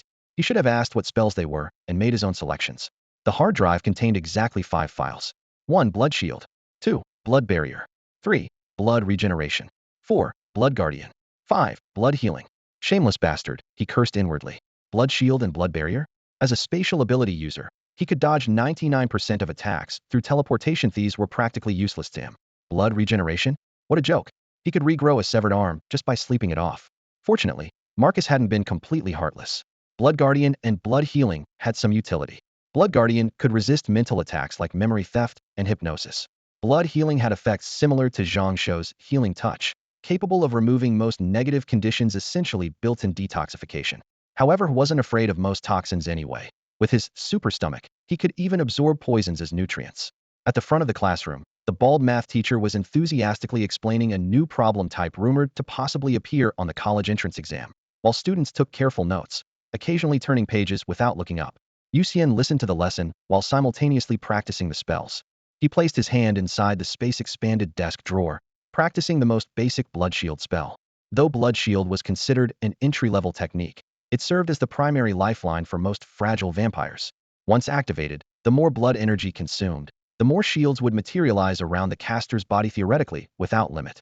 Even generating just one shield was enough to give the spellcaster confidence to focus on offense without fear of being killed by a single arrow. Yu Xian held his breath and began chanting in a low voice. As the final syllable fell, the magical circuit in his mind instantly classified. A crimson shield suddenly appeared before his fingertips, roughly 1 meter long and half a meter wide. Its blood red glow solid and tangible. Had he not expanded the desk drawer beforehand, this shield would have already shattered the wooden panels. Simpler than I imagined. Seeing the spell's success, he quietly breathed a sigh of relief. The shadow of his failure with light magic had been weighing on his mind, making him worry that he couldn't learn anything beyond spatial magic. Now it seemed that at least blood magic was within his grasp, adding another layer to his arsenal. Next, he shifted his approach and began practicing the Blood Barrier spell. While Blood Shield primarily defended against physical attacks like blades, spears, and arrows, Blood Barrier specialized in countering energy-based assaults such as flames, lightning, and frost. With both techniques active simultaneously, his defenses would have no blind spots as long as his blood energy remained abundant. He could advance fearlessly through any challenge. As it turned out, his talent for blood magic was equally remarkable, mastered all 5 basic blood spells in just half an hour. Finally, he understood the truth. He wasn't weak in certain areas, but rather specialized. His blood energy contained only spatial and blood attributes, which explained why he learned these 2 schools so quickly. His inability to learn other schools wasn't due to poor aptitude, but because he simply lacked the corresponding attributes. Even the most skilled cook cannot prepare a meal without ingredients without that specific energy. Magic was simply impossible. But could he perhaps modify the Mirage clone technique from light magic into spatial magic? The moment this thought occurred to him, he immediately began his research. The principle behind Mirage Clone involved using light refraction to create numerous duplicates in the surrounding area. The true medium was actually the water molecules in the air. In other words, this spell wasn't purely light magic, it also contained elements of water magic. However, he possessed neither light attributes nor the ability to manipulate water elements. The only power he could wield was space. Since predecessors had created the spatial maze technique based on existing spells, there was no reason Yu Xian couldn't forge his own path. So he began deconstructing the magical circuits of Mirage Clone, replacing all the light and water elemental nodes with spatial nodes, attempting to use spatial distortions to simulate the effects of mirror refraction. Through theoretical calculations and mental simulations, he compared results repeatedly, keeping his aura suppressed to the utmost. The problem is that I completely lack these 2 attributes. I possess neither light magical energy nor water elemental magical energy, so the only medium I can utilize is space. Yu Xian quickly sorted through his thoughts, but then encountered the biggest problem. Space couldn't carry light and shadow. Wait a minute, if pure space wouldn't work, what about space bubbles? A flash of inspiration struck him, and he decided to use space bubbles as vessels to replicate the effects of the Mirage Clone technique. Following the magical circuit of the Mirage Clone technique, he infused mana into a bubble. Pop! On the first attempt, the bubble instantly collapsed in a clean, decisive failure.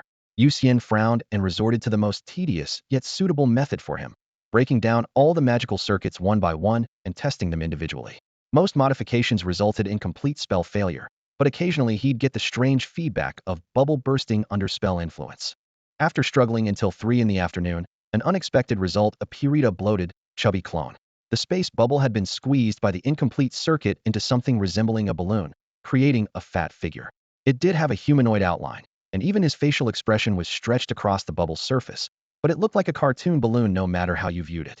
Though comical, it was undoubtedly a good start. He continued adjusting the circuit, but could never replicate this miracle again. After exhausting all possibilities, he had to return to the original configuration. If I can't modify the circuit, then I'll modify the bubble itself. His cabinet was already filled with a crowd of round, plump selves. He sighed and began shaping the bubbles. After changing their form, he did manage to create several slender clones, but their surfaces were too smooth. The balloon texture was immediately obvious. So he simply broke the bubbles down into countless microscopic units, using them as pixels, and cast the spell again. Instantly, countless, pixelated clones took shape, each microdot writhing like countless tiny worms crawling about, a nightmare for anyone with trypophobia. The sight was so disgusting that even he nearly threw up. However, dawn was approaching. He further reduced the bubble diameter to a scale finer than a needle's eye, and countless microbubbles regrouped into complete human forms under the circuit's constraints. Finally, it looked human, but when he enhanced his vision with silver blood, the flaws remained clearly visible.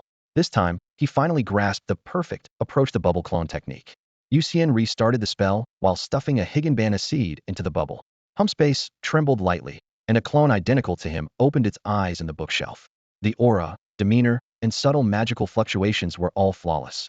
Even when he scrutinized it with his silver blood-enhanced vision, he couldn't find a single flaw. Perfect. Yu Xian gazed at his clone with a satisfied smile.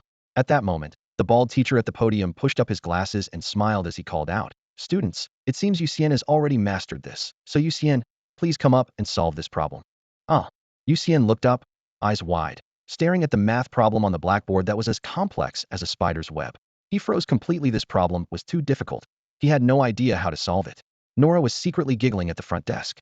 In the evening after school, dark clouds gathered overhead, and heavy rain suddenly began to pour down. The narrow eaves at the school gate offered little shelter, and splashing water still hit their feet. Yu Xian and Nora had both forgotten their umbrellas, so they huddled together in a corner by the entrance, shoulder to shoulder, watching the rain. Yu Xian could easily open a portal or create a spatial bubble to block the rain, but today he seemed to have caught a strange case of not wanting to use supernatural abilities. Nora only needed to make one phone call, and her bodyguard could deliver an umbrella within 5 minutes. But she had conveniently forgotten the bodyguard's number. Large raindrops hammered against the stone tiles, shattering into misty sprays. Yu Xian tilted his head back to look at the sky, feeling cool droplets on the tip of his nose, and suddenly blurted out, "Rain is wonderful." Yes, Silver City hasn't had rain like this in ages. Nora smiled softly, also lifting her face to meet the rain. Though storm clouds pressed down above, sunshine seemed to break through in her heart. The two stood quietly gazing at the sky, occasionally stealing glances at each other, their eyes meeting briefly before darting away. When people passed by, they would each study the sky, the ground, or the leaves, while admiring their classmates' colorful umbrellas. The scene looked like a flower garden. After the last group of students left, the downpour seemed to shut out all the noise beyond the school gate, as if only the two of them remained in the world. Yu Xian caught the faint fragrance from Nora, his gaze shifting from the curtain of rain to a glistening wet leaf, when a thought struck him.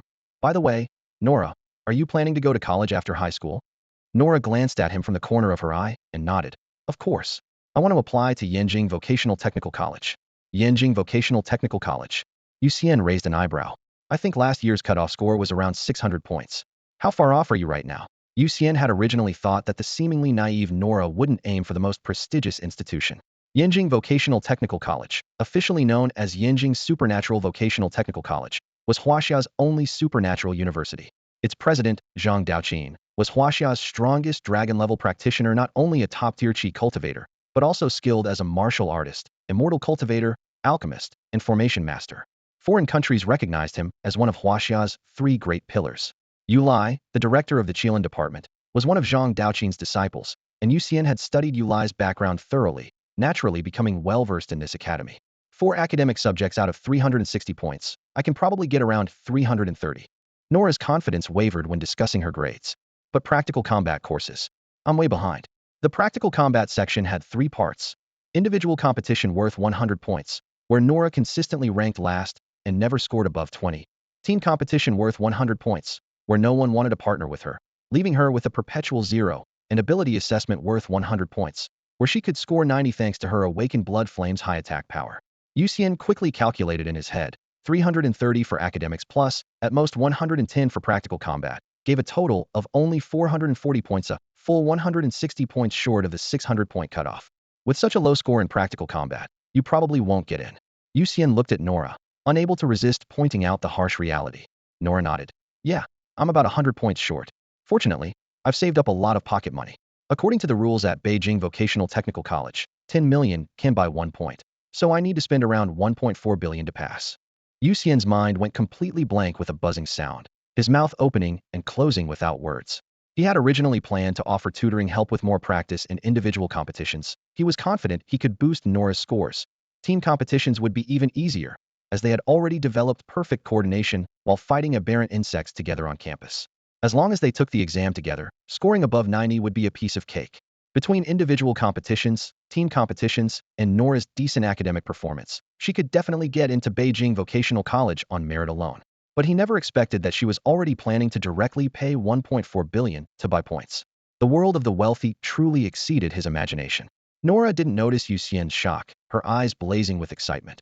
If I can get into Beijing Vocational Technical College, I'll definitely become a snake-level expert after graduation. At normal cultivation speed, she would need at least 200 years to advance to snake level, and she didn't have the patience to wait that long. Beijing Vocational College was her shortcut to compress those long years. You really want to become stronger?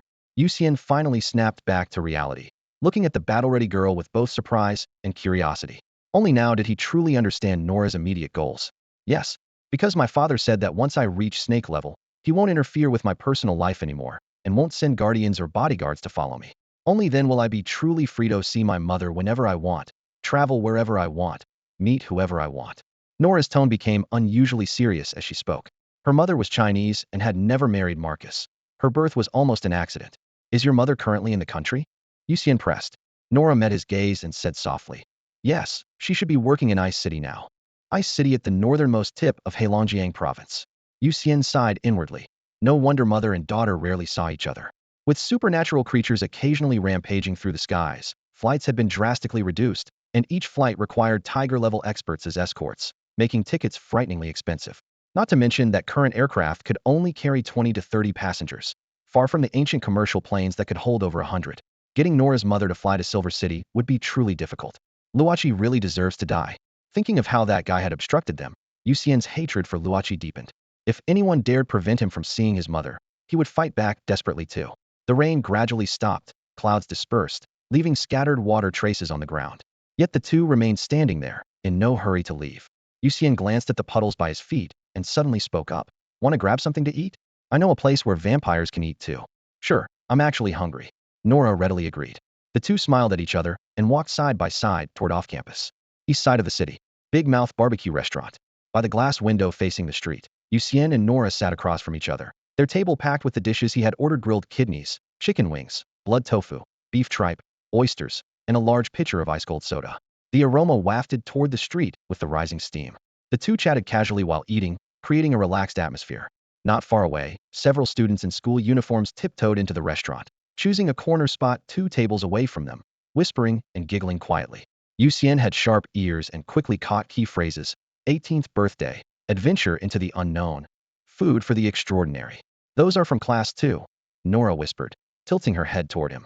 With her stunning looks, she had received countless love letters from students recently, all of which she burned to ash with her blood flames. Even so, many boys still deliberately lingered around Class 1's classroom door, hoping to catch her attention. Though she never responded, she mentally tagged them with labels like childish, stupid, or ugly. Ah, to be young, Yu Xian sighed with a smile. Nora rolled her eyes. That table was celebrating an 18th birthday, while Yu Xian was only 17, still months away from turning 18. Their presence soon caught the attention of the other table, and the students lowered their voices even more. Old Zhao, there's your dream girl, but she's obviously with Fish God now. The chubby one whispered teasingly. Fish God? Yu Xian's mouth twitched. When did he acquire this nickname? In fact, this moniker came from classmates in Class 1 whom he had once saved. That day, he had gone on a killing spree on campus. Slicing aberrant insects to pieces with silver threads before they could even get close. The scene was both bloody and satisfying, shocking yet incredibly cool. Combined with the fact that old classmates like Zhang Shou and Chen Ling knew his original nickname, Salted Fish, Fish God, spread like wildfire. He had been kept in the dark only because he frequently took leave and usually hung out only with Zhang Shou, Chen Ling, and Nora. Zhao Kong stole a glance at Yu Xian and Nora, his ears turning red as he whispered back, "Don't talk nonsense. Today is old Li's birthday. What's there to be afraid of? We're all classmates. Why don't we invite them to celebrate together?" The chubby one suggested excitedly. The birthday boy old Li immediately vetoed the idea. He wanted to eat and drink casually with familiar friends on his birthday. Dragging over two unfamiliar classmates would just make things awkward. The dishes for Yu Xian's table, who had arrived first, were served one after another, and soon the spicy aroma filled their entire table. So spicy. Can vampires really eat this? Won't it upset your stomach? Nora picked up a piece of blood tofu, immediately stuck out her tongue after tasting it, and looked at him suspiciously. Yu Xian buried his head in his skewers, nodding vaguely, swallowing a bite of meat before explaining, "Of course I can. Old Zhang and I came here twice before, back when I couldn't even swallow regular food." Nora watched him devour the food enthusiastically, suspecting this guy was just showing off. She wanted to try the meat too. It's worth noting that spiciness is a pain sensation rather than a taste, so vampires could fully experience the stimulation that spicy brings. On the other side, several students raised their disposable paper cups, their cheers drowning out the sizzling sounds from the grill. "Happy birthday to you. Happy birthday to you. Happy birthday, Laoli. May you have many more birthdays to come, year after year." In the center of the restaurant, a waitress brought out a specially made meat mountain cake piled high like a small hill, with flickering candle flames and the rich aroma of fat filling the air. Several classmates sitting around the table stood up in unison, loudly offering their birthday wishes. The birthday boy, Li Cheng, looked up as the overhead light reflected in his eyes. He smiled and stood up, his nostrils flaring slightly, a faint glimmer of moisture visible in his eyes. Just as he leaned forward toward the cake, took a deep breath, and prepared to blow out the candles, something strange happened. Suddenly his face flushed bright red, his ears rang, and the world began to spin. He gripped the table tightly with one hand while clutching his temple with the other, the throbbing veins nearly bursting through his skin. "Laoli, are you okay?" His classmates exchanged worried glances, panic evident in their voices. Li Cheng tried to shake his head to indicate he was fine, but the next second, his pupils turned from black to blood red, and his shirt tore with a sharp rip. His back muscles rapidly swelled, bones cracked loudly, and his body shot upward, his towering frame of over 2 meters knocking over the chair. Yu Xian had already sprung from his seat, a flash of light in his pupils as he cast an identification spell directly at Li Cheng.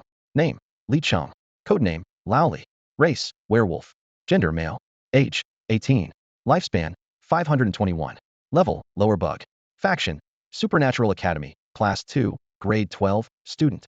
Ability, Night Wolf transformation can transform into a werewolf at night, greatly enhancing overall abilities. Summary, you may not be a ruthless person, but you're definitely a werewolf. The moment the information appeared, Yu Xian understood the situation. Oh whoa. Li Cheng completed his transformation wolf head with fangs, gray-black fur sprouting wildly from his torn clothing, arms spread wide as he howled at the ceiling. Several classmates stood frozen in shock at this sudden supernatural spectacle. They had all agreed they were ordinary people. So how had someone suddenly awakened? Before the wolf's howl had even faded, Li Cheng suddenly lowered his head, his blood-red eyes locking onto the nearest target, Zhao Kong, and lunged to bite. If this bite had landed solidly, Zhao Kang's head would have been completely torn apart.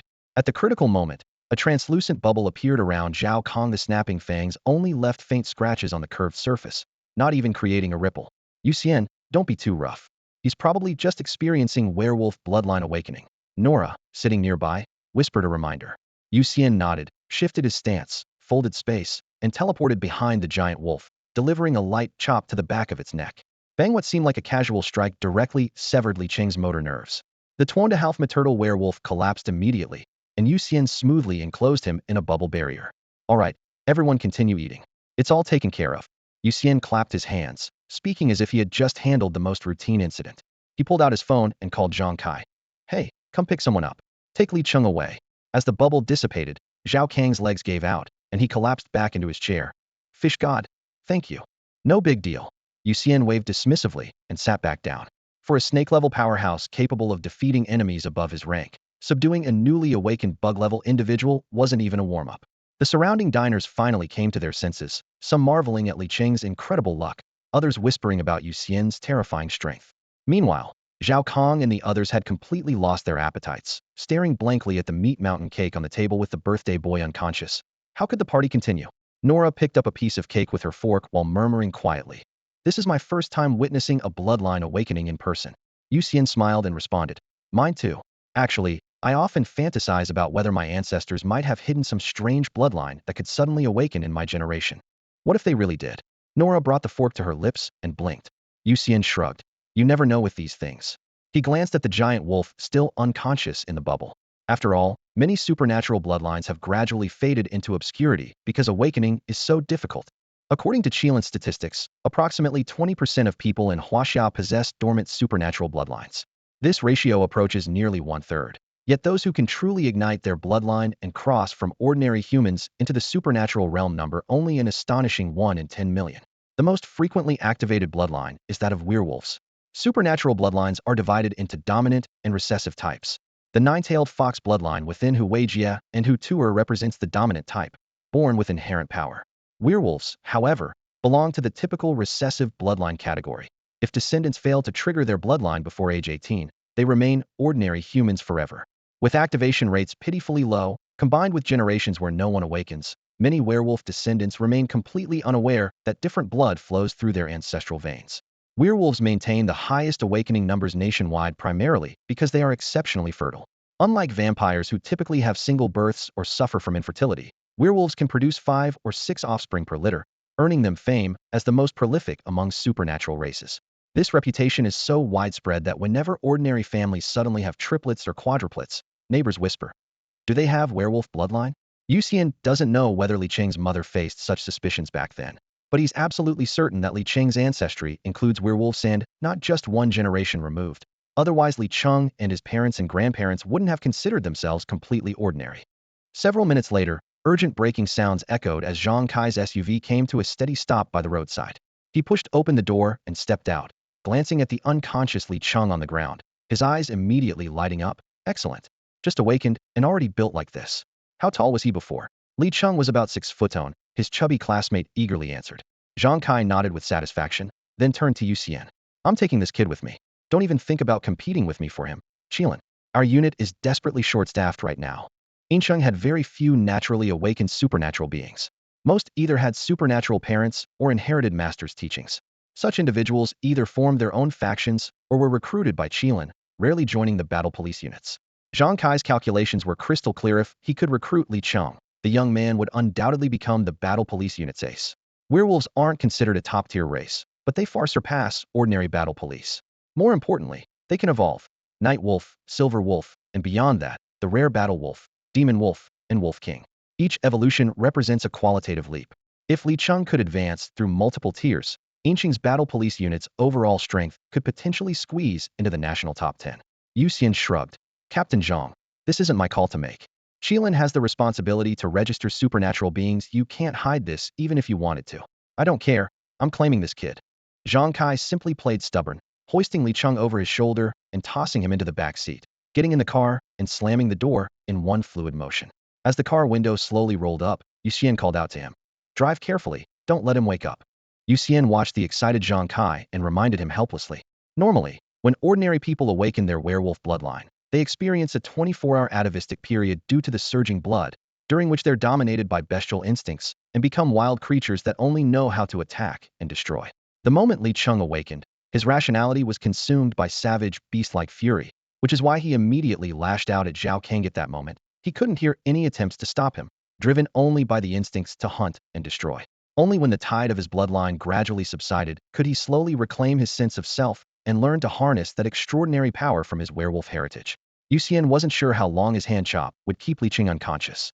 If Li Cheng woke up while Zhang Kai was still on the road, the situation would probably be even more dangerous than what happened at the bar. He secretly wondered, did Zhang Kai really think he could tame a werewolf? Could he even afford to keep one? After the taillights disappeared around the corner, Nora lowered her voice and asked, if he really wants to recruit Li Cheng, can he afford it? Yu Xian couldn't help but chuckle softly. Brother Zhang definitely can't afford it. A werewolf's first evolution is extremely expensive. For a night wolf to transform into a silver wolf, it needs to consume tons of silver. The silver fur of silver wolves contains silver elements, which naturally restrains vampires. But the Blood Clan has driven silver prices sky high, so anyone wanting to advance has to spend lots and lots and lots of money. No wonder werewolves jump at every chance to scam vampires. The two lingered in the shop for a while longer, waiting for Zhao Kong and the others to finish paying before leaving. The bright moon hung high, and the starry river looked freshly washed. The cool night breeze after the rain, carrying moisture, draped the streets in a layer of gentle silver gauze, quiet and soft. Yu Xian and Nora walked slowly along the sidewalk to Nora's front door. The porch lights stretched their shadows long. After exchanging smiles, Nora raised her hand to wave goodbye. I'm going in now. Be careful on your way home. Go inside quickly and get some rest. Yu Xian nodded. Only after Nora closed the courtyard gate did he turn and take a step forward, his figure instantly swallowed by a bubble. In the next second, he had teleported back to the villa. After a quick shower, he sat on the balcony lounge chair in his bathrobe and opened his phone's photo album. Along the way, he had secretly taken quite a few photos of Nora, especially the last one when he lifted the camera. He was caught red-handed by the girl, her cheeks flushed, looking both shy and reproachful, adorably so. Yu Xian stared at the screen and smiled for a long while, then finally sighed deeply, placed his phone on his lap, and looked up at the sky. When Nora mentioned her mother, that unmistakable longing pierced his heart like a needle. He too had loved ones he missed, but could never see again, so he especially wanted to help Nora reunite with her mother. The moment this thought emerged, a strong impulse surged in his heart, but it was immediately followed by hesitation and fear. The wilderness was too dangerous, with no guide, no experience, only a young man's passionate determination. Go to Ice City? Countless reasons told him not to go, yet he desperately wanted to. Taking a deep breath, his gaze grew more resolute. The next moment, a bubble appeared again, enveloping his body as he flashed outside the city. He sat cross-legged within it, controlling the bubble as it swept toward Ice City, while opening Chilan navigation to use satellite positioning to correct his course. The night stretched endlessly, the road ahead was long. The young man embarked on his first solo journey into the unknown. The night sky was clear of clouds, filled only with moonlight, starlight, and wind. The earth resembled a crystal-clear lake surface, with trees rippling like waves as the breeze swept through them. A transparent bubble the size of a fist floated 100 meters above ground, with Yu Xian sitting cross-legged inside. Through the curved membrane, he gazed down at the earth below, Silverman horse kings galloping across the plains, wind dragons and white wolves hunting in packs around Pingtian bulls, Boeing hunter bats diving in formations, and giant cobras chasing rainbow pythons. The scene was as magnificent as a moving mural of beast tides. Suddenly, a giant eagle with a 12-meter wingspan dove from the clouds, landing with an explosion of dust. A panting tiger lay pinned beneath its talons, body rigid and motionless. Yu Xian snapped a photo, his heart racing as he quickly raised his bubble higher, not daring to linger. Does this count as Eagle class crushing Tiger class? He posted the photo in the Chilan chat group and waited with a smile.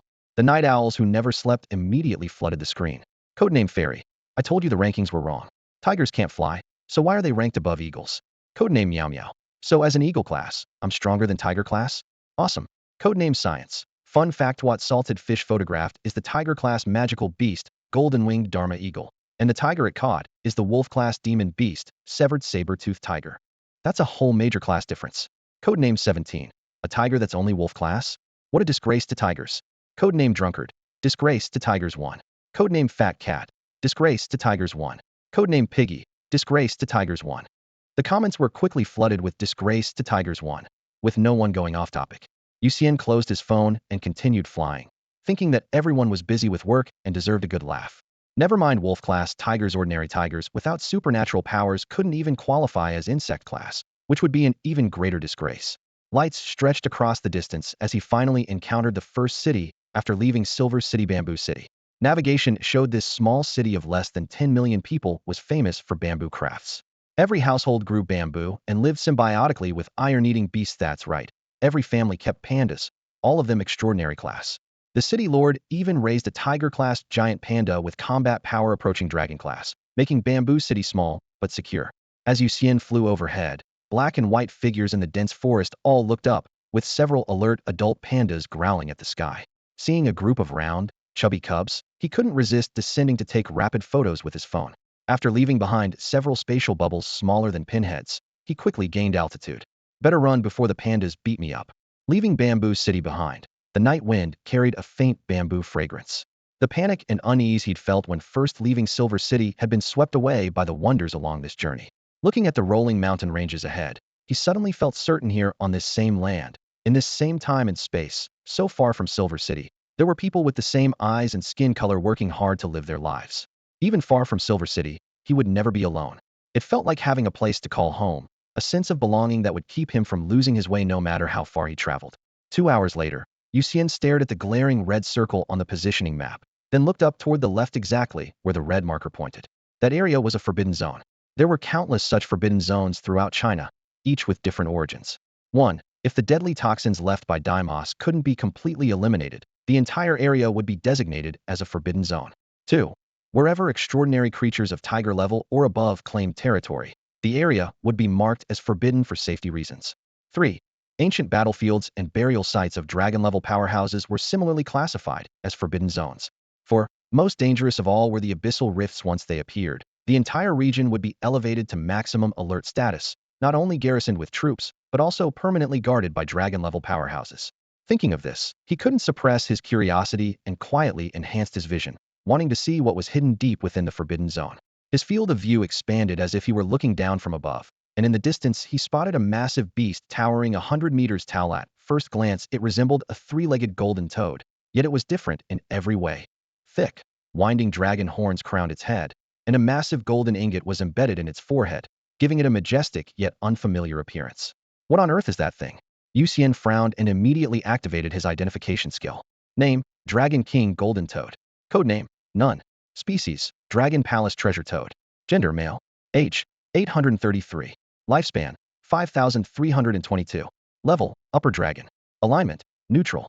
Abilities: 1. Fortune accumulation suppresses surrounding fortune, ensuring that wherever it dwells becomes mountains of gold and silver, treasures scattered everywhere. 2. Dragon King's roar channels draconic might into a thunderous bellow, immobilizing all creatures weaker than itself. 3. Heaven-shaking ingot consumes accumulated fortune to summon a meteor shower of golden ingots, striking targets across a vast area. 4. Evil-warding prosperity fortune grows ever stronger, possessing tremendous evil-warding power. When fortune reaches its peak, randomly summons a treasure to appear nearby. Summary: mountains of gold and silver pale in comparison to the Dragon King Golden Toad. As the attribute display appeared before his eyes, Yu Xian's eyes widened. Such a divine beast actually existed in this world.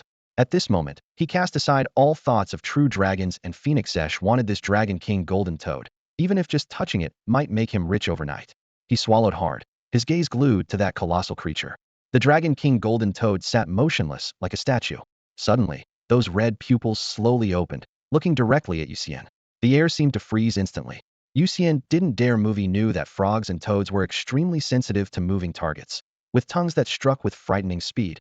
If the Dragon King Golden Toad had inherited this trait, he might already be within its attack range. Thus, two gazes locked across the distance. The Dragon King Golden Toad's eyes revealed no emotion whatsoever, while Yu Xian gritted his teeth, not daring even to blink. Time crawled by, and after a full 3 hours, the Dragon King Golden Toad finally closed its massive eyes. Only then did Yu Xian secretly breathe a sigh of relief. The next second, a thunderous whooshing sound exploded through the air. The Dragon King Golden Toad suddenly shot out its tongue. The speed was so fast that Yu Xian had no time to react as the sticky, flesh-colored appendage hurtled toward him, stopping just 1 centimeter short of the bubble. Yu Xian stared in stunned disbelief at the massive tongue, so close he could touch it. Only after confirming that it had no intention of attacking did he recover his senses and notice that there was a blade stuck to the tongue. This was a straight blade nearly 2 meters long, its scabbard embedded with 2 purple gems and adorned with intricate lightning patterns. Yu Xian didn't need any appraisal techniques. Just from its appearance alone, he could tell it was definitely a rare treasure. But this thing was actually a gift for him?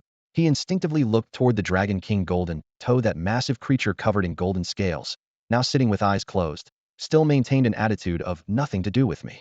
Oh, Yu Xian suddenly had an epiphany, a smug smile curving his lips. So in that silent staring contest of who blinks first, the Dragon King Golden Toad had given up and closed its eyes first, admitting defeat, and was now offering this blade as a gesture of "you win. Thanks, let's have another contest next time," Yu Xian called out cheerfully, reaching up to grasp the blade's handle. However, the Golden Toad merely withdrew its long tongue coldly, then slowly turned around, responding with its solid back, clearly unwilling to continue this childish competition. Yu Xian found it both amusing and helpless, yet his mood was exceptionally cheerful. So the Forbidden Zone wasn't filled with deadly threats everywhere. There were also friendly, extraordinary creatures.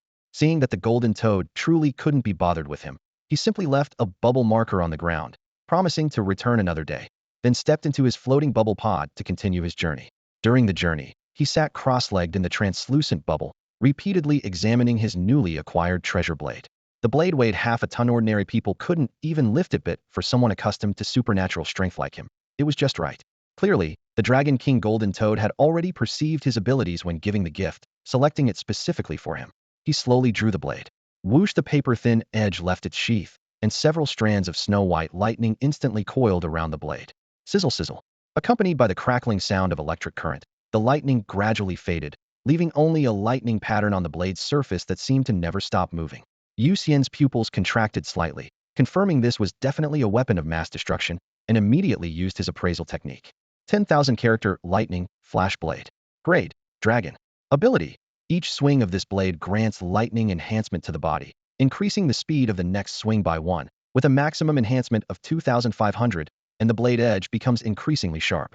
Summary: too slow, too slow, too slow, too slow, /////. Without madness there is no life. Truly worthy of the Dragon King Golden Toad, Yu Xian sighed in admiration. This blade had a single attribute, yet was violent to the extreme. If he stacked the speed layers to the maximum, the attack frequency would reach terrifying levels. Combined with his mastery of spatial power, if he really fought, he could probably achieve one blade, one small fry.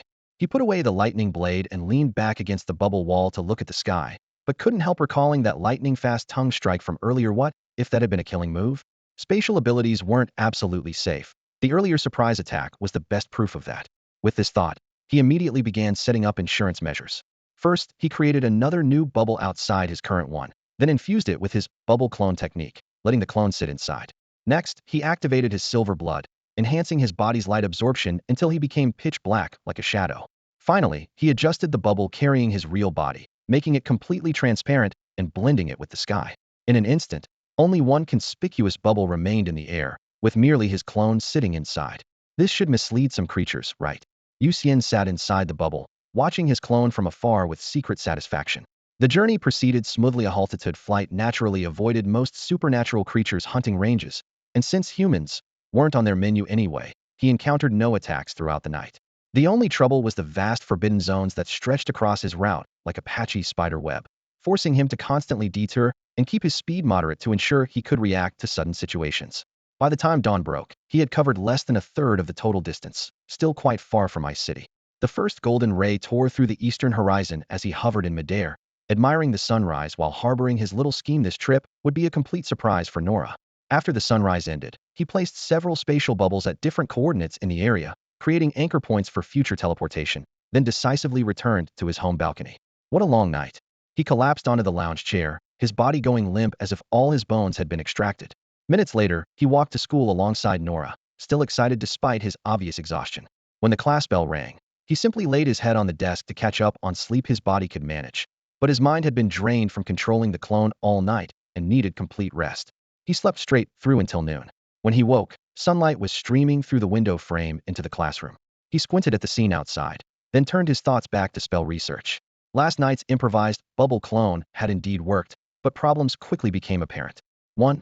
Limited by his mental capacity, he could currently maintain only one clone at most anymore, and his control would become clumsy and obvious. 2. The clone lacked independent consciousness and was essentially a marionette, requiring his real-time commands for every action. 3. While the dark form could hide its luminescence at night, it had nowhere to hide during the day. 4. Vision posed another challenge. The clone had no eyes and could only perceive through the higginbana petals within it, becoming blind beyond a meter or two. Without planting massive quantities of petals within a 100-mile radius, he couldn't stray too far from the clone. Beyond these issues, the bubble's defense urgently needed strengthening. This immediately brought to mind the blood shield and blood barrier techniques. If the Mirage clone technique could be modified into a bubble clone technique, then incorporating these two defensive spells wasn't impossible either. He slipped his hands into the shadow of his desk drawer, first forming a fist-sized bubble, then casting blood shield to completely encase the bubble's surface. The first step went smoothly. Next, he attempted to compress and shrink the blood shield, then generate more small shields that could be arranged like bricks, layering them to completely cover the entire bubble, leaving only a narrow slit at a fixed height for observing the outside world. If attacked, he could rotate the bubble to adjust the slit's direction at any time. The method proved surprisingly simple and feasible, and he quickly achieved his vision. But new problems emerged. The smaller the shields, the thinner they became, greatly reducing defensive strength. Maintaining large shields made the arrangement clumsy and unsightly. There was also the most obvious flaw after covering it with numerous blood shields. The originally crystal clear bubble turned deep red, looking like an inflated crimson balloon from a distance. It had become a perfect target, far too conspicuous. Yu Xian kept working on it until school ended, but still couldn't come up with any particularly good solutions. The blood shield technique was far too complex, completely different from the Mirage-like clone technique that could be freely dismantled and reassembled. It wouldn't function if even a single component was missing, and aside from scaling, there was no way to alter the shield's form. As he walked home alongside Nora, his mind was still puzzling over how to enhance the bubble's defensive power, even considering abandoning the blood shield technique altogether. You seem really tired today. Are you facing some kind of difficulty? Nora noticed his absent-minded walking and couldn't help but ask. There's a spell I want to modify, but can't seem to change. It's quite troublesome, Yu Xian sighed. I don't understand magic, but when you encounter a difficult problem, sometimes setting it aside for a while can lead to a natural breakthrough, Nora said with a comforting smile. You're right, I'll stop thinking about it for now. By the way, have you made progress with your internal energy cultivation? He said. Haven't you noticed I've been secretly practicing every day? Nora revealed a mischievous smile, like a goose that had snatched some food. She was cultivating the sunflower solar divine art, which only progressed rapidly during the day, while nighttime practice was even less effective than sleeping. After trying it once, she never stayed up late to cultivate again. How does it feel? Yu Xian asked curiously. Like soaking in a hot spring. My body temperature has risen about 10 degrees compared to before, but aside from that, I don't notice anything else special yet, Nora replied after thinking for a moment. Rising body temperature? Yu Xian recalled how he had similarly experienced fever after consuming large amounts of silver blood, followed by enhanced physical constitution, and concluded that Nora was also growing stronger. At that moment, Nora placed her hand on his face and asked with a blink, Is my hand hot? Not hot, just a bit warm, Yu Xian said. Feeling the softness against his face and looking at her smile, he smiled too. Suddenly inspired, he reached out and covered Nora's cheek with his hand. What about mine? Is it warm? So cold. Nora quickly stepped back, pretending to be disgusted. Yu Xian secretly used silver blood to raise the temperature of his palm and pressed it against her face again. How about now? Huh? How did it suddenly become so hot? Nora's cheeks flushed slightly as she looked up in surprise. Yu Xian just smiled without answering, prompting her to chase after him with a series of goose attacks. The two playfully fought all the way home, turning what should have been a 5-minute walk into a half-hour journey. After seeing Nora safely home, Yu Xian returned to his own house through the teleportation array. After showering, he opened the refrigerator and took out fresh beef, planning to make a stir-fried beef dish. Since regaining his ability to eat normally, he never shortchanged himself, specifically stocking up on various frozen meats and cooking for himself when he was too lazy to go out. Having cared for his father, he had taught himself many recipes. While his culinary skills weren't on par with professional chefs, they far exceeded those of ordinary people. Now, with his enhanced sense of taste, as long as he was willing to sample flavors carefully, it would be impossible to make anything unpalatable. Half an hour later, he sat in the living room with a plate of stir-fried beef and a bowl of white rice. The only sound was the gentle tapping of chopsticks against the bowl rim. Finding the silence too oppressive, he casually turned on the TV and connected it to Chilean app's internal channel. Rolling headlines flashed by rapidly. 1. Flying zombies spotted again at Twin West Mountain. Full-scale manhunt underway. Personnel below Eagle rank prohibited from approaching. 2. 6 new captains added to the combat division. Award ceremony to be held in Yenjing. 3. Nationwide sweep for brain-hugging neural parasites complete. All victims under surveillance. Research department developing medication to save every host. 4. Weapon application guidelines updated. All qualified members may apply. Special thanks to weapon supplier, codename Salted Fish. Yu Xian chewed his beef thoughtfully. What kind of treasure trove was hidden in Twin West Mountain that flying zombies kept appearing there? As for the brain-hugging neural parasites, he'd assumed Chilean had abandoned the investigation after the demo's incident, but apparently they'd quietly swept through every major city nationwide and chosen rescue over extermination. These parasitized victims weren't actually dead. Their nerves had been replaced by the bugs, but their brains remained alive, just with completely controlled information reception, inevitably leading to misguided behavior. If there truly was a cure, he certainly supported it rather than simply silencing them all. With this thought, he silently wished the research department well and swept his bowl clean of every grain of rice. The final news item thanking Salted Fish made him click for more details. Supernatural weapons had always been in short supply, yet he'd sold them to Chilean in bulk at market price, directly easing their logistical pressure. The comment section was flooded with thanks, Salted Fish messages, warming his heart. After finishing his meal and clearing the dishes, he prepared to continue last night's unfinished journey. Though the path was exhausting, monotonous, and even dangerous, it held a powerful curiosity about the unknown and anticipation for the scenery along the way, a feeling he was growing to love.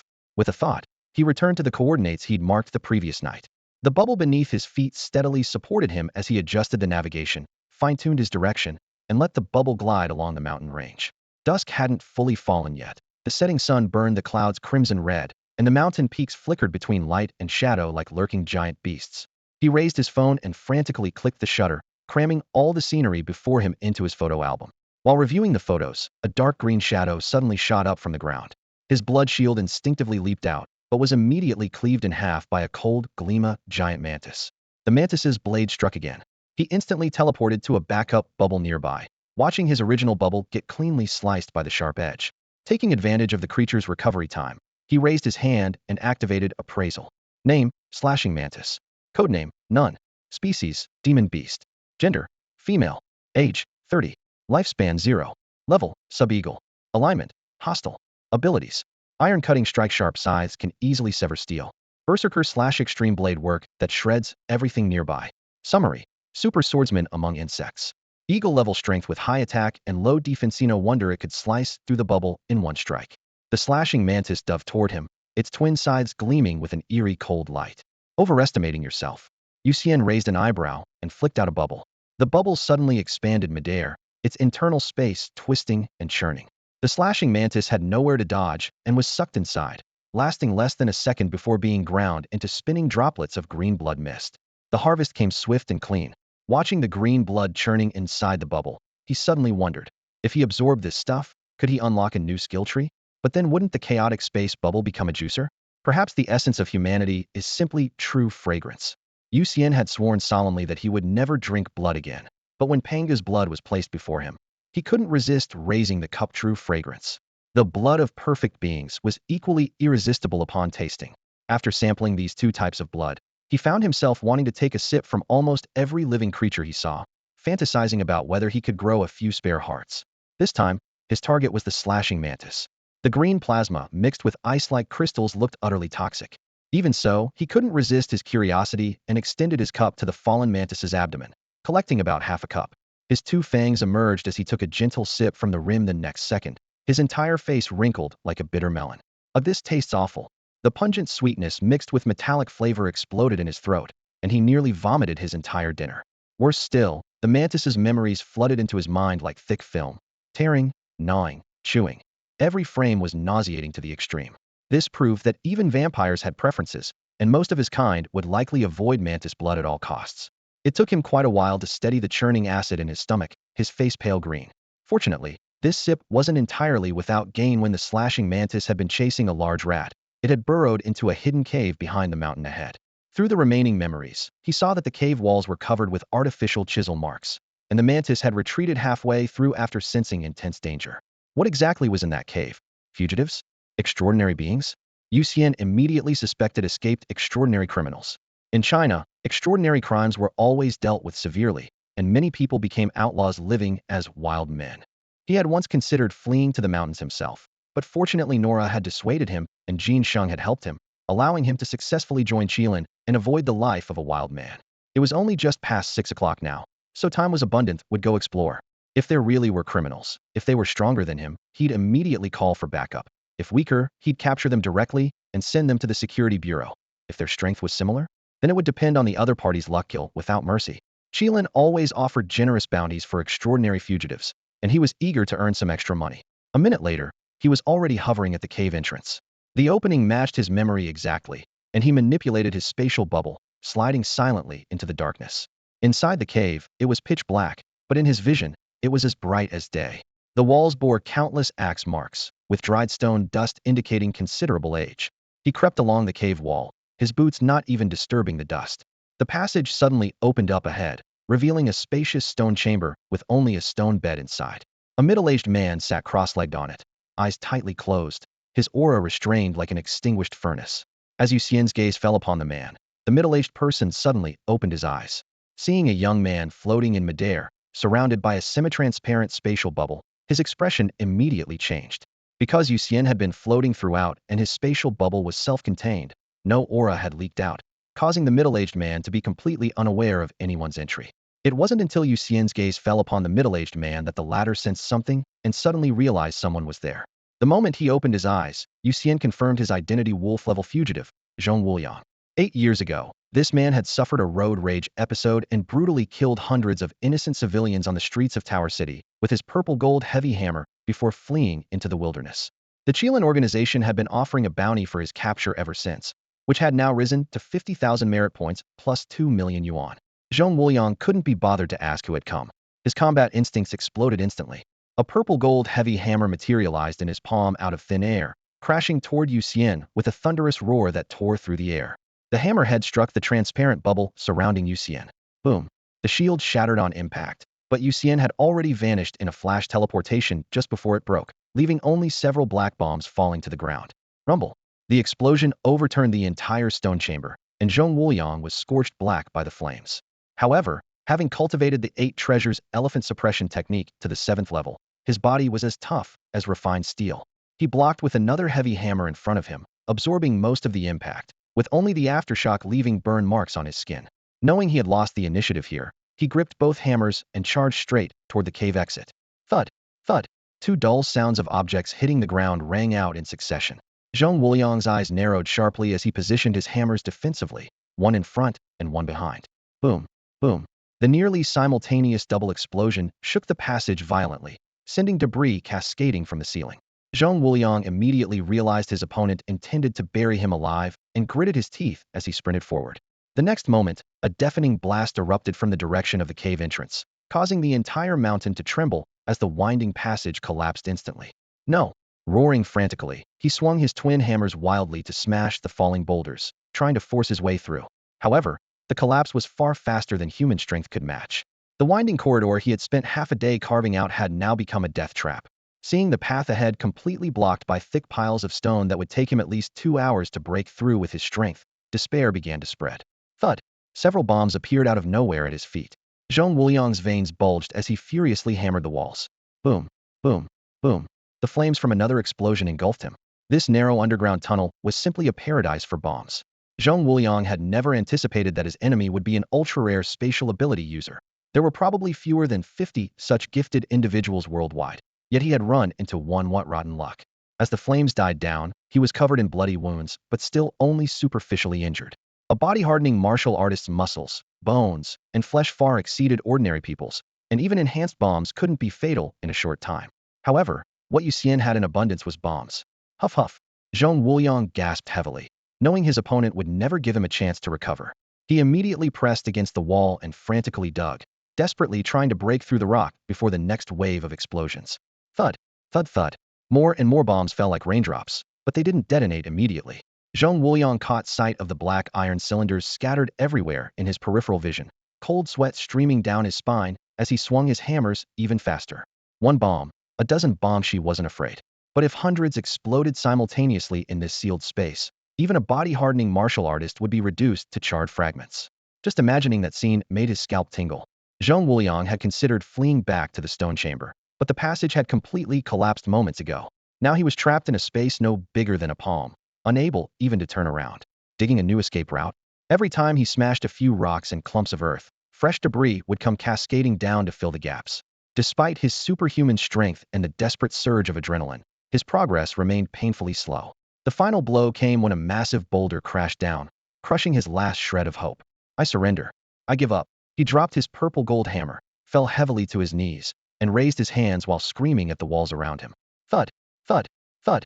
The bombs continued to materialize out of thin air, their metal casings striking the ground with thunderous impacts. Zhong Wuliang's eyes were bloodshot as he watched the explosives pile higher and higher, soon forming a small mountain. His heart felt as if it were being crushed by an invisible giant hand. I've already surrendered. What more do you want? What good does killing me do you? He screamed himself hoarse. Thud, thud, thud. The bombs showed no sign of stopping. Zhong Wuliang knelt in the dirt, wailing. Brother, sir, I truly surrender. If that's not enough, I'll break my own arms and legs to prove my sincerity. 1,000 meters above the pit, Yu Xian heard nothing. His caution bordered on paranoia as he planned to drop exactly 500 bombs, intending to blast this body-hardening martial artist into dust. Having no experience dealing with such monsters, he chose the safest approach possible. When the counter reached 0, he pulled the pin on the final grenade and casually tossed it into the spatial bubble. The grenade vanished silently in the next second. Boom, The mountain shook violently as the pit mouth erupted like a volcano, hurling rocks, earth, and dust skyward on waves of explosive force. In the confined space, the blast's power multiplied exponentially. Yu Xian looked down to see a mangled, bloody arm thrown up by the blast, landing on the rocks with blood streaming from it. Just as he thought it was over, a dark shadow suddenly shot out of the crater at blinding speed, fleeing desperately. He's still alive? Yu Xian's pupils contracted in disbelief. It turned out that in his desperation, Zhong Wuliang had curled into a ball, piled rocks in front of himself, and held his purple gold hammer across his chest, somehow surviving most of the impact. But he had underestimated the power of 500 bombs. His hammer-wielding arm was blown to pieces, and his other arm was shattered to fragments. Run? Must run. Only one thought filled his mind. Attack Yu Xian? That man mastered spatial powers. The moment he made a move, his opponent would teleport away and rain more bombs into the crater. Weighing his options, he chose to flee first. But as he ran, something felt wrong. He skidded to a halt and looked back at a massive ancient tree beside him. Drops of blood from his mangled arm were sticking to the trunk. This tree, he had definitely passed it before. He had somehow circled back to the same spot. Thud! A bomb landed at Zhong Wuliang's feet. He looked down at it, his face gradually twisting into a smile more hideous than tears. Yu Xian across from him was a notorious glass cannon spatial ability user, cautious to the point of paranoia. Even if Zhong Wuliang broke his own limbs on the spot, Yu Xian would suspect it was a ruse and wouldn't dare approach. The outcome had been written from the start. As long as he wasn't blown to smithereens, Yu Xian would keep dropping bombs until he was certain of complete annihilation. Yu Xian's storage ring contained over 5,000 bombs in reserve. Just days ago, he had requested additional supplies from headquarters, and once the next shipment arrived at the office, he could conservatively expect to collect another 10,000. At this moment, explosions echoed throughout the valley in rapid succession, fire and debris intertwining, as Zhong Wuliang was finally reduced to charred remains in a thunderous roar. Throughout the entire process, he not only failed to pose any threat to Yu Xian, but didn't even get a chance to retaliate. Despite having a higher level and completely superior attributes, he still died miserably under the carpet bombing. Before the smoke had cleared, Yu Xian remained cautious, hurling another dozen bombs from a distance. Only after confirming that all life force had been extinguished did he teleport to the corpse. The explosive impact had twisted Zhong Wuliang's limbs into grotesque angles, his torso contorted and face completely destroyed. Yu Xian raised his phone and snapped several photos, capturing every detail of the gruesome scene. Silver threads shot from his fingertips, stripping the two rings from Zhong Wuliang's hands in an instant. After confirming nothing was missed, he manipulated spatial bubbles to fly back to the crater and collected the two fallen purple gold hammers.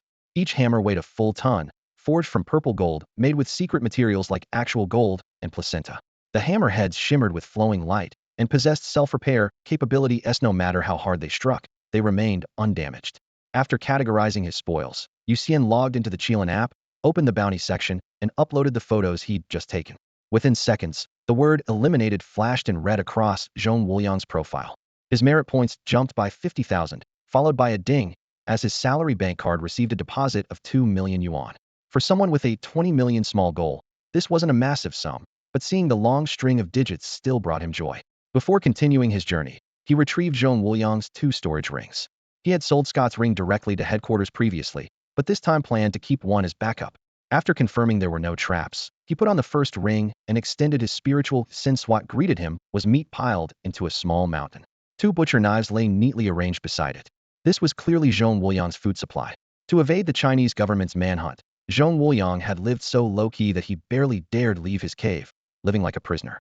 Thinking of the innocent people he had killed with those hammers, Yu Xian felt the man had gotten exactly what he deserved. China didn't simply suppress supernatural beings, it sought fairness. While protecting the weak, it also required supernatural beings to voluntarily obey the law. Otherwise, anyone could become a target for exploitation.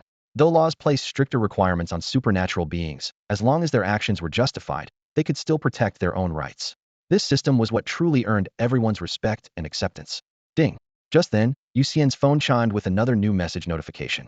Salted fish, don't waste Zhong Wuliang's corpse. Sell it to me, and I can give you 3,000 merit points. Yu Xian had just picked up his phone when this bizarre message from Bat popped up on the screen. Don't waste the corpse? Those words made his heart skip a beat. He frowned slightly and directly pressed the voice button. What do you want Zhong Wuliang's corpse for? Less than 2 seconds after sending the message, Bat replied with text. For research. Zhong Wuliang was the sole disciple of the 8 Treasures sect in Tower City. The 8 Treasures elephant suppression technique he practiced is one of China's top body-hardening martial arts, but it's never written down, only passed down orally. I want to study Zhong Wuliang's corpse to deduce the 8 treasures elephant suppression technique. Yu Xian had to admit that this guy's defense was truly abnormal. Over 500 bombs couldn't kill him, and it took several hundred more to finally blow Zhong Wuliang to pieces. But that was only wolf level. If it were tiger level, he might not be able to handle his opponent even if he used up all his bombs. He replied, "Remember to share a copy with me when you figure it out." Codename Bat. No problem. After getting confirmation, Yu Xian focused his mind and controlled the space bubble to turn around and head back. The smoke from the explosion was still lingering, and no animals dared approach the remains within minutes. He first emptied his meat storage ring, then collected Zhong Wuliang's entire body into it. Suddenly remembering something, he sent another message. One of his arms was severed. "Do you need the severed hand recovered?" Bat replied instantly, "Yes." A body-hardening martial artist's body definitely retains traces of cultivation. Missing an arm might make the technique incomplete. "All right, I'll go recover it." Yu Xian jumped back down into the crater. He remembered the severed arm had fallen on a rock, blood everywhere. The rock was still there, the bloodstains fresh, but the arm had vanished without a trace. Where's the hand? He looked around and found no animal tracks, then enhanced his sense of smell. The faint scent of blood in the air led straight up into the sky, obviously carried off by an eagle or some other bird of prey. If only he had known Bat wanted the complete corpse, he would have collected the severed hand first. What a case of delays breeding trouble. Yu Xian sighed helplessly and controlled the space bubble to follow the scent. Worried the arm might be pecked to pieces, he pushed the speed to the bubble's limit, 20 times the speed of sound. Half a minute later, a black-feathered vulture appeared in his field of vision, its talons gripping that bloody arm. The blackbird seemed to sense the killing intent behind it, and suddenly accelerated into a dive, trying to shake off its pursuer. Thus began a chase between man and bird in the sky. The bird was clearly a supernatural creature. Its straight-line sprint was even half a beat faster than Yu Xian's. What made it worse was its ability to fly forward and turn sharply, leading Yu Xian around by the nose. Every time the bird changed direction, it could open up a significant distance, so that Yu Xian could never catch up to it. Yu Xian extended his hand, and countless silver threads shot rapidly from his fingertips. The sharp whistle of the threads cutting through the air startled the large bird ahead, which immediately flapped its wings harder, surging forward with even greater speed before executing a sharp turn and alertly veering left. Yu Xian hurriedly changed direction to follow, but the bird had already shot several hundred meters away, nearly disappearing at the edge of his vision. "Damn thing's got a second wind," he muttered under his breath, forcibly steadying himself as he tried to lock onto coordinates for spatial folding. However, the bird moved like an arrow released from a bow, and the coordinates he'd just locked onto were instantly beyond his bending range. With interception hopeless, he abandoned any fancy maneuvers and simply focused on keeping up. When it came to stamina, he'd never feared anyone. Once the bird exhausted itself, it would have to stop. It couldn't possibly have unlimited endurance. Facts soon proved his judgment correct. After chasing for several more minutes, the giant bird's wing beats visibly weakened, and it finally released Zhong Wuliang's arm to lighten its burden. The severed limb fell through the air as Yu Xian dove down, wrapping it with silver threads and safely storing it in his spatial ring. "Finally got it back," he sighed with relief. But looking around in confusion, he found this unfamiliar sky completely devoid of landmarks. He pulled out his phone to check his location, only to see the entire screen flash with blinding red light. Warning messages flashing continuously. Forbidden zone. Holy shit, a forbidden zone. Yu Xian's face went cold. In his reckless pursuit of the bird, he'd somehow charged straight into one. While there might be no forbidden zones for such creatures, for humans they meant almost certain death. Just as he was about to teleport away, a massive lake ahead suddenly churned with rolling waves, and a dark blue shadow swept across the water's surface. With a thunderous explosion of water, a blue dragon emerged. Its head alone was as massive as Beijing's Bird's Nest Stadium. The dragon's gaze fell upon him, and its terrifying draconic presence pressed down like a physical weight, freezing the blood in Yu Xian's veins. Thump! The Pango heart within him suddenly beat heavily, restoring a fraction of his sluggish thoughts. Instinctively swallowing hard, he was possessed by some impulse to use his identification skill on the dragon. The next second, he tore open a teleportation bubble and fled without hesitation. The dragon had merely been observing, but instantly sensing the identification attempt, fury flickered in its eyes as the gem on its forehead shot out a thick beam of pale blue light. The beam swept through the space, instantly destroying Yu Xian's lingering bubble and slicing through the clouds above like a divine blade, carving an alarming rift. On the other end, Yu Xian tumbled back into the bubble he'd prepared earlier, exhaling heavily. That dragon was terrifying. The wilderness really is full of dangers. Still shaken, he looked down at the identification results he'd just captured and immediately froze. Name: Extreme Dragon. Code: none. Race: Dragon. Gender: none. Age: lifespan. Level: alignment. Abilities: summary. All question marks. This was the first time in Yu Xian's life he'd encountered such a situation. Clearly his dragon-level identification wasn't advanced enough. It could only analyze creatures below dragon level. Could it be that this extreme dragon had already surpassed dragon level and entered the legendary god tier? His awe of the Forbidden Zone instantly doubled. This place housed both friendly, extraordinary beings like the Dragon King Golden Toad, as well as monsters like this extreme dragon creatures of unknown temperament and absurd power. Fortunately, his escape skills were top-notch, or this accidental intrusion would have meant certain death. With this thought, a bold idea suddenly struck him. He'd once considered placing bubbles at Qilan headquarters to send unbeatable enemies there for the big shots to gang up on, but reality wouldn't allow it. What if he placed bubbles near the extreme dragon instead? Just imagining enemies being teleported there and encountering that dragon made the impulse grow stronger and stronger. Let's do this. Yu Xian steeled himself and decided to go back and secretly plant his spatial bubbles. He had always been confident in his memory as a child. He could casually flip through textbooks and still maintain average grades on exams. Now, recreating the exact route from the giant crater to the extreme dragon's forbidden zone was child's play for him. First, he retraced his path to the massive pit, then changed direction and flew swiftly along the mountain range's curves, heading straight for the forbidden zone where the extreme dragon resided. Of course, he would never dare repeat his previous mistake of barging in. This time, he planned to bury the bubbles on the perimeter and then remotely control them to slowly infiltrate toward the lake where the extreme dragon dwelled. Half an hour later, he landed at the edge of the forbidden zone, truly the outermost layer. Mountains layered upon mountains completely obscured the lake's surface behind natural barriers. He estimated he'd need to venture several thousand meters deeper to catch sight of those waters. But this was enough. Had no desire to get even one step closer to that colossal beast. Begin. Yu Xian spread his palm, and dozens of fingertip-sized spatial bubbles instantly materialized. He made the bubbles glide along the ground. At first, he could still track them with his naked eye, but after a few hundred meters, they completely vanished into the gaps between vegetation and rocks. With visual contact lost, he inserted a higganbana seed into one of the bubbles. When the flower bloomed, its petals spread forward like exploring threads, barely maintaining his connection with the bubble. Yu Xian held his breath, advancing each step at the slowest possible pace, terrified of disturbing the extreme dragon in the lake. Time seemed to stretch infinitely.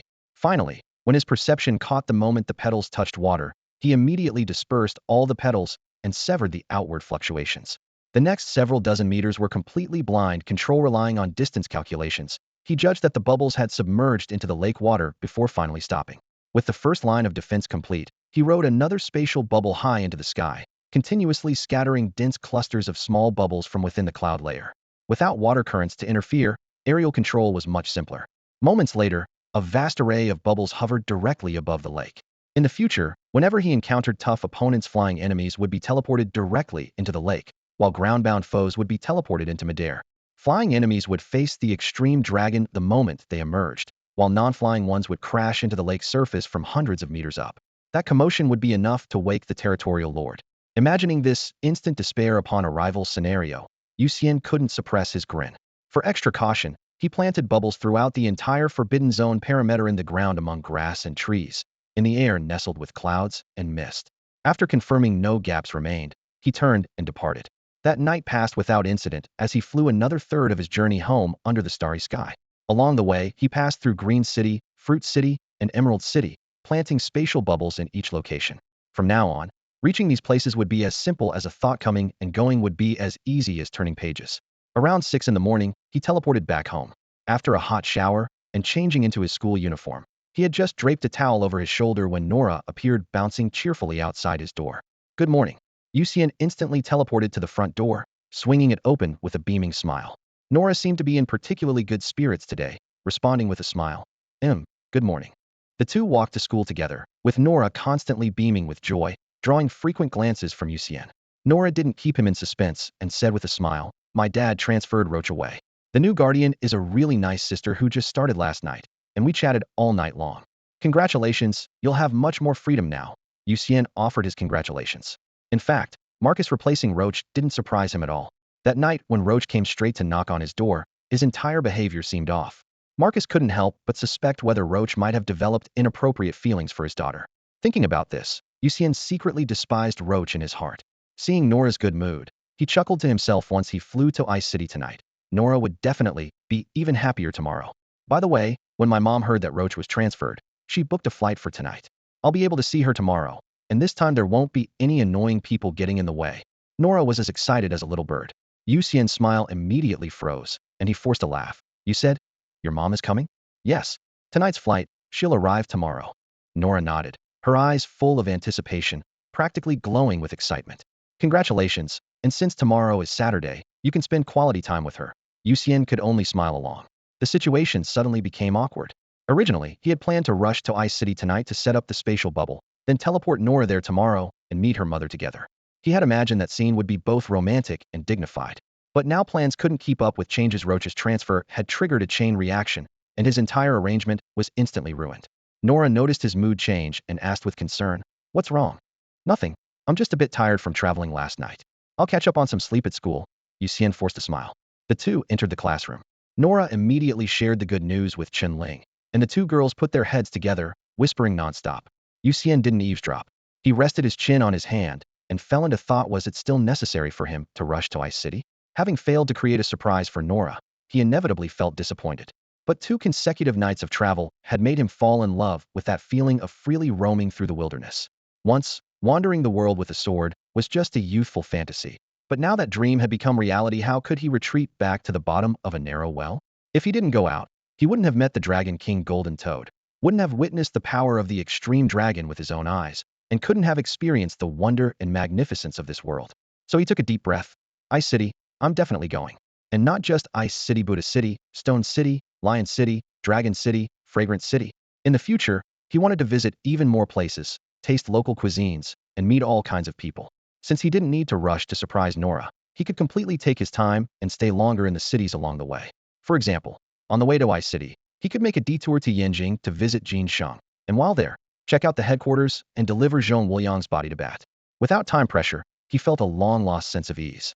Yu Xian discovered that the outcome wasn't bad after all. At least he was more free now. Evening. A bamboo grove in a corner of Bamboo City. Yu Xian's figure silently materialized among the emerald bamboo shadows, his gaze meeting that of a massive giant panda and the round, chubby baby panda behind her. He never hid his love for pandas. If he hadn't been in such a rush last time, he would have already petted every panda head and filled their bamboo containers to the brim. Since he had free time tonight, he decided to go home for a shower first, then teleport to the bamboo grove just to properly bond with this mother and child. He stepped on the soft bamboo leaves, approaching step by step. The giant panda glanced at him once, then continued sitting on the ground, breaking bamboo while leisurely chewing. The baby panda hid behind its mother's rear, its dark, round eyes staring at the approaching figure with intense curiosity. Panda auntie, I truly love little beauty. Yu Xian clasped his hands together with an expression as devout as if he were proposing marriage. Please let little beauty come with me. He gazed back at the baby panda with deep affection, his inner drama queen emerging as even his eyebrows carried tenderness. The giant panda, however, simply continued calmly crunching through bamboo joints, completely ignoring the one-man show before her. Since you don't object, I'll take little beauty with me then. Yu Xian seized the opportunity to step closer, reaching out to touch the baby panda. The next second, the giant panda's paw slowly released the bamboo, her 5 black and white thick fingers forming a fist. The terrifying power of an eagle-class extraordinary creature sent chills down Yu Xian's spine. Without uttering another word, he immediately performed a spatial jump and fled without looking back. In fact, extraordinary creatures living alongside humans possessed extremely high intelligence, and understanding human speech was the norm. Just as Yu Xian's proposal concluded, another conversation began in the bamboo grove. Mama, is my name Little Beauty? The baby panda asked, looking toward where Yu Xian had disappeared, its voice adorably squeaky. Dummy, you're a male panda. At most you'd be called Little Dog. The giant panda hugged the bamboo to her chest, her tone dismissive. But I'm a panda, not a dog. The baby panda seriously protested. Then you'd be called Little Cat. The giant panda replied impassively. But I'm a panda, not a cat either. The baby panda continued arguing his case. Is your butt itchy? You're such a troublemaker. The giant panda swatted him with her paw, sending the baby panda rolling like a furry ball for several rounds while squealing. Clearly, mother's discipline was never gentle. Meanwhile, completely unaware that the baby panda had been beaten because of him, Yu Xian was already seated by the window in a small noodle shop, slurping steaming hot chicken soup bamboo-scented noodles. Though small, the shop was filled with Bamboo City's distinctive, fresh fragrance. The noodles were made from premium bamboo leaf juice mixed with flour. The broth was a clear, sweet chicken stock, complemented by several carefully selected ingredients. The aroma could entice appetites from across the street. Enhanced by his super taste ability, he could precisely identify the proportion of every spice in the broth. The more he ate, the more energized he became, downing 8 bowls in one go before finally setting down his chopsticks and contentedly wiping the corner of his mouth. Logically, vampires extremely detested garlic, but ever since awakening his super stomach and super taste abilities, Yu Xian seemed completely immune to this weakness. Not only did garlic cause him no harm, but it was actually crispy and fragrant even. He found this incredible. After his feast, he went back to the bamboo grove to visit several more panda families, but was invariably chased away by their respective panda mothers who treated him like an unwelcome pest. After causing a commotion for over 10 minutes, he finally teleported contentedly above Emerald City, then spread his wings and flew toward Ice City. Midnight. A city without walls appeared before Yu Xian's eyes. This city was so vast that even flying high above, its boundaries remained invisible. Despite the midnight hour, the entire metropolis blazed with lights, and traffic flowed like torrents on the highways, forming rushing rivers of light. Yu Xian folded his wings and descended slowly. As soon as he entered the high-altitude airstream, several sharp mental probes swept across his body with undisguised scrutiny. Following the stinging sensation, he looked toward a nearby skyscraper through his silver blood-enhanced vision. He spotted a young woman with a cane standing on the rooftop. She wore a black mini dress, her red hair whipping in the strong wind, a black eye patch covering her left eye while her remaining right eye blazed with fierce intensity, radiating an untamed aura across the distance. Tiger level? Yu Xian sighed inwardly. Truly worthy of Yanjing, where the strong gather like forests. Withdrawing his gaze, he landed steadily. Seconds later, a police car screeched to a halt along the curb. The door flew open and an armored officer stepped out, saluted, and spoke concisely. "Hello. Please present your identification." Yu Xian nodded, retrieving his Qilin special credentials from his storage ring and handing them over. After scanning and verification, the officer saluted again and returned the documents. Identity confirmed. Yanjing airspace is a no-fly zone. If flight is necessary, please apply for clearance first. Clearly, his high-altitude flight had triggered the entire alert system. With formalities cleared, subsequent patrol cars merely glanced at him from a distance before driving on. Yu Xian pulled out his phone and sent a message. "Bat, I've arrived in Yanjing. I'll deliver Zhong Wuliang's corpse directly to you. Send me your location." "You send me your location instead? I'm driving right now," came Bat's typically brief reply. Vampires were all night owls, so Yu Xian unceremoniously shared his coordinates. The response came back, 15 minutes.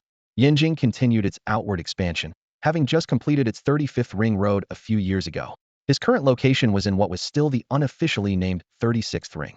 Each ring was more ridiculously vast than the last. He estimated that Qilin headquarters must be at least in the 33rd or 34th ring, otherwise Bat couldn't possibly reach him in 15 minutes. Sitting on a roadside bench, he casually stuck dozens of ultra-fine spatial bubbles into the grooves on the chair back, the motion resembling someone secretly sticking boogers behind a chair, which amused him privately. Exactly 15 minutes later, an all-black armored SUV pulled up smoothly in front of him. The window rolled down a crack, and a deep male voice uttered just 2 words, "Get in." "Are you Bat?" Yu Xian stood and opened the passenger door, asking only after closing it and fastening his seatbelt. The young man in the driver's seat had sharp features and pale skin with a faint blue tinge, like a corpse in fresh snow, a stark contrast to Yu Xian's healthy, cool-toned complexion from his dual hearts. He gripped the steering wheel with one hand, speaking in a flat tone. "First meeting. Codename, Bat. Hello, I'm Salted Fish. Are we going to headquarters now?" Bat's acknowledgement was brief. Clearly a man of few words, so Yu Xian looked down at his phone and continued browsing the Yanjing late-night food map, planning to finish placing spatial bubbles in Ice City before returning for a proper food crawl. Half an hour later, the SUV entered what appeared to be an ordinary office building. After card access in the underground parking garage, they took an elevator inside. When the elevator doors opened, Yu Xian's view suddenly expanded. The plain exterior concealed an interior bursting with sci-fi aesthetics, with space expanded through secret techniques, making a single laboratory larger than a football field. He followed behind Bat the entire way, his eyes too busy to keep up.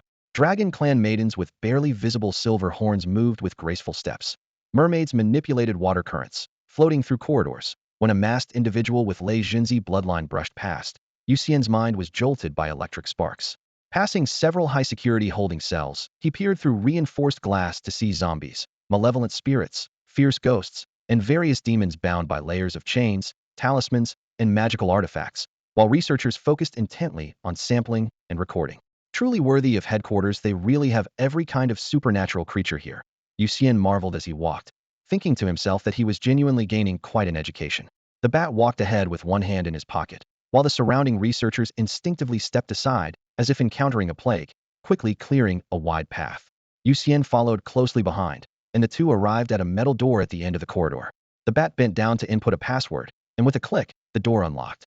He stepped inside, and just as Yu Xian followed, the door slammed shut with a loud bang, startling Yu Xian in the enclosed space. Suddenly, the overhead incandescent lights flickered on, blindingly bright. What met his eyes was a row upon row of body jars submerged in formalin. Some had pale faces, others had twisted limbs, and some were missing half of their heads, creating the eerie atmosphere of a grand, frozen funeral. It was Yu Xian's first time seeing such a dense collection of bodies in various states, sending chills down his spine and making the hair on his arms stand on end. At that moment, the bat turned around. Although Yu Xian could easily take him down with a single punch, he felt an inexplicable creepiness from the bat that surpassed that of the body jars. What kind of freak was this guy? The bat raised his hand, and Yu Xian instinctively took a half step back. What are you doing? The body of Zhong Wuliang, the bat replied calmly. Only then did Yu Xian realize, quickly taking off his storage ring and handing it to him. The bat put on the ring and walked toward the central lab table. With a thought, he retrieved Zhong Wuliang's body from the ring's space. The body was charred and twisted from the explosion, its limbs contorted at odd angles, and there was a faint smell of burnt flesh in the air. The bat sighed softly, pulled out a syringe from the tool rack, skillfully prepared a solution, and injected the dark red liquid into Zhong Wuliang's body. Next, he took a yellowed talisman and placed it on Zhong Wuliang's forehead, then pressed a button on the side of the lab table. With a hum, a layer of translucent film descended, completely sealing the body inside. What's the point of this? Yu Xian leaned in, curiosity overcoming his disgust. I injected him with a small amount of corpse energy mixture. The bat explained in a calm tone. Over the next 24 hours, he will gradually undergo zombification. This process will encourage the cells to actively repair the damaged tissues, especially the meridians filled with corpse energy. By measuring the concentration of corpse energy, we can determine his strength and deduce the meridian routes he practiced. That sounds really dangerous, Yu Xian frowned. Is there any experiment that is 100 safe? Besides, this is the headquarters, the bat added nonchalantly while washing his hands. That was true. The headquarters was filled with powerful individuals, and a newly born zombie wouldn't cause much of a stir. Yu Xian thought he could just take a drop of Zhong Wuliang's blood to directly access the memories of the Ba Bao Jinxiang Gong. But the state of the body was too disgusting for him to stomach. Besides, the Ba Bao Jinxiang Gong wasn't that important to him. More importantly, he had no desire to witness the memories of an old man living alone in the wilderness, with bulging muscles. The memories of slaying mantises were already enough to make him nauseous, and he was sure Zhong Wuliang's would be even worse. Weighing his options, he decisively gave up on the idea of bloodsucking to avoid polluting his mind with strange images. The bat took off the ring and handed it back. You came to Yinjing to visit Jin Sheng, right? Yeah, but it's too late now. I plan to see the captain tomorrow morning. Yu Xian nodded. The bat dried his hands by the sink and said, Shall I walk you out? No need. I want to look around the headquarters. Yu Xian politely declined, as he still needed to secretly set up a few spatial bubbles before leaving. Then, suit yourself. The bat hesitated for a moment before finally nodding. All right, goodbye, Yu Xian replied, turning to the metal door. The door opened in response to his presence, and he dashed out like an arrow. This room was too terrifying and oppressive. Staying even a second longer felt like torture for his mind. Next, he walked around the first floor, placing spatial bubbles in suitable corners. Holy crap, salted fish. A familiar voice exploded through the spacious lobby. Yu Xian looked up just in time to catch a glimpse of Itai's darting figure. With a slight smirk, he was about to activate spatial jump to chase after him, but his surging psychic energy seemed to vanish into thin air. The jump failed. Only then did Yu Xian realize Qilin headquarters had indeed set up formations or barriers that prohibited spatial teleportation. Wait, doesn't that mean the bubbles I placed were useless? As soon as the thought occurred to him, he immediately activated one of the bubbles, expanding it into a circular doorway large enough to pass through, and stepped inside. The next second, light and shadow twisted around him, and he materialized behind the double seats on the 36th ring. Looking up, he saw a starless black sky overhead. After confirming his coordinates, he returned to Qilin headquarters through the bubble. It turned out that the headquarters defenses couldn't restrict the spatial bubbles. As soon as he returned, he found Itai's face pressed against the bubble, staring at him like he'd seen a living deity. Salted fish, how did you do that? He whispered, his expression deadly serious. Yu Xian spread his hands innocently. Do what? That was spatial teleportation just now, wasn't it? Itai's expression was exaggerated, his words rapid fire. Yu Xian nodded. Itai jumped up, his voice rising. Do you know how many layers of formations and barriers this headquarters has? Forget about you. Even if a dragon-level powerhouse came here, it wouldn't be able to use spatial abilities. No artifact can teleport in or out. And you? Before he could finish, he suddenly threw his head back and roared. This is terrible. His angry shout exploded through the corridor, and security immediately swarmed in, surrounding the two of them. Half an hour later, in the department head's office, Yu Xian and Itai sat on the sofa while Yu Lai, Xiao Cheng, and others formed a circle around them. Xiao Cheng took the opportunity to ruffle Yu Xian's hair into a complete mess. Little fish, teleport one more time. Yu Lai's gaze was intense. Okay. Yu Xian answered readily, raised his hand to conjure a bubble, and his figure flashed was already in his home in Silver City. He leaned against the wall, patting his chest as his heart pounded. That scared me to death. The last time he felt this kind of pressure was the last time. A few minutes later, his phone vibrated. Yu Lai's message contained only one sentence. Come back immediately. Sigh. If it's a blessing, it's not a curse. If it's a curse, you can't escape it. Yu Xian sighed self-mockingly and stepped into the bubble again, returning to the office. Good kid, this ability. Yu Lai patted his shoulder, his eyes full of admiration. I don't even know what to say. Xiao Cheng pushed up his glasses and analyzed. Little fish's spatial bubbles most likely form high-order spaces internally, unaffected by external rules, so he can teleport freely within them. A bald powerhouse by the door's eyes lit up. Could we develop more stable teleportation arrays based on this principle? Everyone immediately began chattering, discussing both technical solutions and how to handle Yu Xian. After all, this ability was simply too cheating, allowing someone to freely enter and exit any surveillance blind spots while supposedly confined to headquarters. The discussion was finally settled by Yu Lai's decisive word. Little fish, I'll allow you to place bubbles in headquarters, but I'll determine the locations, and you're not allowed to secretly place them anywhere else. Yes. Yu Xian straightened up and agreed. Xiao Cheng casually patted the back of his head, teasing, thinking of slacking off? I'll have security patrol and inspect daily. Your bubbles won't escape their notice. I promise I won't secretly place bubbles.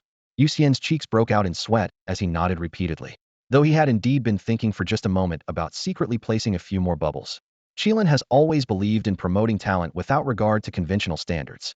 Merit leads to advancement, and benefits rise accordingly. This has been the iron rule of this elite secret force composed of top-tier warriors. In the director's office, Yu Lai, Xiao Cheng, and others engaged in a brief but intense discussion, ultimately making several adjustments to Yu Xian's status. The first was his ranking jumping from 6,330th to 33rd place in one leap, a promotion of over 3,000 positions. His codename remained Salted Fish, a highly deceptive moniker that could serve as his camouflage, causing enemies to underestimate him and fall into a disadvantageous position.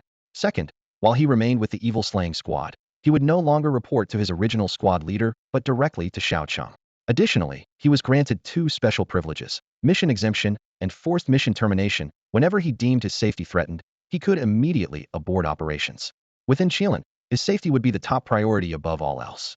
Regarding benefits, Qilin had 4 tiers: basic, elite, pillar, and national levels. Yu Xian previously enjoyed only the most basic tier, but now jumped directly to pillar level, skipping right over elite. Pillar level treatment included comprehensive coverage for accommodation, transportation, and medical care, plus headquarters would specially assign 5 personnel to form a dedicated support team for full-time assistance. As long as Yu Xian's requests were legal, reasonable, and compliant, the support team had to execute them unconditionally, finding every possible way to fulfill them. However, with greater benefits came greater responsibilities.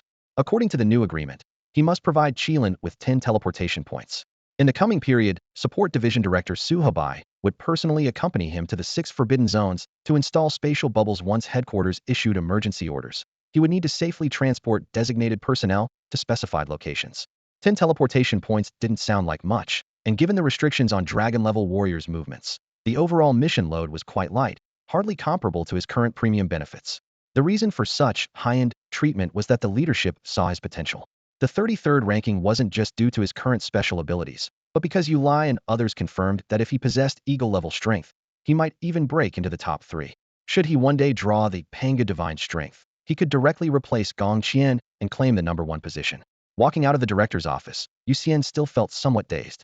Under the bright corridor lights, he looked up at Itai beside him and asked quietly, I don't need any assessment, and just get ranked 33rd like that. Don't talk, bro, I'm dizzy too. Itai slapped his own cheeks hard, his voice full of disbelief. The credit for discovering Yu Xian's special ability had earned him rewards as well. This was his first time being praised by a room full of big shots in a meeting, and his heart rate still hadn't returned to normal. Yu Xian took a deep breath to settle his chaotic thoughts, then casually created a fist-sized spatial bubble ahead. With a flash of white light, he stepped into the passage and disappeared at the end of the corridor the next second. Well, I'm heading home then, bye. Hey, Itai reached out to stop him, but only grasped empty air. The director had just emphasized that using spatial bubbles was strictly forbidden within Qilin headquarters except in designated areas and within minutes. Yu Xian had thrown the rules out the window. Just then, Support Division Director Su Habai emerged from the office, glanced at the empty corridor, patted Itai's shoulder, and said with a smile, "Well, if it's just for his own use, let him be."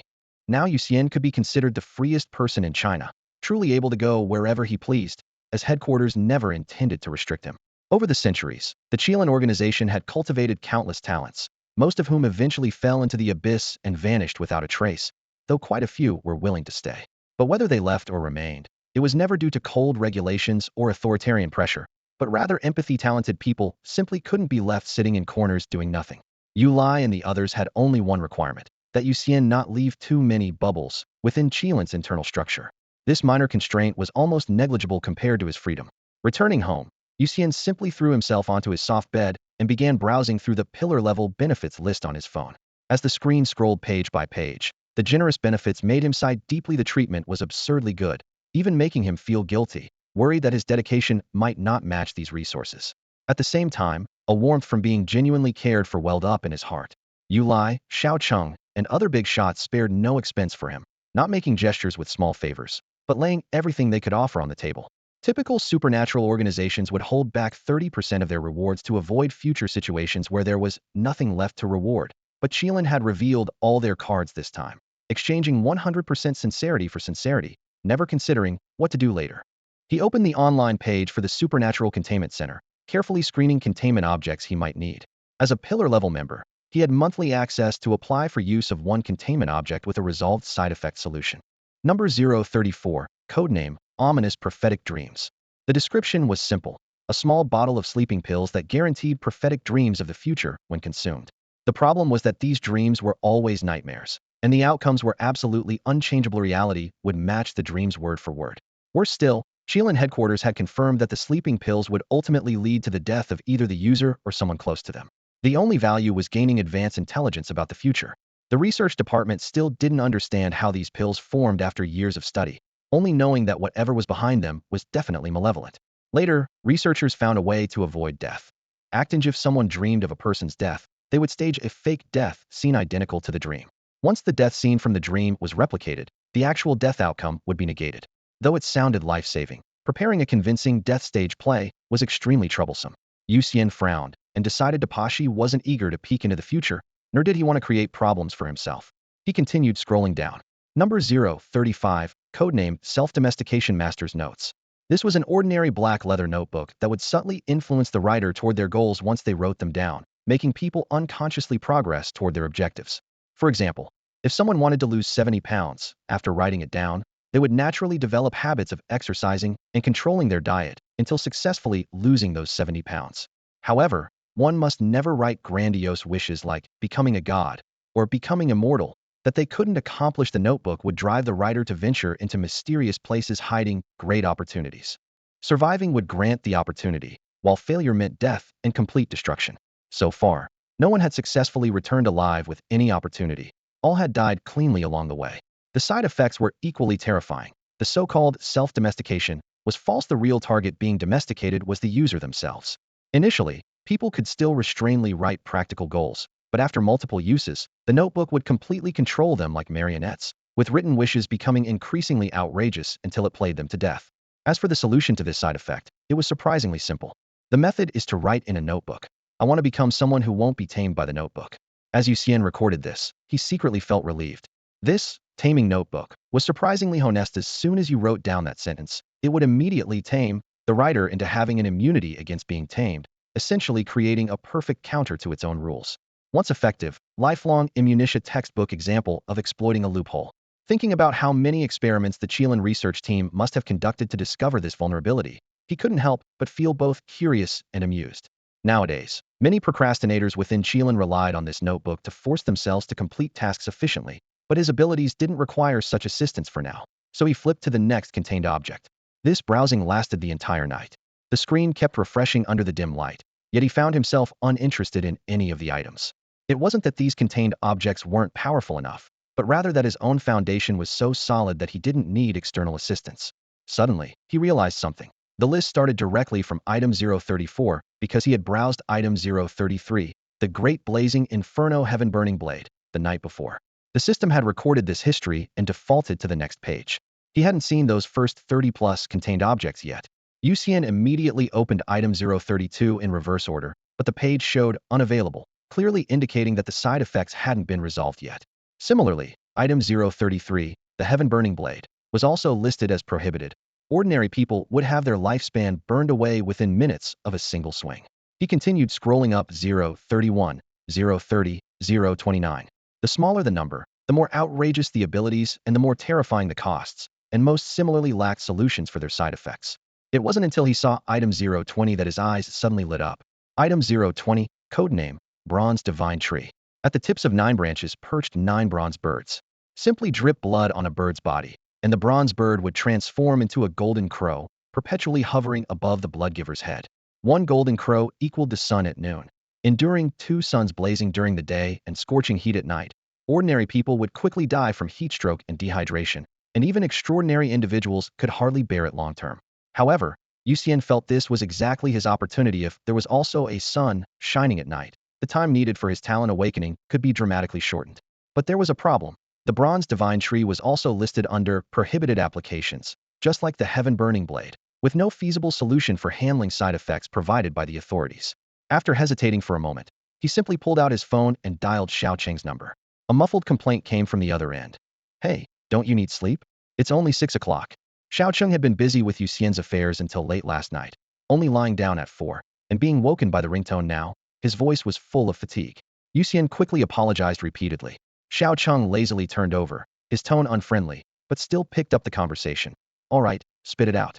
"Director, I'd like to request access to containment object 020, Yu Xian said directly. Xiaocheng paused for a few seconds, his tone curt. "Come over at noon, I'll take you to get it. That's all." With that, the phone was promptly hung up. The entire set of justifications Yu Xian had prepared instantly stuck in his throat. Agreed, just like that. With the great blazing inferno heaven-burning blade incident fresh in memory, he had expected Xiaocheng to shut him down like last time. But this time he gave approval with surprising ease. Does Director Xiao also have appraisal skills? The thought flashed through his mind before he dismissed it. Perhaps all the higher-ups did. Even without appraisal skills, these big shots surely had other ways to grasp his complete attributes, possibly even more thoroughly than appraisal skills could. This time's disturbance among the higher-ups was probably due not only to the heaven-defying abilities of Space Bubble, but also his abnormal growth rate. During their last meeting, he was still an ant-level weakling. Now he was already a snake-level expert. In such a short time, it was like seeing a baby one day and the next day that baby was riding a motorcycle with bleached hair. Who wouldn't be shocked? Noon. Yu Xian teleported to Qilin headquarters, went straight to the 3rd floor, and knocked before entering Xiaocheng's office. The office was vastly different from what he had imagined. Spacious yet pockmarked with holes, as if it had been baptized by artillery fire. Xiaocheng sat at a small desk in the corner, his figure forming a stark contrast with the surrounding devastated environment. Wait a moment. Without turning his head, Xiaocheng's fingers flew rapidly across the keyboard. After about 2 minutes, he closed his laptop and stood up. "All right, let's go." The two left the office and began climbing the stairs. Yu Xian followed behind, asking curiously, "Director, why doesn't headquarters have elevators?" "Headquarters doesn't need weaklings who require elevators for a few flights of stairs," Xiaocheng replied flatly. All Qilin members were extraordinary beings. Needing help with a few stairs would be laughable. As for other reasons, he couldn't be bothered to explain. Before he finished speaking, Xiaocheng saw Yu Xian raise his hand and create an elastic bubble, sitting cross-legged on it and floating upward leisurely. Xiaocheng suddenly felt the urge to smack the back of his head. In the end, he just took a deep breath and said, "Make one for me too." "Oh," Yu Xian responded and created another bubble. The two sat side by side on the translucent spheres, easily ascending to the 50th floor. Xiaocheng stood up and led Yu Xian into a pitch-black room. Despite trusting in his night vision, Yu Xian was still completely enveloped by the absolute darkness. They walked straight ahead, surrounded by complete silence, their sense of time and space gradually becoming distorted, even their body weight seeming to undergo subtle changes. Suddenly, the view ahead opened up dramatically. A massive, fully enclosed metallic base appeared abruptly, with cold lighting and steel walls reflecting a ghastly white gleam. Yu Xian instinctively looked back, but behind them remained the darkness that devoured everything. "Stop looking, let's go," Xiaocheng said, his voice low. However, in the next moment, Yu Xian created a bubble to encase himself. Then his eyes widened suddenly, revealing an expression of disbelief. "Minister, what exactly is this place?" Yu Xian stepped out of the transport bubble, staring at Xiaocheng with shock written all over his face. The countless bubbles that had been seamlessly connected to Earth just moments ago now felt as if they'd been cast to the edge of the sky. Though he could still travel through them with a thought. He couldn't shake that disorienting sense of being impossibly far away. This is the supernatural containment facility, located on Kepler in the Cygnus constellation, 637 light-years from Earth. Pretty mind-blowing, right? Xiao Cheng's voice carried unmistakable pride. Yu Xian nodded instinctively. Mind-blowing doesn't even begin to cover if this is absolutely incredible. I'm only telling you this because you're a spatial ability user. Remember to keep it confidential, Xiao Cheng reminded him. He continued explaining. While all elite-level members have clearance to enter, 90% don't know the facility's actual coordinates. They just notice the gravity feels slightly off. Only spatial-type users like yourself can see through the truth by detecting coordinate changes. I brought you here knowing this would happen Yuri already qualified to access deeper secrets. The two walked through pristine white corridors, one behind the other. Xiao Cheng suddenly spoke up, after mastering the identification technique. You must have noticed this year is 5322. Yu Xian's heart skipped a beat as he hurried to keep pace. He had indeed noticed that aside from the extreme dragon's lifespan showing question marks, most living beings had their lifespans fixed at 5322. 5322 might be the absolute limit for our world, Xiao Cheng said, his tone steady but heavy with gravity. What happens after 5322? Yu Xian blurted out. We don't know. Xiao Cheng shook his head. Maybe the world ends. Maybe it gets completely devoured by the abyss. Every year, countless talented individuals venture into the abyss searching for ways to save the world. Do you know how many people Qilin loses annually? Yu Xian shook his head. More than 10 Eagle-class elites. Xiao Cheng answered his own question. We can't hold them back, and we don't want Tathe carry their convictions as they seek hope. Most disappear without a trace. We don't know if they died in battle or are still fighting for their lives. Headquarters is also searching for alternative solutions, like this Kepler planet beneath our feet. Qilin treats 5322 as the ultimate hypothetical Anemian unknown class disaster. Compared to that, the aberrant insect crisis is just an appetizer. As they spoke, they arrived before a transparent cube. Inside, an ancient bronze divine tree was rooted in place, its branches bearing 9 golden crows. Xiao Cheng pulled out his ID card and pressed it against the glass. Light crawled along circuits, all converging on the card's surface. After confirming his identity, the solid glass quietly dissolved. Go ahead. You may only take 1 golden crow. Yu Xian nodded firmly and stepped inside quickly. He condensed a silver thread, cut his fingertip, and let his blood drip onto 1 golden crow's forehead.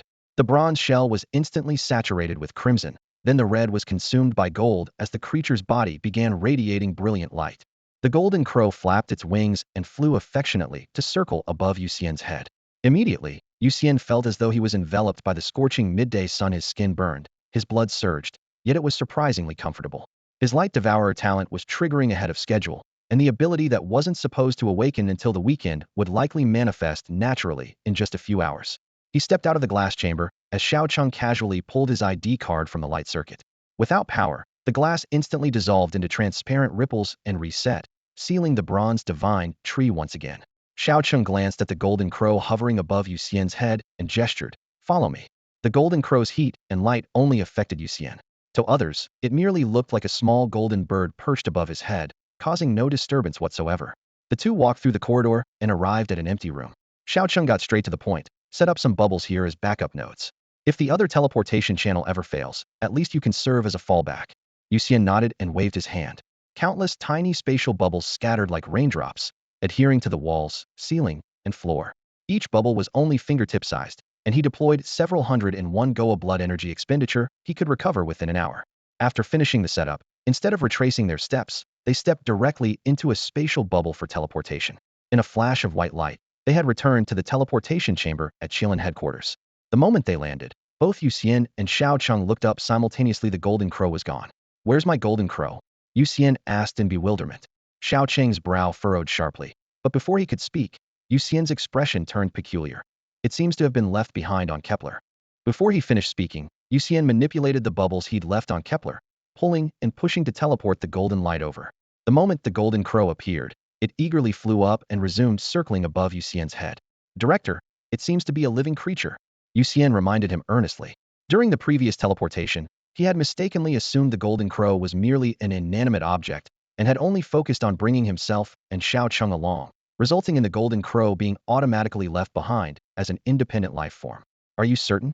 Xiao Cheng stared at the golden light, his expression showing rare emotion. For hundreds of years, Qilin had conducted countless experiments to eliminate the golden crow's side effects, and the conclusion had always been the same. The golden crow was merely a mass of light with no signs of life.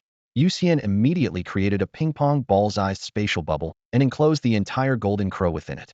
The creature that had been contentedly perched on his head suddenly became a caged bird, frantically colliding with the bubble walls but unable to escape. I can only trap living things. Yu Xian provided his simple proof. Xiao Cheng fell silent, his mind rapidly cycling through all of Qilin's records about the golden crow. Spatial ability users had previously attempted to imprison the golden crow but had all failed, yet Yu Xian had accomplished it effortlessly. He rubbed his temples, suddenly realizing that whether the golden crow was alive or not no longer mattered much, because aside from Yu Xian, no one else could handle it. Go amuse yourself. I still have work to do. He wearily pinched the bridge of his nose and turned toward his office. See you later, Director. Seeing his obvious fatigue, Yu Xian assumed he hadn't slept well the night before.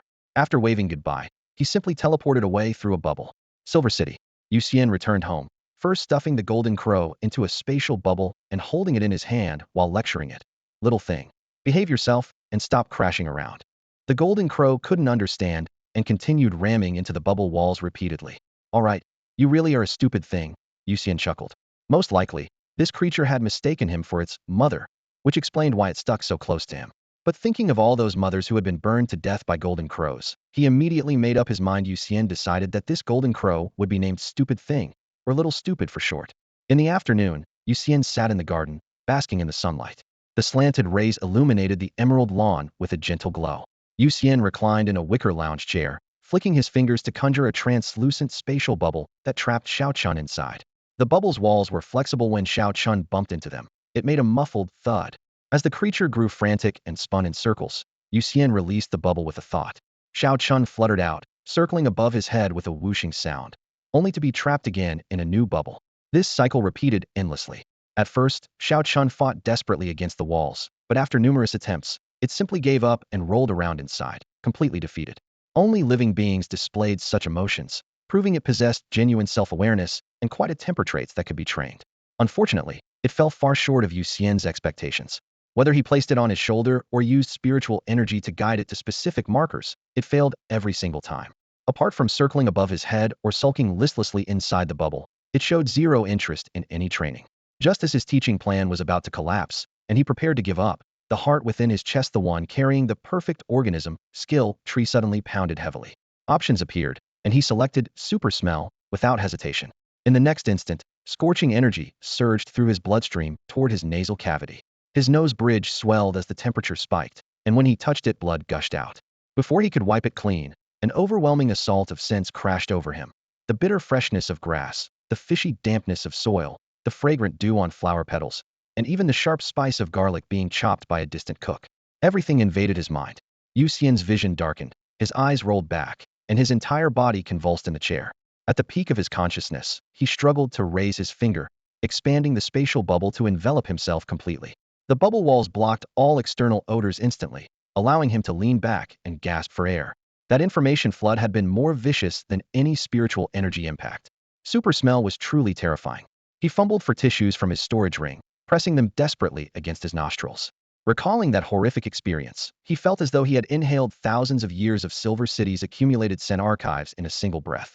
He could identify exactly which child had left which pile of unfresh excrement, how it had fermented in their intestines, been initially broken down in their stomach, and what foods had originally composed it. Could trace everything back to its source. The sheer volume of information was too vast for his brain to handle. His original plan had been to activate Super Smell, then continue accumulating energy to develop the Pangu Immortality Divine Arts. Now it was clear that without first unlocking Super Brain, he'd never live comfortably. But Super Brain couldn't magically boost intelligence. It was more like upgrading a computer CPU. Processing speed increased, but the operating system remained the same old software. The perfect organism's built-in superbrain was a perfect example. Xiao Chun was still stupid, just with faster reflexes. Without greater computational power, his mind would eventually burst from sensory overload. For now, he could only use spatial bubbles to isolate himself from the world. Otherwise, the constant influx of sense would overwhelm him before he could successfully activate superbrain. And if his mind filled with garbage data, would he retain enough conscious will to select the next talent? However, Super Smell wasn't entirely useless. Yu Xian gently touched the bubble wall, adjusting it with a thought to allow only scents within 1 meter. In the humid air, leaves released a faint grassy sweetness while grass carried the earthy richness of soil. Probing deeper, he detected earthworms beneath the dirt, along with various insects he couldn't name. While his brain wasn't exactly superhuman, As an extraordinary being, it functioned remarkably well. At least his information processing abilities far exceeded those of ordinary people. Initially, he limited his scent detection to a 1-meter radius. The smell of rusted metal and damp earth immediately spread out, yet his mind continued operating smoothly. Next, he cast his olfactory web to 10 meters, rotting wood chips underground, abandoned nails soaked by rainwater, worn-out rubber shoes left behind by workers. All these microscopic scent particles were cataloged and sorted in his consciousness. Yu Xian frowned. There was actually a massive pile of construction debris buried beneath the villa's foundation. Probing deeper, he detected the skeletal remains of leftover food discarded by workers. From the stale grease scent on the bone surfaces alone, he could precisely determine that these bones were remnants of barbecued food from a specific day 5 years ago, even distinguishing the spices used during cooking. This was no longer mere smell. It was a supernatural ability hovering between rationality and instinct. Yu Xian continuously pushed his limits. 10 meters, 50 meters, 100 meters. Only when he reached 1,000 meters did his brain's warning signals activate, the flood of information making his scalp tingle. Beyond 1,000 meters, he had to forcibly filter the input, or his nervous system would crash. Even so, the 1,000-meter achievement was impressive enough. He piloted his bubble out of the villa, scents surging through his mind like colorful tides. Green snakes coiled in riverside grass, a driver with sweat-heavy hands on the steering wheel, a passenger in the back seat secretly releasing gas, hurried yet lifeless pedestrians throughout the city. When crowds grew dense and scents interwove into a web, he was forced to compress his detection radius to 500 meters. Just then, a familiar sweet scent entered his nostrils. Nora. Immediately after, another scent extremely similar to Nora's but more complex intruded, as if wrapped in layers of 2 adult male scents. Yu Xian immediately thought of Nora's mother. He mobilized his silver blood to enhance his brain and took a deep breath. Massive molecular information reorganized into 3-dimensional frames. When someone smelled roses, he saw roses in his mind. When someone walked by carrying roasted chicken, golden, glistening roasted chicken appeared in his thoughts. Only under this enhancement could he translate the scented world into visual images. Otherwise, the instantaneous flood would drown his thoughts. Several hundred meters away in the crowd, Nora wore a white dress, walking alongside a middle-aged woman who bore a 3-point resemblance to her. Armed bodyguards surrounded them both, patrolling vigilantly.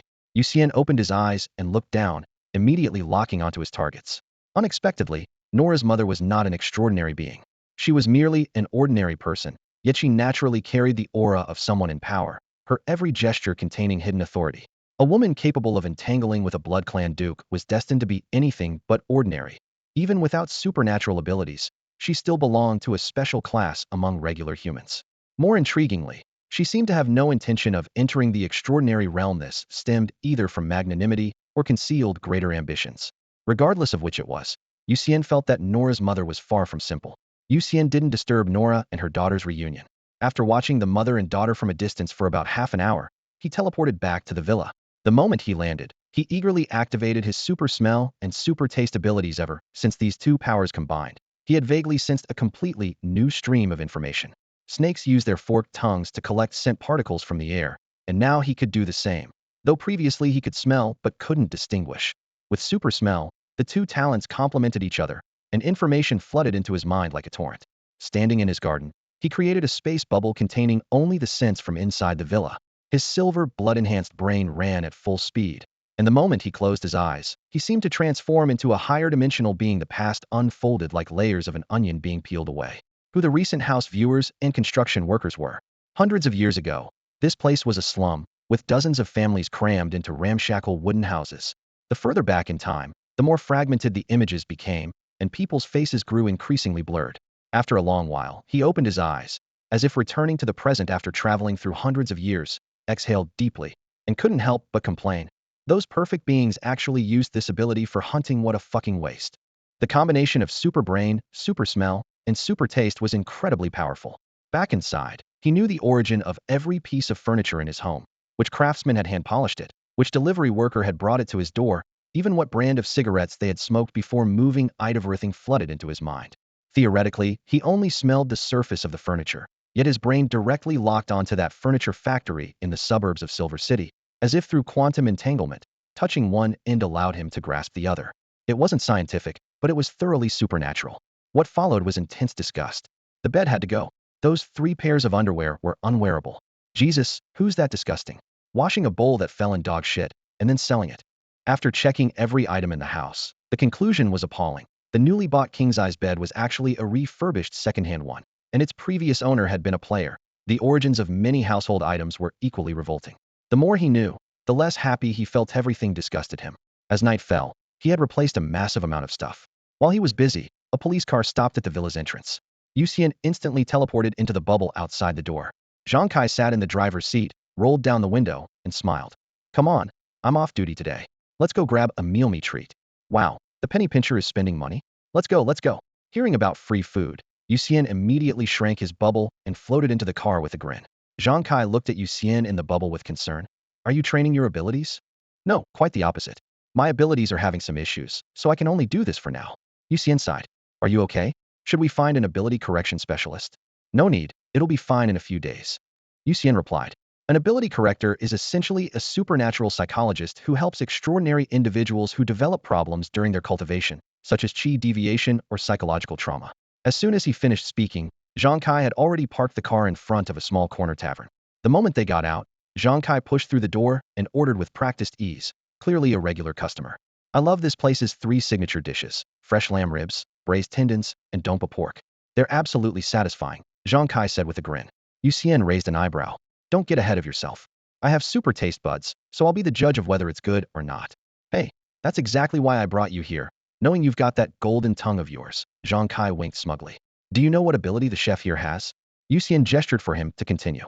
Rumor has it the chef inherited the legacy of the god of cuisine and possesses the tongue of the food god, able to detect the most subtle changes in flavor. There are probably 1 million people across the country claiming to be descendants of the god of cuisine, Yu Xian scoffed. But I think this one's the real deal, Zhang Kai shrugged. As they talked, 2 servers brought out steaming hot fresh lamb ribs. Yu Xian took a bite first, nodded slightly, and then both men dug in with gusto. After the braised pork and vegetables arrived, Zhang Kai waved his hand. Waiter, 1 bottle of plum wine. Oh, and he's not 18 yet, so bring him a fruit juice. Yu Xian was about to put a slice of lotus root in his mouth when he suddenly stopped. He leaned in to smell it, his brow furrowing. Zhang, after we eat, ask where they got this lotus root. What's wrong? Zhang Kai lowered his voice. Others can't smell it, but I have super olfactory senses. There's corpse chi in the lotus root. Yu Xian put the slice back on the plate. Zhang Kai immediately stood up. I'll go ask. Keep it low-key. Don't ruin their business, Yu Xian reminded him. Don't worry. Your brother Zhang knows how to handle things. Zhang Kai nodded and left the table. Yu Xian put down his chopsticks and opened up his senses, letting the surrounding odors flow into his olfactory bubble. Sure enough, the corpse chi from the lotus roots in the kitchen was even stronger than what was on the table. Though the scent was extremely faint and ordinary people wouldn't be harmed by eating a bit of sunlight during the day would neutralize the presence of corpse chi meant there was a zombie source somewhere. And that was what he really needed to find. Moments later, Zhang Kai returned to his seat, hands in his pockets. They got it from Green Lotus Pond in the south of the city. Want to check it out? Let's go. I'm worried there might be zombies at the bottom of the pond. Yu Xian nodded immediately. Zhang Kai had known Yu Xian for a long time and knew he never spoke without reason. Hearing the word zombies, his heart tightened, and he immediately went to the front desk to pay the bill. The 2 left the tavern and got in the car, heading straight for the south of the city. Zhang Kai pressed the gas pedal harder than usual, his nervous energy filling the car. A few days ago during my night patrol, I saw some kids catching loaches there in the middle of the night. I sent them home, he said, staring ahead. Yesterday, a Bing from our team said those kids went back again. If there really were zombies hiding in the pond, and the children encountered them and triggered their ferocity, they would surely die. The more Zhang Kai thought about it, the more anxious he became, and he sped up even more. Clearly, Zhang Kai was worried about the safety of those children. The Green Lotus Pond. The night air carried a slight chill as fireflies drifted between layers of lotus leaves, trailing tiny specks of light. For children clutched plastic buckets, stepping carefully along the muddy banks to catch loaches. In the distance, a police siren flashed as a patrol car rolled over gravel and stopped at the water's edge. The door swung open and Zhang Kai stepped out, shouting at the children through the white glare of the headlights. Come here. All of you, get over here right now. The children froze, glancing at each other before reluctantly making their way to shore one by one. Zhang Kai was still fuming, giving them a thorough scolding before turning to Yu Xian in the distance. I'll take them back first. You'll be okay here on your own. Go ahead, I've got this covered. Yu Xian sat cross-legged inside a translucent bubble created by his spatial abilities, nodding to Zhang Kai while glancing at the curious children staring at him. Fortunately, these little ones were safe and sound. After confirming everything was under control, Zhang Kai hurried off with his 4 young suspects. Once the police car's taillights completely disappeared, Yu Xian maneuvered his bubble to hover directly above the pond. He activated his scent perception and the next second his face turned green, nearly vomited up the lamb he'd just eaten, and quickly shut off the ability. The pond had become a massive fermentation pit of garbage. Rotting animal carcasses, human waste, animal excrement, and black mud all churned together into one foul stew. What others might find very smelly, he experienced as absolutely, unbearably putrid. Despite the overwhelming stench, he still detected the aura of death in his mind's sensory map. The entire pond appeared inverted, with corpse energy spreading like thick tree roots from an underground source, extending into every inch of the water. This zombie was definitely high-level. Hampered by the stench, he could only make a rough assessment. Over 400 years old, most likely a tiger-class zombie king, possibly even dragon-class. Though Yu Xian was a spatial ability user, he'd never actually fought a high-level zombie. That zombie rabbit from before was nothing in comparison. Better safe than sorry. Time to call for backup. He pulled out his phone and dialed Xiao Cheng. The call connected, but neither spoke first. Instead, a child's innocent voice came through the speaker. What do you call daddy's daddy? What do you call mommy's mommy? Xiao Cheng was clearly being subjected to security verification by his own kid. He handed the child over to his wife and sighed. What's the situation? Director, should I contact Director Yu Lai instead? You should stay home with your wife and child, Yu Xian said, feeling a bit guilty. Xiao Cheng walked out to the balcony. Just tell me. Well, it's a long story, but I'll try to keep it short. While eating at Bamboo Sea Residence, I detected corpse energy in the lotus root slices. I found out they came from Green Lotus Pond. After investigating, I've confirmed there's a zombie over 400 years old beneath the pond, most likely a tiger-class zombie king, possibly even dragon-class. What should we do? Yu Xian explained in one breath. Xiao Cheng's brow furrowed. Don't make any sudden moves. If it really is a zombie king, it's probably completed the yin-to-yang transformation. Once it emerges, all of Silver City will be engulfed in flames. Call the tactical police immediately. Full lockdown. No one gets near Green Lotus Pond. Without external stimulation, the zombie king won't wake easily. Understood. Yu Xian responded immediately. Xiao Cheng added, once you've got everything arranged there, teleport to headquarters immediately. We need to strategize. Got it, Yu Xian replied. After hanging up, Yu Xian immediately called Zhang Kai to confirm that he had safely escorted the children home, then ordered him to deploy the tactical police units in a 1-kilometer perimeter around Green Lotus Pond, with strict security measures. All residents within this area were to be evacuated to the nearby gymnasium. Within an hour, the entire tactical police force was mobilized. Green security barriers sealed off every alley entrance, and Green Lotus Pond was officially designated as a restricted zone with no entry permitted. Yu Xian personally inspected each checkpoint to ensure no gaps in the perimeter before teleporting back to headquarters. In a flash of light, he arrived just as Xiao Cheng hurried to the entrance, and the two men walked upstairs together into the conference room. Within minutes, other senior officials arrived one by one, with Yu Lai being the last to appear. The door closed, and the meeting officially began. Little fish, can you confirm that zombie is tiger class? Dozhan Division Director Hua Chong asked directly. Definitely at least tiger class, Yu Xian nodded. I even suspect it's reached dragon class. Su Hebai frowned. We need to determine its exact level first. If it's only tiger class, we activate the 13-layer void lock formation and send teams to eliminate it. But if it's dragon class, that would require major mobilization. Give me some time, and I can determine its true level, Yu Xian said gravely. Yu Lai glanced at him with an encouraging smile. This matter is in your hands. Thank you for your hard work. As his words faded, his figure vanished instantly, leaving only a backup communication orb floating beside the conference table. Green Lotus Pond. Moonlight couldn't penetrate the thick, murky sludge, and the stench mixed with dampness assaulted his senses. Yu Xian stood at the water's edge, his expression grave. As the ancients said, true warriors dare to face the bleakness of life and confront flowing blood. But what he had to face now was the accumulated filth of hundreds or thousands of people over 4 centuries. He took a deep breath, then slowly exhaled before activating his olfactory channels and inhaling deeply of the foul air. His silver blood immediately activated, lightning coursing through his mind, veins pulsing, and bloodshot vessels rapidly spreading across his eyes. The pond's history, from blank void to present, replayed at lightning speed in his mind. During a supernatural outbreak, a Xingtian warrior fell from the sky and sank to the bottom of the pond. That powerful body lay quietly for 400 years until it first encountered corpse energy and began its transformation. A Xingtian warrior, Yu Xian murmured. Before the emergence of Panga blood and the tactical police system, a group of armed police voluntarily injected themselves with Xingtian blood to protect China. They wielded battle axes and fought to the death against all supernatural creatures, continuing to battle by instinct even after death until the Xingtian blood in their bodies was exhausted. Later, with the advent of tactical police injected with Panga blood, the Xingtian warriors gradually faded from the historical stage. Yu Xian had only read about their deeds in history textbooks. Now, A former hero had become the source of disaster. He knew that if this Xingtian warrior still retained consciousness, he would rather die than bring harm to the world. With this thought, he bowed deeply before teleporting back to the conference room. How is it? Tiger class or dragon class? Hua Chong immediately pressed. Dragon class. Yu Xian's tone was somber. And the Zombie King is a Xingtian warrior who exhausted his Xingtian blood. The air seemed to be sucked out of the room instantly, and everyone's faces changed simultaneously. Zombie kings were already terrifying in their physical power, but if the creature had been a supernatural warrior in life, then being impervious to weapons was just the starting point. Xingtian warriors were renowned precisely for their extreme resilience. Moreover, all Xingtian warriors were heroes who sacrificed themselves to protect China. What they now faced was a monster formed from a hero's remains. Yu Lai tapped on the table at that moment. The dull knocking sound exploded through the conference room, and everyone immediately stopped their whispered discussions, turning their attention to the highest-ranking officer.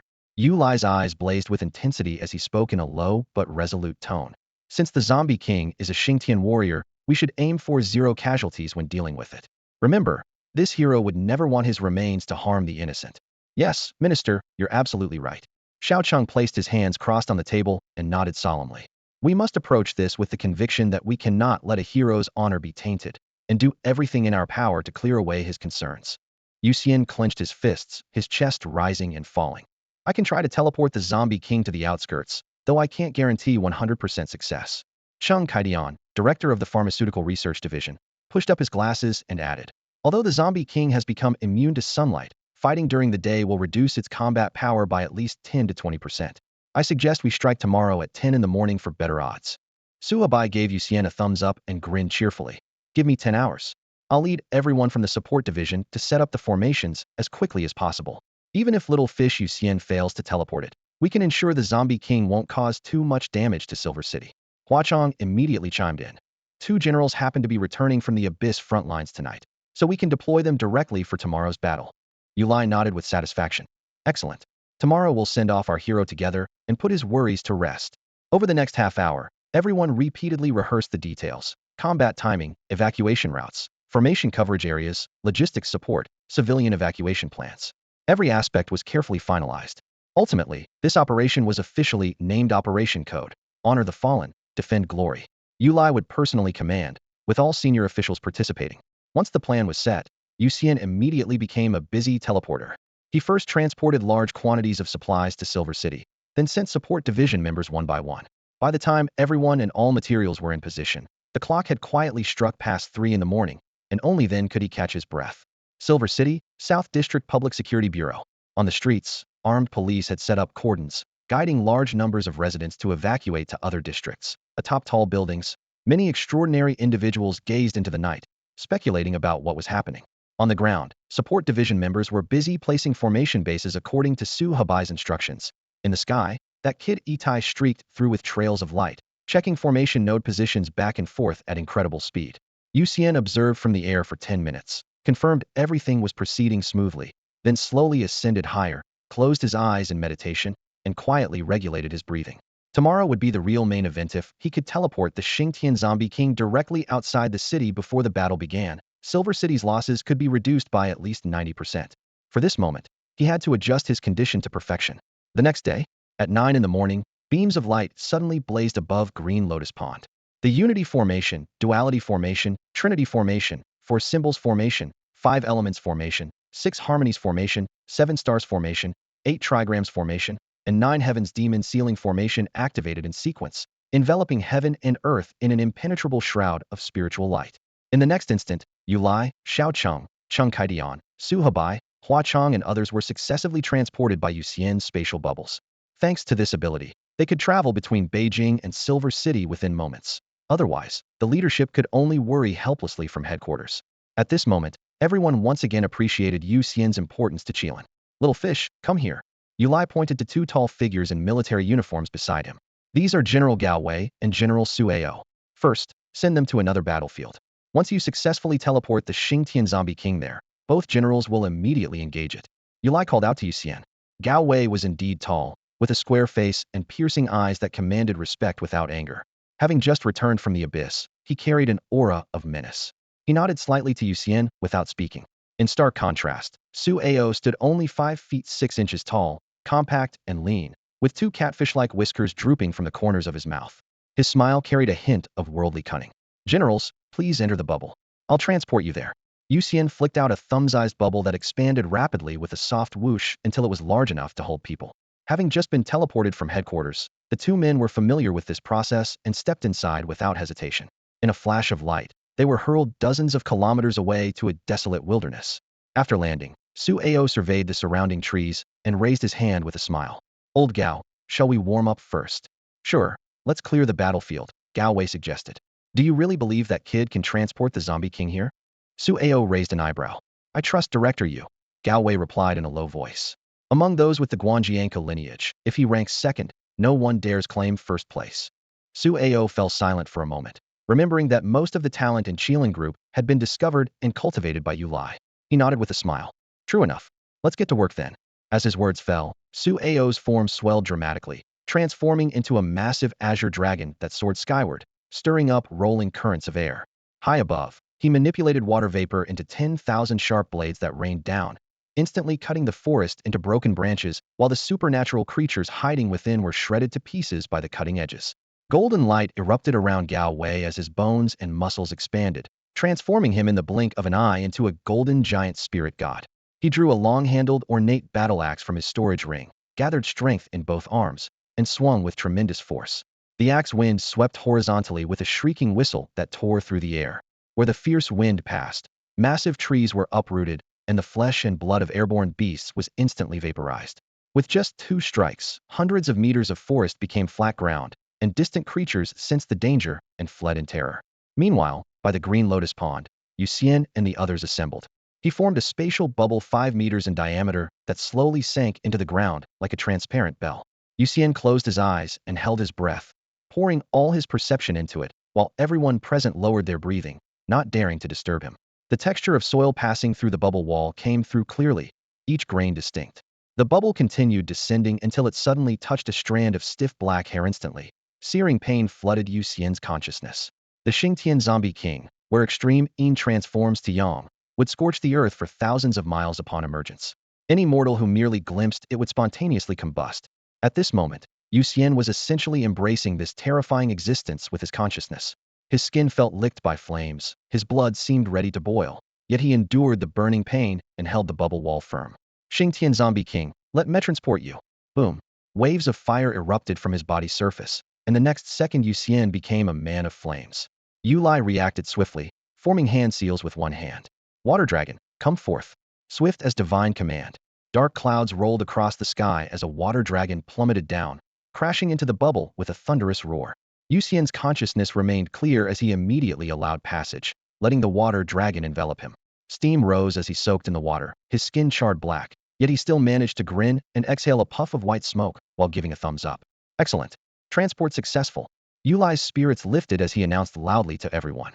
On the other side, in the clearing that Gao Wei and Su Ao had prepared, space trembled slightly as a bubble appeared carrying a massive corpse.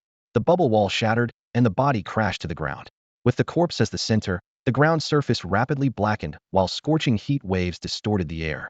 Whether it was Gao Wei or Su Ao, upon seeing the Xingtian Zombie King, both men's pupils contracted slightly as their expressions became grave and cautious. The Xingtian Zombie King stood 3.5 meters tall, his entire body rippling with developed muscle. After transforming into a zombie, those bulging muscle masses resembled polished dark gray marble, with every fiber clearly exposed, each inch proclaiming the words, "indestructible." Even more terrifying was his right arm, which had mutated and completely fused with a superalloy battle axe. Blood vessels and muscle fibers crawled along its surface, penetrating deep into the metal interior, as if trying to make the axe part of his very body. At the axe blade's edge, a blazing dark red blood light pulsed continuously, indicating this weapon had entered the supernatural realm. The armor he wore was equally extraordinary. The superalloy battle armor forged specifically for Xingtian warriors by the military weighed 10 tons, with plates thick as city walls, yet only monsters of this caliber could walk normally while wearing it. Now, after prolonged exposure to corpse chi, the metal shell had undergone inexplicable changes. Its luster had turned blue-green, and ghostly light rose from between the armor joints like will-o'-the-wisps wreathing his body. "Watch out for its axe." Su Ao's divine consciousness transmission exploded directly on the ground from high above. Gao Wei gripped his ornate battle axe tightly and nodded in response. The next moment, he kicked off with his right leg, leaving a crater in the earth as if struck by a giant hammer, and flashed behind the Xingtian zombie king, his ornate axe slashing viciously toward its neck. Clang! The dull, terrifying impact sound nearly cracked the ground. Gao Wei's pupils contracted sharply as full-force strike, aimed at a gap without armor, hadn't even broken the skin. Retreat, retreat, retreat. He instinctively pulled back rapidly, but midair he suddenly felt sharp pain in his abdomen. Looking down, he saw large patches of scorched black burns on his clothing and armor. Looking up, the Xingtian zombie king hadn't moved at all, and a big question mark instantly appeared in his mind. How exactly had he been injured? Lao Gao, watch out for the extreme yin-to-yang corpse qi around its body. That stuff is extremely hot, invisible and colorless, very hard to defend against. Su Ao added timely clarification. Gao Wei immediately pulled out a healing medicine and swallowed it, retorting irritably. Why didn't you say so earlier? He circulated his internal cultivation technique, and a layer of golden light quickly covered the wound, with black smoke billowing out amid sizzling sounds.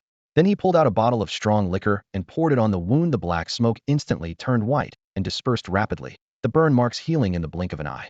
Would you say it's dragon superior, or a god? Su Ao surveyed the battlefield from above, his gaze locked firmly on the Xingtian zombie king.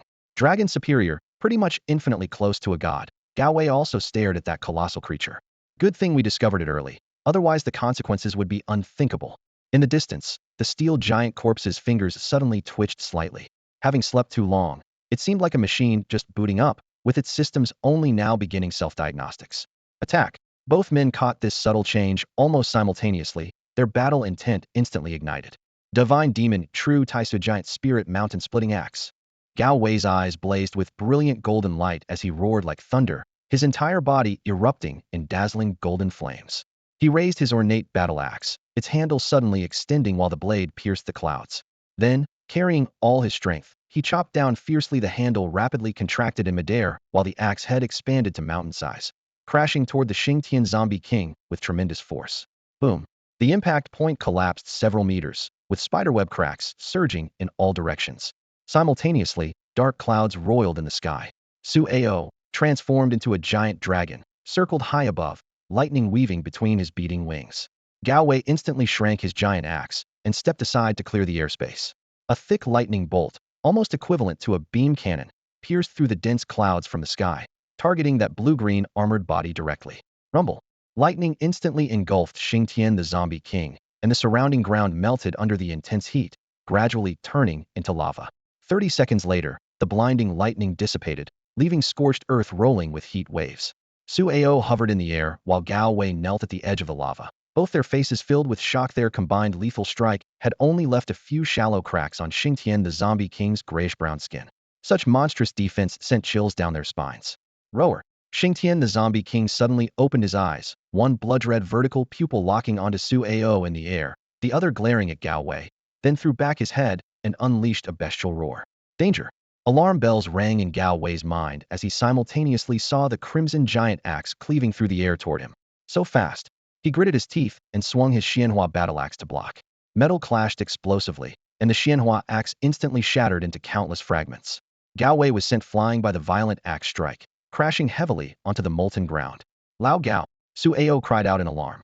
Gao Wei, renowned among dragon-level fighters for his supreme strength and defense, was being completely overwhelmed. Xingtian the zombie king raised his axe handle high, cold light flickering in his blood-red eyes, clearly preparing to deliver the final blow to the fallen Gao Wei. Triple heavy water, super shield drill. Su Ao dove down, azure water surging around his body and forming 4 spiral water drills in midair that whistled towards Xingtian the zombie king. A flash of crimson light, and the water drills shattered into mist under the axe blade. The zombie king immediately counterattacked, his left fist smashing into the dragon head that Su Ao had transformed into. The massive dragon-shaped body was sent flying, rolling dozens of meters across the ground and flattening the uneven scorched earth. After confirming the surrounding enemies had temporarily lost their fighting capacity, Xingtian the zombie king raised his head and roared, the sound causing the lava to churn. He lowered his head, his fierce gaze locking onto the immobilized Gao Wei, his throat writhing violently as bloodthirsty instincts awakened madly. Just as his fangs were about to bite into Gao Wei's carotid artery, his body suddenly froze, as if another instinct within was forcibly hitting the brakes. Roar! This inexplicable obstruction made him even more violent, so he simply raised his giant axe to directly sever Gao Wei's head. Whoosh! A golden light descended from the sky, Xingtian, the Zombie King, instinctively blocked with his axe horizontally, and at the moment of collision was dragged backward hundreds of meters by the tremendous impact force, his legs carving two deep furrows in the scorched earth before barely coming to a stop. Yu Lai, Xiao Cheng, Hua Chong, and others descended from the sky.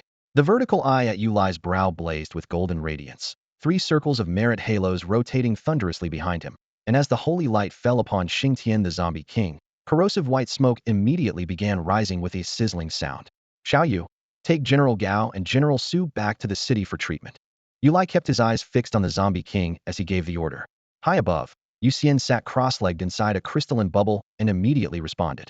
The spatial bubble instantly engulfed Gao Wei and Su Ao, twisted light patterns flashed, and the two generals had been transported back to Silver City. Yu Xian remained in midair. Knowing his small frame couldn't withstand a single axe blow from the Zombie King, he had been providing support from the beginning. Minutes ago he had been burned black by the lightning, but now showed no trace of injury, though recalling that heart-wrenching agony still made his scalp tingle. At this moment, he watched the tense standoff below, his mind stirring as spatial blood energy surged from within spatial labyrinth technique. By folding the surrounding space layer upon layer into a sealed cage with no exit, unless Xingtian the Zombie King also mastered spatial abilities, even if Yu Lai and the others were defeated, he was confident he could trap this monster here forever. The spatial labyrinth technique is essentially an advanced version of spatial folding. Unlike ordinary spatial folding, it requires folding much more space, and the folding isn't random. It follows the symmetrical patterns of four directions: up-down, left-right, south-north, west-east. As Yu Xian waved his hand, the sky above and the earth below seemed to be kneaded by invisible hands into bundles of fine threads. Each thread had to connect precisely with another, and the connection points were bonded together by the blood energy he continuously infused. Yu Xian had only attempted the spatial labyrinth technique on a very small scale before, but now he was deploying it across an entire battlefield for the first time. Initially, his connections were somewhat clumsy, but after several successful attempts, his movements became increasingly fluid. With his mind freed up, he even managed to overlook the battlefield and cast an identification spell on the Xingtian Zombie King that was fiercely battling everyone below. In the blink of an eye, a complete data panel appeared before his eyes. Name: Zhou Xiaoyang. Codename: Young Master Zhou. Race: Xingtian Zombie King. Gender: male. Age: 23. Lifespan: 0. Level: Dragon Upper. Faction: Huaxia Dragon Dynasty Special Tactical Division, Xingtian Squad, serial number 7623. Abilities: 1. Body of Xingtian after death. Body defense increases by 1000. Strength increases by 1000. 2. Immortal Corpse King greatly enhances defense. Immune to 80 damage from same level opponents. Immunity increases by 10 for each level the opponent is below. 3. Indestructible Zombie Body nourishes the flesh with corpse chi, greatly enhancing defense and allowing rapid healing of injuries using corpse chi. 4. Yin Pol to Yang Conversion Corpse Chi transforms from Yin to Yang, continuously converting moonlight and sunlight into corpse chi. Immune to most Yang attribute damage. Corpse chi carries high temperature. 5. Drought Disaster Battle Axe can fuse with various axe weapons, increasing their hardness to 200 of the original body and adding high temperature and deadly poison. 6. Scorched Earth for 1,000 miles erupts all corpse chi, igniting everything flammable in the surrounding area. Summary: Zhou Xiaoyang, serial number 7623. Attention. As the panel disappeared, Yu Xian finally understood why Gao Wei and Su Ao had been instantly defeated. Although the two could occasionally unleash dragon upper-level attacks, they were only dragon lower-level themselves. Even giving their all, they could only deal 20 theoretical damage to the Xingtian Zombie King, and this meager damage would be reduced to mere scratches by the opponent's layers of defense. Breaking the skin was already a miracle. Meanwhile, the ground battle had already begun. Yu Lai gripped the dragon-level weapon, three-pointed double-edged blade, and met the Xingtian Zombie King's giant axe. With the clash of metal, he was swept back several meters like being caught in a hurricane. As the Zombie King pressed his advantage, Yu Lai's vertical eye at his brow suddenly opened, shooting out a blazing golden beam that made his opponent stagger. What tremendous strength! And never clash your weapons directly with it, Yu Lai warned in a deep voice as he landed. Looking down, he saw that the edge of his three-pointed double-edged blade had been chipped, showing just how terrifyingly hard that fused battle axe was. Good thing I don't use weapons. Xiao Cheng looked up, golden light flowing in his left eye while his right eye had a pitch-black scara with a snow-white pupil extremely eerie. He raised his arm and flicked it, condensing a spinning gray energy orb in his palm. With a gesture like casually throwing a bowling ball, the energy orb whistled toward the Xingtian Zombie King, trailing flames. Actually, everything happened very quickly, all within a matter of seconds. The Xingtian Zombie King had just been repelled by the golden light from Yu Lietian's celestial eye when Xiao Cheng's attack, came rushing forward. Gray energy surged like a tide, crashing before the creature and exploding on contact, instantly expanding into a gray domain nearly 10 meters in diameter. The days feel like years domain. Trapped within, a single second of movement stretched into a full hour. Though the domain could only last 24 seconds, it effectively held the enemy in complete stasis for that duration. Time-based abilities had always been overpowered. Even if the target's level exceeded the caster's, there was no immunity. The Xingtian Zombie King's movements froze instantly, as if preserved in amber. Everyone simultaneously realized this was the perfect window to unleash their full firepower. Even Yu Xian, who was suspended in midair casting his spatial maze technique, couldn't resist adding his own strike. Huachang was the first to act. Despite being the director of the combat division, he was an archer. His massive crystal longbow could only be drawn horizontally. He raised the bow, aimed at the target, and silently recited his incantation. 3-foot arrow, 6 June bow, one shot pierces the cloudy pine. The longbow curves like the moon, the sharp arrow swift as wind. As the bowstring vibrated, the air exploded with a sharp sonic boom. The crystal arrow streaked across the ground, trailing light, shattering stones, and kicking up sand along its path. But once it entered the days feel like years domain, the arrow seemed to hit an invisible pause button, stopping less than half a meter from the Xingtian Zombie King's forehead. Suhabai followed immediately after. Cloaked in starlight, he streaked across the sky and dove down at full speed, hurling his spear with every ounce of strength. Countless stars wrapped around the spear shaft fell together, cutting through the night. Though the spear tip continued its slow advance after entering the domain, the surrounding stars maintained their original rotational speed, their light points flashing rapidly. Seeing this, the others launched their attacks. Yu Xian seized the opportunity to throw a chaos space bubbly, a translucent energy sphere that continuously refracted the surrounding scenery as it floated through the air. Finally, Yu Lai's celestial eye opened once more at his brow. His hands formed seals rapidly as he shouted, "Xinging platinum divine light." A thicker white beam shot from his celestial eye, thundering toward the Xingtian Zombie King in the domain. The light column locked steadily on its target. For the remaining time, their assault never ceased. 24 seconds was enough for them to complete dozens of attacks. When the countdown ended, the gray domain collapsed in an instant. The freed crystal arrow immediately struck the Xingtian Zombie King's face, forcing its upper body to jerk backward violently, while the spear behind it drove into its spine. Then various elemental bombardments rained down in succession, especially Yu Lai's platinum divine light, which erupted in a towering column of light. The explosion's shockwave stirred up rolling waves of heat. Roar! A flash of red light appeared within the light column as the Xingtian Zombie King bellowed and swung its axe to cleave through the aftershocks, stepping out from the explosion's center. Its gaze swept around and immediately locked onto Yu Xian in the air. At this moment, most of its body showed only minor cracks, except for a clear depression and distortion on its right shoulder, the wound left by the chaos space bubble. Space and time attacks were always the most unreasonable. Spatial damage dealt fixed values, and the stronger the world, the more terrifying the damage. Clearly, the Xingtian Zombie King was still far from powerful enough to contend with an entire world. Boom! It kicked off with both legs and instantly shot into the air. The axe blade, carrying a howling gust of wind, came crashing down toward Yu Xian's head, but just as it was about to strike, the Xingtian Zombie King's entire body flashed through folded space in an instant. The massive axe slammed into the ground with tremendous force, blasting open a bottomless crack. Holy shit, that scared me to death. Only then did Yu Xian belatedly realize that the monster's first strike had been aimed directly at him. If he hadn't set up the spatial maze in advance, folding the air in front of him and connecting it to coordinates on the ground, he would likely be splattered in blood by now. Even so, his brain had been a full second slower than his enemy. After the first axe missed, the Xingtian Zombie King barely paused before suddenly turning toward Xiaocheng. The gray energy orb had just formed when the monster had already dodged to the side, its movements so agile that it seemed like a completely different corpse from when the group had surrounded it earlier. Xiaocheng's heart sank. Too fast. I can't lock onto it at all. He gritted his teeth fiercely and blasted another energy orb at the ground beneath his feet. Gray mist spread as his days like years, domain instantly expanded. He was prepared for the worst. If the monster broke through, even if he got injured or died, he would create an opening for his teammates. However, the Xingtian Zombie King suddenly braked at the edge of the domain, kicked off with both legs, spun through the air, and directly intersected with Su Hubai's flight path. Oh no! Su Hubai's expression changed instantly. His spear flashed with cold light, but was shattered by a single axe blow. As the two crossed paths, the monster opened its mouth, revealing fangs nearly 8 centimeters long, and bit down viciously towards Su Hubai's throat. Just before the fangs touched his skin, its movement suddenly froze.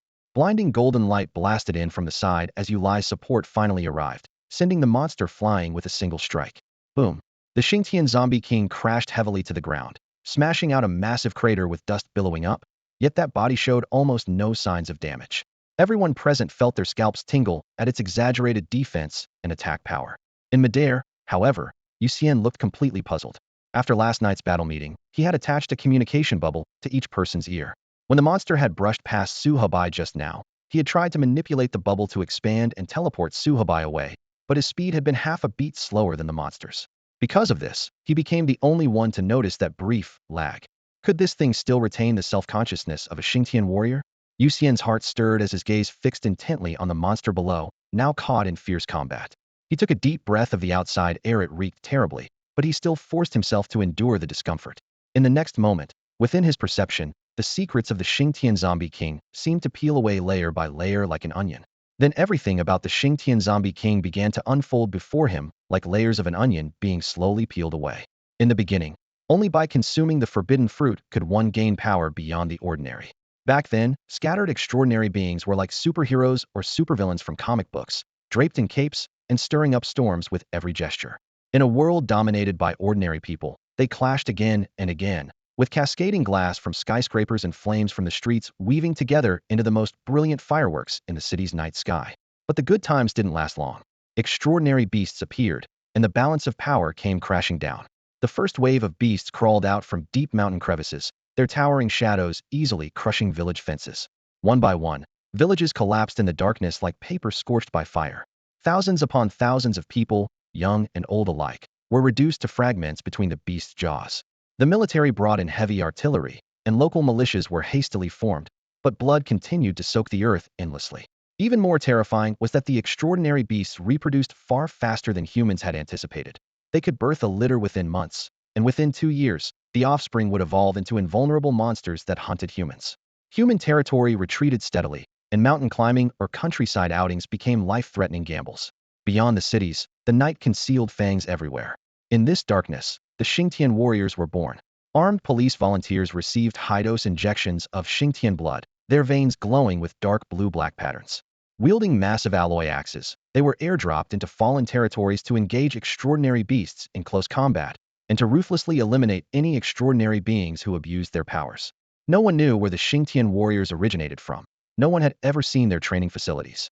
But whenever the dark clouds of extraordinary power gathered, they would inevitably appear accompanied by the roar of helicopters or the rumble of armored vehicle tracks.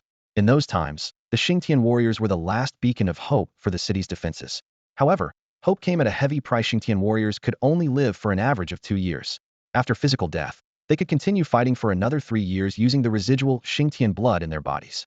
Once the 5-year limit was reached and the blood was depleted, they would completely vanish into dust. Zhou Xiaoyang was born in the peaceful era that the Xingtian warriors had fought and died to secure. As a child standing behind the crowd, he watched armored figures with giant axes emerge from seas of fire. In that moment, he resolved to join the military, solely to become one of them. But fate's twist pushed him onto a different battlefield. Was selected to become a commander. Dead Xingtian warriors without command would transform into monsters that killed indiscriminately. To prevent this outcome, every active Xingtian warrior had to continuously hypnotize and program themselves while alive using brain-machine interfaces, repeatedly setting and imprinting operational protocols, integrating commands into every drop of blood and every nerve. When the time came, upon hearing specific commands, even their corpses would obey orders. The commander was the key to activating this last will and testament. Zhang Suncheng, serial number 7323, attention. Bai Heshi, serial number 6557, attention. Gui Wedao, serial number 5244, attention. Tang Wenhua, serial number 2288, attention. Guan Yulin, serial number 6699, attention. The 5 Xingtian warriors under Zhou Xiaoyang's command stood like 5 bronze statues guarding Silver City. On the day he became a commander, Zhou Xiaoyang first heard the truth about the Xingtian warriors' average lifespan of 2 years, followed by 3 years as walking corpses. His palms grew sweaty, and he admitted to himself that he had retreated. He was still young and didn't want to die in his prime. But commanders could also protect the people, so he convinced himself to accept reality. From age 18 to 20, his days were filled with monotonous and heavy routines, awakening the warriors with commands each morning and confirming patrol routes, reciting ceasefire orders each evening to return them to their storage chambers, checking remaining blood levels at night, and filing signed reports. Day after day, the neon lights of Silver City's streets flickered in the reflection of patrolling axe blades. People slept peacefully while he sat in the monitoring room, listening to the background noise of heartbeats mixed with alarms. But in his 21st year, the Xingtian warriors under his control stopped moving because their Xingtian blood had been depleted. That very year, he was assigned new Xingtian warriors and participated in the Blood Sea campaign.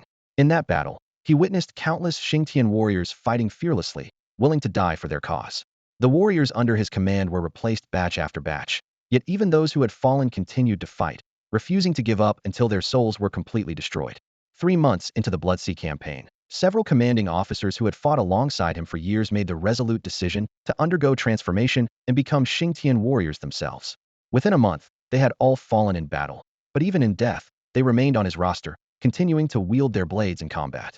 The entire campaign lasted 9 months, with hundreds of thousands of warriors charging forward one after another, ultimately crushing the evil organization known as the Eye of the Blood Sea. On the day of victory, he led the survivors back to Silver City, these Xingtian warriors missing arms, legs, eyes, or ears, yet still holding their heads high. A month later, having exhausted their Xingtian blood in battle, all the warriors under his command died one by one. 2 weeks after that, he submitted a request to his superiors, applying to become a Xingtian warrior himself. Before that, he had rushed to the graves of his commanding officer comrades like a madman, demanding to know why they had made such a choice. The answer he received would stay with him forever. These are difficult times. Behind the peace, countless young people are quietly leaving their lives on the battlefield. Our comrades have already sacrificed themselves. If we go first, perhaps 1 or 2 fewer will have to die after us. Now it was his turn. He only hoped that somewhere, in some corner, a child might not have to take up arms because of his sacrifice. Back to the present, the battle below raged on with brutal intensity. The Xingtian zombie king swung his axe, forcing Yu Lai back, then immediately punched Cheng Kaitian, director of the Pharmaceutical Research Division, sending him flying. Boom! Cheng Kaitian crashed into the ground, creating a massive crater, his chest tightening as he spat blood. He slapped the ground with his right palm to flip himself over, but the next axe strike came down right at his feet, splitting the newly formed crater clean in half. The axe blade missed its mark, and the zombie king smoothly lifted his leg, kicking Cheng Kaitian while he was still airborne, sending him flying once again. Heavenly Guanghan Bao, 1 arrow weighs 9 heavens. In the distance, Hua Chong drew his bow like lightning, cold light shooting forth in rapid succession. Arrows rained down densely, and in the blink of an eye, frost spread across the ground, transforming it into a crystalline blue glacier. The zombie king stopped his pursuit, his footsteps ghost-like as he dodged left and right, avoiding the barrage of arrows. I'll capture the moon from heaven and bend it into a bow. Hua Chong drew his bow to full moon once more, cold light piercing through the air. The zombie king had anticipated this, sweeping his battle axe horizontally to shatter both arrows and cold air into scattered white flames. He then stomped hard on the ice, closing the distance to Hua Chong in just a few steps, bringing his axe down from above like splitting Mount Hua. A golden light shot from the flank as Yu Lai activated his heavenly eye, trying to rescue Hua Chong. But the zombie king suddenly spun sideways, circling behind Hua Chong, his axe momentum undiminished. This is bad. Yu Lai's heart tightened. At that same moment, Yu Xian high in the sky suddenly opened his eyes and roared. Zhou Xiaoyang, serial number 7623, attention. Normal sound waves couldn't match the speed of the zombie king's axe, but fortunately, the bubble earpiece in Hua Chong's ear instantly transmitted the command into the zombie king's brain. Boom. The battle axe stopped less than a centimeter from Hua Chong's head, the resulting shockwave tearing his scalp as blood trickled down his hair. The zombie king's eyes twitched violently, his limbs trembling from instinctive resistance, yet ultimately unable to break free from the shackles of that command. He slowly raised his head, straightened his chest, brought his feet together, standing perfectly upright. This wasn't sorcery, but an iron will carved into his soul. Never abandon obedience to orders. Fight for country and people. Zhou Xiaoyang, serial number 7623, attention. It actually worked. Yu Xian thought in amazement.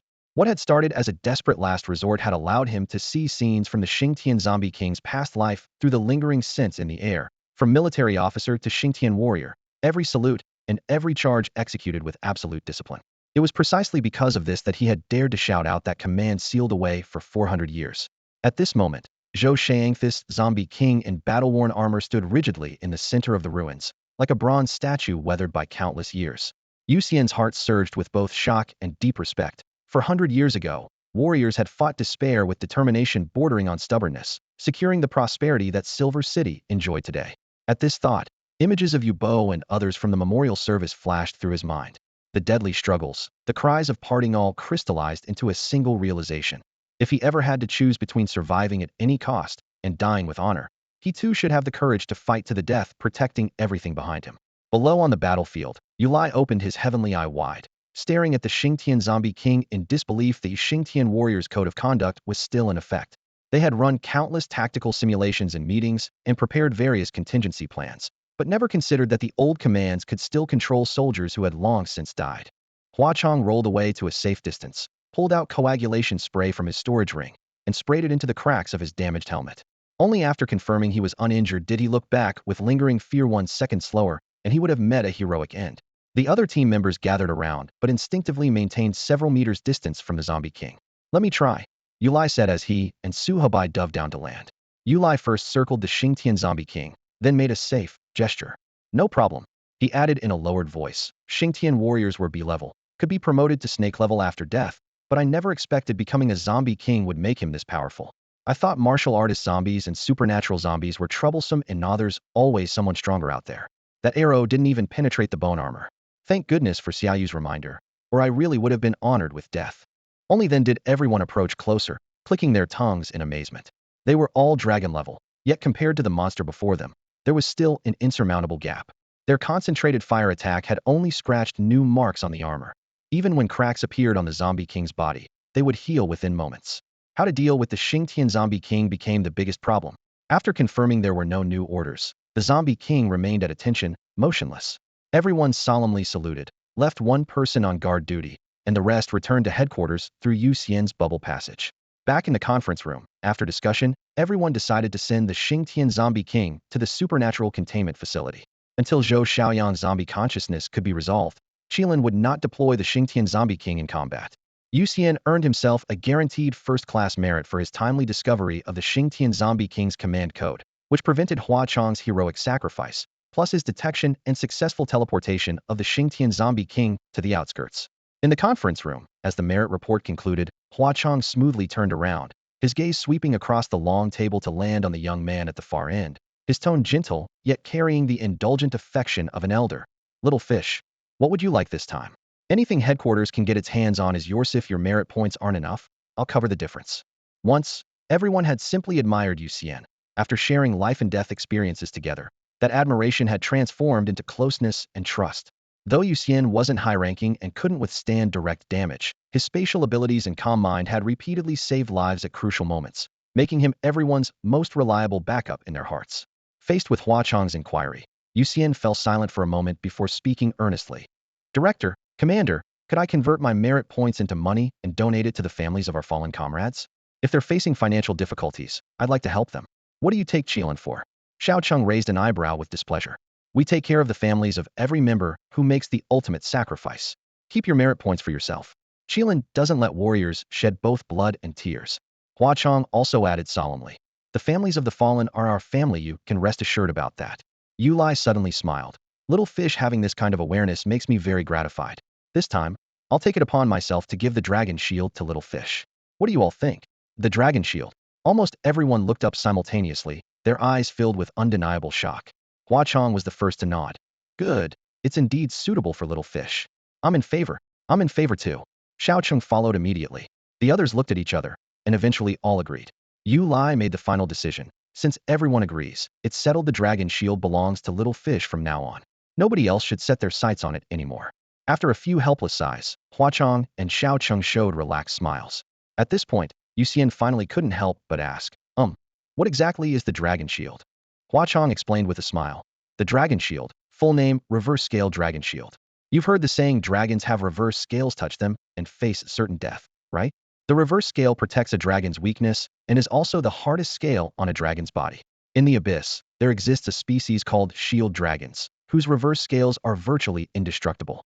We spent several hundred years and enormous human and material resources to collect 3,000 reverse scales from shield dragons, ultimately forging this ultimate defensive equipment, the reverse scale dragon shield." Xiao Cheng continued. "More importantly, its core contains a divine fragment from the abyss, something only god-level powerhouses possess, and it has unlimited growth potential. After blood bonding, the dragon shield will grow alongside you forever. Right now you're snake level. and the dragon shield is god level. Its defensive power will always remain exactly 5 levels higher than yours. The weight of the reverse scale dragon shield instantly struck Yu Xian's heart.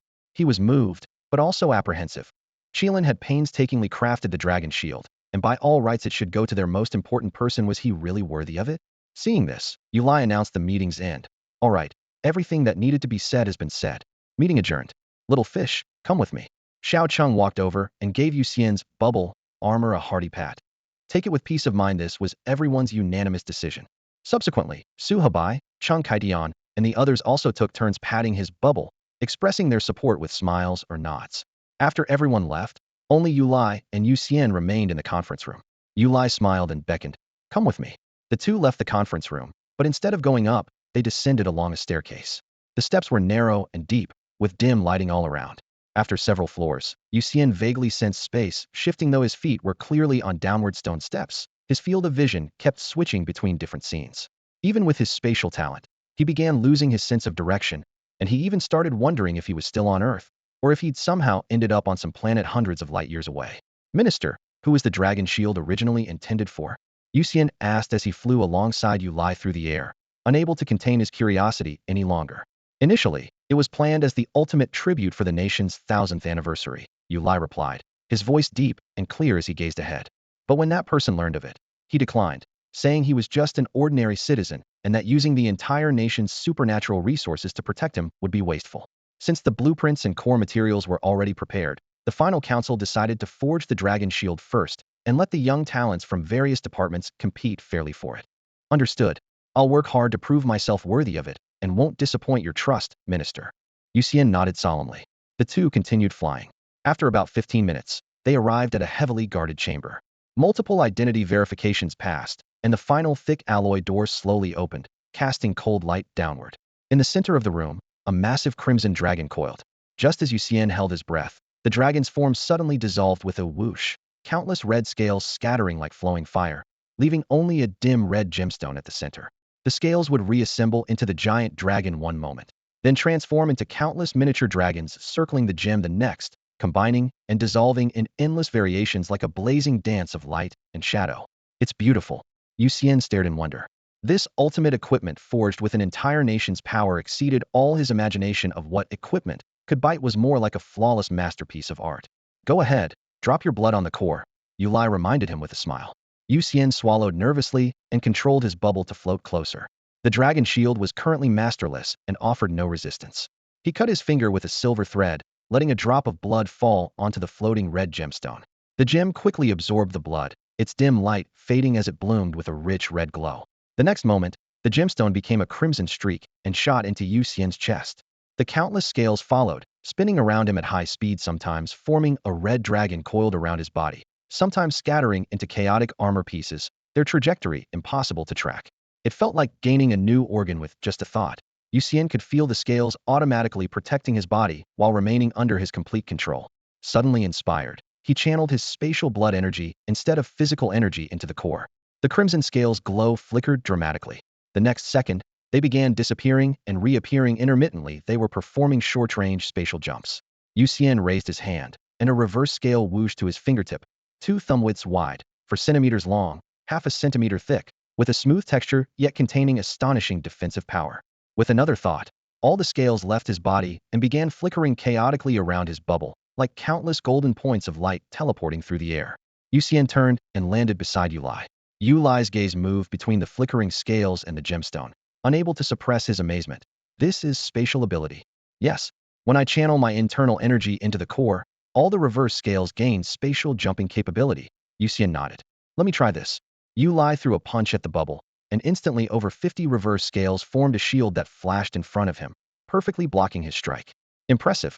His interest was completely ignited as his punching speed suddenly escalated, creating waves of air pressure throughout the training ground. However, the scales moved even faster, blocking each attack as if predicting them in advance, leaving not even the slightest gap. Within mere breaths, Yu Lai had thrown over 100 heavy punches. As he pushed his speed to the limit, his fist shadows became invisible to the naked eye, leaving afterimages in the air.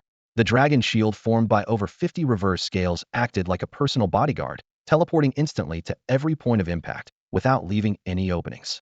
Yu Lai simply opened his heavenly eye, shooting beams of golden light from his brilliant golden pupils like a light machine gun, covering the sky as they aimed at Yu Xian.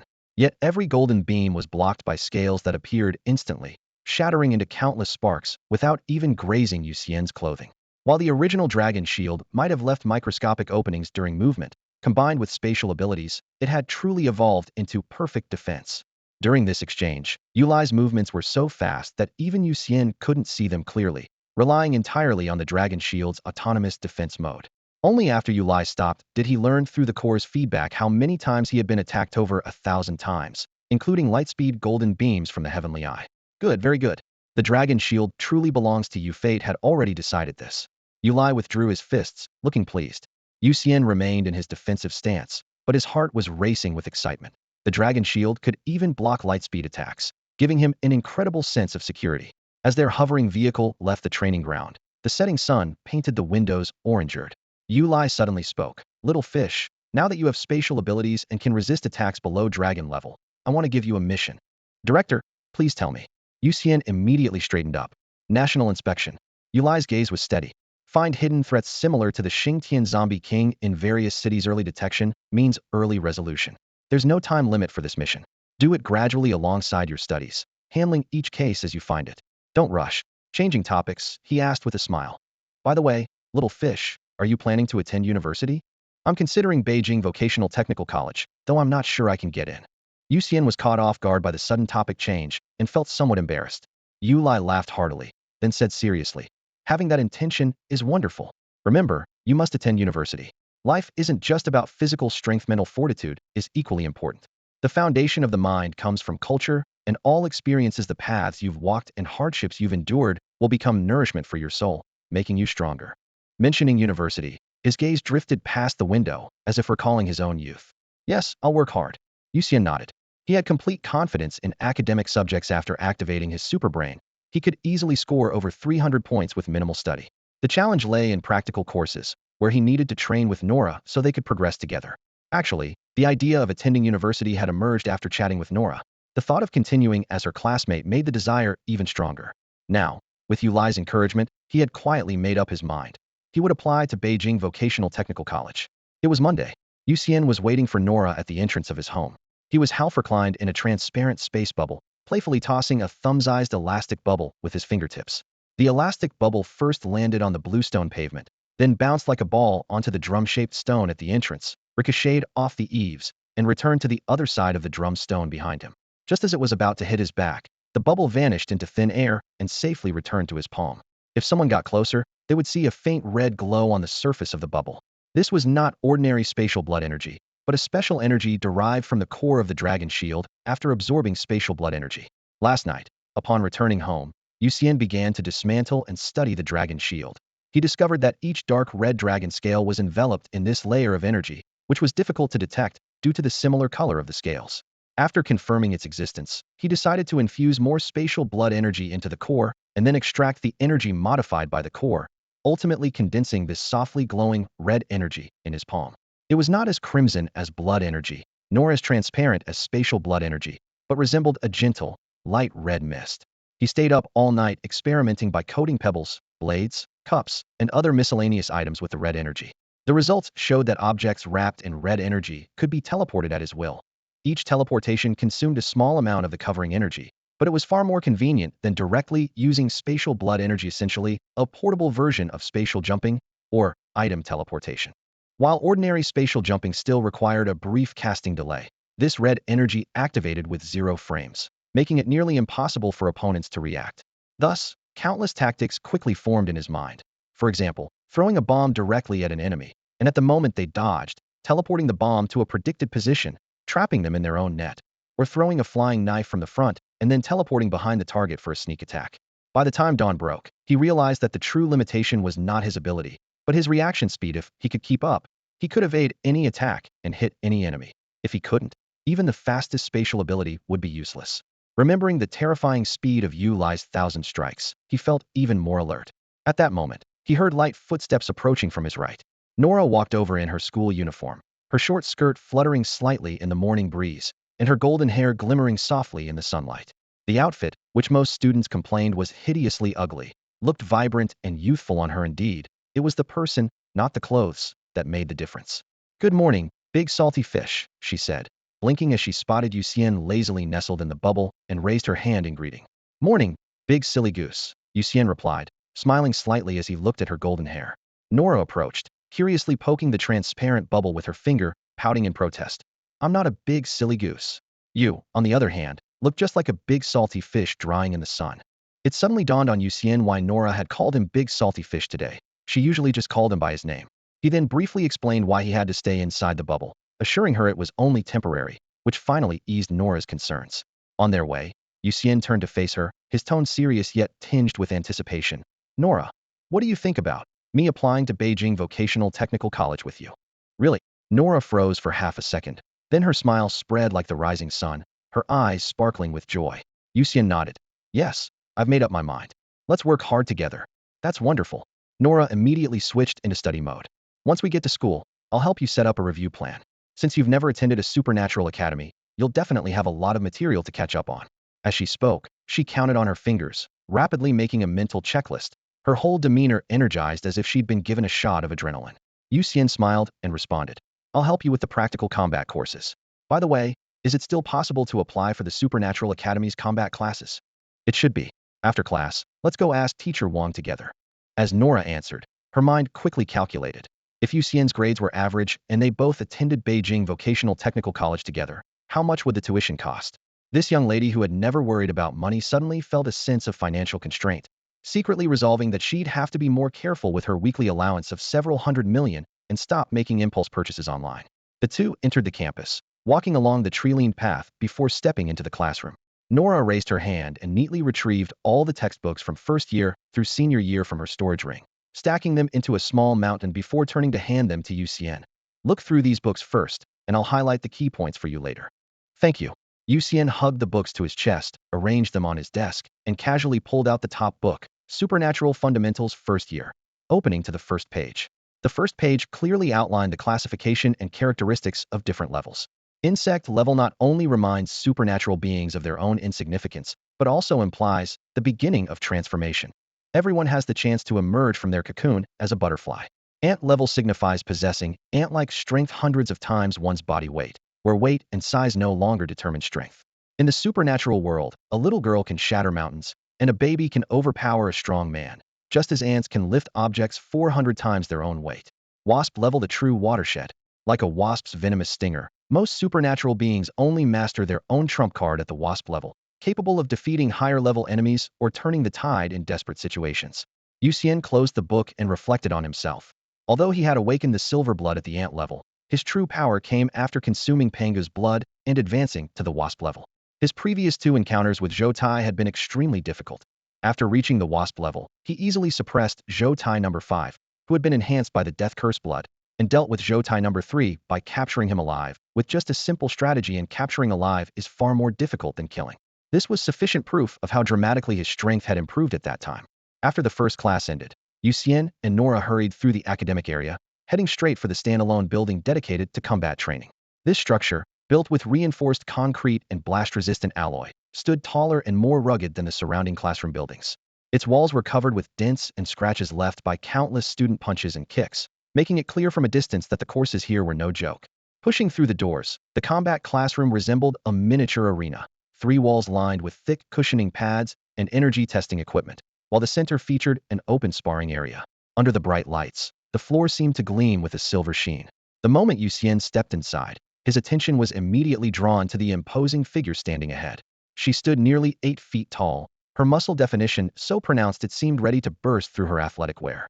Her short hair stood up like steel needles, and her entire presence resembled a moving bronze statue.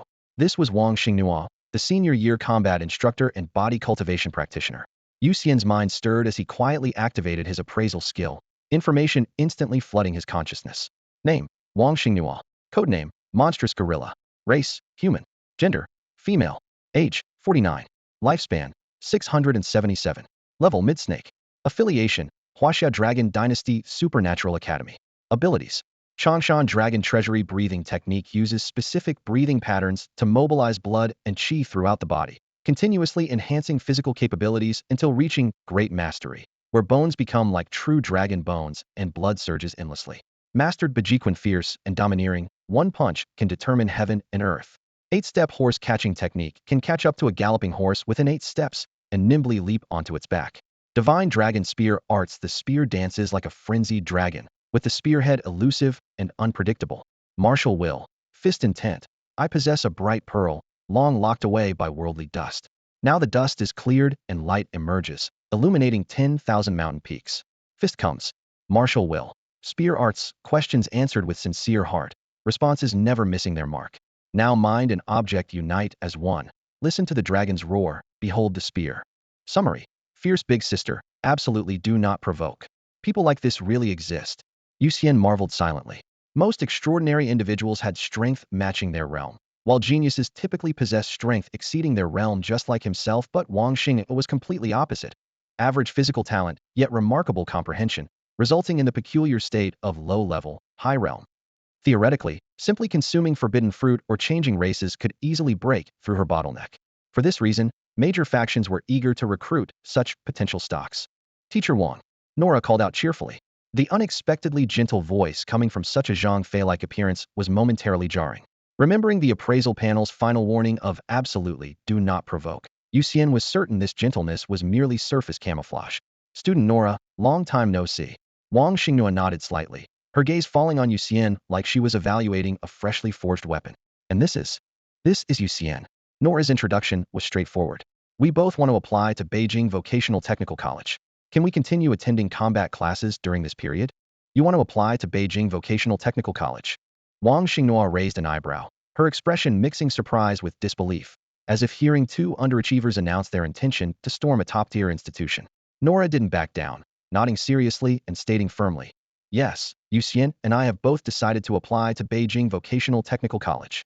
Wang Xingnua hesitated for a moment before speaking. How about this? I'll give you both a test first. If you pass, I'll agree to let you attend my classes. Is that okay? Sure. Nora looked at Yu Xian, who nodded slightly. Wang Xingnua turned around and motioned for them to follow. The three walked across the training ground to a corner of the combat classroom, where a rectangular iron-gray machine stood about half a person's height. Its edges were worn, and the metal casing was covered with impact marks. Wang Xingnua patted the machine and said formally, this is a force meter that can withstand up to 100 tons of impact. You two give it a try and see how much force you can generate. Should you go first, or should I? Yu Xian raised an eyebrow at Nora. Nora knew that if she went second, she would pale in comparison, so she readily replied, I'll go first. She stepped up to the striking position, took a deep breath, tensed her back leg, and jerked her shoulder forward. Thud! Her fist sank into the cushioning pad, and the electronic numbers on the side of the force meter instantly flickered before settling at 1,268 kilograms. 1.2 tons of force for an ant-level fighter well within the normal range. Wang Xingnua glanced at the reading, nodded lightly, then turned her attention to Yu Xian. Yu Xian stepped forward, gathering his strength only slightly as his body sank down. Boom! His fist struck down, the metal casing hummed, and the entire force meter shook off a layer of dust. The numbers on the side shot up like a runaway horse, finally stopping at 25,999 kilograms. Wang Xingnua's pupils dilated as she stared in disbelief at the delicate-looking young man before her. Yu Xian's appearance was neither particularly masculine nor feminine, but somehow embodied both qualities could only be described as beautiful. Moreover, he always seemed to float around in his bubbles, looking frail and weak. Wang Xingnua had originally thought his strength would be at most 1,300 kilograms, but this punch had delivered nearly 26 tons. A super strong pretty boy? She mentally tagged him with that label. Suppressing her surprise, she cleared her throat. All right, now let's test your destructive power. Nora's destructive capability is quite impressive. The three moved to another testing machine that could score students based on the damage they inflicted on a humanoid puppet inside. Nora went first again. She raised her hand, and a ball of blood-red flame suddenly leaped from her palm, burning fiercely. Yu Xian recognized it. Blood flame. Whoosh! The flame roared out, instantly charring the puppet to cinders. The screen flickered for a moment before displaying the score, 90 points. Wang Xingnua smiled. Excellent performance. If you can use blood flame skillfully, you have a great chance of getting into Beijing Vocational Technical College. Thank you, teacher. Nora nodded with slight embarrassment. Now it was Yu Xian's turn. He raised his hand and formed a transparent bubble, which shot out with a whoosh at 20 times the speed of sound, striking the newly refreshed puppet. Bang! The puppet exploded into fragments, metal shards scattering everywhere. The scoring screen jumped wildly before finally stopping at a striking red 100. Wang Xingnua was stunned. The students who were gradually entering the area also stopped in their tracks, Mouth's agape perfect score was something they had never seen before. Quiet discussions broke out, with some recognizing Nora and then Yu Xian as well.